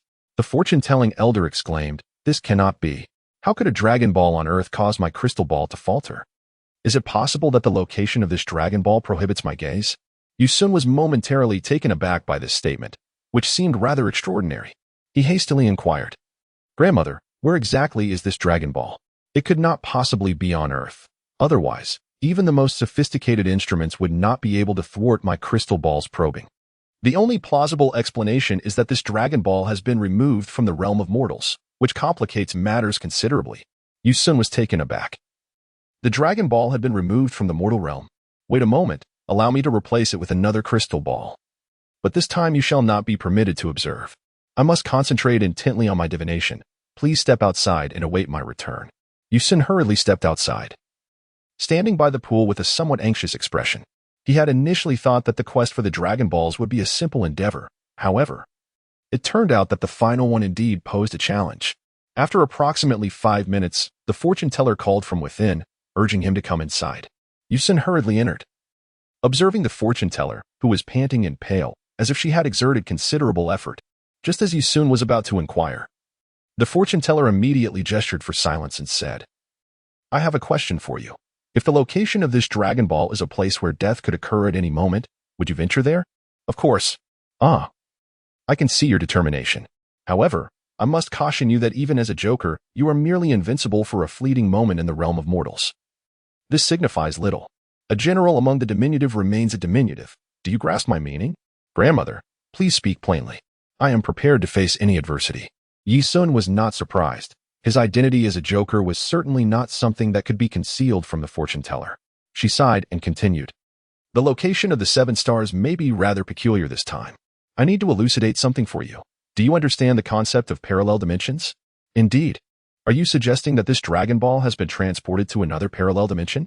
"Not quite. Rather, it has been taken to a game that allows free traversal between parallel dimensions." Yusun felt a chill run down his spine. For reasons unbeknownst to him, the mere mention of the word game instilled a sense of guilt within him, akin to that of a student caught in the act of cheating during an examination. Perplexed, he sought clarity, and the fortune teller patiently elucidated, "Do not fret. This game is called the Killing Game. It is said to have been conceived by the malevolent spirits of the demon realm. A bizarre game that traverses the fabric of different temporal and spatial dimensions. This game seeks out individuals with diverse identities from various timelines, drawing them into a series of peculiar adventures across multiple stages, all to amuse the demons. Yet, it is vital to note that this amusement derives from a foundation of bloodshed and slaughter, as the name Killing Game implies. I wonder if you possess the courage to partake in it." Yusun was filled with questions, pondering why the Dragon Balls would appear in that deadly game. "This remains unclear to me, as I cannot fathom the intricacies of the Killing Game. However, I can provide you with the means to access it. You may assess its validity for yourself. Additionally, if you truly wish to enter, it would be prudent to bring along the Dragon Radar. At the very least, this would enable you to accurately locate the Dragon Balls within." Yusun, with a grave expression, inquired, "May I ask, esteemed elder, given my current prowess, I could vanquish your brother, the Turtle Sage, with but a mere finger. What is my survival probability within this game?" The response came, approximately, a mere 30. "Very well," Yi-sun continued. "Might I also inquire if you could direct Kalinta on her path?" The elder replied, "Exit through the main gate and proceed in a straight line towards the northeast. With your speed, you should swiftly encounter Kalinta." As the 13th warning, the Turtle Sage cautioned, "Bear in mind, the elements within this murder game will far exceed your imagination. Do not naively apply your earthly knowledge to assess the circumstances there. Such folly could cost you your life." This solemn admonition from the divining elder weighed heavily on Yi-sun as he departed, for he understood that her concern was not given lightly. Her care signified true peril, and he must tread with utmost caution. "Ah, I have arrived." From a distance, Yi-sun spotted a towering pillar that pierced the heavens, strikingly prominent against the backdrop of sky and earth. This was none other than the renowned Korin Tower from Dragon Ball, a place where Sun Wukong first underwent a transformation in strength, serving as a significant locale in the early narrative. Of course, given Yi-sun's prowess, there was no need for him to ascend the tower. He could simply fly. He soared upwards in a straight line alongside the Korin Tower, reaching its summit in less than 2 minutes. Gazing upon the familiar scenery, Yi Sun could not help but marvel at the serendipity that brought him here at this moment, a testament to the unpredictability of plans. Once he landed, he confidently approached the steps and called out, "Is Master Corinne present?" Indeed, a sharp voice responded almost immediately, filled with astonishment and disbelief. "Someone has come?" A stout cat, leaning on a staff and walking upright, soon appeared before Yi Sun. This was, of course, Master Corinne. "Greetings, Master Corinne. I have come to request something from you." After a brief silence, Master Corinne replied, "You impudent lad, making demands without even introducing yourself. Please wait a moment." He then walked over to a water tank, gazing intently into its surface. Yi Sun felt a bit awkward. He had been a tad too hasty, realizing that a degree of politeness was indeed warranted. After a moment, Master Corinne turned his head and said, "Incredible. So, the powerful aura I sensed was emanating from you." Joker. Yi Sun was taken aback. He marveled at the abilities of such spiritual beings, questioning whether they truly practiced the arts of immortality, as they seemed to possess an uncanny awareness of everything at once. Master Corinne, licking his palm with pride, declared, "Indeed, I am a celestial being. No matter how formidable you mortals may be, you remain mere mortals in my presence. The insights I perceive and the knowledge I acquire are beyond your comprehension." Indeed, Yi Sun has already placed his aspirations for celestial abilities on his agenda, though he is currently preoccupied with other matters. The discussions surrounding divine and demonic entities in Dragon Ball are abundant, particularly concerning the perplexing strength of beings like Cell, who, despite their formidable prowess, are easily dispatched to the underworld by King Yama. The explanation is quite straightforward. King Yama is a deity endowed with the power of the 6 paths of reincarnation, possessing the authority to judge the merits and demerits of souls as well as their ascension or descent. As for why Majin Buu was able to slay the Supreme Kai, a significant reason lies in the fact that Majin Buu, created by the sorcerer Bibidai's father, was not an ordinary mortal being, but rather a creature imbued with certain divine magical principles, thus enabling him to defeat a god. This is exemplified by King Piccolo, who, having reached the latter stages of Super Saiyan 1, possesses strength comparable to that of the Supreme Kai. Even if he could not emerge victorious, he could at least hold his own in a fair fight. Yet, when faced with the Supreme Kai in the arena, he trembled, too fearful to make a move. Many initially found this perplexing, dismissing it as mere cowardice on King Piccolo's part. Furthermore, a number of Western Dragon Ball enthusiasts have misinterpreted King Piccolo's remark about the vast dimensional disparity, believing it to be an admission of his inferiority and a reason for his withdrawal. In truth, those well-versed in various Chinese online cultivation and supernatural novels would best grasp the essence of King Piccolo's statement. He was simply being forcefully suppressed by the Supreme Kai's overwhelming realm, a sentiment echoed by the Supreme Kai's attendant, who recalled that this individual was once the deity of Earth, thus sensing his own identity on a subconscious level. This illustrates one of Akira Toriyama's key points. The suppression between deities operates on a fundamentally crude and simplistic level.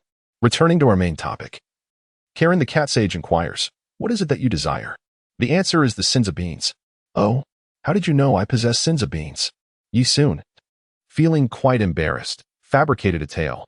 "It was the fortune-telling elder who advised me to seek the celestial beans from you.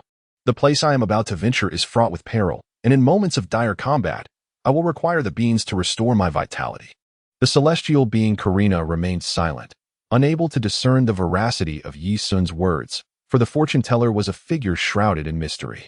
However, as the saying goes, curiosity can lead one to ruin, and Karina, being a celestial feline, found her curiosity ignited. Once it surged forth, it was unstoppable. She felt compelled to seek the truth. Yi Sun realized that if he did not clarify his reasons, he would likely be unable to obtain the celestial beans. Therefore, he earnestly explained the situation. The expression on the face of the immortal Karen grew grave, and beads of cold sweat began to form. He quickly interjected, "Young man, regardless of how powerful you are as a joker, it is wise to avoid such perilous places. Otherwise, you will undoubtedly attract the attention of malevolent beings. Inviting trouble upon yourself? That is not an option. I must find the Dragon Balls. I fear nothing, not even that murderous game." Karen's tone became increasingly somber as he continued to advise, "You are merely courting disaster. Is it not preferable to remain alive? I must resurrect my parents, even if it costs me my life. I implore the great deity to grant me the fortune to retrieve the Dragon Balls of our world." Seeing that his counsel fell on deaf ears, Karen turned away, approaching a basket. He withdrew a small cloth pouch, filled it with a handful of celestial beans. And after tying the pouch securely, he returned to Yi Sun, sighing, "In that case, I shall not hinder you further. There are a total of 23 celestial beans within. If you cannot endure with these, then no amount of beans will suffice. I hope you grasp the gravity of your situation." After Yi Sun gratefully stored away the celestial beans, he hurriedly expressed his gratitude. The deity Karen, with a hint of resignation, replied, "I wish for your safe return." Ding dong, the little dragon chimed in, notifying that Yi Sun had received Karen's blessing, permanently elevating his luck by 2 points. Just as Yi Sun was about to depart, the enigmatic Karen sage suddenly called out to him with a knowing smile, "The Lord of the Celestials has heard your prayers. You shall be bestowed with blessings. Well then, I must take my leave." With that, Yi Sun transformed into a swift gust of wind and vanished into the air. Meanwhile, Karen Sage gazed into the distance where Yi Sun had disappeared, muttering to herself in bemusement, "How peculiar. I cannot discern the origins of this young man. Could he be an individual of extraordinary fate?" Yi Sun paid no heed to Karen's thoughts. He felt an urgent need to return to the City of Water to convey certain matters to the 3 little ones, especially Dodo. Regardless of how formidable that deadly game might be, Yi Sun was resolute and would not waver. This was a destined journey he had to undertake, and the quest for the Dragon Balls constituted a pivotal narrative thread. Within this principal storyline, encountering the essential quest was unavoidable, particularly the main storyline dungeons, from which there was no escape. One must ponder, if Yi Sun did not retrieve the Dragon Balls, then even if Bulma and Goku joyfully embarked on their quest for the Dragon Balls, their efforts would ultimately be in vain without the 7th Dragon Ball present in the mortal realm. It is not a matter of choice. It is an imperative necessity. Yi Sun's heart lamented. Who on earth wishes to venture into such a place to seek discomfort? He too was engulfed in despair. Chapter 14. The Final Preparations. This is the situation at hand. After Yi Sun uttered these words, Dodo immediately waved his bare paw and resolutely declared, "Dodo shall also go." Dodo is not afraid. Sun Wukong nodded in agreement, stating, "I too wish to accompany you. Since that place is perilous, I cannot allow Mr. Yi Sun to face the danger alone." Only Yi Xiaotao remained silent. After a moment of contemplation, she seemed to resolve herself and boldly asserted, "Then I shall go as well. I wish to hone my skills, and I believe that as long as my brother is with me, my life will be safe." Yi Sun did not dissuade them. Instead, he smiled and said, "I have a wonderful gift for you." He produced the celestial beans, distributing one to each of them, while explaining their remarkable properties. Essentially, as long as one does not suffer a fatal injury, consuming this celestial bean would restore them to their original state. He then declared, "I have assigned each of you a task. Let us see if you are capable of accomplishing it. Brother, speak up. Dodo will surely succeed. So will I." Yi Sun first addressed Yi Xiaotao, saying, "I shall impart to you the art of heavenly path. From this moment forth, your ambition must be to strive for a place among the top 8 in next year's martial arts championship." Upon hearing this, Yi Xiaotao was filled with immense joy. She had long wished to learn the way of heaven, yet the thought of Yi Sun's agonizing cries instilled a sense of fear within her. However, if strength could be attained, such pain was an inevitable experience. "Dodo, I need you and Wukong to ascend the Karen Tower and seek the guidance of Master Karen. Remember, you must climb up without using the flying nimbus or the instantaneous cloud. Otherwise, Master Karen will refuse to teach you." Dodo felt quite dejected, for this meant he would have to part ways with Yi Sun. His heart was heavy with both reluctance and anxiety. After all, he was merely a child, and leaving the one he relied on most was daunting. Wukong, however, inquired curiously, "Is there any good food at Master Karen's?" "I don't know, but being a sage, he should not treat you poorly," came the reply. Wukong optimistically nodded. "All right, I'll go right now." Dodo stood there, pouting and silent, when Yi Sun suddenly scooped him up and ruffled his hair, saying, "Dodo, remember my words. No slacking off. When I return, I will summon the dragon. And once my parents are revived, I will send you to school to fulfill your grandfather's wishes." "Okay, I'll be obedient," Dodo replied. After setting him down, Yi Sun earnestly spoke to Sun Wukong. "Wukong, your potential is boundless. Do not squander your martial talents. Should the world encounter a crisis in the future, it will require your intervention." Wukong did not entirely grasp Yi Sun's meaning, yet Yi Sun continued, "Do you remember Master Wu Tian?" "Ah, that kind old man. Of course I remember. He was your grandfather's master. If you seek him as your teacher, he would be delighted to instruct you." Wukong, filled with curiosity, asked, "Can Mr. Soon teach me to? Certainly, but I believe I am not suited for it. Trust my advice. Seek training from Master Karen first, then learn Qigong from Master Wu Tian.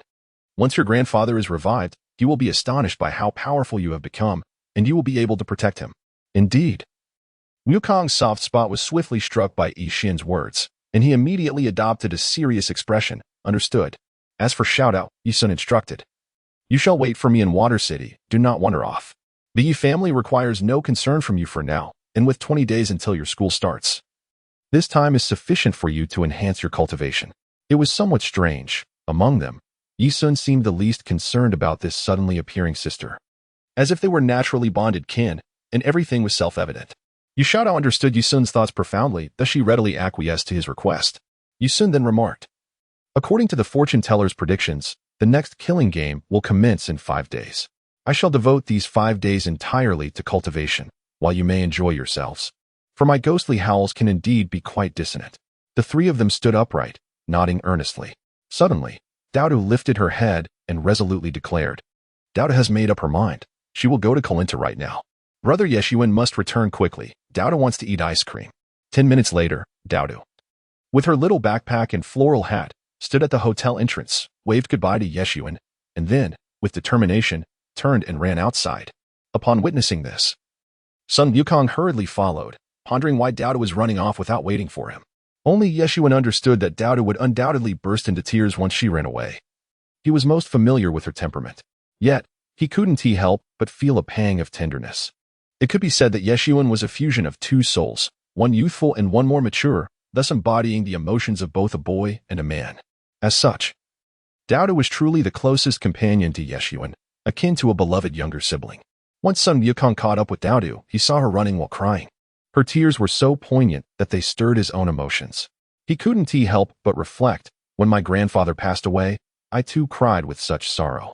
It seems that Mr. Yeshuan's destination this time is indeed perilous. I hope he returns safely. At that moment, a notification resonated in Yeshuan's mind. Ding dong. Received Sun Wukong's blessing, permanent increase of luck by 10. What? Is the treatment of the protagonist this elevated? Yu Sun quickly composed himself, believing that his luck should be sufficient to preserve his life. After all, luck, as a game mechanic that had not been previously established, must possess a unique significance since it had manifested. After dedicating an entire day to assist Yi Xiaotao in beginning her cultivation of the first level of the Washing Marrow Sutra, Yi Sun was finally ready to embark on his final sprint. Given Yi Xiaotao's current aptitude, it would likely take her several years to master the first level of the sutra. With Doudou and Sun Wukong together, they should encounter minimal danger. After all, Doudou's strength currently surpassed that of Sun Wukong by a margin. The two mischievous spirits, acting in concert, were unlikely to face significant mishaps. One person and one bear soared through the skies on the Nimbus cloud towards the Karen Tower, as Yi Sun had instructed them to ascend the tower without specifying that they must walk there. Later, Yi Xiaotao inquired, Brother, why can I accompany them to that Karen Tower? Yi Sun reassured her, Do not worry, you would find it unbearable. To be frank, you do not possess the sky dance technique, nor do you have a Nimbus cloud. Should you fall, it would be catastrophic. Do you look down on me? Indeed, I do. Given Doudou's current prowess, it would likely take 3 days for them to reach the top of Karen Tower. Do you think I provided them with divine beans for no reason? Their stamina could not possibly endure 3 days. 3 days. I suppose I shall focus on cultivating the heavenly path technique instead. At least if I falter, I can manage a bath in the restroom. Thus, for the ensuing days, Yu Sun devoted himself wholeheartedly to cultivating the Golden Bell Shield and the Washing Marrow Sutra, maximizing his combat potential. Chapter 15. Urban Legends. After nearly 5 days of relentless and frenzied training, Yu Sun's Golden Bell Shield had achieved a completion rate of 97, while the second level of the Washing Marrow Sutra had reached 51. This remarkable speed of cultivation was due to Yu Sun's deliberate allocation of additional attribute points to his foundational data. Alas, with only a few hours remaining before the commencement of the killing game in the Steel City, he could cultivate no further at this juncture, leaving the remainder to be determined by circumstances. Yu Sun activated his data panel, which clearly displayed LV-18 and a combat power of 4,637. Astonishingly, his progress had surged at an unprecedented pace. It seemed the capabilities of Earthlings were indeed lacking in certain realms. The rapid advancement in the early stages naturally indicated that such statistics were merely indicative of the initial phase, devoid of any remarkable significance. Currently, he possessed a total of 26 attribute points, yet he had no immediate intention of allocating them. He hoped to reserve these points until he could either achieve a breakthrough to LV3 in the Golden Bell Shield or reach LV20 himself. In truth, should he encounter an insurmountable challenge within the killing game, these attribute points would serve as his sole means of salvation. The Iron City, located near the northern capital, should not be too far away. Yusun immediately accelerated towards the Steel City indicated on the map. It was now 10 p.m., and the time for the initiation of the murderous game foretold by the Oracle was drawing near. As moments passed, even Yi Sun felt a twinge of unease. What good was his formidable combat prowess? This was both his greatest asset and his most significant liability. Those who had perused the script possessed the utmost advantage of being thoroughly acquainted with its intricacies. Yet the greatest drawback lay in the unpredictable chaos that could ensue should the script falter, for there existed no contingency plan. This murderous game was an unprecedented phenomenon within the Dragon Ball universe. The theory of parallel dimensions had only been hinted at during the Android saga. Faced with circumstances never before broached in the Dragon Ball manga, Yusun could not confidently assert that his combat power of less than 5,000 would suffice in this game. What if he encountered a foe with the caliber of the Jinyu Force? What then would he do? The Steel City was also known by another name, the City of Forgotten Dreams. When this nation embarked on its rapid development, mining teams unearthed high-quality mineral veins in this region. In urgent need of heavy industry, the country swiftly designated this area for exploitation. Proximity to the northern capital facilitated a rapid mobilization of manpower and resources, and over time, it evolved into a city reminiscent of the relationship between Beijing and Tianjin. Though not entirely the same, the city's illustrious reputation was naturally tied to its heavy industrial growth. However, circumstances soon took a turn for the worse. Due to the inexperience of construction crews and the inadequacies of heavy industry, numerous accidents marred the locale, leading to profoundly adverse consequences. The situation was further exacerbated by insufficient mineral exploration and excavation technologies, resulting in the abandonment of many mining sites. Once a mineral vein was rendered useless, an entire mine fell into ruin. Not only were resources squandered, but commercial investments also faced utter devastation. Developers began to withdraw in droves, and the government was helpless to consolidate the situation. As decades passed, this once thriving metropolis gradually succumbed to desolation, plagued by deteriorating public safety. The northern capital, for various reasons, intensified its isolation of the Steel City, unwilling to tether the futures of the two cities together. Consequently, the Steel City evolved into the City of Forgotten Dreams, where only those clinging to nostalgia remained, alongside a sense of decay and stagnation. Yusun walked along the streets of the Steel City, his gaze fixated on the inebriated youth sprawled by the roadside, and the chaotic graffiti adorning the walls of the shops, his eyes filled with disdain. These scenes inherently exuded an aura of decadence. The young individuals, regardless of any past grievances, greeted Yusun with a torrent of vulgarities, their sole intention being the release of their frustrations. Yusun did not engage in disputes with them. Akin to how a billionaire would not stoop to pick up a $10 bill, it would merely be a waste of time. After stepping outside the subway station, Yusun carefully examined the address given by the fortune teller, which indicated Nafeng Station. He glanced at the station sign and confirmed that he was indeed at Nafeng Station. Thus, he merely needed to wait for the midnight train that would lead him into the deadly game. However, upon entering the subway station, Yusun noticed that the last train was scheduled for 11 p.m. Given that Nafeng Station was situated precisely between the starting and ending points, it seemed implausible that any train would pass through at midnight, since no trains would run after midnight. Subway personnel typically did not prevent vagrants from entering the station to sleep, as there was little of value to steal, and the presence of public restrooms alleviated concerns about sanitation. However, come dawn, staff would arrive to evict the homeless, lest their presence tarnish the station's appearance. Before 11 p.m., the arrival of the final train at Nafeng Station marked the official conclusion of the subway services for the night. Half of the station's lights flickered out, and after a thorough inspection, the workers departed swiftly. Their hasty exit was not only due to the completion of their duties but also stemmed from the eerie urban legends that surrounded the area, which were said to be quite unsettling. It was rumored that after midnight, one could hear the sounds of a train passing through, yet no one had ever witnessed such a phenomenon. According to one tale, the midnight train would transport individuals to the halls of Yama, from which they could never return. Naturally, for many rationalists, these tales were nothing more than absurdities.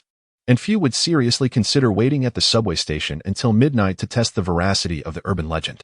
In the past, enthusiasts of the supernatural had sought to investigate such claims, only to find nothing, leading them to conclude that these legends were mere fabrications propagated by those with too much time on their hands. Almost every city harbors such chilling urban myths, and many horror films have depicted various types of urban terror, which the public has largely dismissed. Yi-sun sat calmly on the waiting bench at the subway station, a can of soda in hand, as he observed the seconds slip away, allowing his mind to gradually find tranquility. Notably, beside the vending machine, a bearded homeless man remained seated, showing no intention of departing. As the time approached, Yi-sun turned to the man and called out loudly, "You should leave. The subway to hell will arrive shortly. If you delay, you may find yourself unable to escape."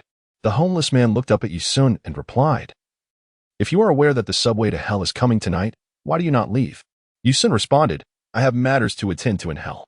The homeless man fell silent, seemingly pondering a perplexing thought, before inquiring, "Is the Dragon Ball that significant to you?" Yi-sun was profoundly astonished by the voice.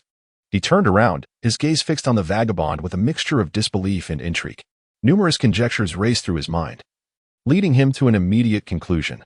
This homeless man was none other than the celestial being transformed, sent to thwart his intentions. In his quest to resurrect his parents, he resolved that he would brave any peril, no matter how treacherous.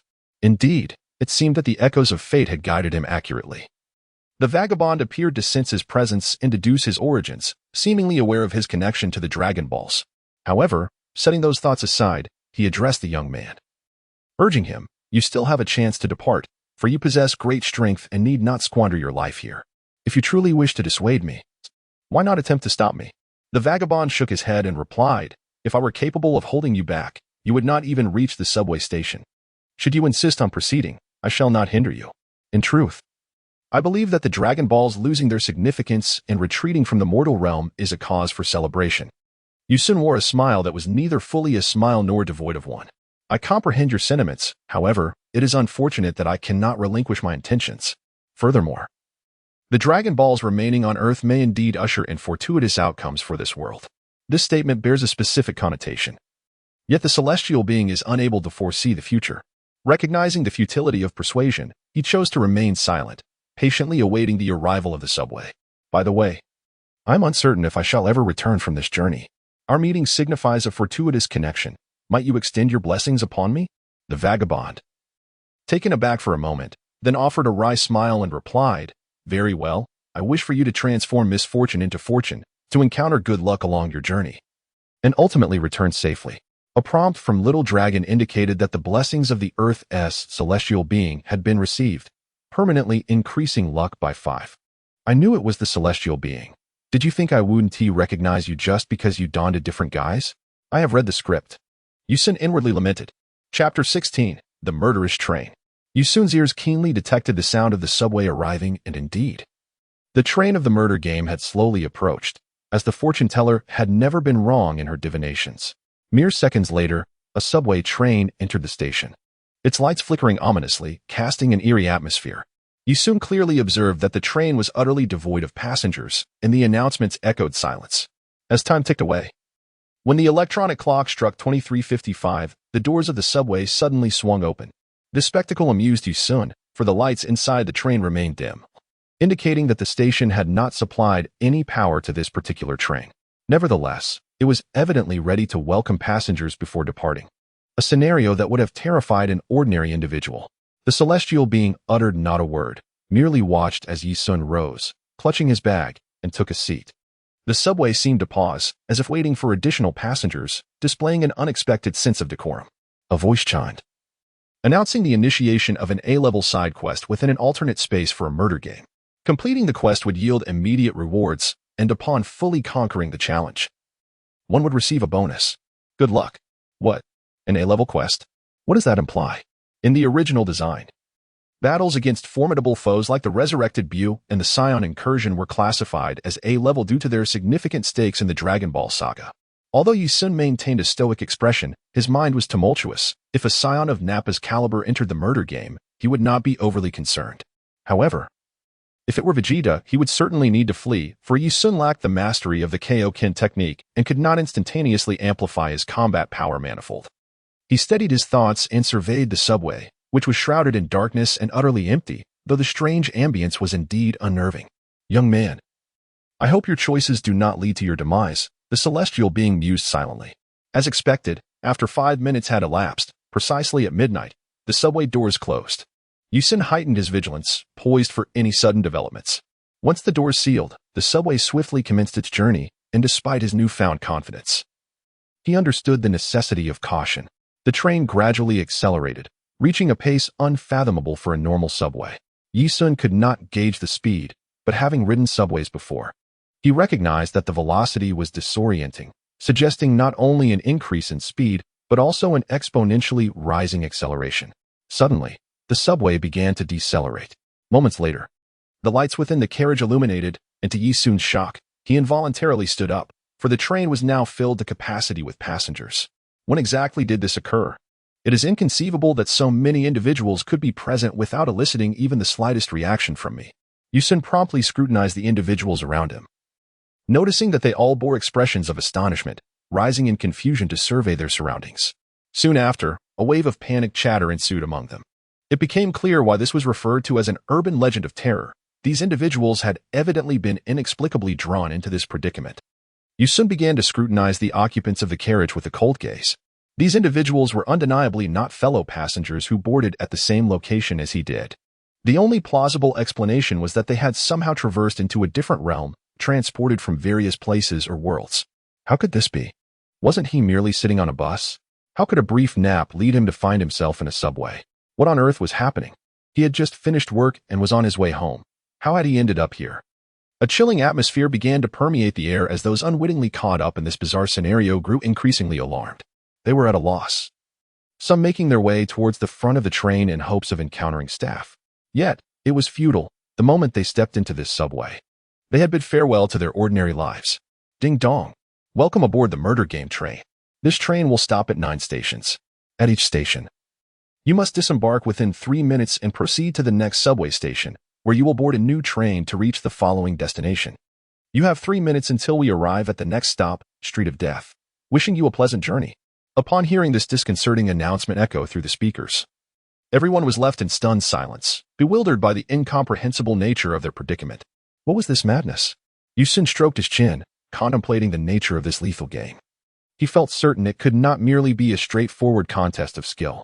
There might be intricate puzzles or dilemmas awaiting, and he resolved to proceed with caution. Just as the atmosphere thickened with bewilderment, the subway began to decelerate gradually. Without hesitation, Yi Sun stood and made his way towards the exit. With a soft chime, the door opened, and he stepped out, refusing to glance back.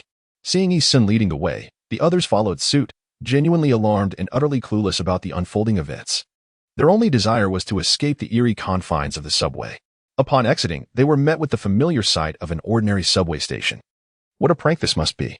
Regardless, I just want to go home. Observing the crowd rushing towards the station's escalators and stairs, Yi Sun remained silent, unwilling to voice any thoughts. As a participant in the A-level scenario, he lacked the inclination to warn others. After all, fate dictated that one's life and fortunes were beyond their control. If one could not comprehend the gravity of the situation that had befallen them, then perhaps death would be their just dessert. Yet, the game surely could not commence without any hints. Now that it had begun, there must be various clues. The announcer had merely directed them to a destination, failing to elaborate on the means of arrival or the precise location of the so-called Death Street. Most importantly, there was the matter of a time constraint. Instinctively, he lifted his gaze to the electronic countdown clock at the station, which ominously displayed 10 o'clock p.m. He hurried to the route map and discovered it indicated a singular red line, connecting the starting station, Southwind Station, to the final destination, Death Street Station. It seemed that the train would depart promptly at midnight. This implied that he must reach the aptly named Death Street Station before the stroke of 12 to board the new subway.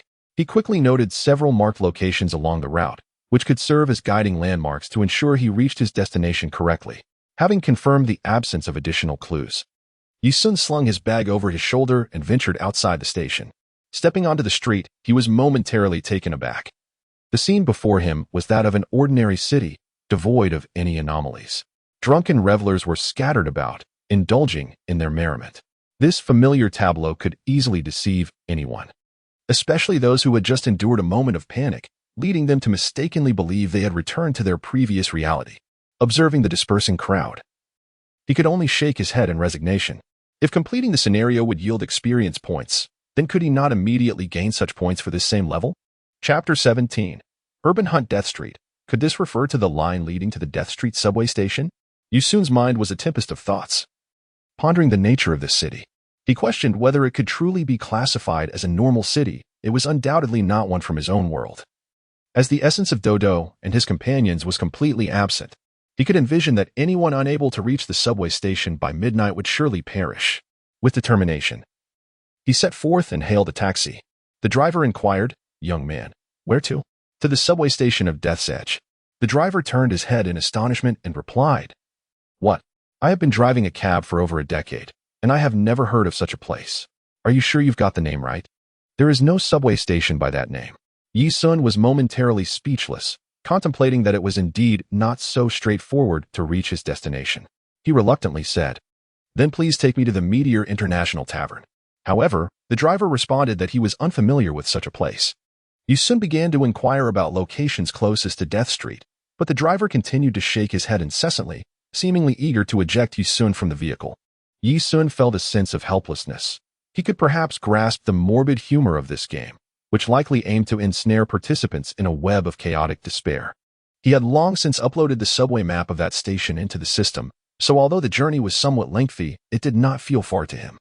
He merely wished to explore the nature of this Death Street subway station within the city, and it became evident that the station, too, belonged to the realm of enigmatic urban legends. Yu Sun took a deep breath, transforming into a fleeting shadow, a meteor racing through the city. This speed was utterly unattainable for an ordinary person. He needed to decipher the purpose behind the 2-hour time frame given to everyone. Was it merely to ascertain the correct path? How peculiar. This subway station was not far at all. Even with time squandered, retracing his steps to check the route would take at most 10 minutes. Why allocate 2 hours? Could it be a hunting game? Suddenly, Yi Sun's instincts heightened, sensing an approaching presence. It was the intuition of a seasoned expert. Even if dozens of people walked by, the arrival of one who specifically sought him could be felt in the air. He turned to look, only to find an unremarkable woman standing behind him. She addressed Yi Sun, saying, "Hello, I also just emerged from the subway. I will walk with you." Yi Sun furrowed his brows, curiosity piqued. "How did you know I got off the subway? You are so handsome. You left a deep impression on me. Is that so? Well, that is fine. Let us walk together." At the very moment Yi Sun turned, a sinister grin spread across the woman's face. Her features twisted grotesquely, akin to a marionette, as a gun barrel extended from her mouth in an utterly bizarre spectacle. Yet, in that instant, Yu Sun's figure vanished from her sight. With astonishing speed, he appeared behind her, infused with an overwhelming force, and landed a punch that penetrated her chest, sending her crashing to the ground, creating a dent as if struck by a meteor. Blood gushed from her mouth as she stared in shock. "What are you doing?" "Humph, your murderous intent is too blatant. I am no mere vegetable, and anyone who can speak after enduring my punch is certainly not human. You are definitely not just a subway passenger." Suddenly, the woman's head spun a full 180 degrees, and the gun barrel aimed at Yi Sun, firing a beam of laser straight at his face. In that moment, Yi Sun, a warrior whose prowess could rival that of the Scion Nappa, showcased the abilities befitting a super soldier. His reflexes, almost inhuman, allowed him to tilt his head just in time as the laser grazed past his ear. Seeing this, the woman erupted into a chilling laughter. "It seems we have encountered a formidable player in this game. I am eager to witness your despair." Not wishing to hear any further nonsense, Yi Sun unleashed a ki wave from his right palm, which remained lodged in her chest, reducing her form to ashes. This signified the commencement of the lethal game, aptly named Killing. Yi Sun sensed an overwhelming presence drawing near. Now at the subway station, he found himself unable to enter. With the arrival of midnight looming, the city was poised for a grand exodus that would unfold within the next 2 hours. For Yi Sun, this was a coveted opportunity, as his experience points had significantly increased following the demise of that woman. It seemed that the roles of hunter and prey would soon require a reversal. He dared not act with excessive bravado, for even with unwavering confidence, Yi Sun could not naively assume he could command the winds and rains within a game's urban landscape. Who could predict the variety of assassins dispatched by the game? Aside from Yi Sun, Numerous individuals roamed the city, yet soon a critical realization struck them. This city was not their own. After the initial shock, panic ensued, but gradually, calmness took hold, leading to a focused contemplation of the predicament. The answers began to take shape. Consequently, some acted swiftly, with the astute returning to the subway station in search of an exit route, while the less discerning banded together in confusion. Still, many remained at a loss, floundering like headless flies. According to the conventional game protocols, if there truly were 9 stations, the difficulty should escalate sequentially. Regardless, Yu-sun had prepared himself for an all-out battle. He first arrived at the subway station, only to find it still locked. After lingering at the entrance for a moment, he quickly vanished from sight. Meanwhile, the hunt within the city had commenced, and this was no mere slaughter. The inhabitants encountered a series of bizarre incidents.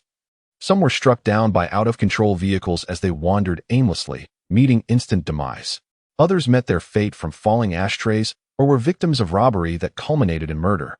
It appeared as though a relentless string of tragic accidents unfolded in every corner of the city, with those disembarking from the subway succumbing one by one to inexplicable deaths. In short, the objective was to ensure that all perished before the clock struck midnight. As time progressed, the absurdity of the incidents escalated. For instance, one was inexplicably consumed by a toilet, reduced to a mere puddle of flesh. Another found their vehicle detonating, leaving no trace behind. Some even lost their footing, plunging into sewers from which they would never emerge. Ultimately, the number of survivors descending from the subway dwindled rapidly. Within just 5 minutes, hundreds vanished from existence, as though they had never set foot in this world at all. Chapter 18. Rush into the subway station, Yi-sun walked along the street, his gaze fixed upon the bustling scene around him. With merely 20 minutes remaining until midnight, he surmised that those able to reach the subway station had likely been identified by now. Suddenly, Yi-sun's senses heightened. He swiftly sidestepped, only to witness a venomous snake soaring through the air like a ribbon. It twisted perilously close to his forehead, mere centimeters away. Had it not been for his lightning-fast reflexes, its fangs would surely have sunk into his brow. What was even more alarming was that, despite missing its target, the snake's body recoiled like a spring, rebounding off a nearby utility pole and returning with alarming speed. Yi-sun discerned the venomous serpent as it gaped its mouth, revealing 2 menacing fangs that glimmered with a chilling light. Should they pierce flesh, death would be inevitable. Yet, with an unhurried demeanor, Yi-sun extended a finger forward, unleashing a dazzling wave of energy that surged into the serpent's maw. In an instant, the lethal creature was reduced to ashes, carbonized in midair. Remarkably, the experience points from this venomous serpent surpassed those of the assassin encountered earlier. Indeed, it seemed that the closer one drew to the critical moment, the greater the lethality of the adversaries encountered. Yi-sun shook his head, a look of helplessness etched across his face. Had it been a fortnight ago, the swiftness of the venomous serpent's strike would have surely eluded him. Of course, his golden bell shield was not merely for show. As long as the serpent's biting force did not exceed the defensive threshold of the shield, he would remain unharmed. Observing that the time was ripe, he redirected his course towards the subway. It seemed that the elements of the city harbored a certain trepidation towards him, growing increasingly aggressive as he pressed on. Nevertheless, the number of assailants dwindled, yet Yi-sun remained unfazed. He was confident that with cautious maneuvering, he could emerge victorious in the end. The Dragon Ball radar continued to display no signals, indicating that the Dragon Balls were not present in this realm. Thus, he had no choice but to delve deeper into the game in search of them. Upon nearing the subway station, he was taken aback to find a considerable number of individuals awaiting at the entrance, approximately 30 souls. Given the relatively manageable difficulty of the first level, it was astonishing that only 30 had managed to survive. This could only lead one to conclude that humanity's strength was indeed lamentably feeble, regardless of the world they inhabited. Yi-sun floated in midair using the art of aerial maneuvering, cautiously observing the situation outside the subway station. At that moment, the survivors had constructed a makeshift wall around the station using cars, and a standoff seemed to be unfolding. However, Yi-sun's attention was drawn to a young man. Realizing the precariousness of the situation, this young man brandished 2 Desert Eagles and unleashed a barrage of gunfire at the approaching monsters. His marksmanship was nothing short of exceptional, hitting his targets with precision, which ignited the bloodthirsty instincts of the creatures, causing them to turn on one another. The once menacing atmosphere dissipated in an instant. The nearby survivors were not oblivious. They understood that the danger increased as they approached the critical point. Those arriving from a distance were equally astute. Recognizing that the sound of gunfire indicated someone was aiding their plight, the drivers pressed the accelerator, barreling towards the monsters with a singular objective, the subway station. It appeared that there were quite a few capable individuals among them. The recoil of a Desert Eagle could easily dislocate the shoulder of an untrained individual. Yet this young man wielded dual firearms with ease, displaying a physique that far surpassed the average, likely with muscle density rivaling that of elite athletes. The three cars that sped in from behind had undoubtedly dispatched numerous monsters before crashing through the barricade of vehicles and charging towards the subway entrance. Showing no signs of slowing down, the survivors waiting at the station cursed in astonishment and hurriedly cleared a path. As the vehicles entered the station in a most barbaric fashion, witnessing the subway doors swing open amidst the chaos, Yi-sun had no choice but to follow suit and rush inside. Inside, a cacophony of crashing sounds erupted as three vehicles came to an abrupt halt, evidently wrecked. From within emerged 7 individuals, 4 men and 3 women, all relatively young. Among them was a burly man who clearly possessed combat skills, a person exuding a chilling aura, another whose expression bore a lewd hint, and yet another who appeared more upright. The remaining 3 women were particularly intriguing, one strikingly beautiful, donned in skin-tight athletic wear, complete with a police-style gun belt slung from her shoulder to her waist, exuding the aura of a female officer. Another wielded a katana, while the last astonishingly wore only a wedding dress. Their descent from the vehicles immediately captured Yi-sun's attention. It was evident that all 7 were seasoned fighters, not to be underestimated. Upon spotting the young man with the Desert Eagles, their wariness intensified. The woman resembling a police officer inquired, "How did you come to possess a Desert Eagle?" "There is no need for me to divulge that information," he replied coolly. The burly man gestured for everyone to ease their tensions and addressed the young man with courtesy, saying, "Young brother, you possess remarkable shooting skills. Allow me to introduce myself. I am Xiong Zhang, a semi-professional Sanda athlete." After a robust man named Xiong Zhang introduced himself, others began to reveal their identities. The one with a chilling demeanor was Li Mingli, the slightly lecherous fellow was Roger Ren, the rather upright individual was Kong Xiang. The woman resembling a police officer was Zhou Wenqi, the woman wielding a knife was Li Jiahui, and the bride in a wedding dress was Yu Menghan. "I am Yi Fei, an ordinary university student." As soon as I finished speaking, the policewoman Zhou Wenqi retorted sharply, "Do you really think an average university student would be familiar with a Desert Eagle? You believe I cannot recognize the type of weapon you are holding? A military police academy, can you truly?" Yi-sun shook his head inwardly. These 7 individuals were far from ordinary. Their sole focus was on greeting the young man named Yi Fei, while completely disregarding the others, indicating their awareness that Yi Fei, possessing the Desert Eagle, was the one to be courted. How pragmatically realistic. The somewhat lecherous Roger scoffed disdainfully, remarking, "What does it matter if you attend a military academy? Now that we find ourselves in this wretched place, who knows if we will even survive?" His words, though coarse, held a kernel of truth. In such an environment, even the son of a president would be of little consequence. Xiong Zhong sighed, expressing his frustration. What on earth is going on? This is utterly baffling. Yi Fei noticed the group's anxiety over their predicament and promptly addressed everyone. "All right, allow me to clarify. This game is called the Killing Game, which can be simply understood as a probability event of vanishing into thin air, often mentioned online." "How do you know?" came the inquiries from the crowd, to which Yi Fei offered no response. In a hurry, Roger pressed, "Can we return?" Yi Fei replied, "I have already mentioned this is a game. If it is indeed a game, there must be a way to escape." Upon hearing this, Xiong Zhong inquired, "Then, young brother Yi, you must have entered with a mission. What happens if you fail? You die?" Observing the various expressions of concern and unease on the faces before him, Yi Fei felt no inclination to comfort them, instead opting to answer the questions they were eager to know. Yi-sun remained silent throughout the conversation, sensing that there were certainly more individuals like Yi Fei who had entered with a mission. Chapter 19. The City of Death. The reason those present managed to survive primarily stemmed from their swift realization that this city was not their own. Consequently, a group of those who sensed the anomaly quickly banded together. They were not foolish. After returning to the subway station to check the route and time, they deduced that they needed to reach the Death Street subway station before midnight. Inquiries about the location yielded only negative responses, leaving them with no choice but to memorize the route and hastily make their way there. Initially calm, the atmosphere shifted dramatically when they suddenly spotted humanoid creatures lurking on the ground, grotesquely pursuing them. It was then that they truly comprehended the horror of this game world. And the only option left was to accelerate. Why were there only a handful of them? Where were the others? What would happen if the departure time arrived and they had not made it? Yifei, observing the anxious expressions of those around him, coldly remarked, "It's simple. Death." Surely not. A subway train typically carries hundreds of passengers. Could they all perish? It may indeed be the case.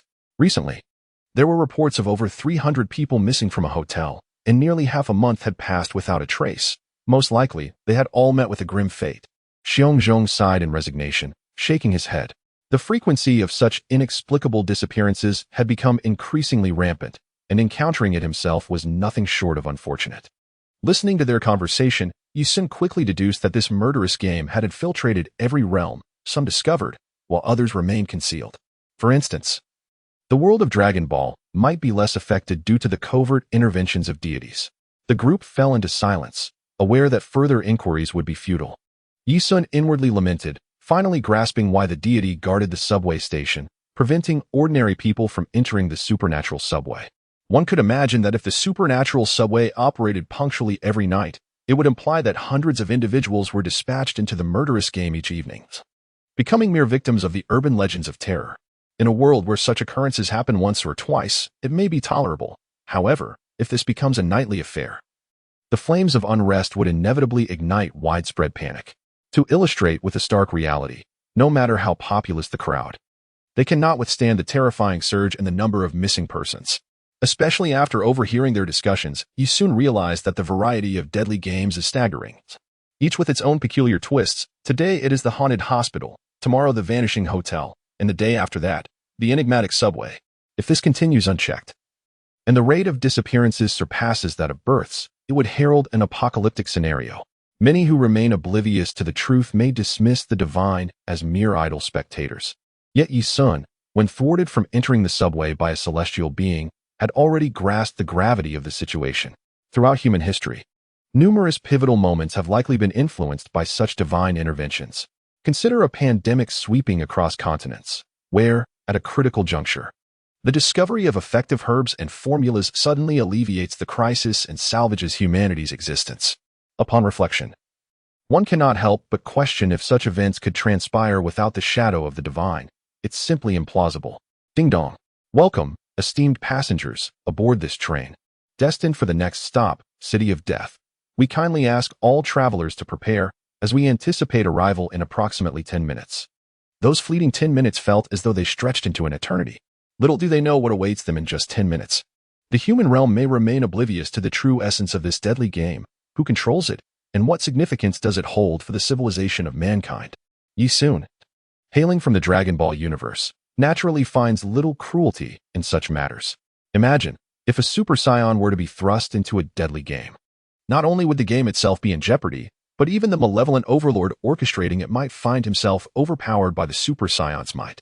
10 minutes later, as the subway reached its destination, the doors opened, and dozens of individuals hurriedly disembarked, afraid to linger.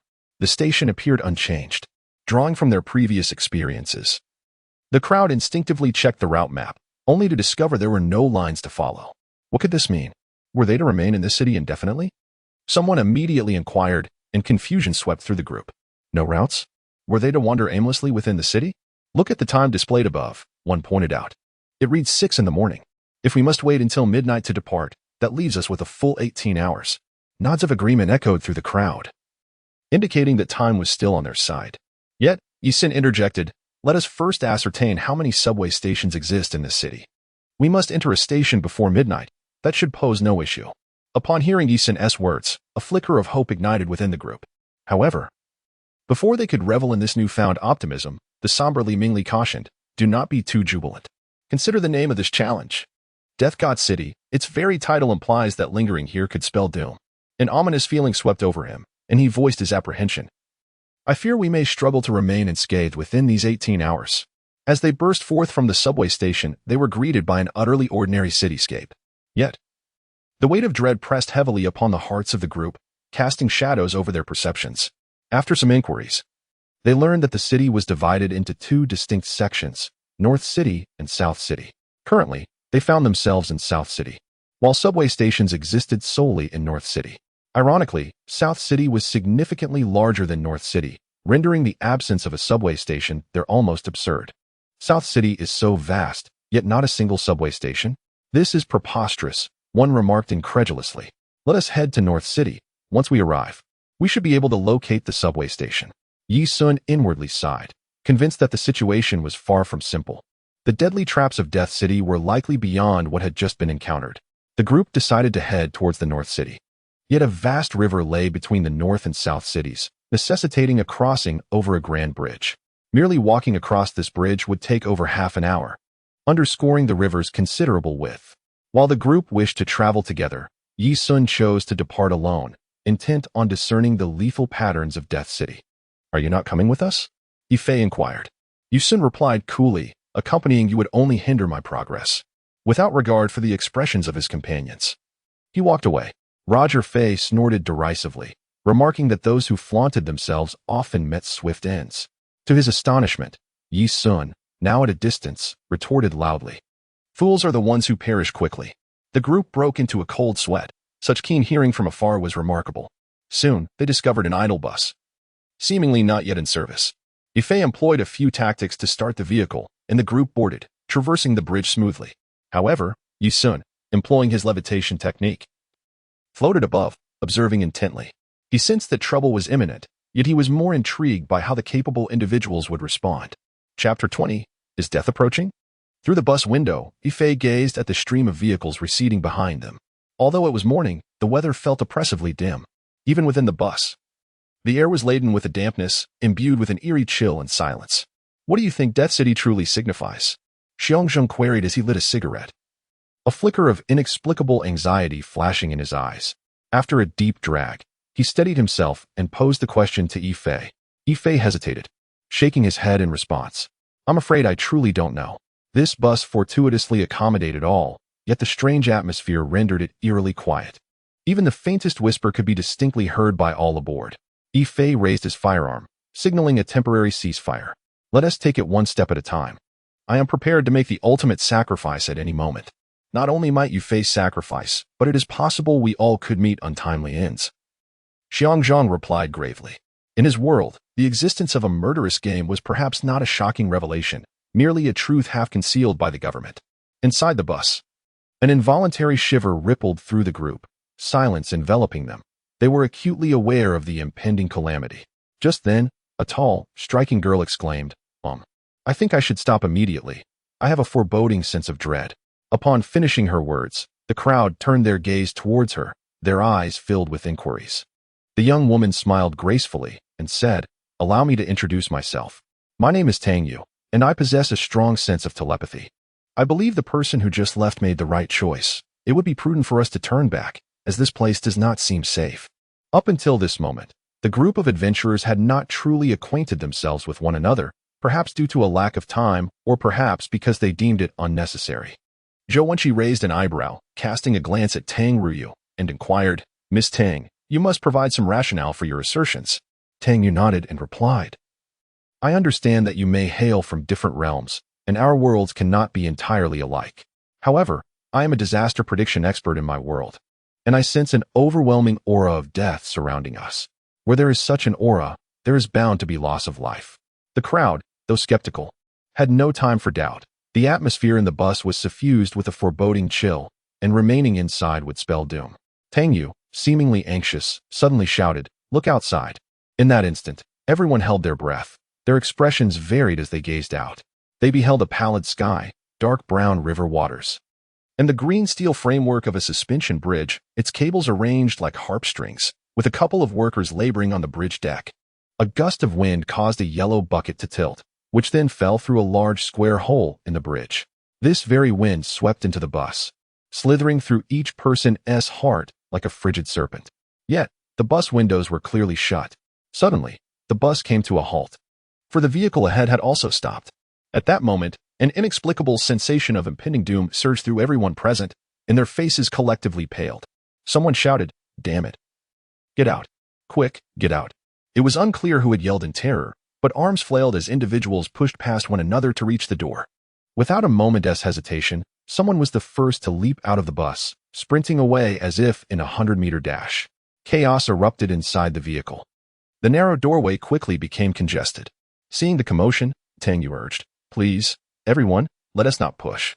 One at a time, oh dear." Yet, in that moment of desperation, no one heeded her. Someone inadvertently shoved her, and the poor girl stumbled backward, falling to the ground. "Hurry, escape through the windows." In response to the escalating urgency, Xiang Zong smashed his fist against the glass, shattering it into countless shards and creating a large opening. People wasted no time and began to leap out. Yifei followed suit, breaking a pane of glass and jumping out of the bus. With 2 additional exits diverting the crowd, everyone finally disembarked within half a minute, then rushed desperately towards the bridge's end. In midair, Yu Sun was examining the response of the Dragon Pearl radar. Filled with disappointment as he found no trace of the Dragon Pearl here, he pondered who might have brought the Dragon Pearl into this game. Uncertain of how the game's stages would unfold, after successfully clearing the first level, he had accrued a considerable amount of experience points. Yet he still had quite a way to go before reaching level 20. Just as he continued to contemplate, the sudden sound of the bridge cracking filled his ears, accompanied by the shrill screams of the cables snapping through the air, alongside the terrified cries of the people on the bridge. What was happening? As he turned his gaze towards the grand structure, he noticed the bridge swaying violently. It was evident that it was about to collapse. He was struck with alarm, realizing that those individuals were still aboard the bus heading towards the bridge. Yi Sun immediately spotted the bus, and a voice suddenly echoed in his mind. Commence B-level side quest. Rescue the survivors. The greater the number rescued, the more experience points gained. Damn it. Why wasn't this mentioned earlier? Yu Sun transformed into a shooting star, hurtling towards the bus with great speed. He had not retained the visage of the survivors, and the bridge was teeming with people. How could he possibly save them? Given the circumstances, his only option was to prevent the entire bridge from collapsing, allowing the group of gamers to escape swiftly, leaving the rest to fate. As if in response to Yi Sun's intentions, a snap suspension cable writhed in the air like a dragon, emitting a piercing shriek as it sliced through the atmosphere. The cement block attached to the lower end of the cable was violently hurled, fortuitously aimed directly at the rapidly approaching Yi Sun. A glimmer of cold light flickered in Yi Sun's eyes. He found it perplexing that such a piece of concrete was aimed directly at him. Was he truly the target? Without uttering a word, he had no intention of retreating. His body propelled forward like a cannonball, shattering the incoming debris, with his sights set on the bridge below. Yet the ordeal was far from over. The severed cables began to flail chaotically in the sky, akin to wild stallions, and astonishingly, they all seemed to be directed towards Yi Sun. A peculiar sensation enveloped him as he recognized this scene from somewhere. In midair, he evaded with the agility of a sea swallow, swiftly reaching beneath the bridge, where he forcefully braced the structure. With a combat power nearing 5,000, Yi Sun's strength was nothing short of monstrous. Under his formidable support, the bridge that was on the brink of collapse was miraculously stabilized. However, the stabilization of the bridge did not signify the end of the calamity. One player, in the midst of fleeing, was suddenly impaled by steel rebar that had been propelled from a vehicle involved in a timely accident, resulting in a gruesome death that startled the driver behind him, triggering a chain collision that claimed the lives of several more players on the spot. Yi Sun felt that the situation was far from over. He was akin to a living target here. Before he could ponder further, a shadow loomed above him. He hurriedly glanced up and saw a sharp steel plate piercing through the fractured bridge surface, descending towards him at a 30-degree angle. Its whistling slice through the air was excruciatingly piercing. Not only was there the steel plate, but also the rebar that had just penetrated the gamer, trailing closely behind it and hurtling directly towards Yi Sun. Had it been an ordinary person, they would have been reduced to a mere pulp. Further up, fragments of the broken bridge, falling vehicles, and screaming individuals all converged upon him. How intriguing, how intriguing. To think that this was mere coincidence, I refused to believe it. Wasn't this the typical approach of the Grim Reaper? You wish to end my life? Come on then, bring it on. If I evade it even slightly, you shall be the one to perish. Chapter 21. The rescue of the weakling Tang Yu, after struggling to escape the car, began to frantically flee towards safety, feeling as though an aura of death surrounded her, threatening to claim her life at any moment. In this dire moment, the cars that had collided on the bridge unexpectedly erupted in explosions, a series of chain reactions, with 3 large fuel tankers tragically caught in the conflagration. The ferocity of the explosions caused the already trembling bridge to endure a catastrophic tearing, while Yu Sun possessed the strength to prevent the bridge from collapsing. There lay a fundamental issue of physics. His body, in relation to the entire bridge, was merely a point, One might question how a single nail, no matter how resilient, could support an entire plank of wood. Excessive pressure would inevitably accelerate the collapse of the front section. Moreover, due to the design flaws in the bridge's construction, coupled with the explosions occurring above, no matter how formidable Yi Sun was, he could not avert disaster. He dared not release any surplus energy, fearing it would exacerbate the already grievously damaged bridge. As the metaphorical edifice teetered, more sections of the bridge crumbled and fell. Just then, due to the lack of equilibrium at the support points, the bridge surface tilted, causing vehicles and those who had yet to escape to slide towards the ruptured section. Logically, beneath the bridge lay water. As long as one did not fall in an overly reckless manner, death should be avoidable. However, the very location of the rupture corresponded with a platform of bridge piers that protruded above the water's surface. By the laws of inertia, those who slid off from this point would inevitably land directly on the bridge pier. Indeed, the vehicles that had previously plummeted landed squarely on the pier's platform, leaving any individuals who fell behind them effectively reduced to a mere splatter. Even if one managed to cling to life, the subsequent vehicles, motorcycles, and debris would serve as a brutal coup de GRC. Yi Sun gritted his teeth, finding himself in a predicament. At that very moment, Tang Yu was on the verge of plummeting into the abyss. Her complexion was ashen, her heart a tempest of confusion. In a desperate attempt to grasp onto something, she found herself out of luck. A car with a malfunctioning handbrake careened wildly, striking her and rendering her unconscious, but not immediately fatal. As Tang Yu teetered on the brink of descent, a sudden idea flashed through Yi Sun's mind. He relinquished his support, allowing his body to plummet freely for over 20 meters. Then, with a swift horizontal acceleration towards the inclined surface below, he exerted all his strength to brace himself, thereby halting Tang Yu's rapid descent. Yi Sun promptly withdrew his strength, and the bridge surface returned to a state of equilibrium as he managed to elevate the collapsed section. Those who were in a safe position observed this scene, which defied the laws of physics. How could the bridge surface, once tilted, suddenly revert to a level state and even rise further? Oh, what on earth is happening? Am I seeing things? They could not perceive that beneath the bridge surface lay a person, Tang Yu, who, after regaining her senses from a state of confusion, realized she had not plummeted into the abyss. Although she could not comprehend the unfolding events, the fractured bridge section had risen to match the original level of the bridge. Having reached the brink of the rupture, she would not be foolish enough to head south. In a matter of moments, she dashed to the side of the bridge leading to the northern city, aware that the steel cables on this side had already begun to fray. And it would not be long before this section too would succumb to the chaos. Yi Sun began to sense the energy upon the bridge's surface. But before he could complete his perception, the very spot where his hands were anchored began to tear apart. In a swift motion, it fractured into two pieces, rendering the situation irretrievable. Upon witnessing the current state of affairs, Yi Sun immediately took to the skies, his eyes sharp as lightning, swiftly searching for any remnants of life on the two fractured sections. Fortunately, those individuals were not moving slowly. As he glanced at the data panel displaying a survival count of 2,634, he realized that 7 souls had perished in this catastrophic bridge incident.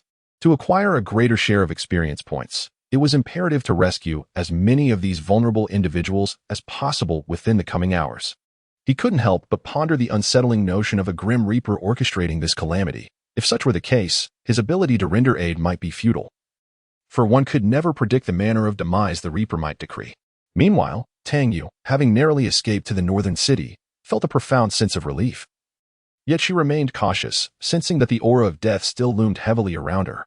It was essential to devise a plan to reach the subway station promptly.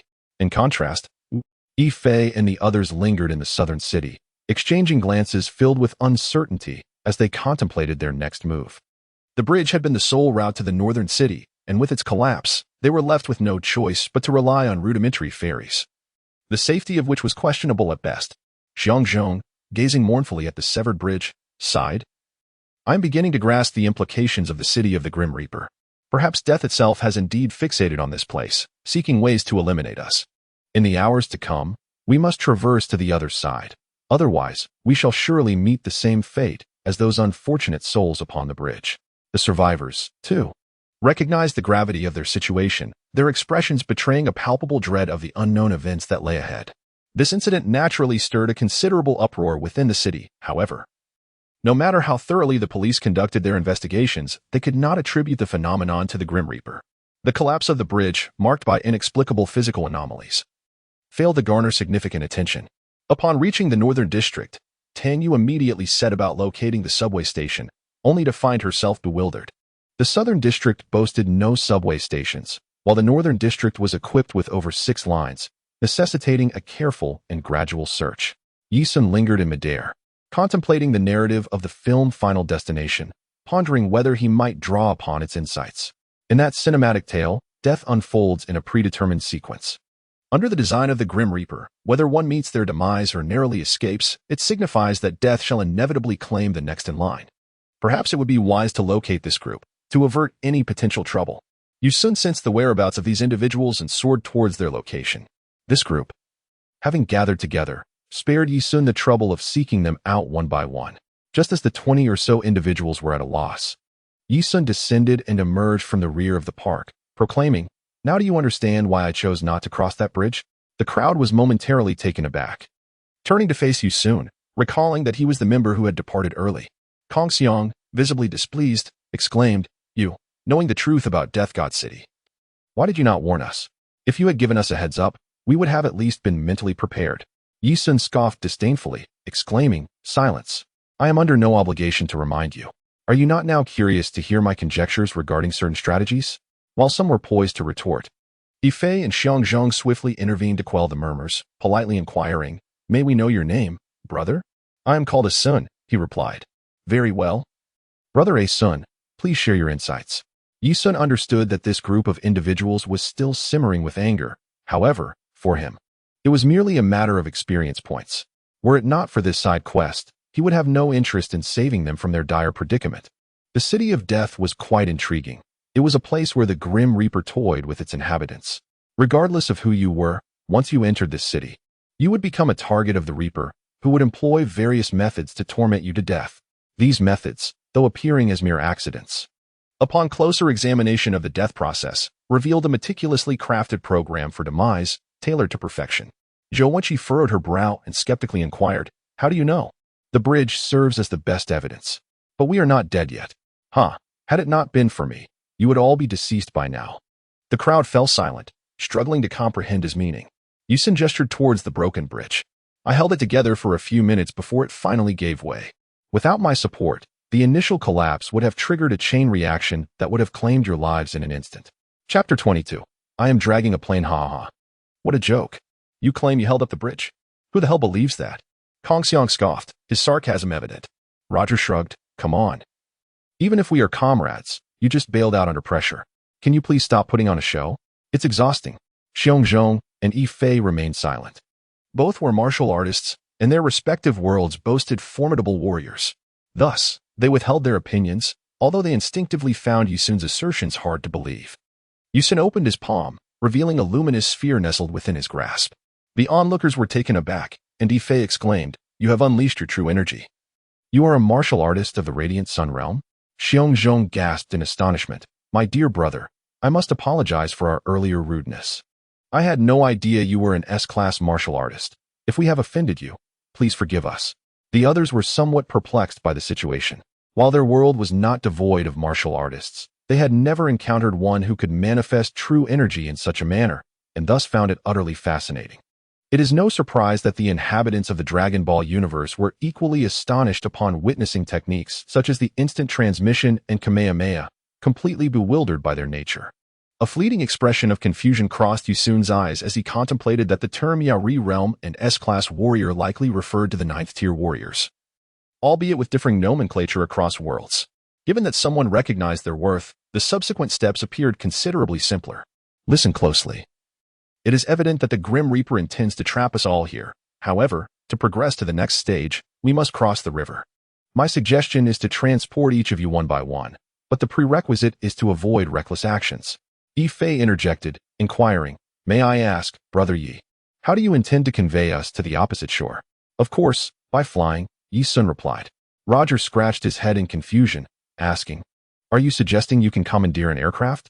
"Let me assure you, even if you brought an aircraft carrier, it would likely capsize within moments. The methods of the Grim Reaper are beyond your imagination. And how do you propose we fly? In a hot air balloon? Who will go first?" The group felt perplexed, unable to grasp his meaning. Yusun then glanced at the young lady standing at the edge and called out, "Miss, I shall take you across first, but remember, do not wander off, lest the Grim Reaper claim you."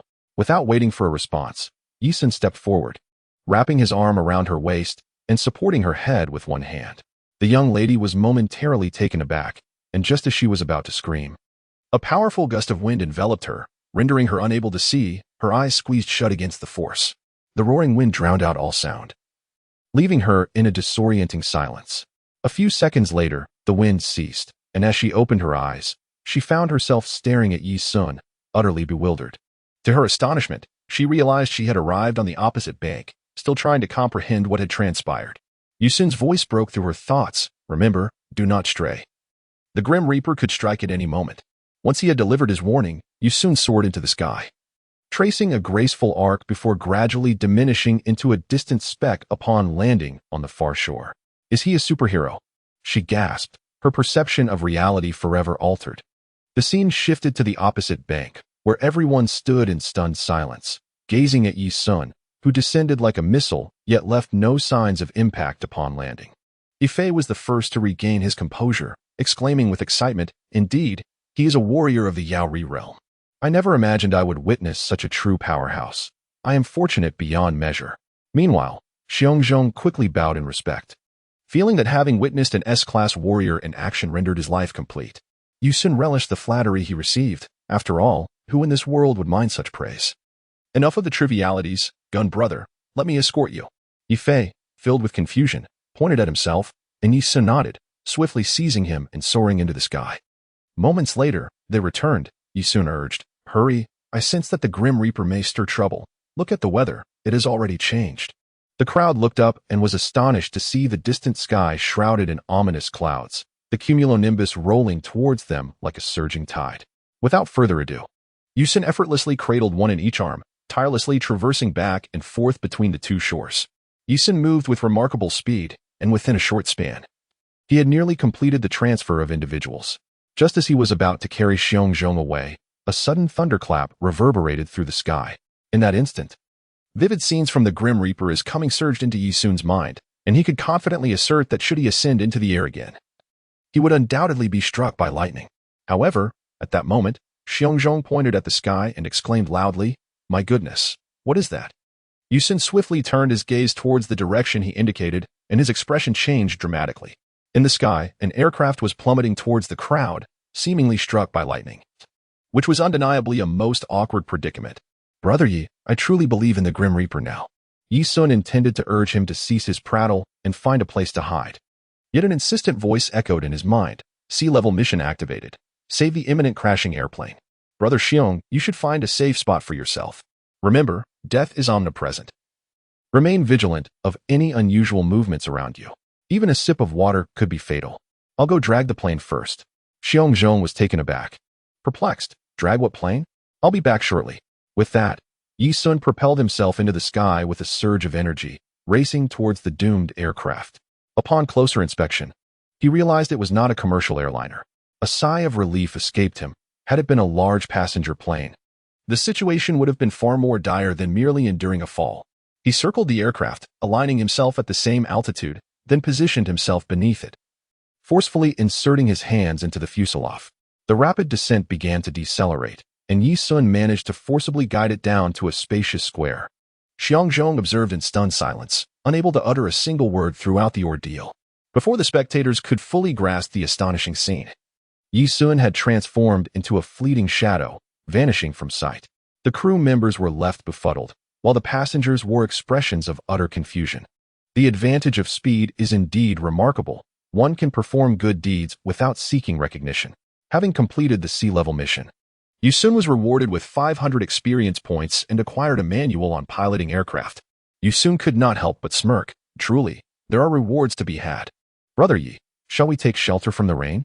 inquired General Xiong with curiosity. "I doubt I would perish from a lightning strike. However, I am uncertain if you can endure it," replied Xiongzhong, his face lined with concern. "Let us seek refuge from the rain, then." Chapter 23. The Grim Reaper disdains deceit. The troubling event that Yi Sun had feared had indeed transpired. The recent bout of thunderous rain had, as expected, claimed the life of a participant in the game. By the time Yi Sun and Xiong Zhang reached the opposite bank, the unfortunate individual had been reduced to charred remains. In response to this grim reality, Yi Sun could muster no emotion beyond resignation. It was not merely that Yi Sun was unable to witness the event. Even had he seen it, there would have been no recourse. With the swiftness of lightning, should it choose to strike, there would be no stopping it. Observing the change in Yi Sun's demeanor, the onlookers understood that the presence of such a formidable being meant survival hinged significantly on whether this individual was willing to act. Courtesy was paramount. "Do you wish for my assistance in surviving?" Yi Sun remarked. "Do not be foolish. The Grim Reaper seeks your lives, and it will employ every means at its disposal to claim them. My protection alone will not suffice. Some must inevitably meet their end." Hearing Yi Sun's sardonic words, the crowd felt a wave of despondency. Yet, Yi Fei believed that a formidable being of the daylight realm could not be so easily ensnared by the game, and thus, there must be an underlying issue. He inquired, "May I ask, Brother Sun, how did you enter this game?" Yi Sun glanced up at the sky, lost in contemplation. "I entered here in search of something, yet regrettably, I have yet to find it. To be frank, I have no desire to save you. Rescuing you offers me no tangible benefit." The others remained silent, their faces pale, for they were but ordinary individuals, thrust into this game against their will, utterly oblivious to the circumstances that had led them here. Take, for instance, the woman clad in a wedding dress. She was abruptly transported into this game while trying on dresses at the bridal shop. Similarly, Zhou Wenqi, who donned attire reminiscent of a police officer, found himself ensnared while on a mission, only to suddenly plunge into the depths of the game. However, it is not entirely impossible to aid you. I shall do my utmost. The nature of the Grim Reaper's schemes eludes me, yet as long as he cannot claim my life, I shall persist. In truth, this is precisely how Yi Sun perceived the situation. Accidents and unforeseen events could scarcely inflict harm upon him. Now, only one destination remained, the subway station. Xiong Zhong inhaled sharply, respectfully inquiring, "May I ask, Brother Ah Sun, how might we ensure our survival?" Yi Sun pondered for a moment and then shared with them some plot points regarding the arrival of the Grim Reaper. Naturally, he did not explicitly state that this was from a film. Instead, he merely used it as an analogy, drawing parallels with the characters from the movie. At this juncture, Roger suddenly realized, now it makes sense. No wonder that girl with the surname Tang remarked that we all carry an aura of death. In truth, had it not been for her reminder, we might not have even noticed. Indeed, where has that girl gone? Yi Sun inquired curiously about the specifics, and they all began to chatter animatedly about some words spoken by Tang Yu at that time. Yi Sun was secretly astonished. It turned out there were individuals with an extraordinary sixth sense. He couldn't help but feel a pang of regret that if this girl were to perish, it would indeed be a great loss, even though her existence was not of significant consequence to him. With his formidable combat power of 5,000 and the unparalleled defense afforded by the Golden Bell Shield, Yi Sun could easily withstand even the direst of situations. For instance, when a falling car precariously balanced on the tip of a steel rebar, it resembled a hammer forcefully driven into a nail, threatening to pierce through Yi Sun's body. However, when that rebar collided with him, it coiled up like incense, causing him no harm whatsoever. The group escorted several injured survivors to the hospital, and after a grueling rescue effort, those individuals narrowly retained their lives.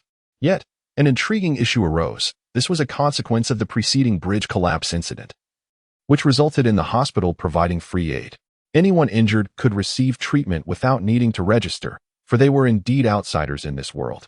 The group, having delivered the injured for medical care, took the opportunity to rest within the hospital. 20 or so individuals crowded into a single ward, commencing a discussion regarding the specter of death. After hearing Yi Sun's earlier remarks, they were all apprehensive about the true nature of this deathly figure, particularly the peculiar ways of demise he had mentioned. Initially, they would not have believed such tales, yet Yi Sun, as a formidable being of the daylight realm, had no need to deceive them. Moreover, had Yi Sun not supported the bridge, they likely would not have escaped before disaster struck.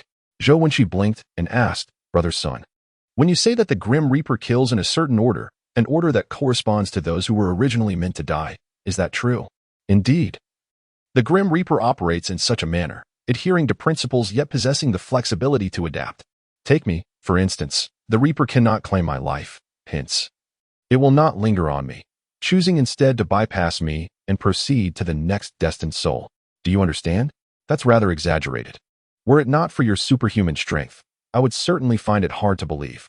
At this juncture, Zhou Wenqi suddenly drew her revolver from her waist, aiming it at Yu Sun, and intimidatingly stated, "If I were to shoot you in the head right now, would that not imply you are lying?" Logically, since the Grim Reaper failed to utilize the bridge collapse to kill you, the order of death should be postponed. Foolish. Yu Sun swiftly seized Zhou Wenqi's revolver, an unexpected impulse driving him to adopt a pose of bravado, crossing his legs and aiming the weapon at his own head. Gasps of astonishment erupted from the onlookers, who urged him to exercise restraint.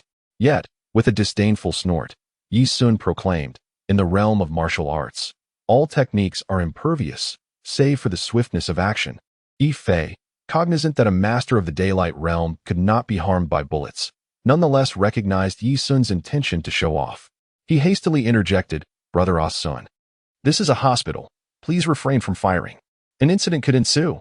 Just then, a click resonated in the air, prompting the crowd to erupt in startled cries. However, upon closer inspection, they found Yi Sun grinning at them, having produced no sound of gunfire.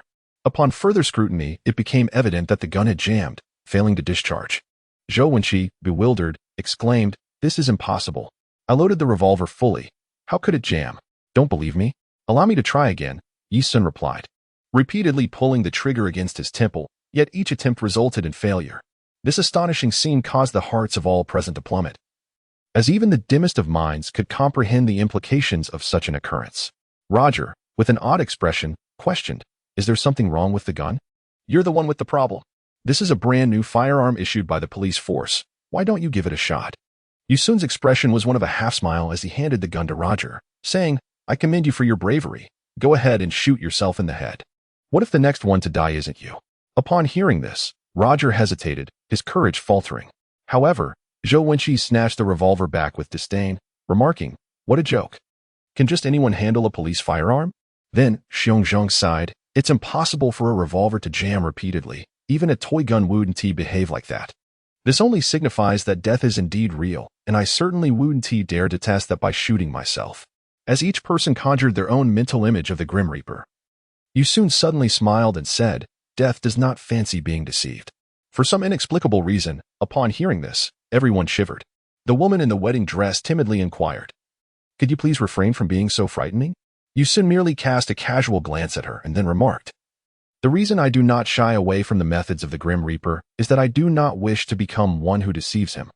I adhere to the rules of death, accepting my demise where it is due and in the manner prescribed. However, none of these methods have succeeded in claiming my life. I have resolutely survived. Thus, I have not deceived the Grim Reaper. My continued existence is a flaw in his rules, and the responsibility lies with him, not with me." Do you not comprehend? At that moment, a rather sickly youth could not restrain himself from pulling out a pack of cigarettes.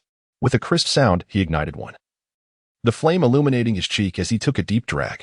Suddenly interrupting, he said, "Brother Ah Sun, I understand completely. You are exploiting a loophole in the Grim Reaper's rules. If we extrapolate this further, if the Grim Reaper truly cannot tolerate deception, then by relying on your formidable strength to confront his methods without evasion, without cunning, and without depending on others, you are not one who deceives the Grim Reaper. This implies that you are not currently on the death list. According to the normal rules, you should be dead." "What?" Upon hearing the youth's words, the others were left in utter shock, including Yi Sun himself, who hurriedly inquired, "What is your name?" "Fermo, I am a detective." "Indeed, a splendid name." Yu Sun sighed softly. He was indeed not on the death list, for he had already received a reward. He had cracked the Grim Reaper's deadly scheme and earned 300 experience points. However, there remained an alternative task, the option to embark on an A-level mission to rescue others from the death list. The more survivors there were, the greater the rewards. In truth, Yu Sun was quite tempted, as he was less than 1,000 experience points away from reaching level 20. This 1,000 experience points was neither insignificant nor trivial. Yi Sun might not be able to break through to level 20 until the conclusion of this world. Yet, if he completed this task, that outcome would certainly change. Yi Sun stroked his chin, pondering how he might deal with this group of feeble beings. Reflecting on the film Death Note, one recalls that those who appeared on the Grim Reaper's list met their demise in bizarre and extraordinary manners, each death possessing a distinctive style and a certain level of artistry, leaving a lasting impression. Ah, yes, the magic beans. Yu Sun suddenly recalled the ultimate artifact known as the Immortal Bean, a remarkable treasure capable of defying the gravest of injuries. Whether one were to suffer a decapitation or be torn apart, it seemed that salvation was possible. Indeed, this realization struck him with clarity. Zhou Wenqi exclaimed, "If the Grim Reaper detests being deceived, then those who ought to have perished yet remain alive become the deceivers. Had we adhered to the Reaper's dictates during the bridge's collapse and survived the fall, we would owe no debt to death and could elude its grasp. Yet, we all escaped, thus finding ourselves inscribed upon the Reaper's death list." Everyone turned their questioning gazes toward Yu Sun, their expressions tinged with both inquiry and a plea for hope. He was an enigma, seemingly immune to death, while they were but mere mortals. Well, it is as it is, it all depends on your fortune. Before Yu Sun could complete his thought, they all gazed at him with envy. With merely a few hours remaining until they would endure the trials of the City of Death, one wondered how many would survive should further calamities befall them. "Brother Ah Sun, may I inquire?" Before they could finish, Yu Sun interjected, "I can save you, but it will entail some risk. Let us speak plainly and avoid unnecessary words. Is that truly so?" A chorus of inquiries echoed from the room. "I have stated that it may be perilous. First, I must ask, what was the order of your deaths? Quickly, recall your seating arrangements on the bus. Logically, those seated in the front should perish first if the bus were to plummet." The group found this reasoning sound. Yet more raised a query. Those who died in the bridge incident were sometimes struck by vehicles from behind or perished in explosions, and their positions may not necessarily correlate with ours. Indeed, this statement struck at the heart of the matter. While the bus might plunge into the river, who could guarantee that a following vehicle wouldn't recklessly collide, causing those in the rear to meet their demise first? Alas, now they were left in uncertainty about the timing of their own deaths. Yu Sun curled his lips. "Thus I assert that there exists a certain degree of peril. I must substantiate your order of demise through tangible actions before I can rescue you. Do you believe me?" "Of course, we do. Without you, we would have perished long ago." "Excellent. The injured shall be discharged immediately. Follow me, as I am about to ascertain your order of death." Yu Sun has long harbored a bold hypothesis, contemplating the myriad ways in which individuals might meet their demise within the ensuing hours. These methods of death are entirely beyond his control. For instance, one could unexpectedly step onto a live wire, instantly transforming into charred remains. How could Yu Sun possibly intervene in such circumstances? Chapter 24. The Bug-like Celestial Being. Yu Sun observed the expressions of those around him, which resembled a grimace of disbelief, and reiterated with unwavering conviction, "Do not inquire further. This is precisely my intent. However, the esteemed Ah Sun, you are compelling us to shoot ourselves in the chest. Is this not tantamount to our own demise? It is to say, while the Grim Reaper has yet to claim our lives, we might unwittingly bring about our own end. How utterly mortifying." The assembly erupted in a cacophony of dissent, yet Xiongzhong urged everyone to maintain their composure, stating, "Pray, do not raise your voices. Have you forgotten the various protocols of death as dictated by the Grim Reaper? Just moments ago, Master Ah Sun fired upon his own head, and the weapon jammed after several shots. Does this not affirm the veracity of his claims? If your time has not yet come, the gun will undoubtedly misfire." "Easier said than done," one retorted. "But what if it is precisely my turn to perish? Wouldn't that mean a swift end for me?" Yu Sun smacked his lips and shrugged his shoulders, indicating that there was no mistake. It all depended on their attitude regarding this matter. Many were undoubtedly reluctant to participate. Who would be foolish enough to shoot at themselves? As the crowd erupted into a heated debate, Xiongzhong sighed and addressed Zhou Wenqi, saying, "Sister Zhou, hand me the gun. I shall go first." Zhou Wenqi swallowed hard and then passed the firearm to him. The previously raucous atmosphere fell into a profound silence as all eyes turned to Xiongzhong, each gaze reflecting a different emotion. Taking a deep breath, he pressed the barrel against his own chest, knowing that a single shot would obliterate at least half of his heart. No celestial being could save him from such a fate. Click. A cold sweat enveloped Xiongzhong as his legs trembled. The gun had jammed. Roger grinned widely. "Brother Xiong, what a true man you are. It seems the gun has indeed jammed. You are not the next to perish." As he returned the gun to Zhou Wenqi, Xiongzhong's hands shook uncontrollably. With a rueful smile, he remarked, "I've never engaged in such a game before in my life. I suggest you all give it a try. What if the gun actually fires?" Fermo cleared his throat and raised his hand. "Let me go next. May God bless that this gun fires. For then I shall witness a miracle." With that, he pulled the trigger, and a deafening gunshot erupted. Fermo fell to the ground before he could even utter a scream. blood pouring from his mouth. Some of the more timid souls shrieked in terror at the sound of the gun, while Xiong Zhong and the others shouted in alarm, rushing forward to help Fermo up. To their horror, they found that his chest was nearly destroyed, blood soaking through. The shot had been brutal, and his heart was undoubtedly finished. Yu Sun snapped his fingers and commanded Fu Erma, "Open your mouth." However, Fu Erma's mouth was continuously spewing blood, leaving Yu Sun no choice but to forcibly pry it open and insert a miraculous bean, urging him to swallow it. With great effort, Fu Erma managed to gulp down the bean, but as he did so, an unbearable pain surged in his chest. At that moment, an extraordinary phenomenon occurred. Yu Sun had assumed the bean would only take effect once swallowed, yet to his astonishment, it dissolved instantly upon entering, transforming into a sweet liquid that nourished Fu Erma's body.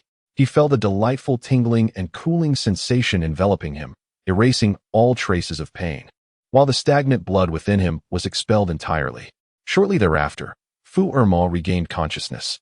Gazing at the onlookers, he inquired, "Am I dead?" He was on the brink of death, yet somehow he had returned to life. This is truly miraculous. Is that a resurrection pill? Upon rising, he noticed the astonished expressions of those around him and felt equally bewildered. How could he have survived this ordeal? Had the rules of this world ceased to apply? Yi Sun immediately glanced at the taskbar, which displayed 125. Subsequently, his experience points surged by 100. Indeed, Sherlock had evaded the clutches of death. However, a mere increase of 100 seemed rather paltry. Congratulations, great detective. You are no longer under the threat of death, at least until the next level. You need not fear for your life. Sherlock was uncertain whether he had completely escaped the Grim Reaper's list. Yet the fact that he had been revived was nothing short of a miracle. However, the sound of alarm bells pierced the air. The gunshot had alerted the police, and the group had no choice but to flee hastily. They soon found themselves in a secluded area. With Sherlock's example in mind, the group remained considerably more composed about the gunfire incident. Nevertheless, being struck by a bullet would undoubtedly be painful. Not everyone possessed the fortitude of Bear Zhong, nor the audacity of Sherlock to take risks and validate their hypotheses. "Allow me," Yifei declared without hesitation, drawing his Desert Eagle and firing a shot at his chest, only for it to jam. "It seems it is not me." Yi Sun scolded directly. "Fortunately, it is not you. Otherwise, I would not even have the time to save you. Do not joke around. If you were to take your own life with a Desert Eagle, you would die without even experiencing pain. What is there for me to save?" At this point, Yifei felt a chill run down his spine, and goosebumps erupted on his skin as he recalled the formidable power of the Desert Eagle, engulfed by a wave of trepidation. Yu Sun observed the crowds jostling with a sense of dissatisfaction and remarked, "If that is the case, let it be. I see none of you possess the courage to shoot yourselves. Therefore, let us huddle closely together. Do not blame me for failing to rescue you should any calamity befall us." "Where should we stand?" someone inquired. "Right here," he replied. "At least this area is less crowded and has fewer vehicles, allowing for a swift response in the event of an emergency." Just then, Yi Sun suddenly pointed decisively, unleashing a blast of energy that incinerated a cobra in an instant, moving with a speed imperceptible to the naked eye. It was only then that the crowd realized a venomous snake had intruded upon their midst. Yet, it was too late. One individual was already gushing blood from his nose, his body growing cold, a clear indication that he had been bitten by the serpent. The toxin's onset was alarmingly rapid, threatening to claim his life within mere seconds. Without hesitation, Yi Sun swiftly placed a miraculous bean into the man's mouth. To the astonishment of those watching anxiously, the man's body instinctively expelled the poison, restoring him to consciousness. Yi Sun gazed at the individual and remarked, "Fear not, you have evaded the clutches of death's list." Why? Because Yi Sun's experience points had surged by 200, now totaling 225. The person exclaimed with delight, "Am I truly not on the death list?" "Indeed, and thus I implore you to endure. As long as death does not strike immediately, there is hope for salvation. Do you comprehend?" The crowd nodded in understanding. Earlier, Yu Sun had been acutely aware of the venomous serpent, yet he reasoned that even the swiftest of serpents would afford a moment's respite, allowing him to permit the serpent's bite without defying death or succumbing to it. Half an hour later, calamity struck once more as a jet aircraft soared across the sky, fortuitously releasing an object that plummeted towards the crowd. Just as the object was about to descend upon them, Yi Sun's energy instantaneously shielded it, saving lives in the process. Witnessing such peril, the crowd was struck with terror, Should an object from above collide with their heads, it would undoubtedly result in instant obliteration, rendering rescue efforts futile, a cruel jest from the harbinger of death. 10 minutes later, a conflagration erupted at a restaurant across the street, igniting the methane gas from the sewers, leading to a series of explosive detonations beneath the street. Amidst this chaos, a small car was propelled into the air, only to encounter a secondary explosion mid-flight. The shattering glass scattered in all directions, and tragically, a shard pierced the heart of an unfortunate soul with deadly precision. Moreover, the hood of the exploded vehicle descended like a mountain upon another individual. As if that were not enough, a tire, akin to a cannonball, struck Yifei. In rapid succession, 3 individuals were targeted by these lethal assaults, throwing the crowd into a frenzy of panic. In Yusun's eyes, it seemed as if a spark of lightning had flashed. He keenly discerned the sequence of events and swiftly deduced that further transformations were imminent. Without hesitation, he darted towards the individual who had been pierced through the heart by glass, unceremoniously shoving an elixir bean into their mouth while simultaneously extracting the shard of glass. Blood erupted forth in a torrent, yet the person had not even registered their injury before Yi Sun had already intervened to save them. The individual struck by the car's hood had suffered shattered bones in both hands and a critical blow to the head, with their skull fractured. Death was merely a heartbeat away. Just as consciousness began to slip away, Yi Sun arrived at their side and, without delay, forced an elixir bean into their mouth. Lastly was Yifei, who had been struck in the chest by a tire, causing his chest to cave in completely. Blood poured uncontrollably from his mouth and nostrils, rendering it impossible to administer aid. Yi Sun cursed the Grim Reaper, exclaiming in frustration. In a moment of ruthless determination, he precisely targeted the area around Yifei's stomach and forcefully made an incision. The sudden surge of pain jolted Yifei back to a semblance of awareness. Yi Sun, in a savage manner, shoved the elixir bean into his stomach, where the overflowing gastric acid rapidly dissolved it. Mere seconds later, Yifei awoke, fully restored to health. Yi Sun wiped the sweat from his brow, realizing that all 3 individuals had been rescued. The celestial beings truly possessed a miraculous ability to heal.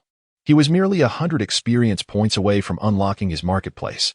Soon, he would be able to purchase as many celestial beings as he desired, leaving the Grim Reaper to ponder his next move.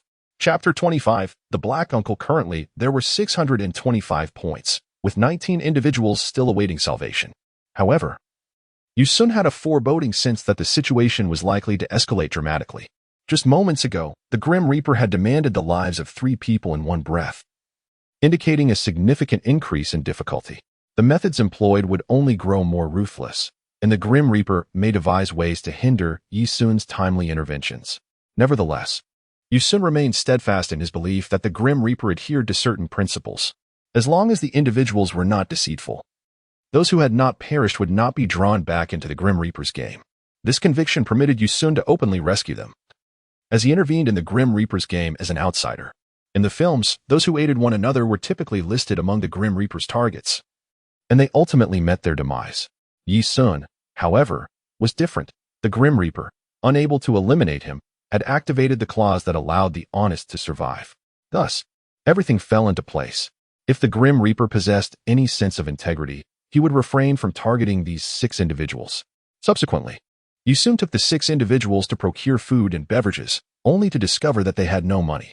It was then that Yi Sun realized their predicament, lacking funds. They would have no choice but to resort to theft. He promptly ventured out once again. Yi Sun had been closely monitoring the fluctuations of the numbers on the taskbar, and upon his return, the Grim Reaper had yet to claim another soul. You 6 should proceed with caution while shopping. I shall see if I can aid the others. Yifei and the other 4, having extricated themselves from the Reaper's list, naturally felt compelled to shoulder additional burdens. Upon their return with the provisions, the group of 6 set out to locate the subway station. With 6 different subway lines at their disposal, they found themselves momentarily bewildered as to which line to take. As they exited the subway, the announcement failed to disclose the next station, leaving them in a quandary. At that moment, a deep, somewhat mocking voice pierced the air. Do you truly believe you can reach the subway station alive? Startled, the group turned in unison toward the source of the voice, where a man clad in a black suit stood prominently. This figure was the epitome of a classic portrayal of a black man, bald, with hands tucked into his pockets, shoulders relaxed, and a smirk of derision gracing his face. His eyes, fixed upon Yi Sun and his companions, were imbued with an inscrutable depth. The imposing black man seemed enshrouded in a thick mist of darkness. None among the group could discern when he had materialized behind them. They had previously glanced back, but seen no one. Yet, upon turning again, he appeared to have emerged from thin air. The atmosphere became palpably tense, the only constant being the mocking smile of the black man. You, a group of outsiders cast away by the devil, are destined to be slain by the Grim Reaper. His gaze swept over the assemblage, sending chills down the spines of those he regarded. His eyes lingered on Yi Sun for a second longer before he spoke again. You should not have come here, yet here you are. You have defied the Reaper's rules. Mid-sentence, a smile crept onto his lips as he shook his head, adding, You have deceived not merely the Reaper. There is no escape for you. Zhou Wenqi, with urgency and candor, interjected, Sir, you must understand that our arrival here was not by choice. Can you assist us? What significance would it hold for me to help you? The black man paused, scrutinizing the group with a leisurely demeanor, and continued, If I were to assist you, you would merely proceed to the next station. Thus, I reiterate, you should not have come here. Those who arrive here are the forsaken of the devil. Your choices are limited to either bringing the devil's game to a definitive conclusion or perishing within it. As he spoke, a gleaming smile revealed his pristine teeth. I wish you all the best. We need not meet again. With that, he swayed his body, whistling as he passed through the group, intending to depart. However, as he brushed past Yi Sun, he paused, turned, and remarked, Young man, you are rather peculiar. Indeed, that is only natural. Have you seen this film? I have, though I am uncertain of the exact number of sequels. The man of African descent paused momentarily, then offered a bittersweet smile and shook his head. In truth, we are all but characters in a film. The only difference lies in the spectators. His words, profound in nature, left Yi Sun, the time traveler, utterly astonished. Curiously, he inquired, Do you believe I can survive until the conclusion of the game? I have already stated that your deception extends beyond mere death. There is no escape for you. Although I have yet to encounter the King of Hell, I have visited the offices of the 10 Halls of Hell. I do not perceive the death you speak of as genuine. If someone has usurped the powers of the Grim Reaper, I would advise you to take the time to report this situation to the King of Hell in the Yellow Springs. The man's expression shifted, though his complexion remained dark. His demeanor was markedly altered. A note of terror tinged his voice as he gazed at Yi Sun with eyes wide in disbelief. You possess the ability to traverse the Yellow Springs? Yi Sun chuckled. Guess what? You have committed a foolish mistake by confiding in me, for in doing so, you have unwittingly invited death upon yourself. Are you afraid I might inform on you? That Reaper truly is a fool. To his own surprise, Yi Sun burst into laughter. The man of African descent lit a cigarette and sent a text message from his phone. Shortly thereafter, he received a reply. Upon reading it, his expression transformed into one of intrigue, a blend of astonishment and delight. He addressed Yi Sun, saying, The Reaper has granted you a choice. At midnight, 2 trains will depart from the Dawn Metro line. One will take you back to your world. The other will lead to the next game. The train returning to your world is a special exception, available solely to you, and you shall not re-enter the devil's game thereafter. And then, Yi Sun inquired, The condition of this exception is that during the ensuing time, you are forbidden from aiding anyone. Your existence only serves to vex the Reaper. Is it because he cannot kill me? Suddenly, the man erupted in anger, gripping Yi Sun's collar and shouting, You are courting death. The Reaper can eliminate anyone. You have no choice. If you dare to interfere with this game, it will be wiped clean, and none of you will escape. Leave. Yi Sun uttered a single word, rolling, and the African man's lips curled into a faint smile, seemingly appreciating Yi Sun's choice. Nevertheless, he remarked with a hint of caution, Let me reiterate one last time. You cannot save everyone. The individuals here are destined to perish should death so desire. With that, he ambled away, vanishing into the throng, leaving the remaining 20 or so individuals utterly bewildered. However, Su Zhong, filled with excitement, exclaimed, The Dawn Metro line. We must investigate it immediately. While the others hurried to look into the metro line, Yi Sun sensed an ominous turn of events.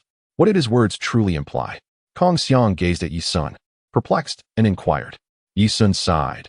A look of resignation etched upon his face as he remarked, I cannot say for certain, but I am convinced that this formidable black gentleman possesses immense power. Power? Xiang Zhong retorted, pointing at the man, unable to discern any remarkable difference. Isn't he merely a Reaper's agent? No. I can sense that if I were to engage him in a duel, victory would elude me. The Reaper has sent him as a warning. There are numerous skilled combatants with power levels akin to mine in this devilish game. If I do not withdraw, I shall soon face dire consequences. Chapter 26. 10 kills in succession. As the afternoon progressed, the hours passed in tranquil silence. Yet, Yu Sun was acutely aware that the Reaper was merely biding his time, meticulously orchestrating a more intricate scheme of murder. Paradoxically, this only heightened Yu Sun's anticipation. He was intrigued to see how this omnipotent Reaper would contend with someone who seemed to defy the very fabric of the game. As long as he remained amidst the crowd, even a multitude of bombs detonating simultaneously would not faze him. He could unleash his chi, forming a protective barrier to withstand the shockwaves.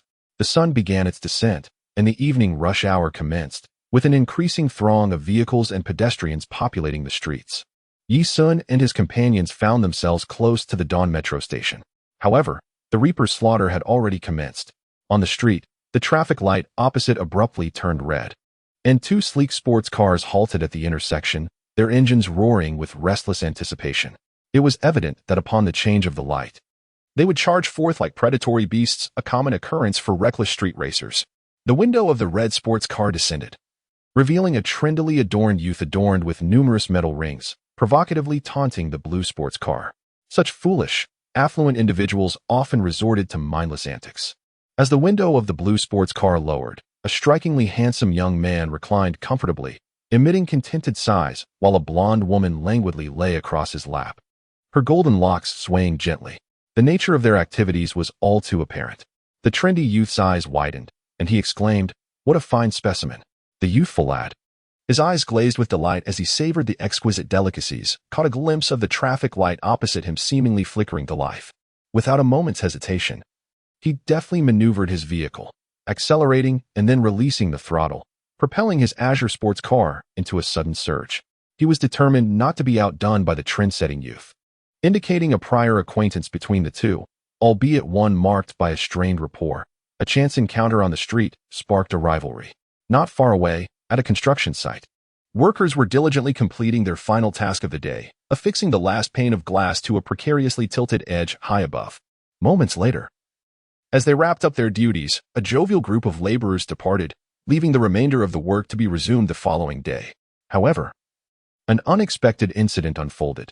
The corner of the newly installed glass wall suddenly lifted, coinciding with the mysterious appearance of a large tear in the protective netting outside.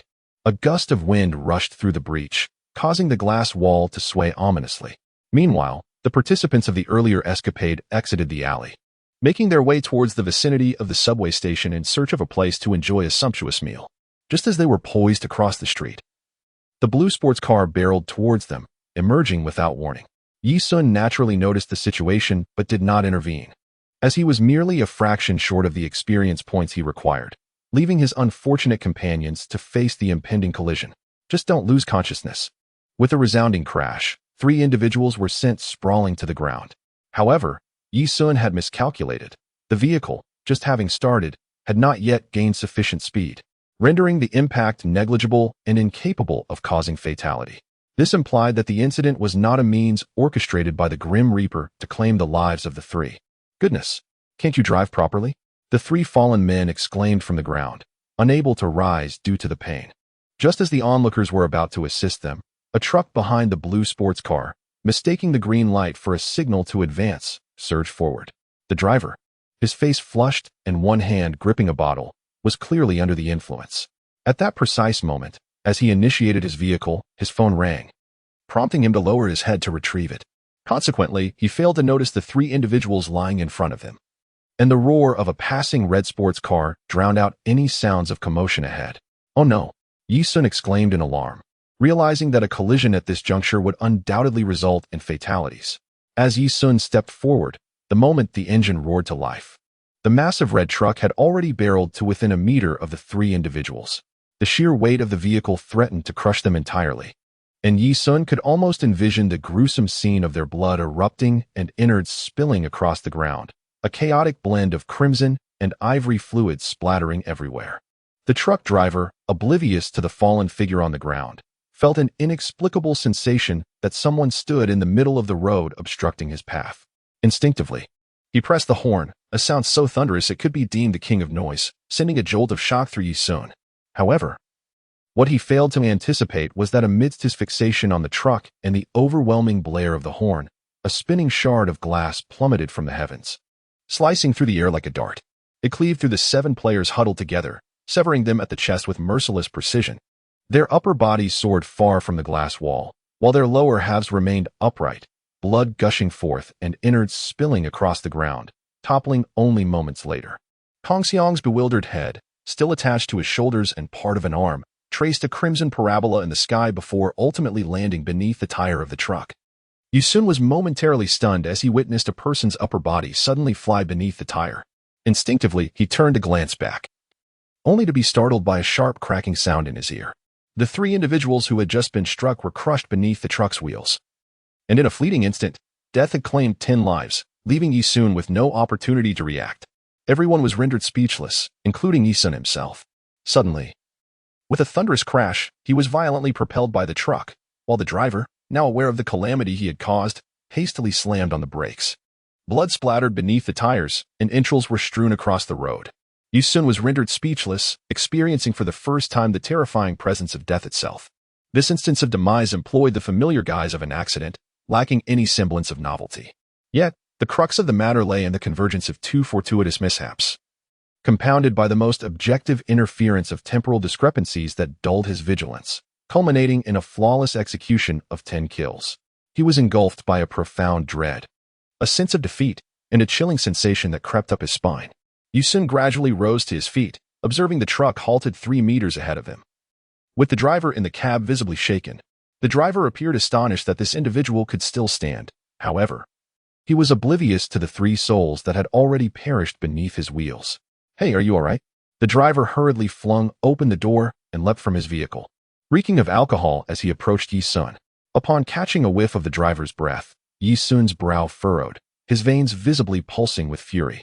Just as the driver intended to speak, Yu Sun, fueled by rage, unleashed a punch that transformed the driver's head into a grotesque explosion of watermelon and tofu, leaving a headless corpse crumpled on the ground.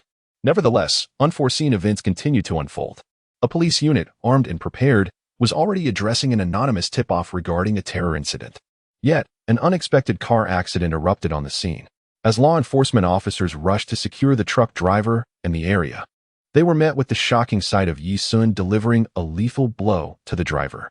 In that instant, the officers, jolted from their stupor, aimed their weapons at Yu Sun, shouting in unison, "Raise your hands. Place both hands on your head." Yu Sun was taken aback, and then silently cursed. This was likely a part of the Grim Reaper's sinister plan. Now, it was time to weigh his options. Should he resist? This place would undoubtedly devolve into a battlefield, and once chaos ensued, the remaining few would be doomed. One must not forget that the Grim Reaper is omnipresent, capable of crafting any lethal program imaginable. Conversely, if he chose not to resist, he would inevitably be taken away by the police for interrogation, leaving the others unprotected and certain to perish. Damn it, this Grim Reaper is truly infuriating. Let me clarify. I intend to set these chapters to avoid readers' grievances about the protagonist being invincible. After all, the average combat power on Earth is exceedingly low, and even a combat power of merely 1,000 would render the protagonist unbeatable. Therefore, we shall steer the narrative towards more precarious scenarios, as acquiring the Dragon Balls is not as straightforward as one might hope. Chapter 27. The mall unveiled. Aside from the 6 individuals who had evaded the death list, 10 out of the remaining 19 had perished in an instant. Yu Sun had come to realize that the Grim Reaper's methods were far beyond what he could contend with through mere assumption. However, the pressing difficulties at hand must be resolved swiftly. The police had completely surrounded Yu Sun, and the remaining 15 individuals could not afford to scatter. Otherwise, the situation would become unmanageable. What to do? Just as Yu Sun was caught in contemplation of how to handle the matter, a young officer, perhaps too anxious, inadvertently triggered his weapon, sending a bullet hurtling towards Yu Sun's forehead. Yu Sun, in a state of apathy, did not even attempt to evade, allowing the bullet to strike him squarely, and thus he fell to the ground. Upon witnessing Yu Sun's collapse, Yi Fei and the others were initially stunned, but quickly grasped the situation. Yu Sun was undoubtedly signaling for them to escape while the chaos had yet to unfold. They were not foolish. They promptly made their way towards the subway station, reasoning that reaching the subway would be prudent, for surely a catastrophic explosion could not occur within its confines. Yu Sun sensed the presence of several individuals fading into the distance, prompting him to awaken. Upon regaining consciousness, he discovered that the police merely surrounded him, showing no intention of apprehending him.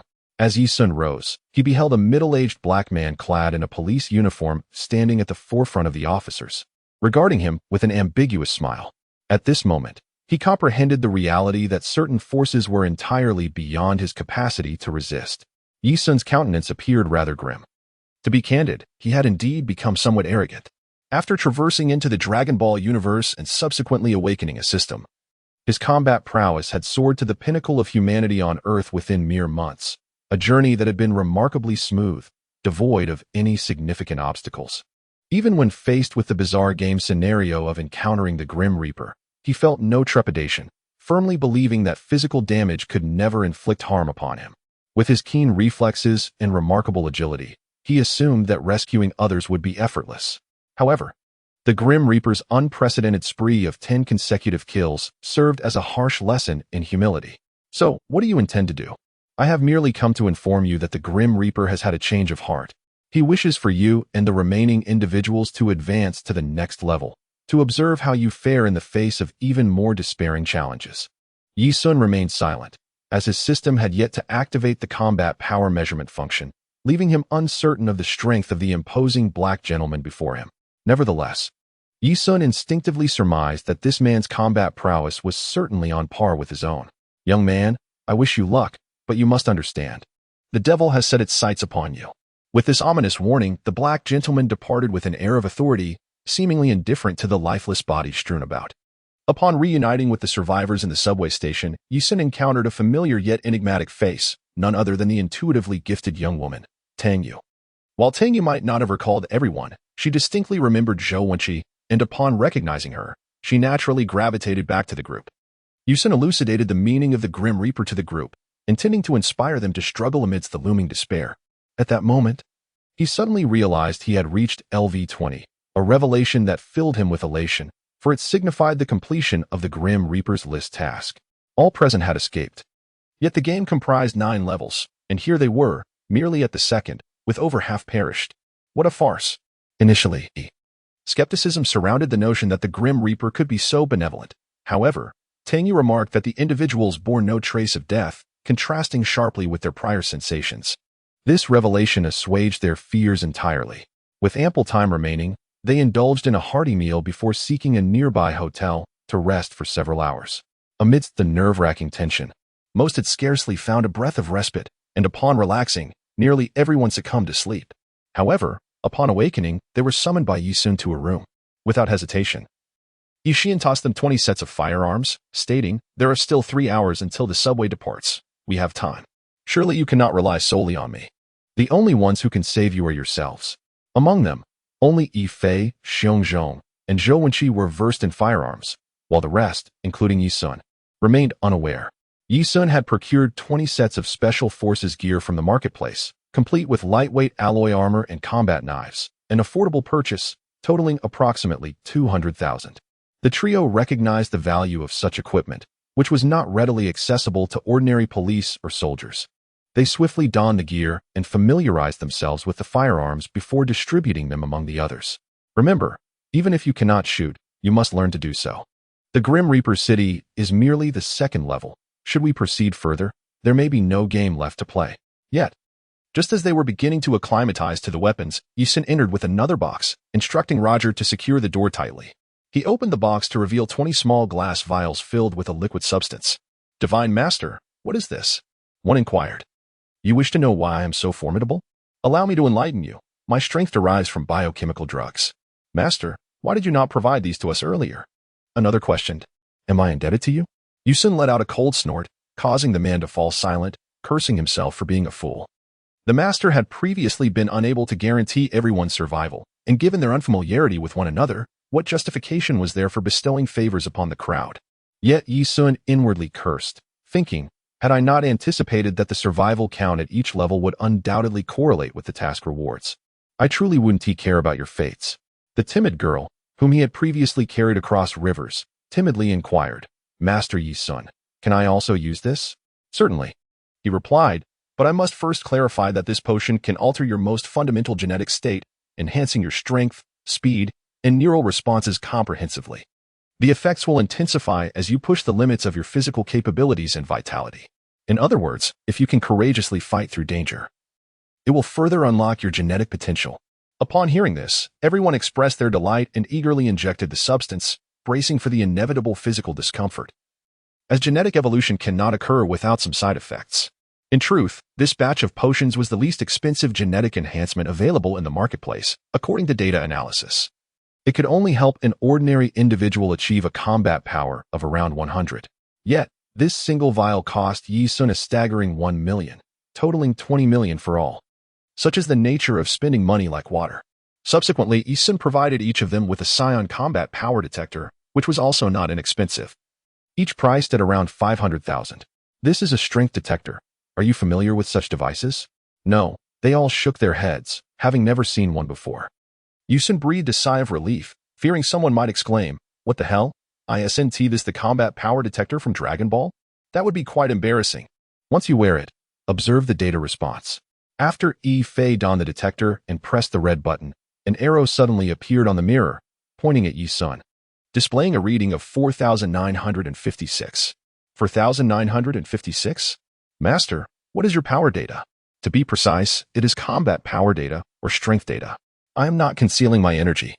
If I were to hide it, the combat power would certainly decrease. The crowd found this remarkably intriguing and began testing each other with the combat power detectors. To their astonishment, the highest reading among them belonged to Xiongzhong, who only measured 37. I am the highest at just 37, and Master has nearly 5,000. Wow, I didn't realize the difference could be so staggering. No wonder Master Yi possesses such extraordinary abilities. Yi Fei was even more astonished, exclaiming, "I can hardly believe that a combat power of 5,000 exists at the Daylight Realm." As a D-level warrior, Xiongzhong was utterly astonished upon encountering the stark reality that an S-level warrior possessed a combat power of 5,000. In Chapter 28, Time and Space Arms Dealer, Zhou Wenqi, a graduate of a prestigious police academy, efficiently instructed each individual on the proper use of firearms.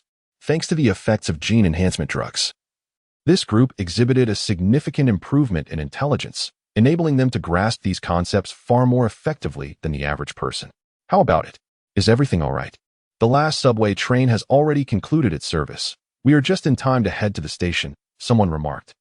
The blatant comparison of combat power led to an overwhelming admiration for Yi Sun, as humanity has always revered the strong, a timeless principle.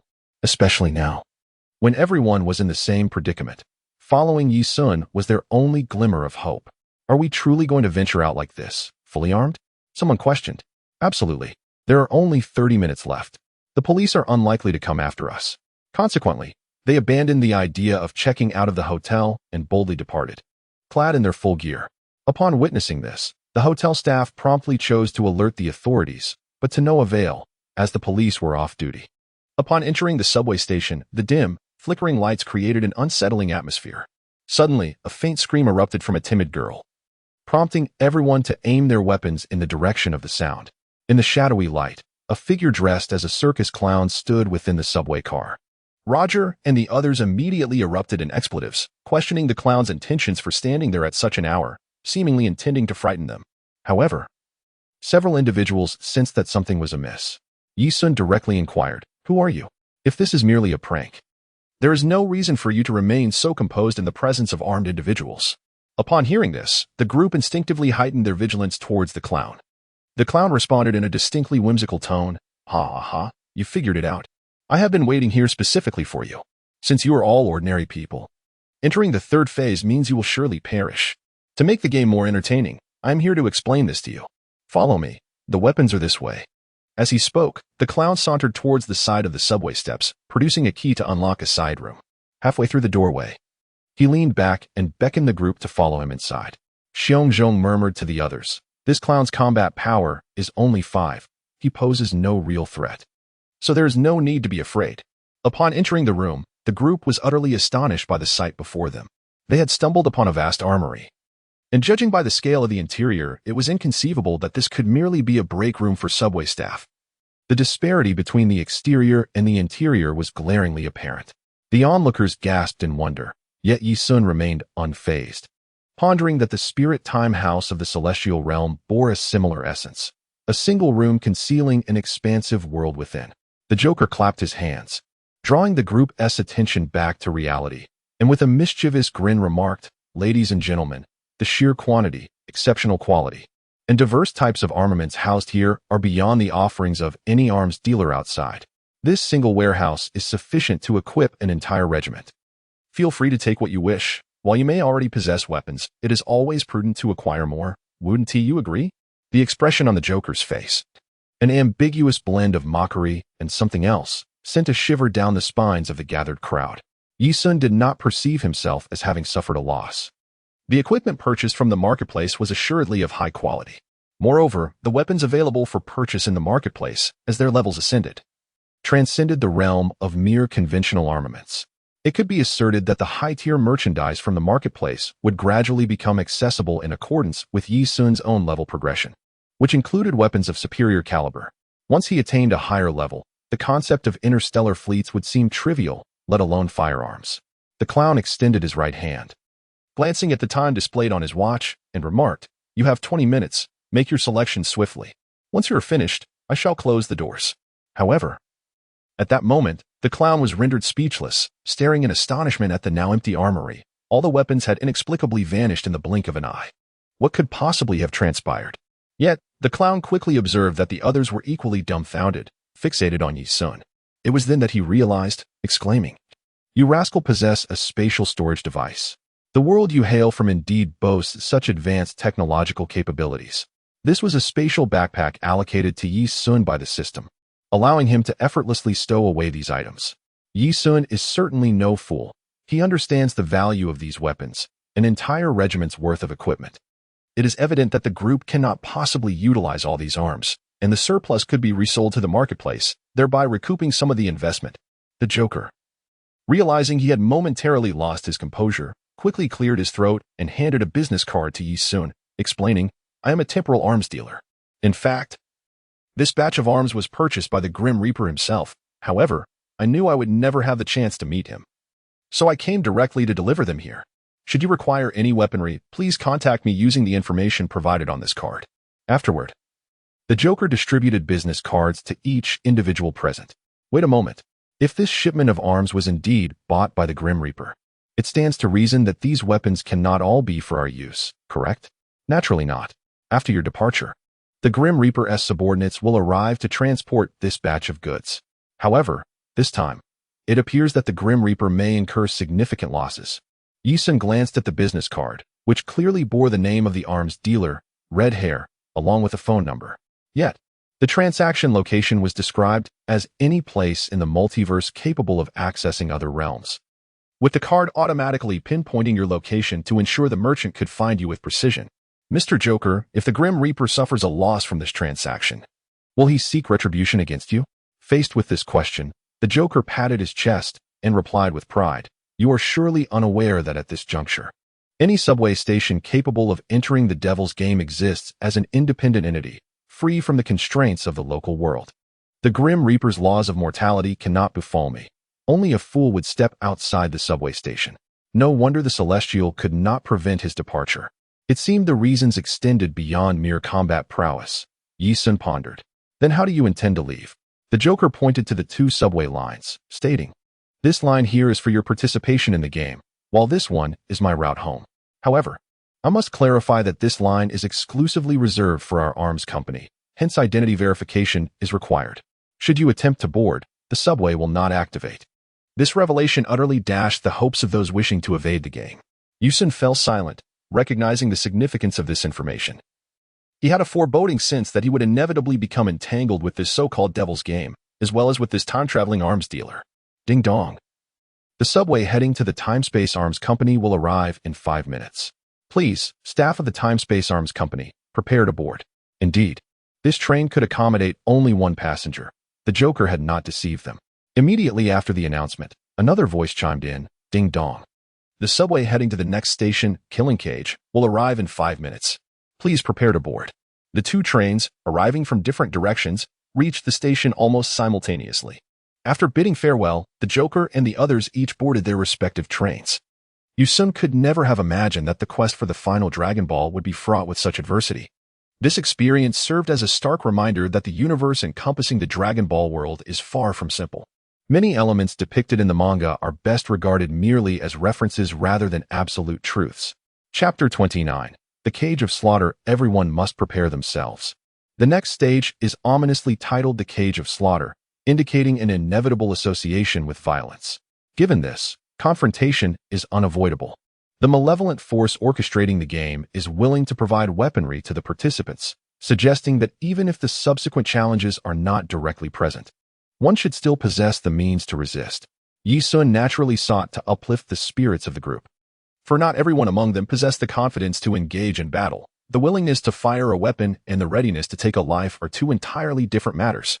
Master Sun, are you not preparing your weapons? Tang Yu questioned, still puzzled by Yi-sun's seemingly carefree demeanor. However, Yi-sun replied with a reassuring smile, do not worry. My chances of survival are significantly greater than yours. He continued. The object resembling a bean that I provided you is a means of preserving life when faced with imminent death. However, its availability is limited, and I can only afford to give each of you one, as I have only a few left. Use them wisely. The price of the celestial beans in the marketplace is not exorbitant, merely 100,000 each. However, should these beans possess the power to cure all ailments, their worth would undoubtedly soar to astronomical heights. Ding dong, attention travelers, the next stop, the torture cage, will arrive in 5 minutes. After 5 minutes, the subway reached the station. Yi-sun called out, remember, should we encounter danger, I will be the first to confront it. However, you must be prepared. If anything bypasses me and attacks you directly, you must respond decisively. Upon exiting the subway, they scrutinized the route display within the station, only to find themselves utterly bewildered. Strangely enough, this subway station was constructed atop a colossal edifice exceeding 30 stories in height. The architectural layout resembled a rectangle, with each floor encompassing over 5,000 square meters. To complicate matters further, the sectional diagrams provided detailed designs of each floor, totaling 36 illustrations, no more, no less. The group shook their heads at the complexity of the blueprints. Each floor's design was distinct, leading to entirely different exits and pathways. Even with the detailed diagrams, it would be impossible for them to memorize everything. Ife suggested, there are 20 of us here. Why don't we have each person remember one diagram? Those with better memory could recall several. Tang Yu nodded in agreement. Sounds good. Let us divide the labor. I will memorize the layouts of the 36th, 35th, and 34th floors, as I cannot retain more. Just as they were preparing to assign tasks for memorizing the diagrams, the astute Fu Erma interjected, everyone. Please note that the electronic board above the subway station indicates it is currently 23:03 with a countdown of 1 hour. If the train departs promptly at midnight, we must act swiftly. Roger immediately exclaimed, damn, I have a treasure. Do not rush. He suddenly produced a smartphone resembling the familiar iPhone, capturing the attention of the crowd, who inquired about the device. Roger explained that it was a smartphone, and Yi-sun's eyes lit up with intrigue, evidently. The realm inhabited by Roger was markedly advanced in electronic technology compared to others. For instance, in Yi-sun's own world of Dragon Ball, the most impressive device was the brick-like black mobile phone carried by Romeo. Yi-sun, having traversed through dimensions, couldn't help but look down upon Romeo's antiquated gadget. After Roger meticulously captured and organized each image, he chuckled. Who would have thought this humble phone could serve such a purpose? Quite a surprise, wouldn't you say? Am I not deserving of some credit? Yi-sun nodded and said, all right, but we must act swiftly. I will lead the way, and you all should remain vigilant. This 36-story edifice serves as a veritable cage of slaughter, does it not? The group silently agreed. If each floor harbored its own perils, without Yi-sun's guidance, their collective abilities would surely lead to catastrophic losses. Upon exiting the subway station, the scene before them resembled a dimly lit underground parking garage. Yet they understood that they were indeed on the 36th floor. This level was relatively straightforward. The exit lay straight ahead, and upon reaching the end, a left turn would lead them to freedom. However, as they proceeded down the corridor and made the left turn, they were confronted with a 2-meter-tall, grotesque figure clad in a burlap sack, its muscles bulging, wielding a chainsaw, standing ominously in the center of the passageway. Goodness! Is this a character straight out of a horror film? As Yi-sun was about to voice his discontent, he beheld the monstrous creature revving its chainsaw. charging towards the crowd with each step causing the ground to tremble, evoking a palpable sense of terror that instinctively frightened many. Yet, almost simultaneously, the combat power displays affixed to everyone's faces began to assess the monster's offensive capability, consistently revealing a measly value of 50. How audacious to flaunt such a paltry figure. Brothers, let us confront it. Just as Xiongzhong's words fell, Yi Sun had yet to speak, and the others had already commenced firing. With 20 individuals focusing their fire, the humanoid monster appeared as nothing more than a target. Once fearsome and menacing, it was now riddled with bullets, retreating hastily, blood and flesh scattering, instantly rendered incapable of resistance. Yi Sun stared in astonishment at the unfolding scene, then exclaimed, "Damn it! Stop hitting! Leave the kills for me." It was a jest, for only those who harvested the kills gained valuable experience. The others, clearly respecting Yi Sun, promptly ceased their assault. Without hesitation, he unleashed a fiery spell, reducing the monster to ashes, yet to his dismay, his experience points had only increased by a mere 50, an outrageous outcome. Thanks to the enhancements provided by the gene drugs, everyone present had seen their combat abilities soar to several times that of an average person, with their physical prowess significantly surpassing that of the common folk, making gunplay considerably simpler. Brothers, I'd like to propose something," Yi Sun began. "Master A Sun, please, go ahead," came the reply. "What I mean is, if there are no objections, I would appreciate it if the task of harvesting monsters could be entrusted to me."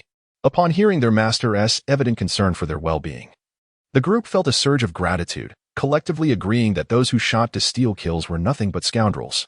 As they ascended the stairs to the 35th floor, they found themselves in a setting reminiscent of a horror film's abandoned asylum, the mere sight sending chills down their spines. It was thoroughly grotesque. Over there, upon closer inspection, they spotted several hunched monsters wielding scythes approaching. They raised their heads, catching a whiff of the scent, and in an instant, transformed into ravenous beasts, charging forward with heightened urgency. There were 10 of these creatures, their attack power significantly greater than that of the previous foes, each possessing an individual strike potential of around 70. Yi Sun continued to unleash the powerful, instantly reducing 10 monsters to mere ashes with remarkable simplicity. Let us descend to the lower levels. Roger, resembling a tour guide, led the way for Yi Sun, doing little more than consulting the route on his phone while effortlessly guiding the group to the staircase that led to the 34th floor. What followed was truly captivating. Yi Sun, in pursuit of experience points, offered no opportunity for the others to engage in battle. There was nothing that a single could not resolve. If any challenge arose, he would simply augment his energy output. Observing Yi Sun relentlessly hunting down monsters, the group transitioned from initial excitement to profound astonishment, eventually succumbing to a state of numbness, their emotions utterly unperturbed. A timid girl even contemplated sitting down to complete her homework. Chapter 30. The Illusory Maze Brothers. Do not let that serpent escape. Fire. A colossal two-headed python, as thick as a barrel, was thrown into disarray on the 12th floor by the group's relentless assault. With a combat power of 120, this serpent exhibited speed and strength akin to that of a monstrous beast. Yet, the creature possessed an acute sensitivity. It was destined to become the nightmare of the players at this level. To their surprise, upon sensing Yi Sun's overwhelming power, the serpent immediately fled, provoking the ire of the group. "You dare to run when I arrive? Do you not show me any respect?" Yi Sun struck the serpent's body with a piercing blow, shattering it. However, the creature's vitality was astonishingly resilient, persisting in its escape throughout the labyrinthine corridors of the 12th level. The design of this level resembled an intricate spider's web, filled with circular tunnels crisscrossing one another. Had it not been for the combat power detectors wielded by the group, which continuously tracked the serpent's fleeing trajectory, they would have lost it long ago. The serpent, in its heart, cursed its misfortune, realizing that no matter how it attempted to flee, it was futile. It found the situation perplexing. Food had arrived. Yet this food was remarkably formidable. The natural order of the world had seemingly shifted due to Yi Sun's assault. It had lost a significant portion of its combat prowess, and its defenses had considerably waned. If one were to assess its vitality, they would observe that its health was continuously diminishing. Its battered form, incapable of devouring humans, struggled merely to endure the agony and persist in its escape. Suddenly, the air was filled with the relentless sound of gunfire. Yi Sun glanced at the Dragon Ball radar and sighed. This level still bore no trace of the Dragon Balls. Where could they be hidden? His frenzied harvesting had elevated his level to LV-21, with his combat power soaring to 6,500, yet he restrained his aura, maintaining his combat intent at a steady 5,000. To be candid, the Grim Reaper's teachings in the City of the Dead had somewhat impacted Yu Sun, instilling in him a sense of disquiet. Nonetheless, this level of slaughtering confinement had proven remarkably effortless thus far, which defied all logic. Even upon reaching the 11th level, the foes remained merely of a combat power exceeding 100, truly absurd. Roger accompanied Yu Sun to the end of a circular corridor, where they stood before a manhole cover. He remarked, "Master Ah-Sun, it appears this is the spot. Once we lift this cover, we shall descend to the 10th level." Hearing the distant gunfire and the shouts of Xiong Zhong and others, Roger expressed his concern. "Master, will they falter? What if an accident occurs? Should I fail to subdue this serpent after having decimated its body, it would deserve its fate." Shortly thereafter, the combat power test device indicated a 0 for the serpent's strength, signaling its demise. Yi Sun sighed. These individuals had indeed proven themselves capable, traversing the path with laughter, as if boasting about their recent examinations. Enough of sharing experiences, let us replenish our ammunition. With that, Yi Sun retrieved the munitions from his storage space. The others hastily removed their backpacks to stow the supplies. Truth be told, the serpent's hide had been remarkably tough. Ultimately, they concentrated their fire upon it in a dead-end alley, and after a relentless barrage that turned the ground into a quagmire of spent shells, they finally vanquished the beast. "Have you all acclimated to the shooting and monster-slaying scenario?" The group nodded with confidence. Observing their demeanor, Yi Sun chuckled. "Have you noticed the changes in your combat power?" Upon hearing Yi Sun's reminder, the group hastily began to test each other's combat power using the detection devices. To their astonishment, each individual's combat strength had indeed increased by at least 20 points.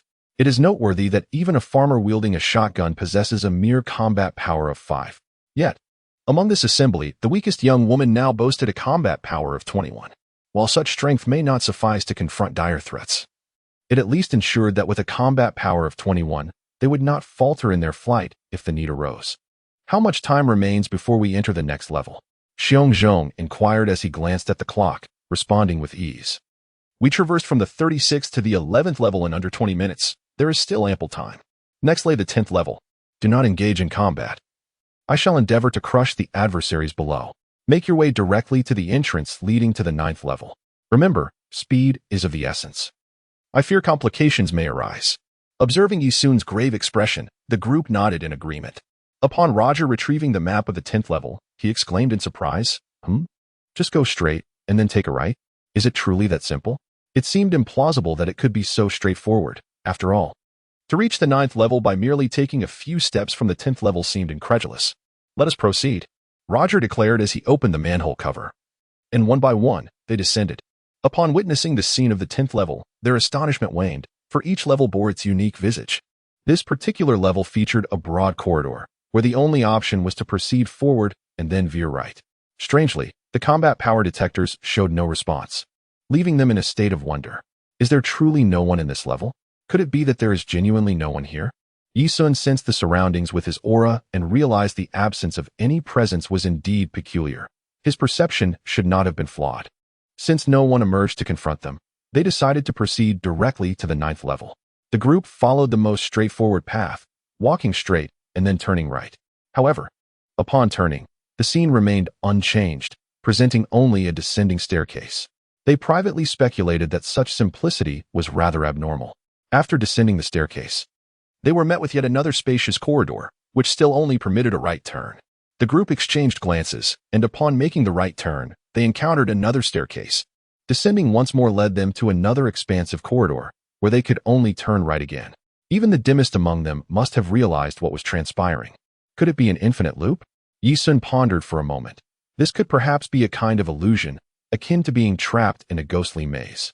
Is time truly flowing as it always has? Indeed, time has never ceased its passage, yet we cannot be ensnared in an endless loop, can we? What shall be done? Yi Sun felt a slight sense of unease. He was uncertain about what was happening to him, yet one thing was clear: the subway station's layout could not deceive. If that were the case, it implied that those who entered had encountered an assault, perhaps an illusionary attack. As this thought crossed his mind, Yi Sun suddenly recalled a mention in Naruto, where the tailed beasts indicated that once ensnared in an illusion, One could awaken simply by having a foreign chakra infused into their body, while the Jinchuriki could rely on the chakra of the tailed beast to awaken. Yusun found himself at a loss, for the system was not akin to a tailed beast. But in martial arts novels.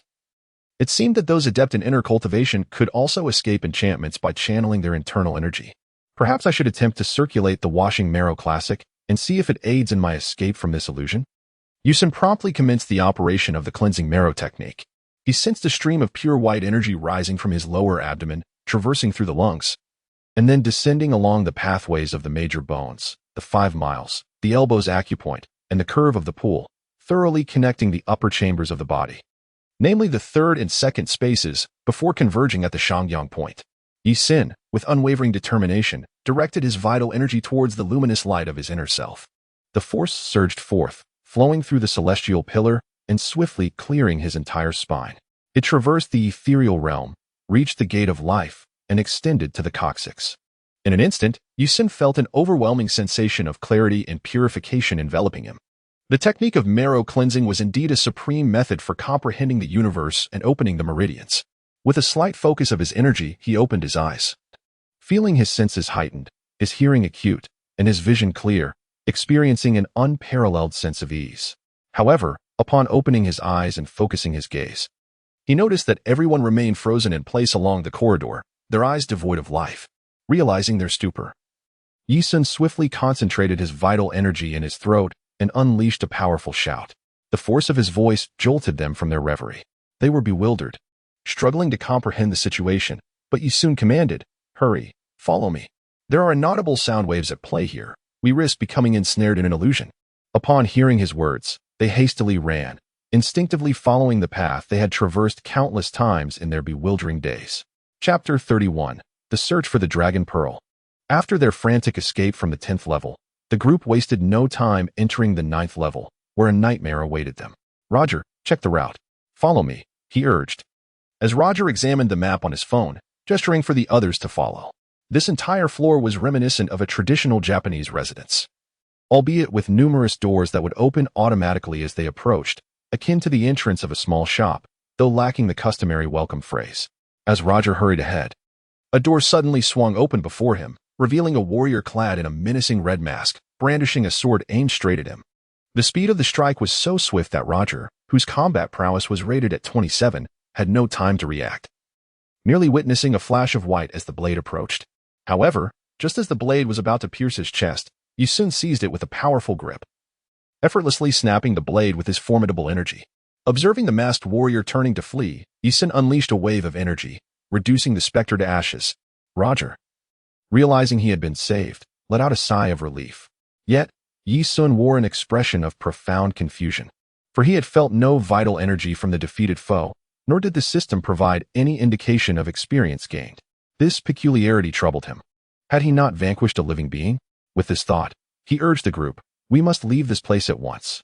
His urgency was not born from panic, but from the unsettling absence of any life force, indicating that he was not engaged in combat with a living entity. Upon hearing Yi Xun's words, the group quickly followed closely behind Roger, seeking one door after another. These doors indeed resembled automatic entrances, yet it was somewhat exasperating that they would only open when one stood a foot away. Yi Xin continuously scanned his surroundings. The doors here were not limited to the route but were ubiquitous.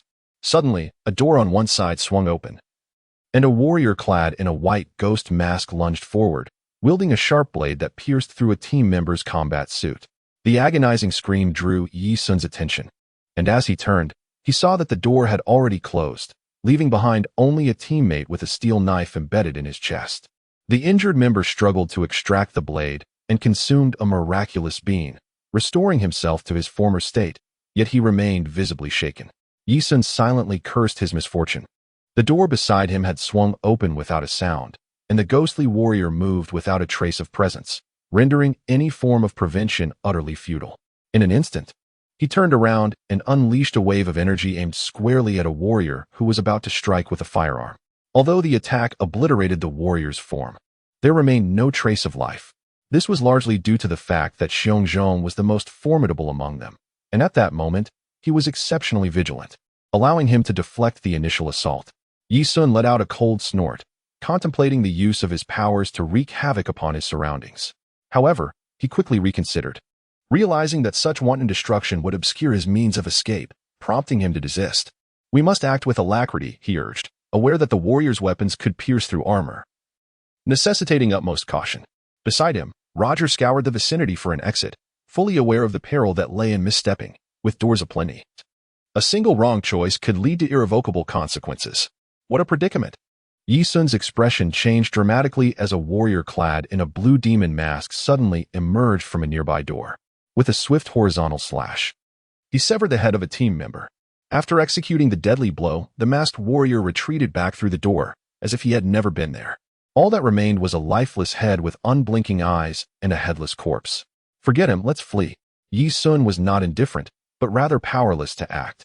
The door opened without a sound, and the samurai struck without a ripple of energy. Yi Sun could not even detect the presence of any living being aside from his own group. It was truly a flaw in the system. Just as they were nearing the end of their route, another team member had their throat pierced, resulting in the loss of 2 individuals in this third challenge. It was indeed terrifying. "Here it is."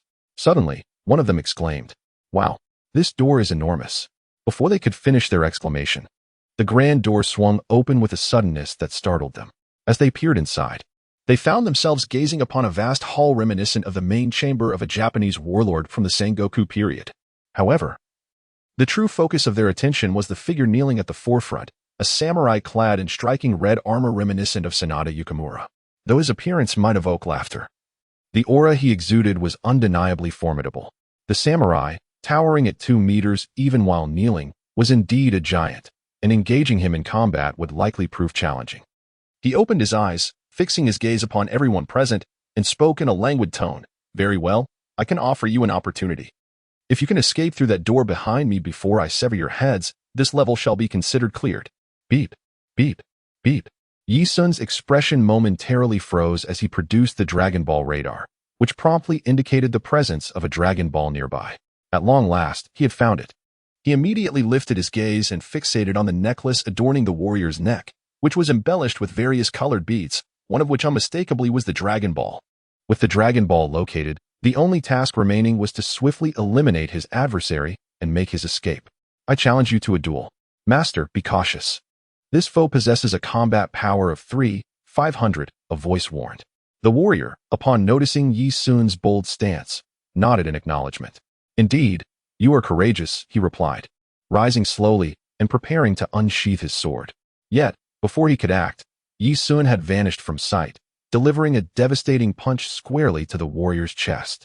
The force of the blow was beyond imagination, causing the warrior's chest and armor to cave in. Ugh! The warrior's expression contorted, seemingly attempting to utter something. But the intense agony rendered him speechless. Yi Sun, indifferent to the warrior's plight, seized the necklace and cast it into his storage space, intending to remove the Dragon Ball later upon his return. As for the warrior, Yi Sun had no further interest in him.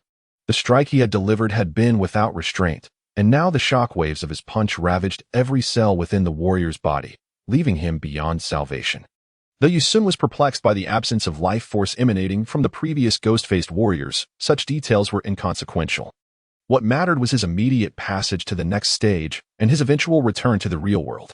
Let us proceed. There is no need to concern ourselves with him. He shall not rise again.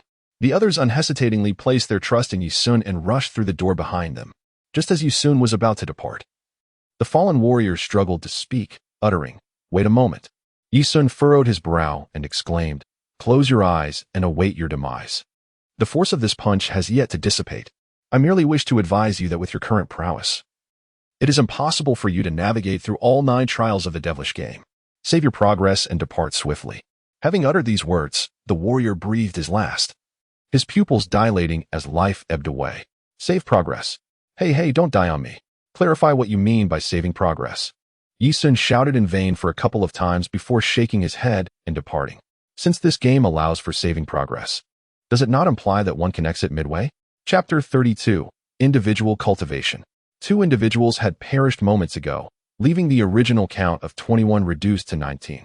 Although the group had mentally prepared for such an eventuality, the sudden loss, following a previously smooth journey, stirred their underlying fears once more.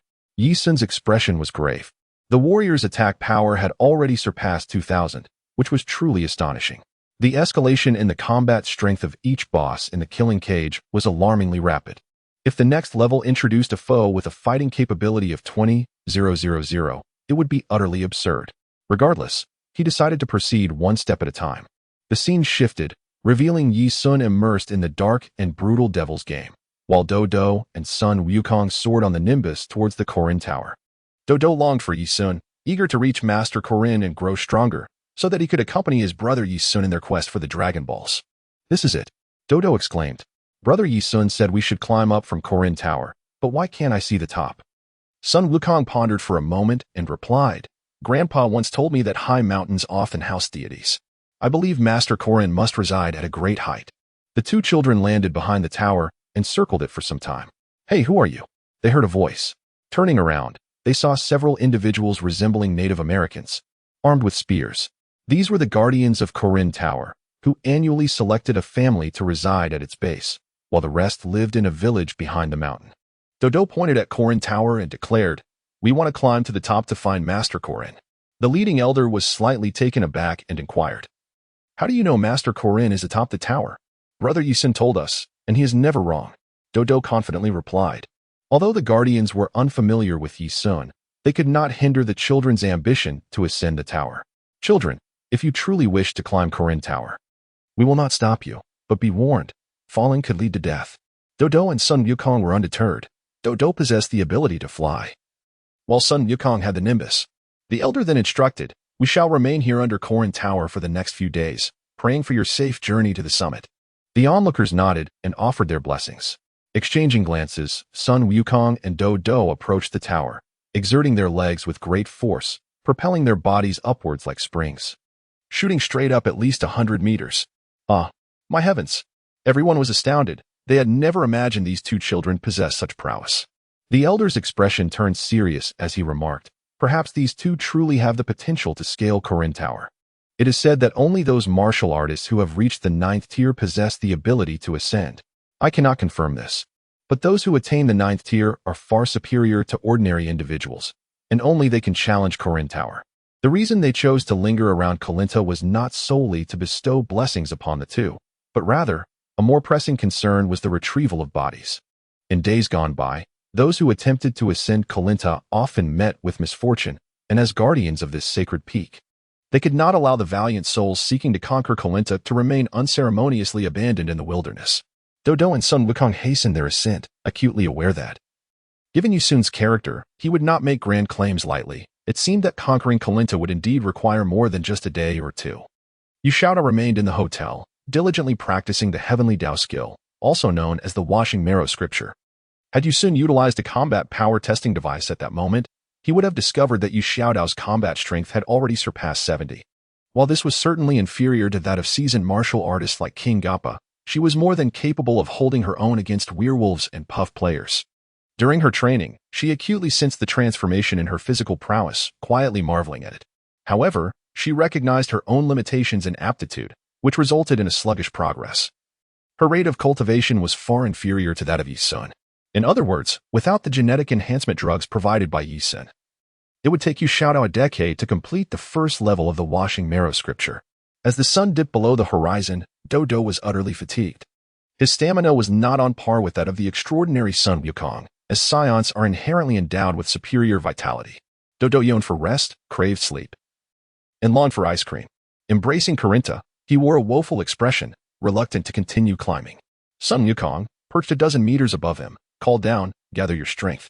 If you fall here, you'll have to start over. Little monkey, summon your Nimbus cloud and let Dodo take a nap." However, Sun Wukong shook his head, saying, "Have you forgotten what Mr. Sun said? If you rely on external aid, Korinta will be displeased. What should we do then?" Dodo could only resolve to climb higher and rest there. Upon hearing this, he gritted his teeth and quickened his ascent. Korinta, observing the scene from atop the tower, could not help but smile. This kid Yu Sun has sent two little rascals to scale Korinta Tower. What a clever idea. Yet, Korinta pondered, with such strength, why would he send these youngsters to train here? Reflecting on this, she sighed. Oh well, let us proceed step by step. Any improvement is a step forward. In the celestial realm, the deities stood at the edge, observing the unfolding events on Earth. Mr. Bobo inquired from behind, "Divine Lord, what is happening on Earth? A human has entered the Devil's game, and I am seeking ways to communicate with the demon realm to facilitate his early return." Mr. Bobo, puzzled, asked, "Divine Lord, I do not understand why you would go to such lengths for an ordinary person. In truth, every human in our parallel universes could potentially be summoned by this Devil's game. The great king of the universe is aware of this, and if he cannot intervene, should we?" The deity shook his head. "The divine realm will inevitably confront the demon realm. The current peace treaty serves merely as a means to placate the adversary. However, before we sever ties with the demon realm, our warriors in this timeline must grow as much as possible. We cannot afford to lose our beacon of hope." Mr. Bobo is acutely aware that this world is far from simple, and that being a deity is no easy task. Perhaps the individual who entered the Devil's game is regarded as remarkable in the eyes of the deities, prompting a desire to ensure his survival. At that moment, a black halo materialized before the deity, from which emerged a shadowy voice, the identity of which remained unknown. Upon witnessing this figure, the deity courteously inquired, "I am the deity of Earth. May I ask if you are a messenger from the demon realm?" "The deity of Earth, what brings you to contact me?" The messenger responded, "A young man named Yi Sun has inadvertently entered the Devil's game. Is he still alive?" The messenger paused, then remarked, "What a predicament. Could he possibly be a relative of yours, prompting a deity from a distant planet to seek me out? Very well, considering the peace treaty with the demon lord, I shall investigate." After a brief moment, it appeared that the messenger had discovered information regarding Yi Sun, and he exclaimed in frustration, "So? He is one of your humans. Damn it, he is on the verge of dismantling the Devil's game." Chapter 33, Corinthus training the deity's expression was one of astonishment. He cleared his throat and, somewhat unexpectedly, queried, "May I ask, messenger, what has transpired within the Devil's game?" "What has transpired? Do you still have the audacity to ask?" The Devil's game was originally designed to delight the demons, allowing them to revel in the despair of humanity. However, now the bosses within the game are all engulfed in despair. Wherever that scoundrel goes, not a blade of grass survives. Our losses are staggering. Do you have any idea how much effort it will take to recover from this debacle? Faced with the messenger's ire, the deity felt a twinge of embarrassment, realizing that his inquiry may have been unnecessary. Despite his efforts to overestimate Yi Sun's capabilities, he was genuinely taken aback by the extent of the chaos caused. "The deity of Earth, enlighten us. What was this man's purpose in entering the game?" Naturally, the deity could not reveal that it was for the sake of a Dragon Ball, so he resorted to jest, saying, "Truth be told, you are already aware that this fellow is a martial arts fanatic.